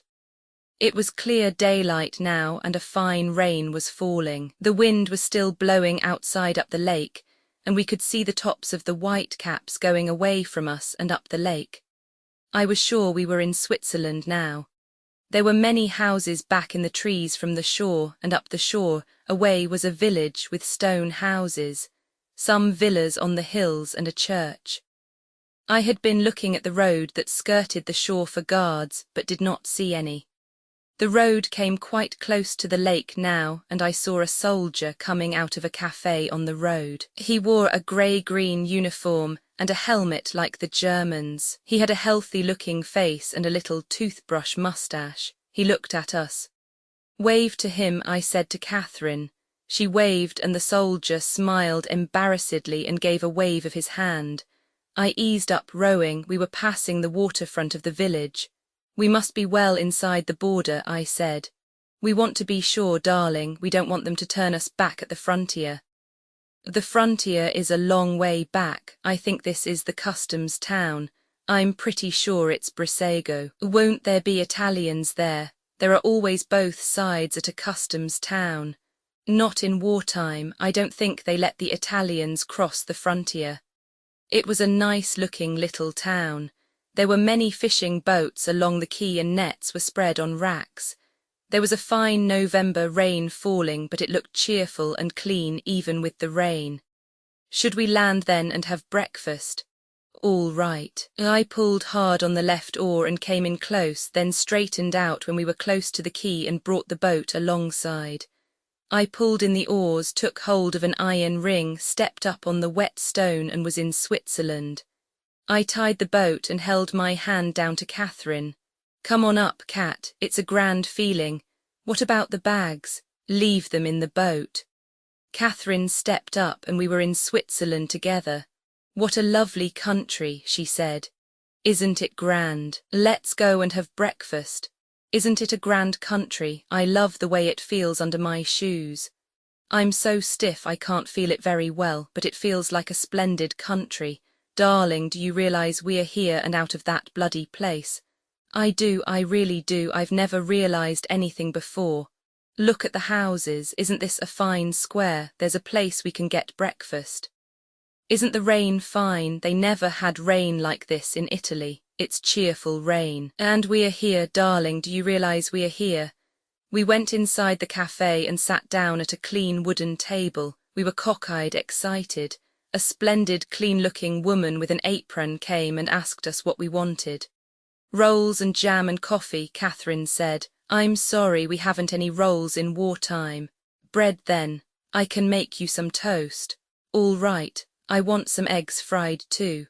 "How many eggs for the gentleman?" "3. "Take 4, darling." "4 eggs." The woman went away. I kissed Catherine and held her hand very tight. We looked at each other and at the cafe. "Darling, darling, isn't it lovely?" "It's grand," I said. "I don't mind there not being rolls," Catherine said. "I thought about them all night, but I don't mind it. I don't mind it at all. I suppose pretty soon they will arrest us."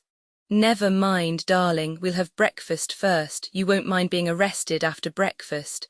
And then there's nothing they can do to us. We're British and American citizens in good standing. You have a passport, haven't you? Of course. Oh, let's not talk about it. Let's be happy.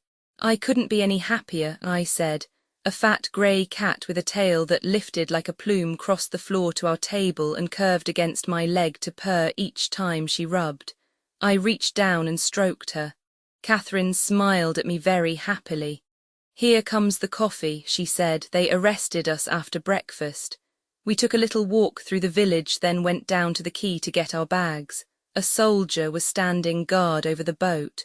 Is this your boat? Yes. Where do you come from? Up the lake. Then I have to ask you to come with me. How about the bags? You can carry the bags. I carried the bags and Catherine walked beside me and the soldier walked along behind us to the old custom house. In the custom house a lieutenant, very thin and military, questioned us. What nationality are you? American and British. Let me see your passports. I gave him mine and Catherine got hers out of her handbag. He examined them for a long time. Why do you enter Switzerland this way in a boat? I am a sportsman, I said. Rowing is my great sport. I always row when I get a chance. Why do you come here? For the winter sport. We are tourists and we want to do the winter sport. This is no place for winter sport. We know it. We want to go where they have the winter sport. What have you been doing in Italy? I have been studying architecture. My cousin has been studying art. Why do you leave there? We want to do the winter sport. With the war going on, you cannot study architecture. You will please stay where you are, the lieutenant said. He went back into the building with our passports. You're splendid, darling, Catherine said. Keep on the same track. You want to do the winter sport. Do you know anything about art? Rubens, said Catherine. Large and fat, I said. Titian, Catherine said. Titian-haired, I said. How about Mantegna? Don't ask hard ones, Catherine said. I know him though, very bitter. Very bitter, I said. Lots of nail holes. You see, I'll make you a fine wife, Catherine said. I'll be able to talk art with your customers. Here he comes, I said. The thin lieutenant came down the length of the custom house holding our passports. I will have to send you into Locarno, he said. You can get a carriage and a soldier will go in with you. All right, I said. What about the boat? The boat is confiscated. What have you in those bags? He went all through the 2 bags and held up the quarter bottle of brandy. Would you join me in a drink? I asked. No, thank you. He straightened up. How much money have you? 2,500 lire. He was favourably impressed. How much has your cousin? Catherine had a little over 1,200 lire. The lieutenant was pleased. His attitude toward us became less haughty. If you are going for winter sports, he said, Wengen is the place. My father has a very fine hotel at Wengen. It is open all the time. That's splendid, I said. Could you give me the name? I will write it on a card. He handed me the card very politely. The soldier will take you into Locarno. He will keep your passports. I regret this, but it is necessary. I have good hopes they will give you a visa or a police permit at Locarno. He handed the 2 passports to the soldier and carrying the bags we started into the village to order a carriage. Hi, the lieutenant called to the soldier. He said something in a German dialect to him. The soldier slung his rifle on his back and picked up the bags. It's a great country, I said to Catherine. It's so practical. Thank you very much, I said to the lieutenant. He waved his hand. Service, he said. We followed our guard into the village. We drove to Locarno in a carriage with the soldier sitting on the front seat with the driver. At Locarno we did not have a bad time. They questioned us, but they were polite because we had passports and money. I do not think they believed a word of the story, and I thought it was silly, but it was like a law court.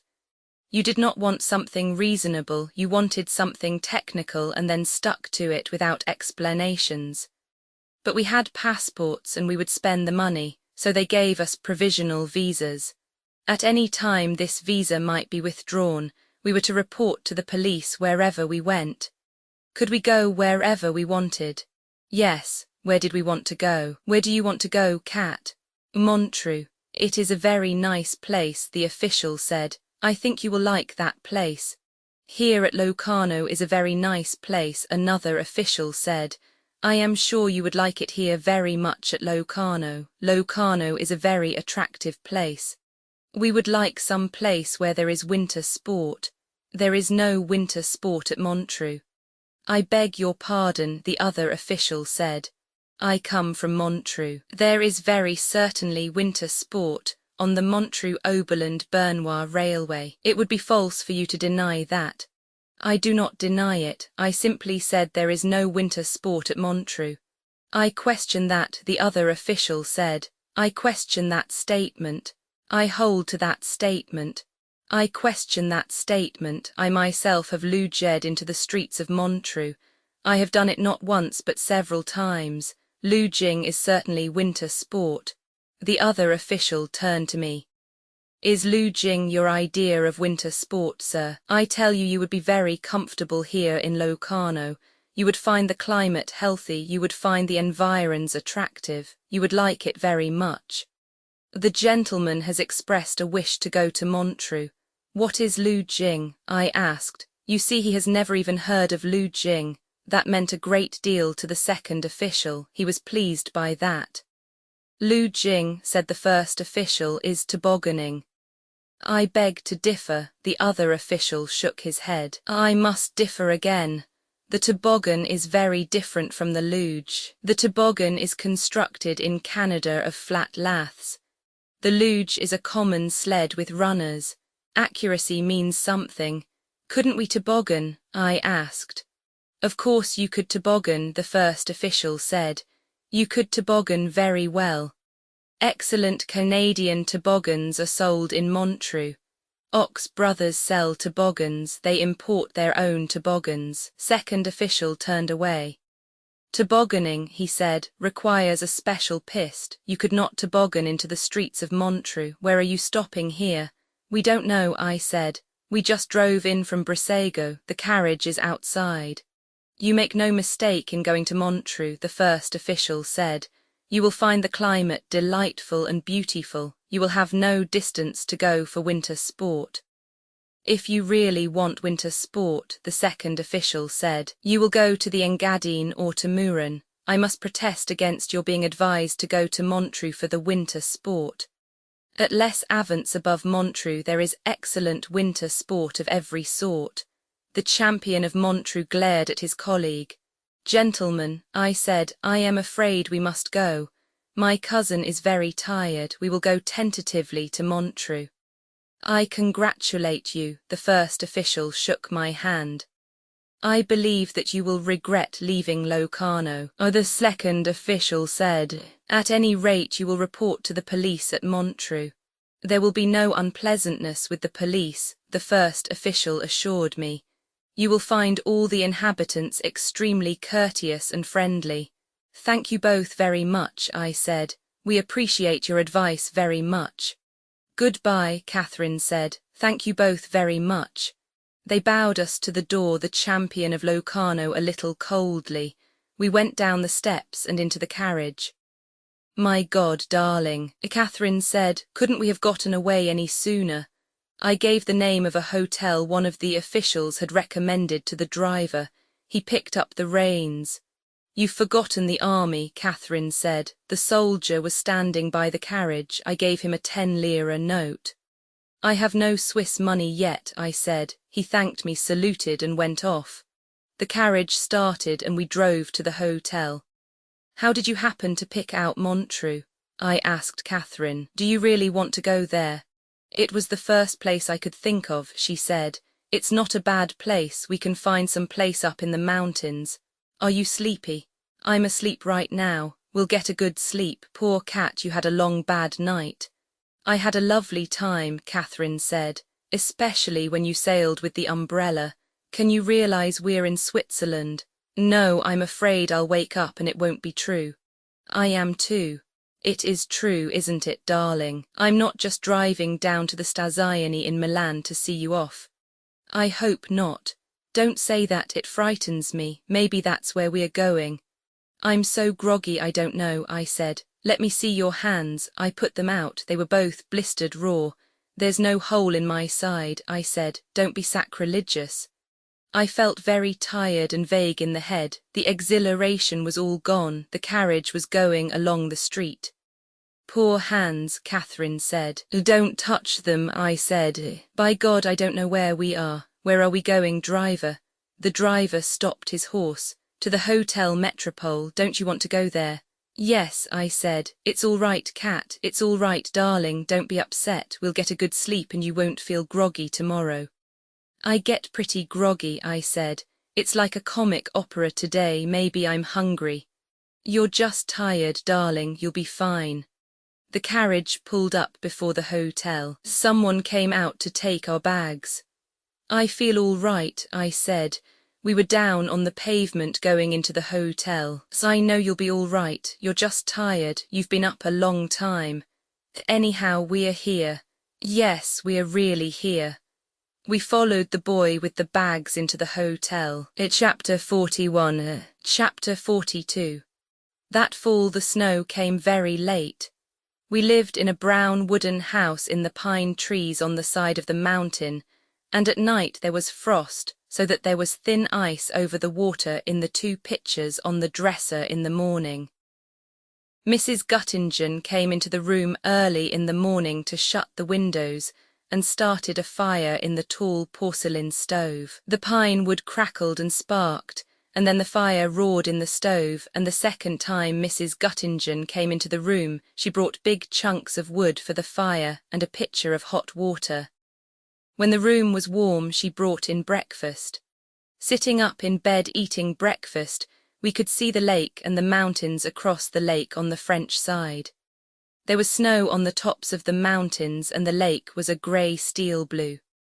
Outside, in front of the chalet, a road went up the mountain. The wheel ruts and ridges were iron hard with the frost, and the road climbed steadily through the forest and up and around the mountain to where there were meadows, and barns and cabins in the meadows at the edge of the woods looking across the valley.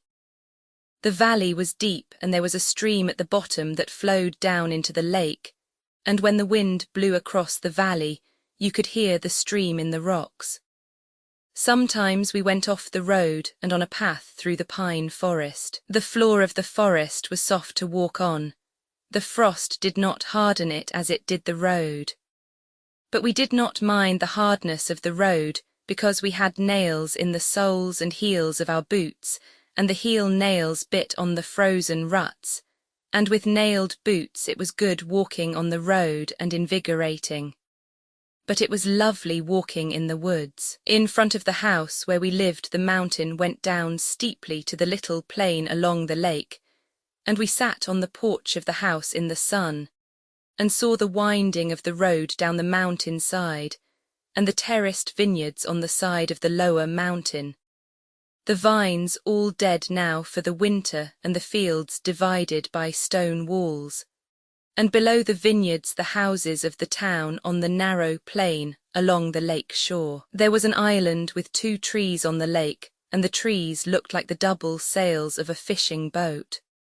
The mountains were sharp and steep on the other side of the lake, and down at the end of the lake was the plain of the Rhone Valley flat between the 2 ranges of mountains, and up the valley where the mountains cut it off was the Dent du Midi. It was a high, snowy mountain, and it dominated the valley, but it was so far away that it did not make a shadow. When the sun was bright, we ate lunch on the porch, but the rest of the time we ate upstairs in a small room with plain wooden walls and a big stove in the corner. We bought books and magazines in the town and a copy of Hoyle, and learned many 2-handed card games. The small room with the stove was our living room. There were 2 comfortable chairs and a table for books and magazines, and we played cards on the dining table when it was cleared away. Mr. and Mrs. Guttingen lived downstairs, and we would hear them talking sometimes in the evening, and they were very happy together too. He had been a head waiter, and she had worked as maid in the same hotel, and they had saved their money to buy this place. They had a son who was studying to be a head waiter. He was at a hotel in Zurich. Downstairs there was a parlour where they sold wine and beer, and sometimes in the evening we would hear carts stop outside on the road, and men come up the steps to go in the parlour to drink wine. There was a box of wood in the hall outside the living room, and I kept up the fire from it. But we did not stay up very late. We went to bed in the dark in the big bedroom, and when I was undressed, I opened the windows and saw the night and the cold stars and the pine trees below the window, and then got into bed as fast as I could. It was lovely in bed with the air so cold and clear and the night outside the window. We slept well, and if I woke in the night I knew it was from only one cause, and I would shift the feather bed over, very softly so that Catherine would not be wakened, and then go back to sleep again, warm and with the new lightness of thin covers. The war seemed as far away as the football games of someone else's college. But I knew from the papers that they were still fighting in the mountains because the snow would not come. Sometimes we walked down the mountain into Montreux. There was a path went down the mountain, but it was steep, and so usually we took the road and walked down on the wide, hard road between fields, and then below between the stone walls of the vineyards, and on down between the houses of the villages along the way. There were 3 villages, Chernex, Fontenivant, and the other I forget. Then along the road we passed an old square-built stone chateau on a ledge on the side of the mountain side with the terraced fields of vines, each vine tied to a stick to hold it up, the vines dry and brown and the earth ready for the snow, and the lake down below flat and grey as steel. The road went down a long grade below the chateau, and then turned to the right, and went down very steeply and paved with cobbles into Montreux. We did not know anyone in Montreux. We walked along beside the lake and saw the swans and the many gulls and terns that flew up when you came close and screamed while they looked down at the water. Out on the lake there were flocks of grebes, small and dark, and leaving trails in the water when they swam. In the town, we walked along the main street and looked in the windows of the shops. There were many big hotels that were closed, but most of the shops were open, and the people were very glad to see us. There was a fine coiffeur's place where Catherine went to have her hair done. The woman who ran it was very cheerful and the only person we knew in Montreux. While Catherine was there, I went up to a beer place and drank dark Munich beer and read the papers. I read the Corriere della Sera and the English and American papers from Paris. All the advertisements were blacked out, supposedly to prevent communication in that way with the enemy. The papers were bad reading. Everything was going very badly everywhere. I sat back in the corner with a heavy mug of dark beer and an opened glazed paper package of pretzels, and ate the pretzels for the salty flavour and the good way they made the beer taste, and read about disaster. I thought Catherine would come by, but she did not come, so I hung the papers back on the rack, paid for my beer and went up the street to look for her. The day was cold and dark and wintry, and the stone of the houses looked cold. Catherine was still in the hairdresser's shop. The woman was waving her hair. I sat in the little booth and watched. It was exciting to watch, and Catherine smiled and talked to me, and my voice was a little thick from being excited. The tongs made a pleasant clicking sound, and I could see Catherine in 3 mirrors, and it was pleasant and warm in the booth. Then the woman put up Catherine's hair, and Catherine looked in the mirror and changed it a little, taking out and putting in pins, then stood up. "I'm sorry to have taken such a long time. Monsieur was very interested, were you not, monsieur?" The woman smiled. "Yes," I said. "We went out and up the street. It was cold and wintry and the wind was blowing." "Oh, darling, I love you so," I said. "Don't we have a fine time?" Catherine said, "Look, let's go some place and have beer instead of tea. It's very good for young Catherine, it keeps her small." Young Catherine, I said, that loafer. She's been very good. Catherine said, she makes very little trouble. The doctor says beer will be good for me and keep her small. If you keep her small enough and she's a boy, maybe he will be a jockey. I suppose if we really have this child we ought to get married, Catherine said. We were in the beer place at the corner table. It was getting dark outside. It was still early, but the day was dark and the dusk was coming early. Let's get married now, I said. No, Catherine said. It's too embarrassing now. I show too plainly. I won't go before anyone and be married in this state. I wish we'd gotten married. I suppose it would have been better, but when could we, darling? I don't know. I know one thing, I'm not going to be married in this splendid matronly state. You're not matronly. Oh yes, I am, darling. The hairdresser asked me if this was our first. I lied and said no, we had 2 boys and 2 girls. When will we be married? Any time after I'm thin again. We want to have a splendid wedding with everyone thinking what a handsome young couple. And you're not worried? Darling, why should I be worried? The only time I ever felt badly was when I felt like a whore in Milan, and that only lasted 7 minutes, and besides it was the room furnishings. Don't I make you a good wife? You're a lovely wife. Then don't be too technical, darling. I'll marry you as soon as I'm thin again. All right. Do you think I ought to drink another beer? The doctor said I was rather narrow in the hips, and it's all for the best if we keep young Catherine small. What else did he say? I was worried. Nothing, I have a wonderful blood pressure, darling. He admired my blood pressure greatly. What did he say about you being too narrow in the hips? Nothing, nothing at all. He said I shouldn't ski. Quite right. He said it was too late to start if I'd never done it before. He said I could ski if I wouldn't fall down. He's just a big-hearted joker. Really, he was very nice. We'll have him when the baby comes. Did you ask him if you ought to get married? No, I told him we'd been married 4 years. You see, darling, if I marry you I'll be an American, and any time we're married under American law the child is legitimate. Where did you find that out? In the New York World Almanac in the library. You're a grand girl. I'll be very glad to be an American, and we'll go to America, won't we, darling? I want to see Niagara Falls. You're a fine girl. There's something else I want to see, but I can't remember it. The stockyards. No, I can't remember it. The Woolworth Building. No. The Grand Canyon. No, but I'd like to see that. What was it? The Golden Gate. That's what I want to see. Where is the Golden Gate? San Francisco. Then let's go there. I want to see San Francisco anyway. All right, we'll go there. Now let's go up the mountain. Should we? Can we get the M.O.B.? There's a train a little after 5. Let's get that. All right, I'll drink one more beer first. When we went out to go up the street and climb the stairs to the station, it was very cold. A cold wind was coming down the Rhone Valley.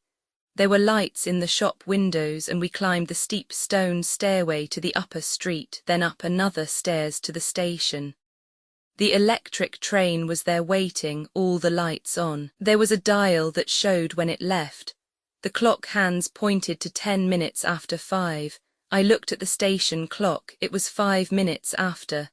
As we got on board, I saw the motorman and conductor coming out of the station wine shop. We sat down and opened the window. The train was electrically heated and stuffy, but fresh cold air came in through the window. Are you tired, Cat? I asked. No, I feel splendid. It isn't a long ride. I like the ride, she said. Don't worry about me, darling. I feel fine. The snow did not come until 3 days before Christmas. We woke one morning and it was snowing.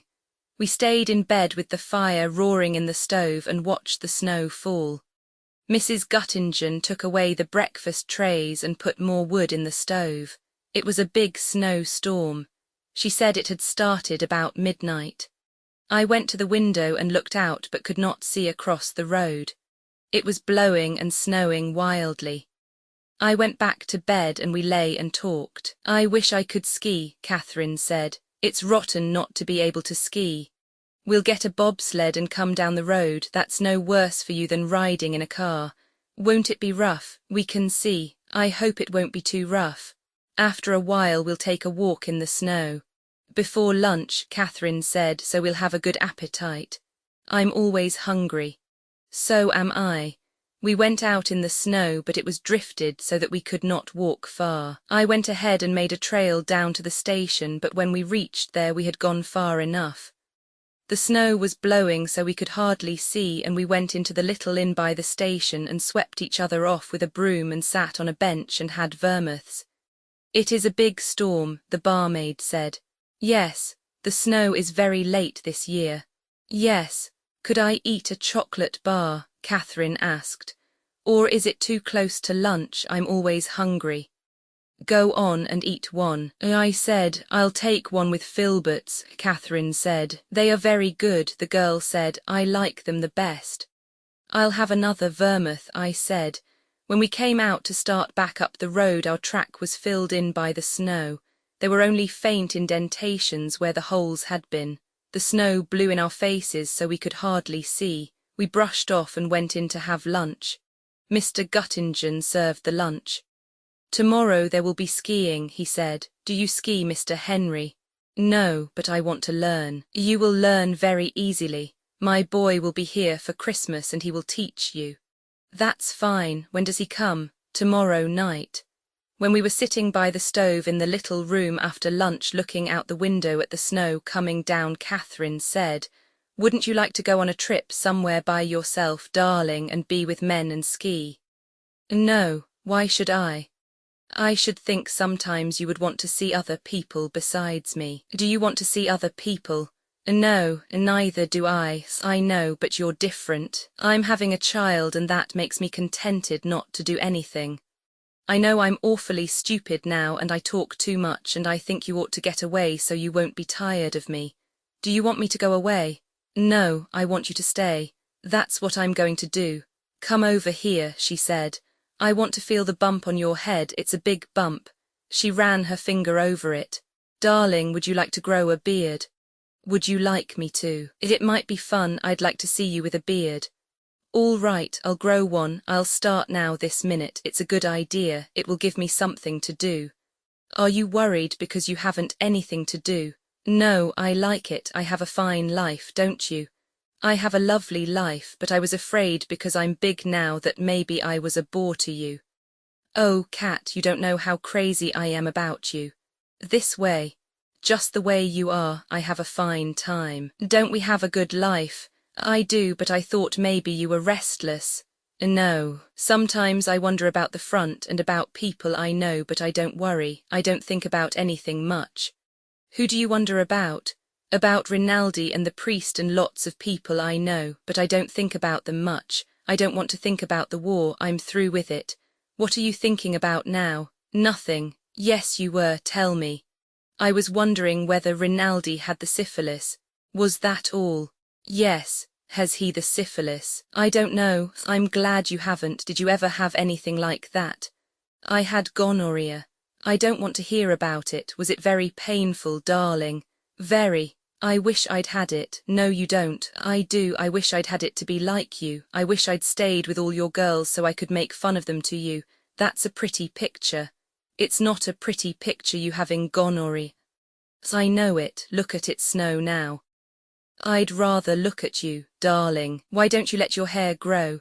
How grow? Just grow a little longer. It's long enough now. No, let it grow a little longer and I could cut mine and we'd be just alike, only one of us blonde and one of us dark. I wouldn't let you cut yours. It would be fun. I'm tired of it. It's an awful nuisance in the bed at night. I like it. Wouldn't you like it short? I might. I like it the way it is. It might be nice short, then we'd both be alike. Oh, darling, I want you so much. I want to be you too. You are. We're the same one. I know it. At night we are. The nights are grand. I want us to be all mixed up. I don't want you to go away. I just said that. You go if you want to, but hurry right back. Why, darling, I don't live at all when I'm not with you. I won't ever go away, I said. I'm no good when you're not there. I haven't any life at all any more. I want you to have a life, I want you to have a fine life, but we'll have it together, won't we? And now do you want me to stop growing my beard or let it go on? Go on, grow it, it will be exciting, maybe it will be done for New Year's. Now do you want to play chess? I'd rather play with you. No, let's play chess. And afterward we'll play. Yes, all right. I got out the chessboard and arranged the pieces. It was still snowing hard outside. One time in the night I woke up and knew that Catherine was awake too. The moon was shining in the window and made shadows on the bed from the bars on the window panes. Are you awake, sweetheart? Yes, can't you sleep? I just woke up thinking about how I was nearly crazy when I first met you. Do you remember? You were just a little crazy. I'm never that way anymore. I'm grand now. You say grand so sweetly. Say grand. Grand. Oh, you're sweet, and I'm not crazy now. I'm just very, very, very happy. Go on to sleep, I said. All right, let's go to sleep at exactly the same moment. All right. But we did not. I was awake for quite a long time thinking about things and watching Catherine sleeping, the moonlight on her face. Then I went to sleep too. Chapter 43. By the middle of January I had a beard and the winter had settled into bright cold days and hard cold nights. We could walk on the roads again. The snow was packed hard and smooth by the hay sleds and wood sledges and the logs that were hauled down the mountain. The snow lay over all the country, down almost to Montreux. The mountains on the other side of the lake were all white, and the plain of the Rhône valley was covered. We took long walks on the other side of the mountain to the Bains de l'Alliaz. Catherine wore hobnailed boots and a cape, and carried a stick with a sharp steel point. She did not look big with the cape, and we would not walk too fast, but stopped and sat on logs by the roadside to rest when she was tired. There was an inn in the trees at the Bains de l'Alliaz, where the woodcutters stopped to drink, and we sat inside warmed by the stove and drank hot red wine with spices and lemon in it. They called it glühwein, and it was a good thing to warm you and to celebrate with. The inn was dark and smoky inside, and afterward, when you went out, the cold air came sharply into your lungs and numbed the edge of your nose as you inhaled. We looked back at the inn with light coming from the windows and the woodcutters' horses stamping and jerking their heads outside to keep warm. There was frost on the hairs of their muzzles, and their breathing made plumes of frost in the air. Going up the road toward home, the road was smooth and slippery for a while and the ice orange from the horses until the wood-hauling track turned off. Then the road was clean-packed snow and led through the woods, and twice coming home in the evening we saw foxes. It was a fine country, and every time that we went out it was fun. You have a splendid beard now, Catherine said. It looks just like the woodcutters. Did you see the man with the tiny gold earrings? He's a chamois hunter. I said, they wear them because they say it makes them hear better. Really, I don't believe it. I think they wear them to show they are chamois hunters. Are there chamois near here? Yes, beyond the Dent de Jammen. It was fun seeing the fox. When he sleeps he wraps that tail around him to keep warm. It must be a lovely feeling. I always wanted to have a tail like that. Wouldn't it be fun if we had brushes like a fox? It might be very difficult dressing. We'd have clothes made or live in a country where it wouldn't make any difference. We live in a country where nothing makes any difference. Isn't it grand how we never see anyone? You don't want to see people, do you, darling? No. Should we sit here just a minute? I'm a little bit tired. We sat close together on the logs. Ahead the road went down through the forest. She won't come between us, will she, the little brat? No, we won't let her. How are we for money? We have plenty. They honoured the last sight draft. Won't your family try and get hold of you now they know you're in Switzerland? Probably. I'll write them something. Haven't you written them? No, only the sight draft. Thank God I'm not your family. I'll send them a cable. Don't you care anything about them? I did, but we quarrelled so much it wore itself out. I think I'd like them. I'd probably like them very much. Let's not talk about them or I'll start to worry about them. After a while I said, let's go on if you're rested. I'm rested. We went on down the road. It was dark now and the snow squeaked under our boots. The night was dry and cold and very clear. I love your beard, Catherine said. It's a great success. It looks so stiff and fierce and it's very soft and a great pleasure. Do you like it better than without? I think so, you know, darling. So I'm not going to cut my hair now until after young Catherine's born. I look too big and matronly now, but after she's born and I'm thin again, I'm going to cut it and then I'll be a fine, new and different girl for you. We'll go together and get it cut, or I'll go alone and come and surprise you. I did not say anything. You won't say I can't, will you? No, I think it would be exciting. Oh, you're so sweet, and maybe I'd look lovely, darling, and be so thin and exciting to you and you'll fall in love with me all over again. Hell, I said, I love you enough now. What do you want to do, ruin me? Yes, I want to ruin you. Good, I said, that's what I want too. Chapter 44. We had a fine life. We lived through the months of January and February and the winter was very fine and we were very happy. There had been short thaws when the wind blew warm and the snow softened and the air felt like spring, but always the clear hard cold had come again and the winter had returned. In March came the first break in the winter.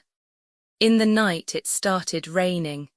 It rained on all morning and turned the snow to slush and made the mountainside dismal. There were clouds over the lake and over the valley. It was raining high up the mountain.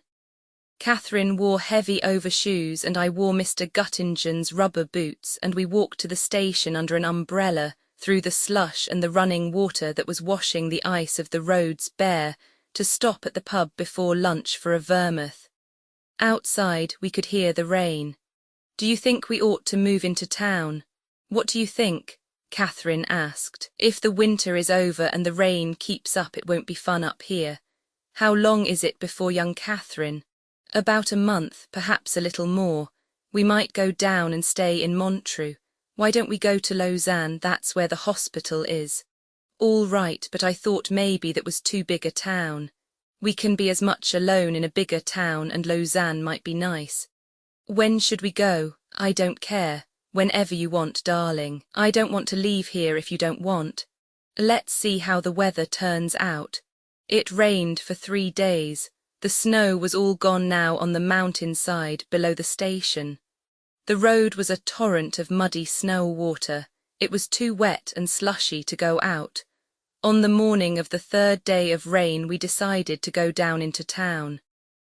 That is all right, Mr. Henry, Guttingen said. You do not have to give me any notice. I did not think you would want to stay now the bad weather is come. We have to be near the hospital anyway on account of Madam, I said. I understand, he said. Will you come back some time and stay with the little one? Yes, if you would have room. In the spring when it is nice you could come and enjoy it. We could put the little one and the nurse in the big room that is closed now and you and Madam could have your same room looking out over the lake. I'll write about coming, I said. We packed and left on the train that went down after lunch. Mr. and Mrs. Guttingen came down to the station with us and he hauled our baggage down on a sled through the slush. They stood beside the station in the rain waving goodbye. They were very sweet, Catherine said. They were fine to us. We took the train to Lausanne from Montreux. Looking out the window toward where we had lived you could not see the mountains for the clouds. The train stopped in Vevey, then went on, passing the lake on one side and on the other the wet brown fields and the bare woods and the wet houses. We came into Lausanne and went into a medium-sized hotel to stay. It was still raining as we drove through the streets and into the carriage entrance of the hotel. The concierge with brass keys on his lapels, the elevator, the carpets on the floors and the white washbowls with shining fixtures, the brass bed and the big comfortable bedroom all seemed very great luxury after the Guttingens. The windows of the room looked out on a wet garden with a wall topped by an iron fence. Across the street, which sloped steeply, was another hotel with a similar wall and garden. I looked out at the rain falling in the fountain of the garden. Catherine turned on all the lights and commenced unpacking. I ordered a whiskey and soda and lay on the bed and read the papers I had bought at the station. It was March 1918 and the German offensive had started in France. I drank the whiskey and soda and read while Catherine unpacked and moved around the room. "You know what I have to get, darling," she said. "What? Baby clothes. There aren't many people reach my time without baby things. You can buy them. I know, that's what I'll do tomorrow. I'll find out what is necessary. You ought to know, you were a nurse, but so few of the soldiers had babies in the hospitals." I did. She hit me with the pillow and spilled the whiskey and soda. "I'll order you another," she said. "I'm sorry I spilled it. There wasn't much left. Come on over to the bed." "No, I have to try and make this room look like something." "Like what?" "Like our home. Hang out the Allied flags." "Oh, shut up. Say it again." "Shut up." "Oh, you say it so cautiously," I said, "as though you didn't want to offend anyone." "I don't." "Then come over to the bed." "All right." She came and sat on the bed. "I know I'm no fun for you, darling. I'm like a big flour barrel." "No, you're not. You're beautiful and you're sweet. I'm just something very ungainly that you've married." "No, you're not. You're more beautiful all the time. But I will be thin again, darling. You're thin now. You've been drinking. Just whiskey and soda." "There's another one coming," he said. "And then should we order dinner up here? That will be good. Then we won't go out, will we? We'll just stay in tonight." "And play," I said. "I'll drink some wine," Catherine said. "It won't hurt me. Maybe we can get some of our old white Capri." "I know we can," I said. "They'll have Italian wines at a hotel this size." The waiter knocked at the door. He brought the whiskey in a glass with ice and beside the glass on a tray a small bottle of soda. "Thank you," I said. "Put it down there. Will you please have dinner for two brought up here and 2 bottles of dry white Capri in ice? Do you wish to commence your dinner with soup? Do you want soup, Cat? Please, bring soup for 1. "Thank you, sir." He went out and shut the door. I went back to the papers and the war in the papers and poured the soda slowly over the ice into the whiskey. I would have to tell them not to put ice in the whiskey. Let them bring the ice separately.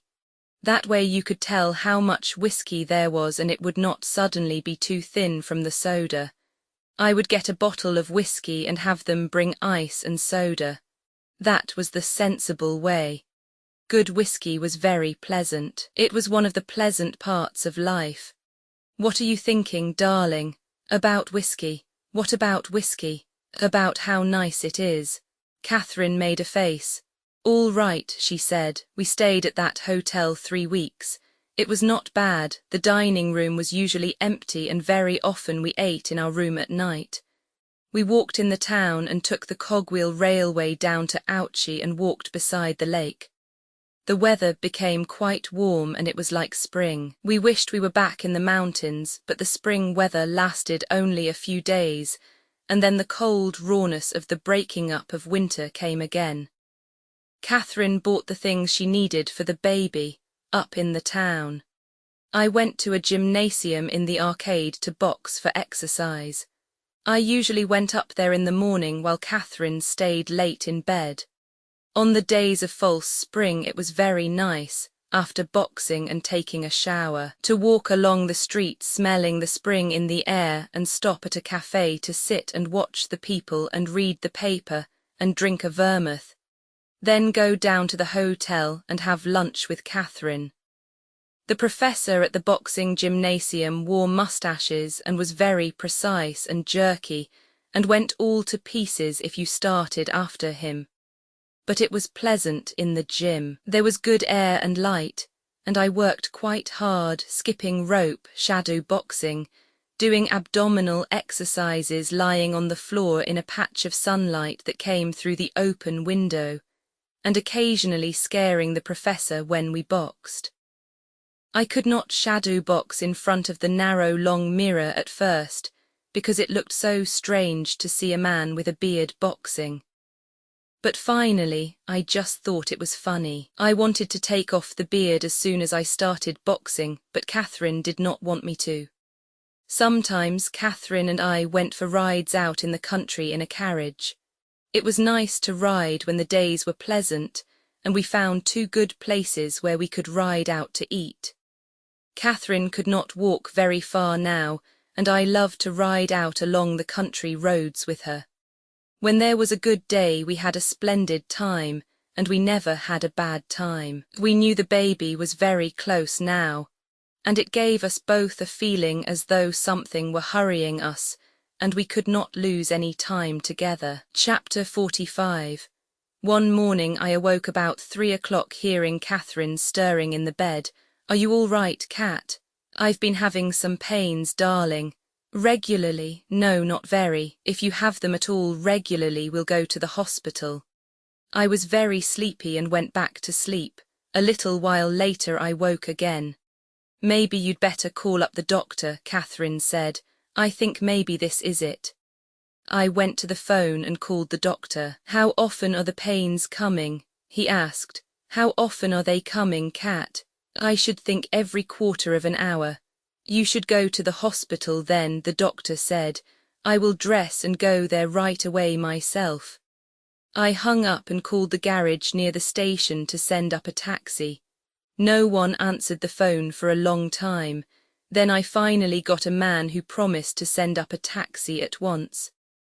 Catherine was dressing. Her bag was all packed with the things she would need at the hospital, and the baby things. Outside in the hall I rang for the elevator. There was no answer. I went downstairs. There was no one downstairs except the night watchman. I brought the elevator up myself, put Catherine's bag in it. She stepped in and we went down. The night watchman opened the door for us and we sat outside on the stone slabs beside the stairs down to the driveway and waited for the taxi. The night was clear and the stars were out. Catherine was very excited. "I'm so glad it started," she said. "Now in a little while it will be all over. You're a good brave girl." "I'm not afraid. I wish the taxi would come though." We heard it coming up the street and saw its headlights. It turned into the driveway and I helped Catherine in and the driver put the bag up in front. "Drive to the hospital," I said.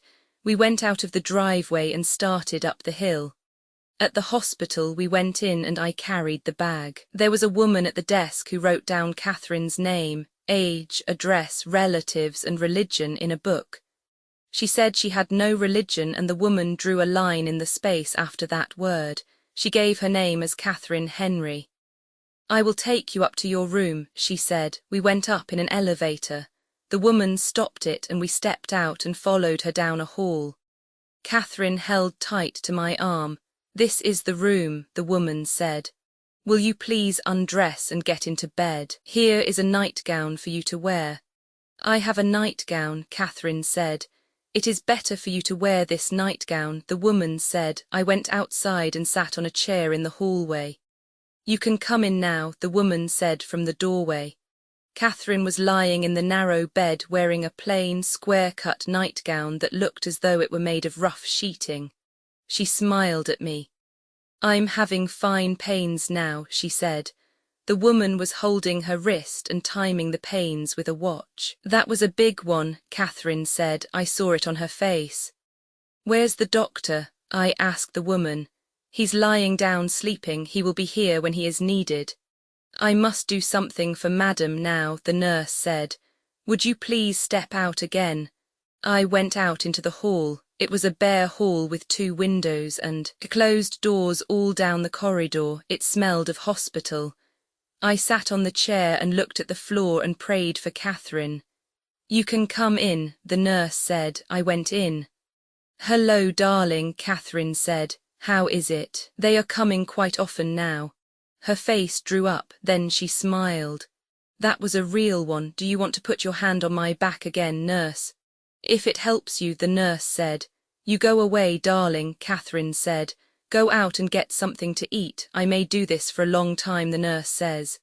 The first labor is usually protracted, the nurse said. Please go out and get something to eat, Catherine said.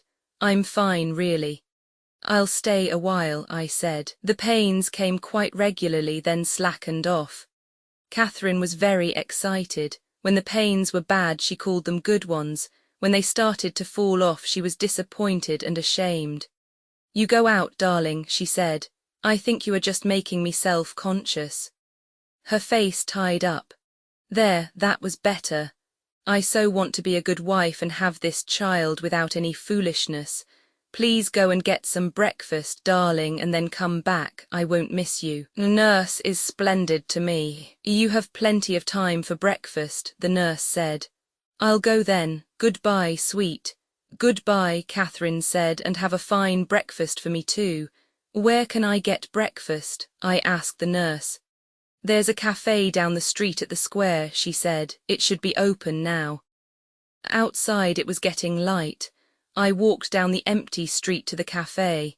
There was a light in the window. I went in and stood at the zinc bar, and an old man served me a glass of white wine and a brioche. The brioche was yesterday's. I dipped it in the wine and then drank a glass of coffee. What do you do at this hour? The old man asked. My wife is in labor at the hospital. So, I wish you good luck. Give me another glass of wine. He poured it from the bottle, slopping it over a little so some ran down on the zinc. I drank this glass, paid, and went out. Outside along the street were the refuse cans from the houses waiting for the collector. A dog was nosing at one of the cans. What do you want? I asked and looked in the can to see if there was anything I could pull out for him. There was nothing on top but coffee grounds, dust, and some dead flowers. There isn't anything, dog, I said. The dog crossed the street. I went up the stairs in the hospital to the floor Catherine was on and down the hall to her room. I knocked on the door. There was no answer. I opened the door. The room was empty, except for Catherine's bag on a chair and her dressing gown hanging on a hook on the wall. I went out and down the hall looking for somebody. I found a nurse. Where is Madame Henry? A lady has just gone to the delivery room. Where is it? I will show you. She took me down to the end of the hall. The door of the room was partly open. I could see Catherine lying on a table covered by a sheet. The nurse was on one side, and the doctor stood on the other side of the table beside some cylinders.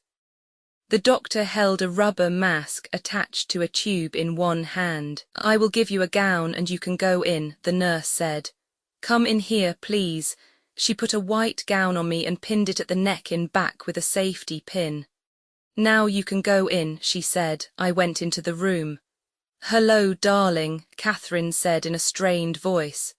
I'm not doing much. You are Mr. Henry? The doctor asked. Yes, how is everything going, doctor? Things are going very well, the doctor said. We came in here where it is easy to give gas for the pains. I want it now, Catherine said. The doctor placed the rubber mask over her face and turned a dial, and I watched Catherine breathing deeply and rapidly. Then she pushed the mask away. The doctor shut off the petcock.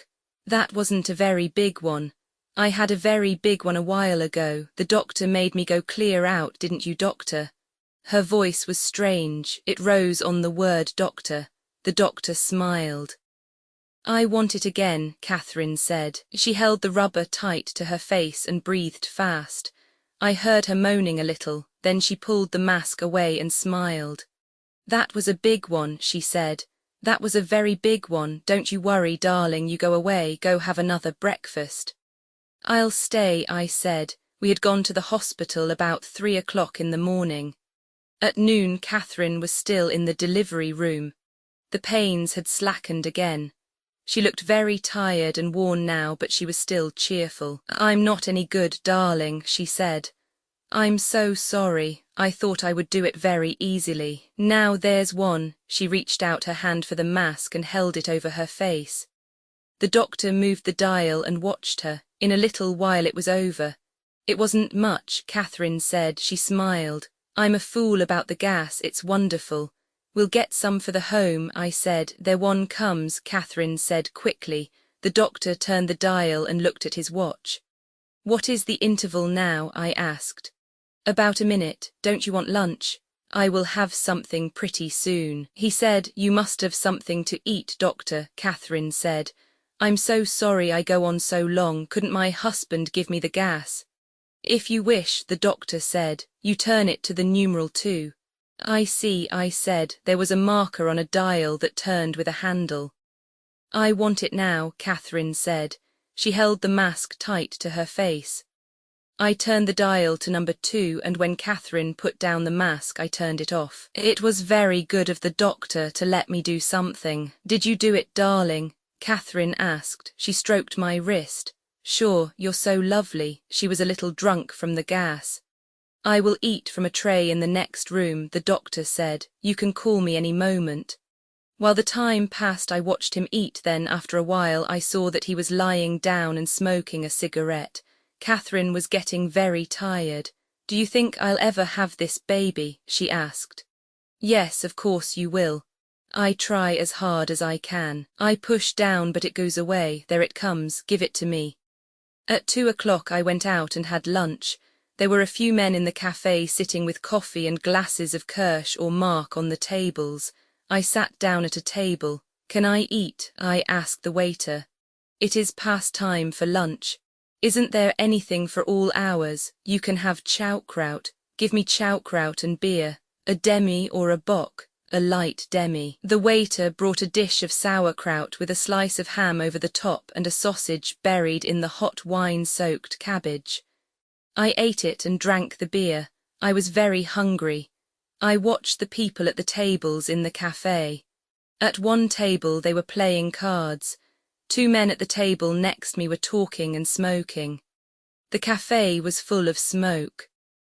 The zinc bar where I had breakfasted had 3 people behind it now. The old man, a plump woman in a black dress who sat behind a counter and kept track of everything served to the tables, and a boy in an apron. I wondered how many children the woman had and what it had been like. When I was through with the sauerkraut, I went back to the hospital. The street was all clean now. There were no refuse cans out. The day was cloudy, but the sun was trying to come through. I rode upstairs in the elevator, stepped out and went down the hall to Catherine's room, where I had left my white gown. I put it on and pinned it in back at the neck. I looked in the glass and saw myself looking like a fake doctor with a beard. I went down the hall to the delivery room. The door was closed and I knocked. No one answered, so I turned the handle and went in. The doctor sat by Catherine. The nurse was doing something at the other end of the room. Here is your husband, the doctor said. Oh, darling, I have the most wonderful doctor, Catherine said in a very strange voice. He's been telling me the most wonderful story, and when the pain came too badly, he put me all the way out. He's wonderful, you're wonderful, doctor. You're drunk, I said. I know it, Catherine said, but you shouldn't say it. Then give it to me, give it to me. She clutched hold of the mask and breathed short and deep, pantingly, making the respirator click. Then she gave a long sigh, and the doctor reached with his left hand and lifted away the mask. That was a very big one, Catherine said. Her voice was very strange. I'm not going to die now, darling. I'm past where I was going to die, aren't you glad? Don't you get in that place again. I won't. I'm not afraid of it, though. I won't die, darling. You will not do any such foolishness, the doctor said. You would not die and leave your husband. Oh no, I won't die. I wouldn't die. It's silly to die. There it comes. Give it to me. After a while the doctor said, You will go out, Mr. Henry, for a few moments and I will make an examination. He wants to see how I am doing, Catherine said. You can come back afterward, darling, can't he, doctor? Yes, said the doctor. I will send word when he can come back. I went out the door and down the hall to the room where Catherine was to be after the baby came. I sat in a chair there and looked at the room. I had the paper in my coat that I had bought when I went out for lunch, and I read it. It was beginning to be dark outside and I turned the light on to read. After a while I stopped reading and turned off the light and watched it get dark outside. I wondered why the doctor did not send for me. Maybe it was better I was away. He probably wanted me away for a while. I looked at my watch. If he did not send for me in 10 minutes, I would go down anyway. Poor, poor dear cat. And this was the price you paid for sleeping together. This was the end of the trap. This was what people got for loving each other. Thank God for gas anyway. What must it have been like before there were anesthetics? Once it started, they were in the mill race. Catherine had a good time in the time of pregnancy. It wasn't bad, she was hardly ever sick. She was not awfully uncomfortable until toward the last, so now they got her in the end. You never got away with anything. Get away, hell, it would have been the same if we had been married 50 times. And what if she should die? She won't die. People don't die in childbirth nowadays. That was what all husbands thought. Yes, but what if she should die? She won't die. She's just having a bad time. The initial labor is usually protracted. She's only having a bad time. Afterward, we'd say what a bad time, and Catherine would say it wasn't really so bad. But what if she should die? She can't die. Yes, but what if she should die? She can't, I tell you. Don't be a fool. It's just a bad time. It's just nature giving her hell. It's only the first labor, which is almost always protracted. Yes, but what if she should die? She can't die. Why would she die? What reason is there for her to die? There's just a child that has to be born, the byproduct of good nights in Milan.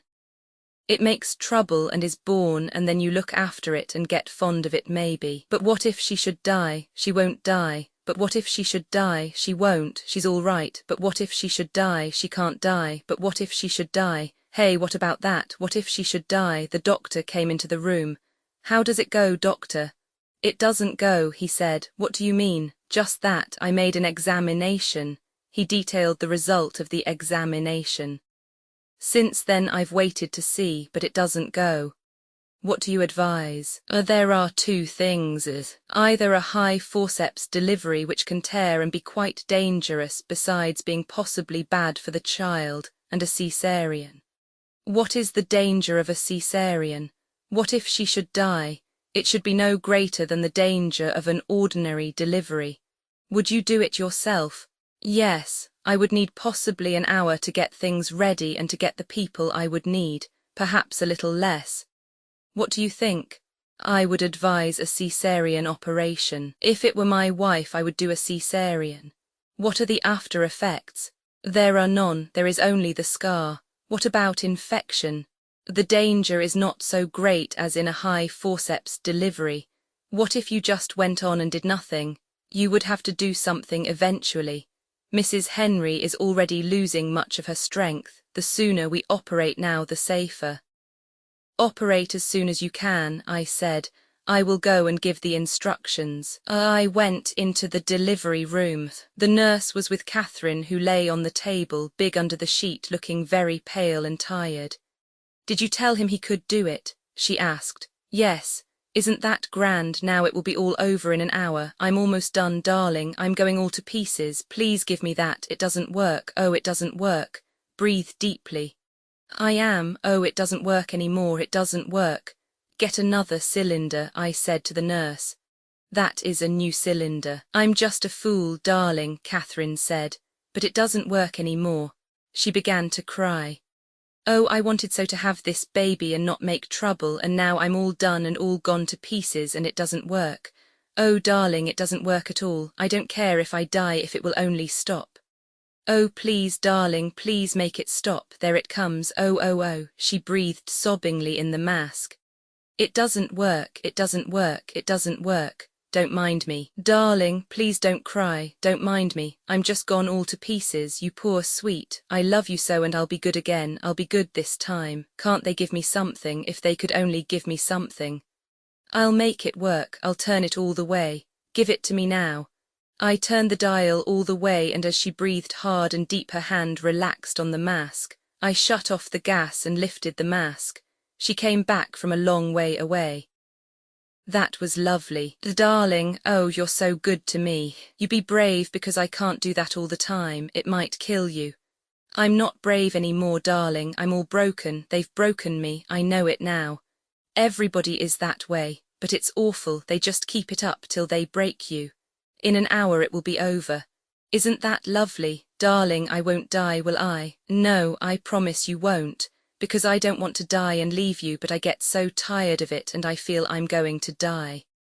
Nonsense. Everybody feels that. Sometimes I know I'm going to die. You won't, you can't, but what if I should? I won't let you. Give it to me quick, give it to me. Then afterward I won't die, I won't let myself die. Of course you won't. You'll stay with me, not to watch it. No, just to be there. Sure, I'll be there all the time. You're so good to me. There, give it to me. Give me some more. It's not working. I turned the dial to 3 and then 4. I wished the doctor would come back. I was afraid of the numbers above 2. Finally, a new doctor came in with 2 nurses, and they lifted Catherine onto a wheeled stretcher, and we started down the hall. The stretcher went rapidly down the hall and into the elevator where everyone had to crowd against the wall to make room. Then up. Then an open door and out of the elevator and down the hall on rubber wheels to the operating room. I did not recognize the doctor with his cap and mask on. There was another doctor and more nurses. They've got to give me something, Catherine said. They've got to give me something. Oh, please, doctor, give me enough to do some good. One of the doctors put a mask over her face and I looked through the door and saw the bright, small amphitheater of the operating room. You can go in the other door and sit up there, a nurse said to me. There were benches behind a rail that looked down on the white table and the lights. I looked at Catherine. The mask was over her face and she was quiet now. They wheeled the stretcher forward. I turned away and walked down the hall. 2 nurses were hurrying toward the entrance to the gallery. It's a cesarean, one said. They're going to do a cesarean. The other one laughed. We're just in time, aren't we lucky?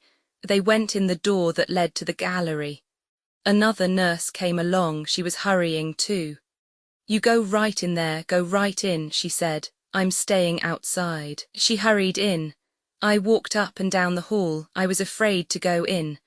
I looked out the window. It was dark, but in the light from the window I could see it was raining. I went into a room at the far end of the hall and looked at the labels on bottles in a glass case. Then I came out and stood in the empty hall and watched the door of the operating room. A doctor came out, followed by a nurse. He held something in his 2 hands that looked like a freshly skinned rabbit and hurried across the corridor with it and in through another door. I went down to the door he had gone into and found them in the room doing things to a newborn child. The doctor held him up for me to see. He held him by the heels and slapped him. Is he all right? He's magnificent. He'll weigh 5 kilos. I had no feeling for him. He did not seem to have anything to do with me. I felt no feeling of fatherhood. Aren't you proud of your son? The nurse asked. They were washing him and wrapping him in something. I saw the little dark face and dark hand, but I did not see him move or hear him cry. The doctor was doing something to him again. He looked upset. No, I said. He nearly killed his mother. It isn't the little darling's fault. Didn't you want a boy? No, I said. The doctor was busy with him. He held him up by the feet and slapped him. I did not wait to see it. I went out in the hall. I could go in now and see. I went in the door and a little way down the gallery. The nurses who were sitting at the rail motioned for me to come down where they were. I shook my head. I could see enough where I was. I thought Catherine was dead. She looked dead. Her face was grey, the part of it that I could see. Down below under the light, the doctor was sewing up the great long, forceps-spread, thick-edged wound. Another doctor in a mask gave the anaesthetic. 2 nurses in masks handed things. It looked like a drawing of the Inquisition. I knew as I watched I could have watched it all. but I was glad I hadn't. I do not think I could have watched them cut, but I watched the wound closed into a high, welted ridge with quick, skillful-looking stitches like a cobbler's, and was glad. When the wound was closed, I went out into the hall and walked up and down again. After a while the doctor came out. "How is she?" "She is all right. Did you watch?" He looked tired. "I saw you sew up. The incision looked very long." "You thought so?" "Yes. Will that scar flatten out?" "Oh, yes." After a while they brought out the wheeled stretcher and took it very rapidly down the hallway to the elevator. I went along beside it. Catherine was moaning. Downstairs they put her in the bed in her room. I sat in a chair at the foot of the bed. There was a nurse in the room. I got up and stood by the bed. It was dark in the room. Catherine put out her hand. "Hello, darling," she said. Her voice was very weak and tired. "Hello, you sweet. What sort of baby was it?" Don't talk," the nurse said. "A boy. He's long and wide and dark." "Is he all right?" "Yes," I said. "He's fine." I saw the nurse look at me strangely. "I'm awfully tired," Catherine said, "and I hurt like hell. Are you all right, darling?" "I'm fine. Don't talk. You were lovely to me." "Oh, darling, I hurt dreadfully. What does he look like?" "He looks like a skinned rabbit with a puckered-up old man's face." "You must go out," the nurse said. "Madam Henry must not talk." "I'll be outside," I said. "Go and get something to eat."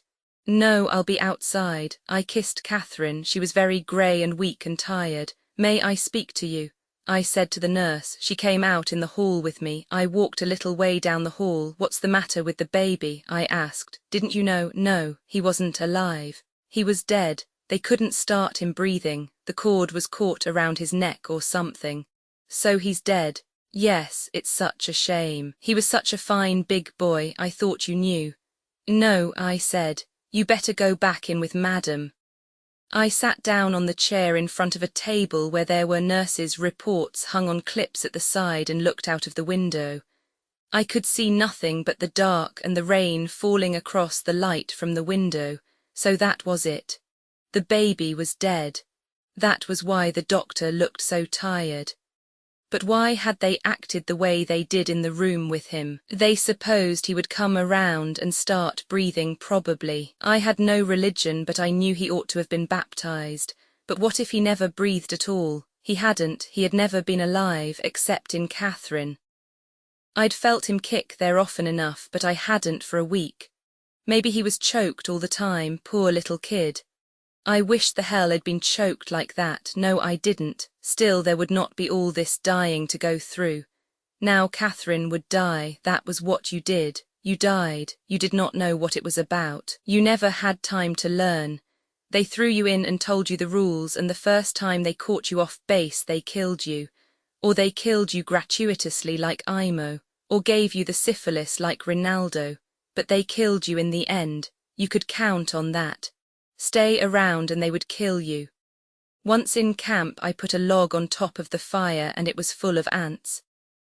As it commenced to burn, the ants swarmed out and went first toward the center where the fire was, then turned back and ran toward the end. When there were enough on the end, they fell off into the fire. Some got out, their bodies burnt and flattened, and went off not knowing where they were going. But most of them went toward the fire and then back toward the end and swarmed on the cool end and finally fell off into the fire. I remember thinking at the time that it was the end of the world and a splendid chance to be a messiah and lift the log off the fire and throw it out where the ants could get off onto the ground. But I did not do anything but throw a tin cup of water on the log, so that I would have the cup empty to put whiskey in before I added water to it. I think the cup of water on the burning log only steamed the ants. So now I sat out in the hall and waited to hear how Catherine was. The nurse did not come out, so after a while I went to the door and opened it very softly and looked in. I could not see at first because there was a bright light in the hall and it was dark in the room. Then I saw the nurse sitting by the bed and Catherine's head on a pillow and she all flat under the sheet. The nurse put her finger to her lips, then stood up and came to the door. "How is she?" I asked. She's all right, the nurse said. You should go and have your supper and then come back if you wish. I went down the hall and then down the stairs and out the door of the hospital and down the dark street in the rain to the cafe. It was brightly lighted inside and there were many people at the tables. I did not see a place to sit, and a waiter came up to me and took my wet coat and hat and showed me a place at a table across from an elderly man who was drinking beer and reading the evening paper. I sat down and asked the waiter what the plat du jour was. Veal stew, but it is finished. What can I have to eat? Ham and eggs, eggs with cheese or sauerkraut. I had sauerkraut this noon, I said. That's true, he said. That's true, you ate sauerkraut this noon. He was a middle-aged man with a bald top to his head and his hair slicked over it. He had a kind face. What do you want, ham and eggs or eggs with cheese? Ham and eggs, I said, and beer. A demi-blonde. Yes, I said. I remembered, he said. You took a demi-blonde this noon. I ate the ham and eggs and drank the beer. The ham and eggs were in a round dish, the ham underneath and the eggs on top. It was very hot, and at the first mouthful I had to take a drink of beer to cool my mouth. I was hungry and I asked the waiter for another order. I drank several glasses of beer. I was not thinking at all but read the paper of the man opposite me. It was about the breakthrough on the British front. When he realized I was reading the back of his paper, he folded it over. I thought of asking the waiter for a paper, but I could not concentrate. It was hot in the cafe and the air was bad. Many of the people at the tables knew one another. There were several card games going on. The waiters were busy bringing drinks from the bar to the tables. 2 men came in and could find no place to sit. They stood opposite the table where I was. I ordered another beer. I was not ready to leave yet. It was too soon to go back to the hospital. I tried not to think and to be perfectly calm. The men stood around but no one was leaving, so they went out. I drank another beer. There was quite a pile of saucers now on the table in front of me.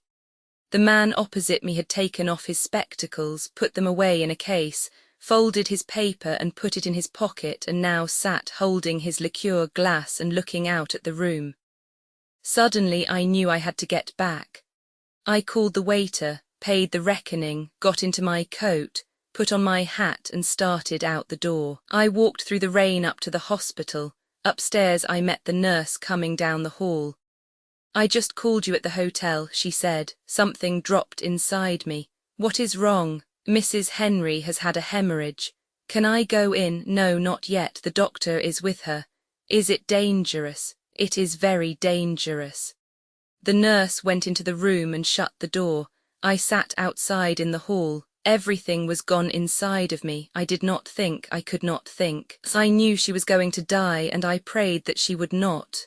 Don't let her die. Oh God, please don't let her die. I'll do anything for you if you won't let her die. Please, please, please, dear God, don't let her die. Dear God, don't let her die. Please, please, please don't let her die. God, please make her not die. I'll do anything you say if you don't let her die. You took the baby, but don't let her die. That was all right, but don't let her die. Please, please, dear God, don't let her die. The nurse opened the door and motioned with her finger for me to come. I followed her into the room. Catherine did not look up when I came in. I went over to the side of the bed. The doctor was standing by the bed on the opposite side. Catherine looked at me and smiled. I bent down over the bed and started to cry. Poor darling, Catherine said very softly. She looked grey. You're all right, Cat, I said. You're going to be all right. I'm going to die, she said, then waited and said, I hate it. I took her hand. Don't touch me, she said. I let go of her hand. She smiled. Poor darling, you touch me all you want. You'll be all right, Cat, I know you'll be all right. I meant to write you a letter to have if anything happened, but I didn't do it. Do you want me to get a priest or anyone to come and see you? Just you, she said, then a little later, I'm not afraid, I just hate it. You must not talk so much. The doctor said, all right, Catherine said. Do you want me to do anything, Cat? Can I get you anything? Catherine smiled. No. Then a little later, you won't do our things with another girl or say the same things, will you? Never. I want you to have girls, though. I don't want them. You are talking too much, the doctor said. Mr. Henry must go out. He can come back again later. You are not going to die. You must not be silly. All right, Catherine said. I'll come and stay with you nights. She said it was very hard for her to talk. Please go out of the room, the doctor said. You cannot talk. Catherine winked at me, her face grey. I'll be right outside, I said. Don't worry, darling, Catherine said. I'm not a bit afraid, it's just a dirty trick. You dear, brave, sweet. I waited outside in the hall. I waited a long time. The nurse came to the door and came over to me. I'm afraid Mrs. Henry is very ill, she said. I'm afraid for her. Is she dead? No, but she is unconscious. It seems she had one hemorrhage after another. They couldn't stop it. I went into the room and stayed with Catherine until she died. She was unconscious all the time, and it did not take her very long to die. Outside the room in the hall, I spoke to the doctor. Is there anything I can do tonight? No, there is nothing to do. Can I take you to your hotel? No, thank you. I am going to stay here a while. I know there is nothing to say. I cannot tell you. No, I said. There's nothing to say. Good night, he said. I cannot take you to your hotel. No, thank you. It was the only thing to do, he said. The operation proved. I do not want to talk about it, I said. I would like to take you to your hotel. No, thank you. He went down the hall. I went to the door of the room. You can't come in now, one of the nurses said. Yes, I can, I said. You can't come in yet. You get out, I said. The other one too. But after I had got them out and shut the door and turned off the light, it wasn't any good. It was like saying goodbye to a statue. After a while I went out and left the hospital and walked back to the hotel in the rain. The end transcriber notes misspelled words and printer errors have been corrected. Where multiple spellings occur, majority use has been employed. Punctuation has been maintained except where obvious printer errors occur. The end of A Farewell to Arms by Ernest Hemingway. A Farewell to Arms by Ernest Hemingway. Updated editions will replace the previous one. The old editions will be renamed. Creating the works from print editions not protected by U.S. Copyright law means that no one owns a United States copyright in these works, so the Foundation and you can copy and distribute it in the United States without permission and without paying copyright royalties. Special rules, set forth in the general terms of use part of this license, apply to copying and distributing project, and may not be used if you charge for an e-book, except by following the terms of the trademark license, including paying royalties for use copies of this e-book. Complying with the trademark license is very easy. You may use this e-book for nearly any purpose such as creation of derivative works, reports, performances, and research. Project Gutenberg e-books may be modified and printed and given away. You may do practically anything in the United States with e-books not protected by U.S. copyright law. Redistribution is subject to the trademark license, especially commercial redistribution. Start. Full license. Please read this before you distribute or use this work. Distribution of electronic works by using or distributing this work, or any other work associated in any way with the phrase Project Gutenberg. You agree to comply with all the terms of the full www.gutenberg.org/license. Electronic works. Electronic work. You indicate that you have read, understand, agree to, and accept all the terms of this license and intellectual property, trademark/copyright agreement. If you do not agree to abide by all the terms of this agreement, you must cease using and return or possession. If you paid a fee for obtaining a copy of or access to by the terms of this agreement, you may obtain a refund from the person or entity to whom you paid the fee as set forth in paragraph 1. 8. Used on or associated in any way with an electronic work by people who agree to be bound by the terms of this agreement. There are a few even without complying with the full terms of this agreement. See paragraph 1, see below. There are a lot of things you can do with Project Gutenberg electronic works if you follow the terms of this electronic works. See paragraph 1, below. Foundation, or PGLAF, owns a compilation copyright in the collection. Works in the collection are in the public domain in the United States. If an individual work is unprotected by copyright law in the United States, and you are located in the United States, we do not claim a right to prevent you from copying, distributing, performing, displaying, or creating derivative works based on the work as long as works in compliance with the terms of this agreement, for keeping the comply with the terms of this agreement by keeping this work in the you share it without charge with others. 1. The copyright laws of the place where you are located also govern what you can do with this work. Copyright laws in most countries are in a constant state of change. If you are outside the United States, check the laws of your country in addition to the terms of this agreement before downloading, copying, displaying, performing, distributing, or creating derivative works based on this work, or any representations concerning the copyright status of any work in any country other than the United States. 1. 1. The following sentence with active links to or other performed, viewed, copied, or distributed. This e-book is for the use of anyone anywhere in the United States and most other parts of the world at no cost and with almost no restrictions whatsoever. You may copy it, give it away, or reuse it under the terms at www.gutenberg.org. If you are not located in the United States, you will have to check the laws of the country where you are located before using this e-book. Derived from texts not protected by U.S. copyright law does not contain a notice indicating that it is posted with permission of the copyright holder. The work can be copied and distributed to anyone in the United States without paying any fees or charges.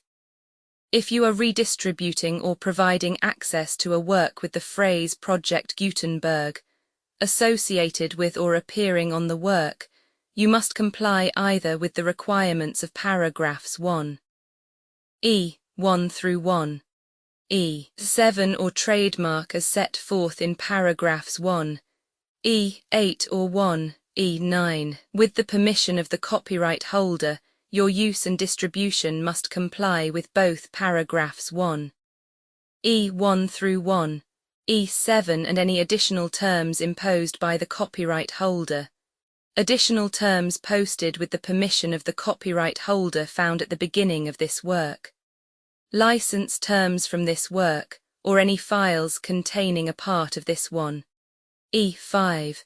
Do not copy, display, perform, distribute, or redistribute this electronic work, or any part of this electronic work, without prominently displaying the sentence set forth in paragraph 1. 1 with active links or immediate access to the full terms of the Project Gutenberg license. 1 6. You may convert to and distribute this work in any binary, compressed, marked up, non-proprietary or proprietary form, including any word processing or hypertext form. However, if you provide access other than plain vanilla ASCII or other format used in the official www.gutenberg.org, you must at no additional cost, fee or expense to the user provide a copy, a means of exporting a copy, or a means of obtaining a copy upon request of the work in its original plain vanilla ASCII or other form. Any alternate format must include the 1. 7. Do not charge a fee for access to viewing displaying unless you comply with paragraph 1. E8 or 1, E9, 1, E8. You may charge a reasonable fee for copies of or provided that you pay a royalty fee of 20% of the gross profits you derive from you, already used to calculate your applicable taxes. The fee is owed agreed to donate royalties under this paragraph to the Project Gutenberg Literary Archive Foundation. Royalty payments must be paid within 60 days following each date on which you prepare, or are legally required to prepare, your periodic tax returns. Royalty payments should be clearly marked as such and sent to the Project Gutenberg Literary Archive Foundation at the address specified in Literary Archive Foundation. You provide a full refund of any money paid by a user who notifies you in writing or by email within 30 days of receipt that S/he license. You must require such a user to return or destroy all copies of the works possessed in a physical medium and discontinue works you provide, in accordance with paragraph 1. F3. A full refund of any money paid for a work or a replacement copy if a defect in the electronic work is discovered and reported to you within 90 days of receipt of the work. You comply with all other terms of this agreement for free. 1E9. If you wish to charge a fee or distribute a Project Gutenberg trademark electronic work or group of works on different terms than are set forth in this agreement, you must obtain permission in writing forth in section 3 below. 1. Effort to identify, do copyright research on, transcribe and proofread works not protected by U.S. copyright law in creating the project electronic works, and the medium on which they may be stored, may contain defects, such as but not limited to incomplete, inaccurate or corrupt data, transcription errors, a copyright or other intellectual property infringement, a defective or damaged disk or other medium, a computer virus or computer codes that damage or cannot be read by your equipment. 1. F2. Limited warranty, disclaimer of damages except for the right of replacement or refund, described in paragraph 1. F3. The Project Gutenberg Literary Archive Foundation, the owner of the Project Gutenberg trademark, and any other party distributing a Project Gutenberg trademark electronic work under this agreement, disclaim all liability to you for damages, costs and expenses, including legal fees. You agree that you have no remedies for negligence, strict liability, breach of warranty or breach of contract, except those provided in paragraph 1. F3. You agree that the foundation, the trademark owner, and any distributor under this agreement will not be liable to you for actual, direct, indirect, consequential, punitive or incidental damages, even if you give notice of the possibility of such damage. 1. F3. Limited right of replacement or refund if you discover a defect in this electronic work within 90 days of receiving it. You can receive a refund of the money, if any, you paid for it by sending a written explanation to the person you received the work from. If you received the work on a physical medium, you must return the medium with your written explanation. The person or entity that provided you with the defective work may elect to provide a replacement copy in lieu of a refund. If you received the work electronically, the person or entity providing it to you may choose to give you a second opportunity to receive the work electronically in lieu of a refund. If the second copy is also defective, you may demand a refund in writing without further opportunities to fix the problem. 1. F4. Except for the limited right of replacement or refund set forth in paragraph 1. F3. This work is provided to you as is with no other warranties of any kind, express or implied, including but not limited to warranties of merchantability or fitness for any purpose. 1. F. 5. Some states do not allow disclaimers of certain implied warranties, or the exclusion or limitation of certain types of damages. If any disclaimer or limitation set forth in this agreement violates the law of the state applicable to this agreement, the agreement shall be interpreted to make the maximum disclaimer or limitation permitted by the applicable state law. The invalidity or unenforceability of any provision of this agreement shall not void the remaining provisions. 1 F6.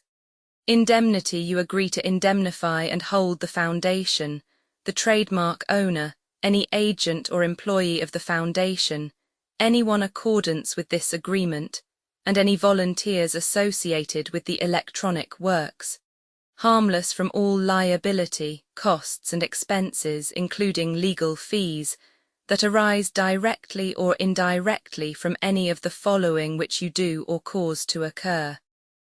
A. Distribution of this defect you cause. Electronic works in formats readable by the widest variety of computers, including obsolete, old, middle-aged and new computers. It exists because of the efforts of hundreds of volunteers and donations from people in all walks of life. Volunteers and financial support to provide volunteers with the remain freely available for generations to come. In 2001, the Project Gutenberg Literary Archive Foundation was created to provide a secure archive foundation, and how your efforts and donations can help. See sections 3 and 4, and the Foundation information page at www.gutenberg.org. 501, c. 3. Educational corporation organized under the laws of the state of Mississippi and granted tax-exempt status by the Internal Revenue Service. The Foundation's EIN or Federal Tax Identification Archive Foundation are tax-deductible to the full extent permitted by U.S. federal laws and your state's laws. The Foundation's business office is located at 41 Watchung Plaza #516, Montclair, NJ 07042, USA, +1 862 621 to 9288. Email contact links and up-to-date contact information can be found at the Foundation's website and official page at www.gutenberg.org/contact Literary Archive Foundation public support and donations to carry out its mission of increasing the number of public domain and licensed works that can be freely distributed in machine-readable form accessible by the widest array of equipment, including outdated equipment. Many small donations, $1 to $5,000, are particularly important to maintaining tax-exempt status with the IRS. The Foundation is committed to complying with the laws regulating charities and charitable donations in all 50 states of the United States. Compliance requirements are not uniform, and it takes a considerable effort, much paperwork and many fees to meet and keep up with these requirements. We do not solicit donations in locations where we have not received written confirmation of compliance. To send donations or determine the status of compliance for any particular state, visit www.gutenberg.org/donate.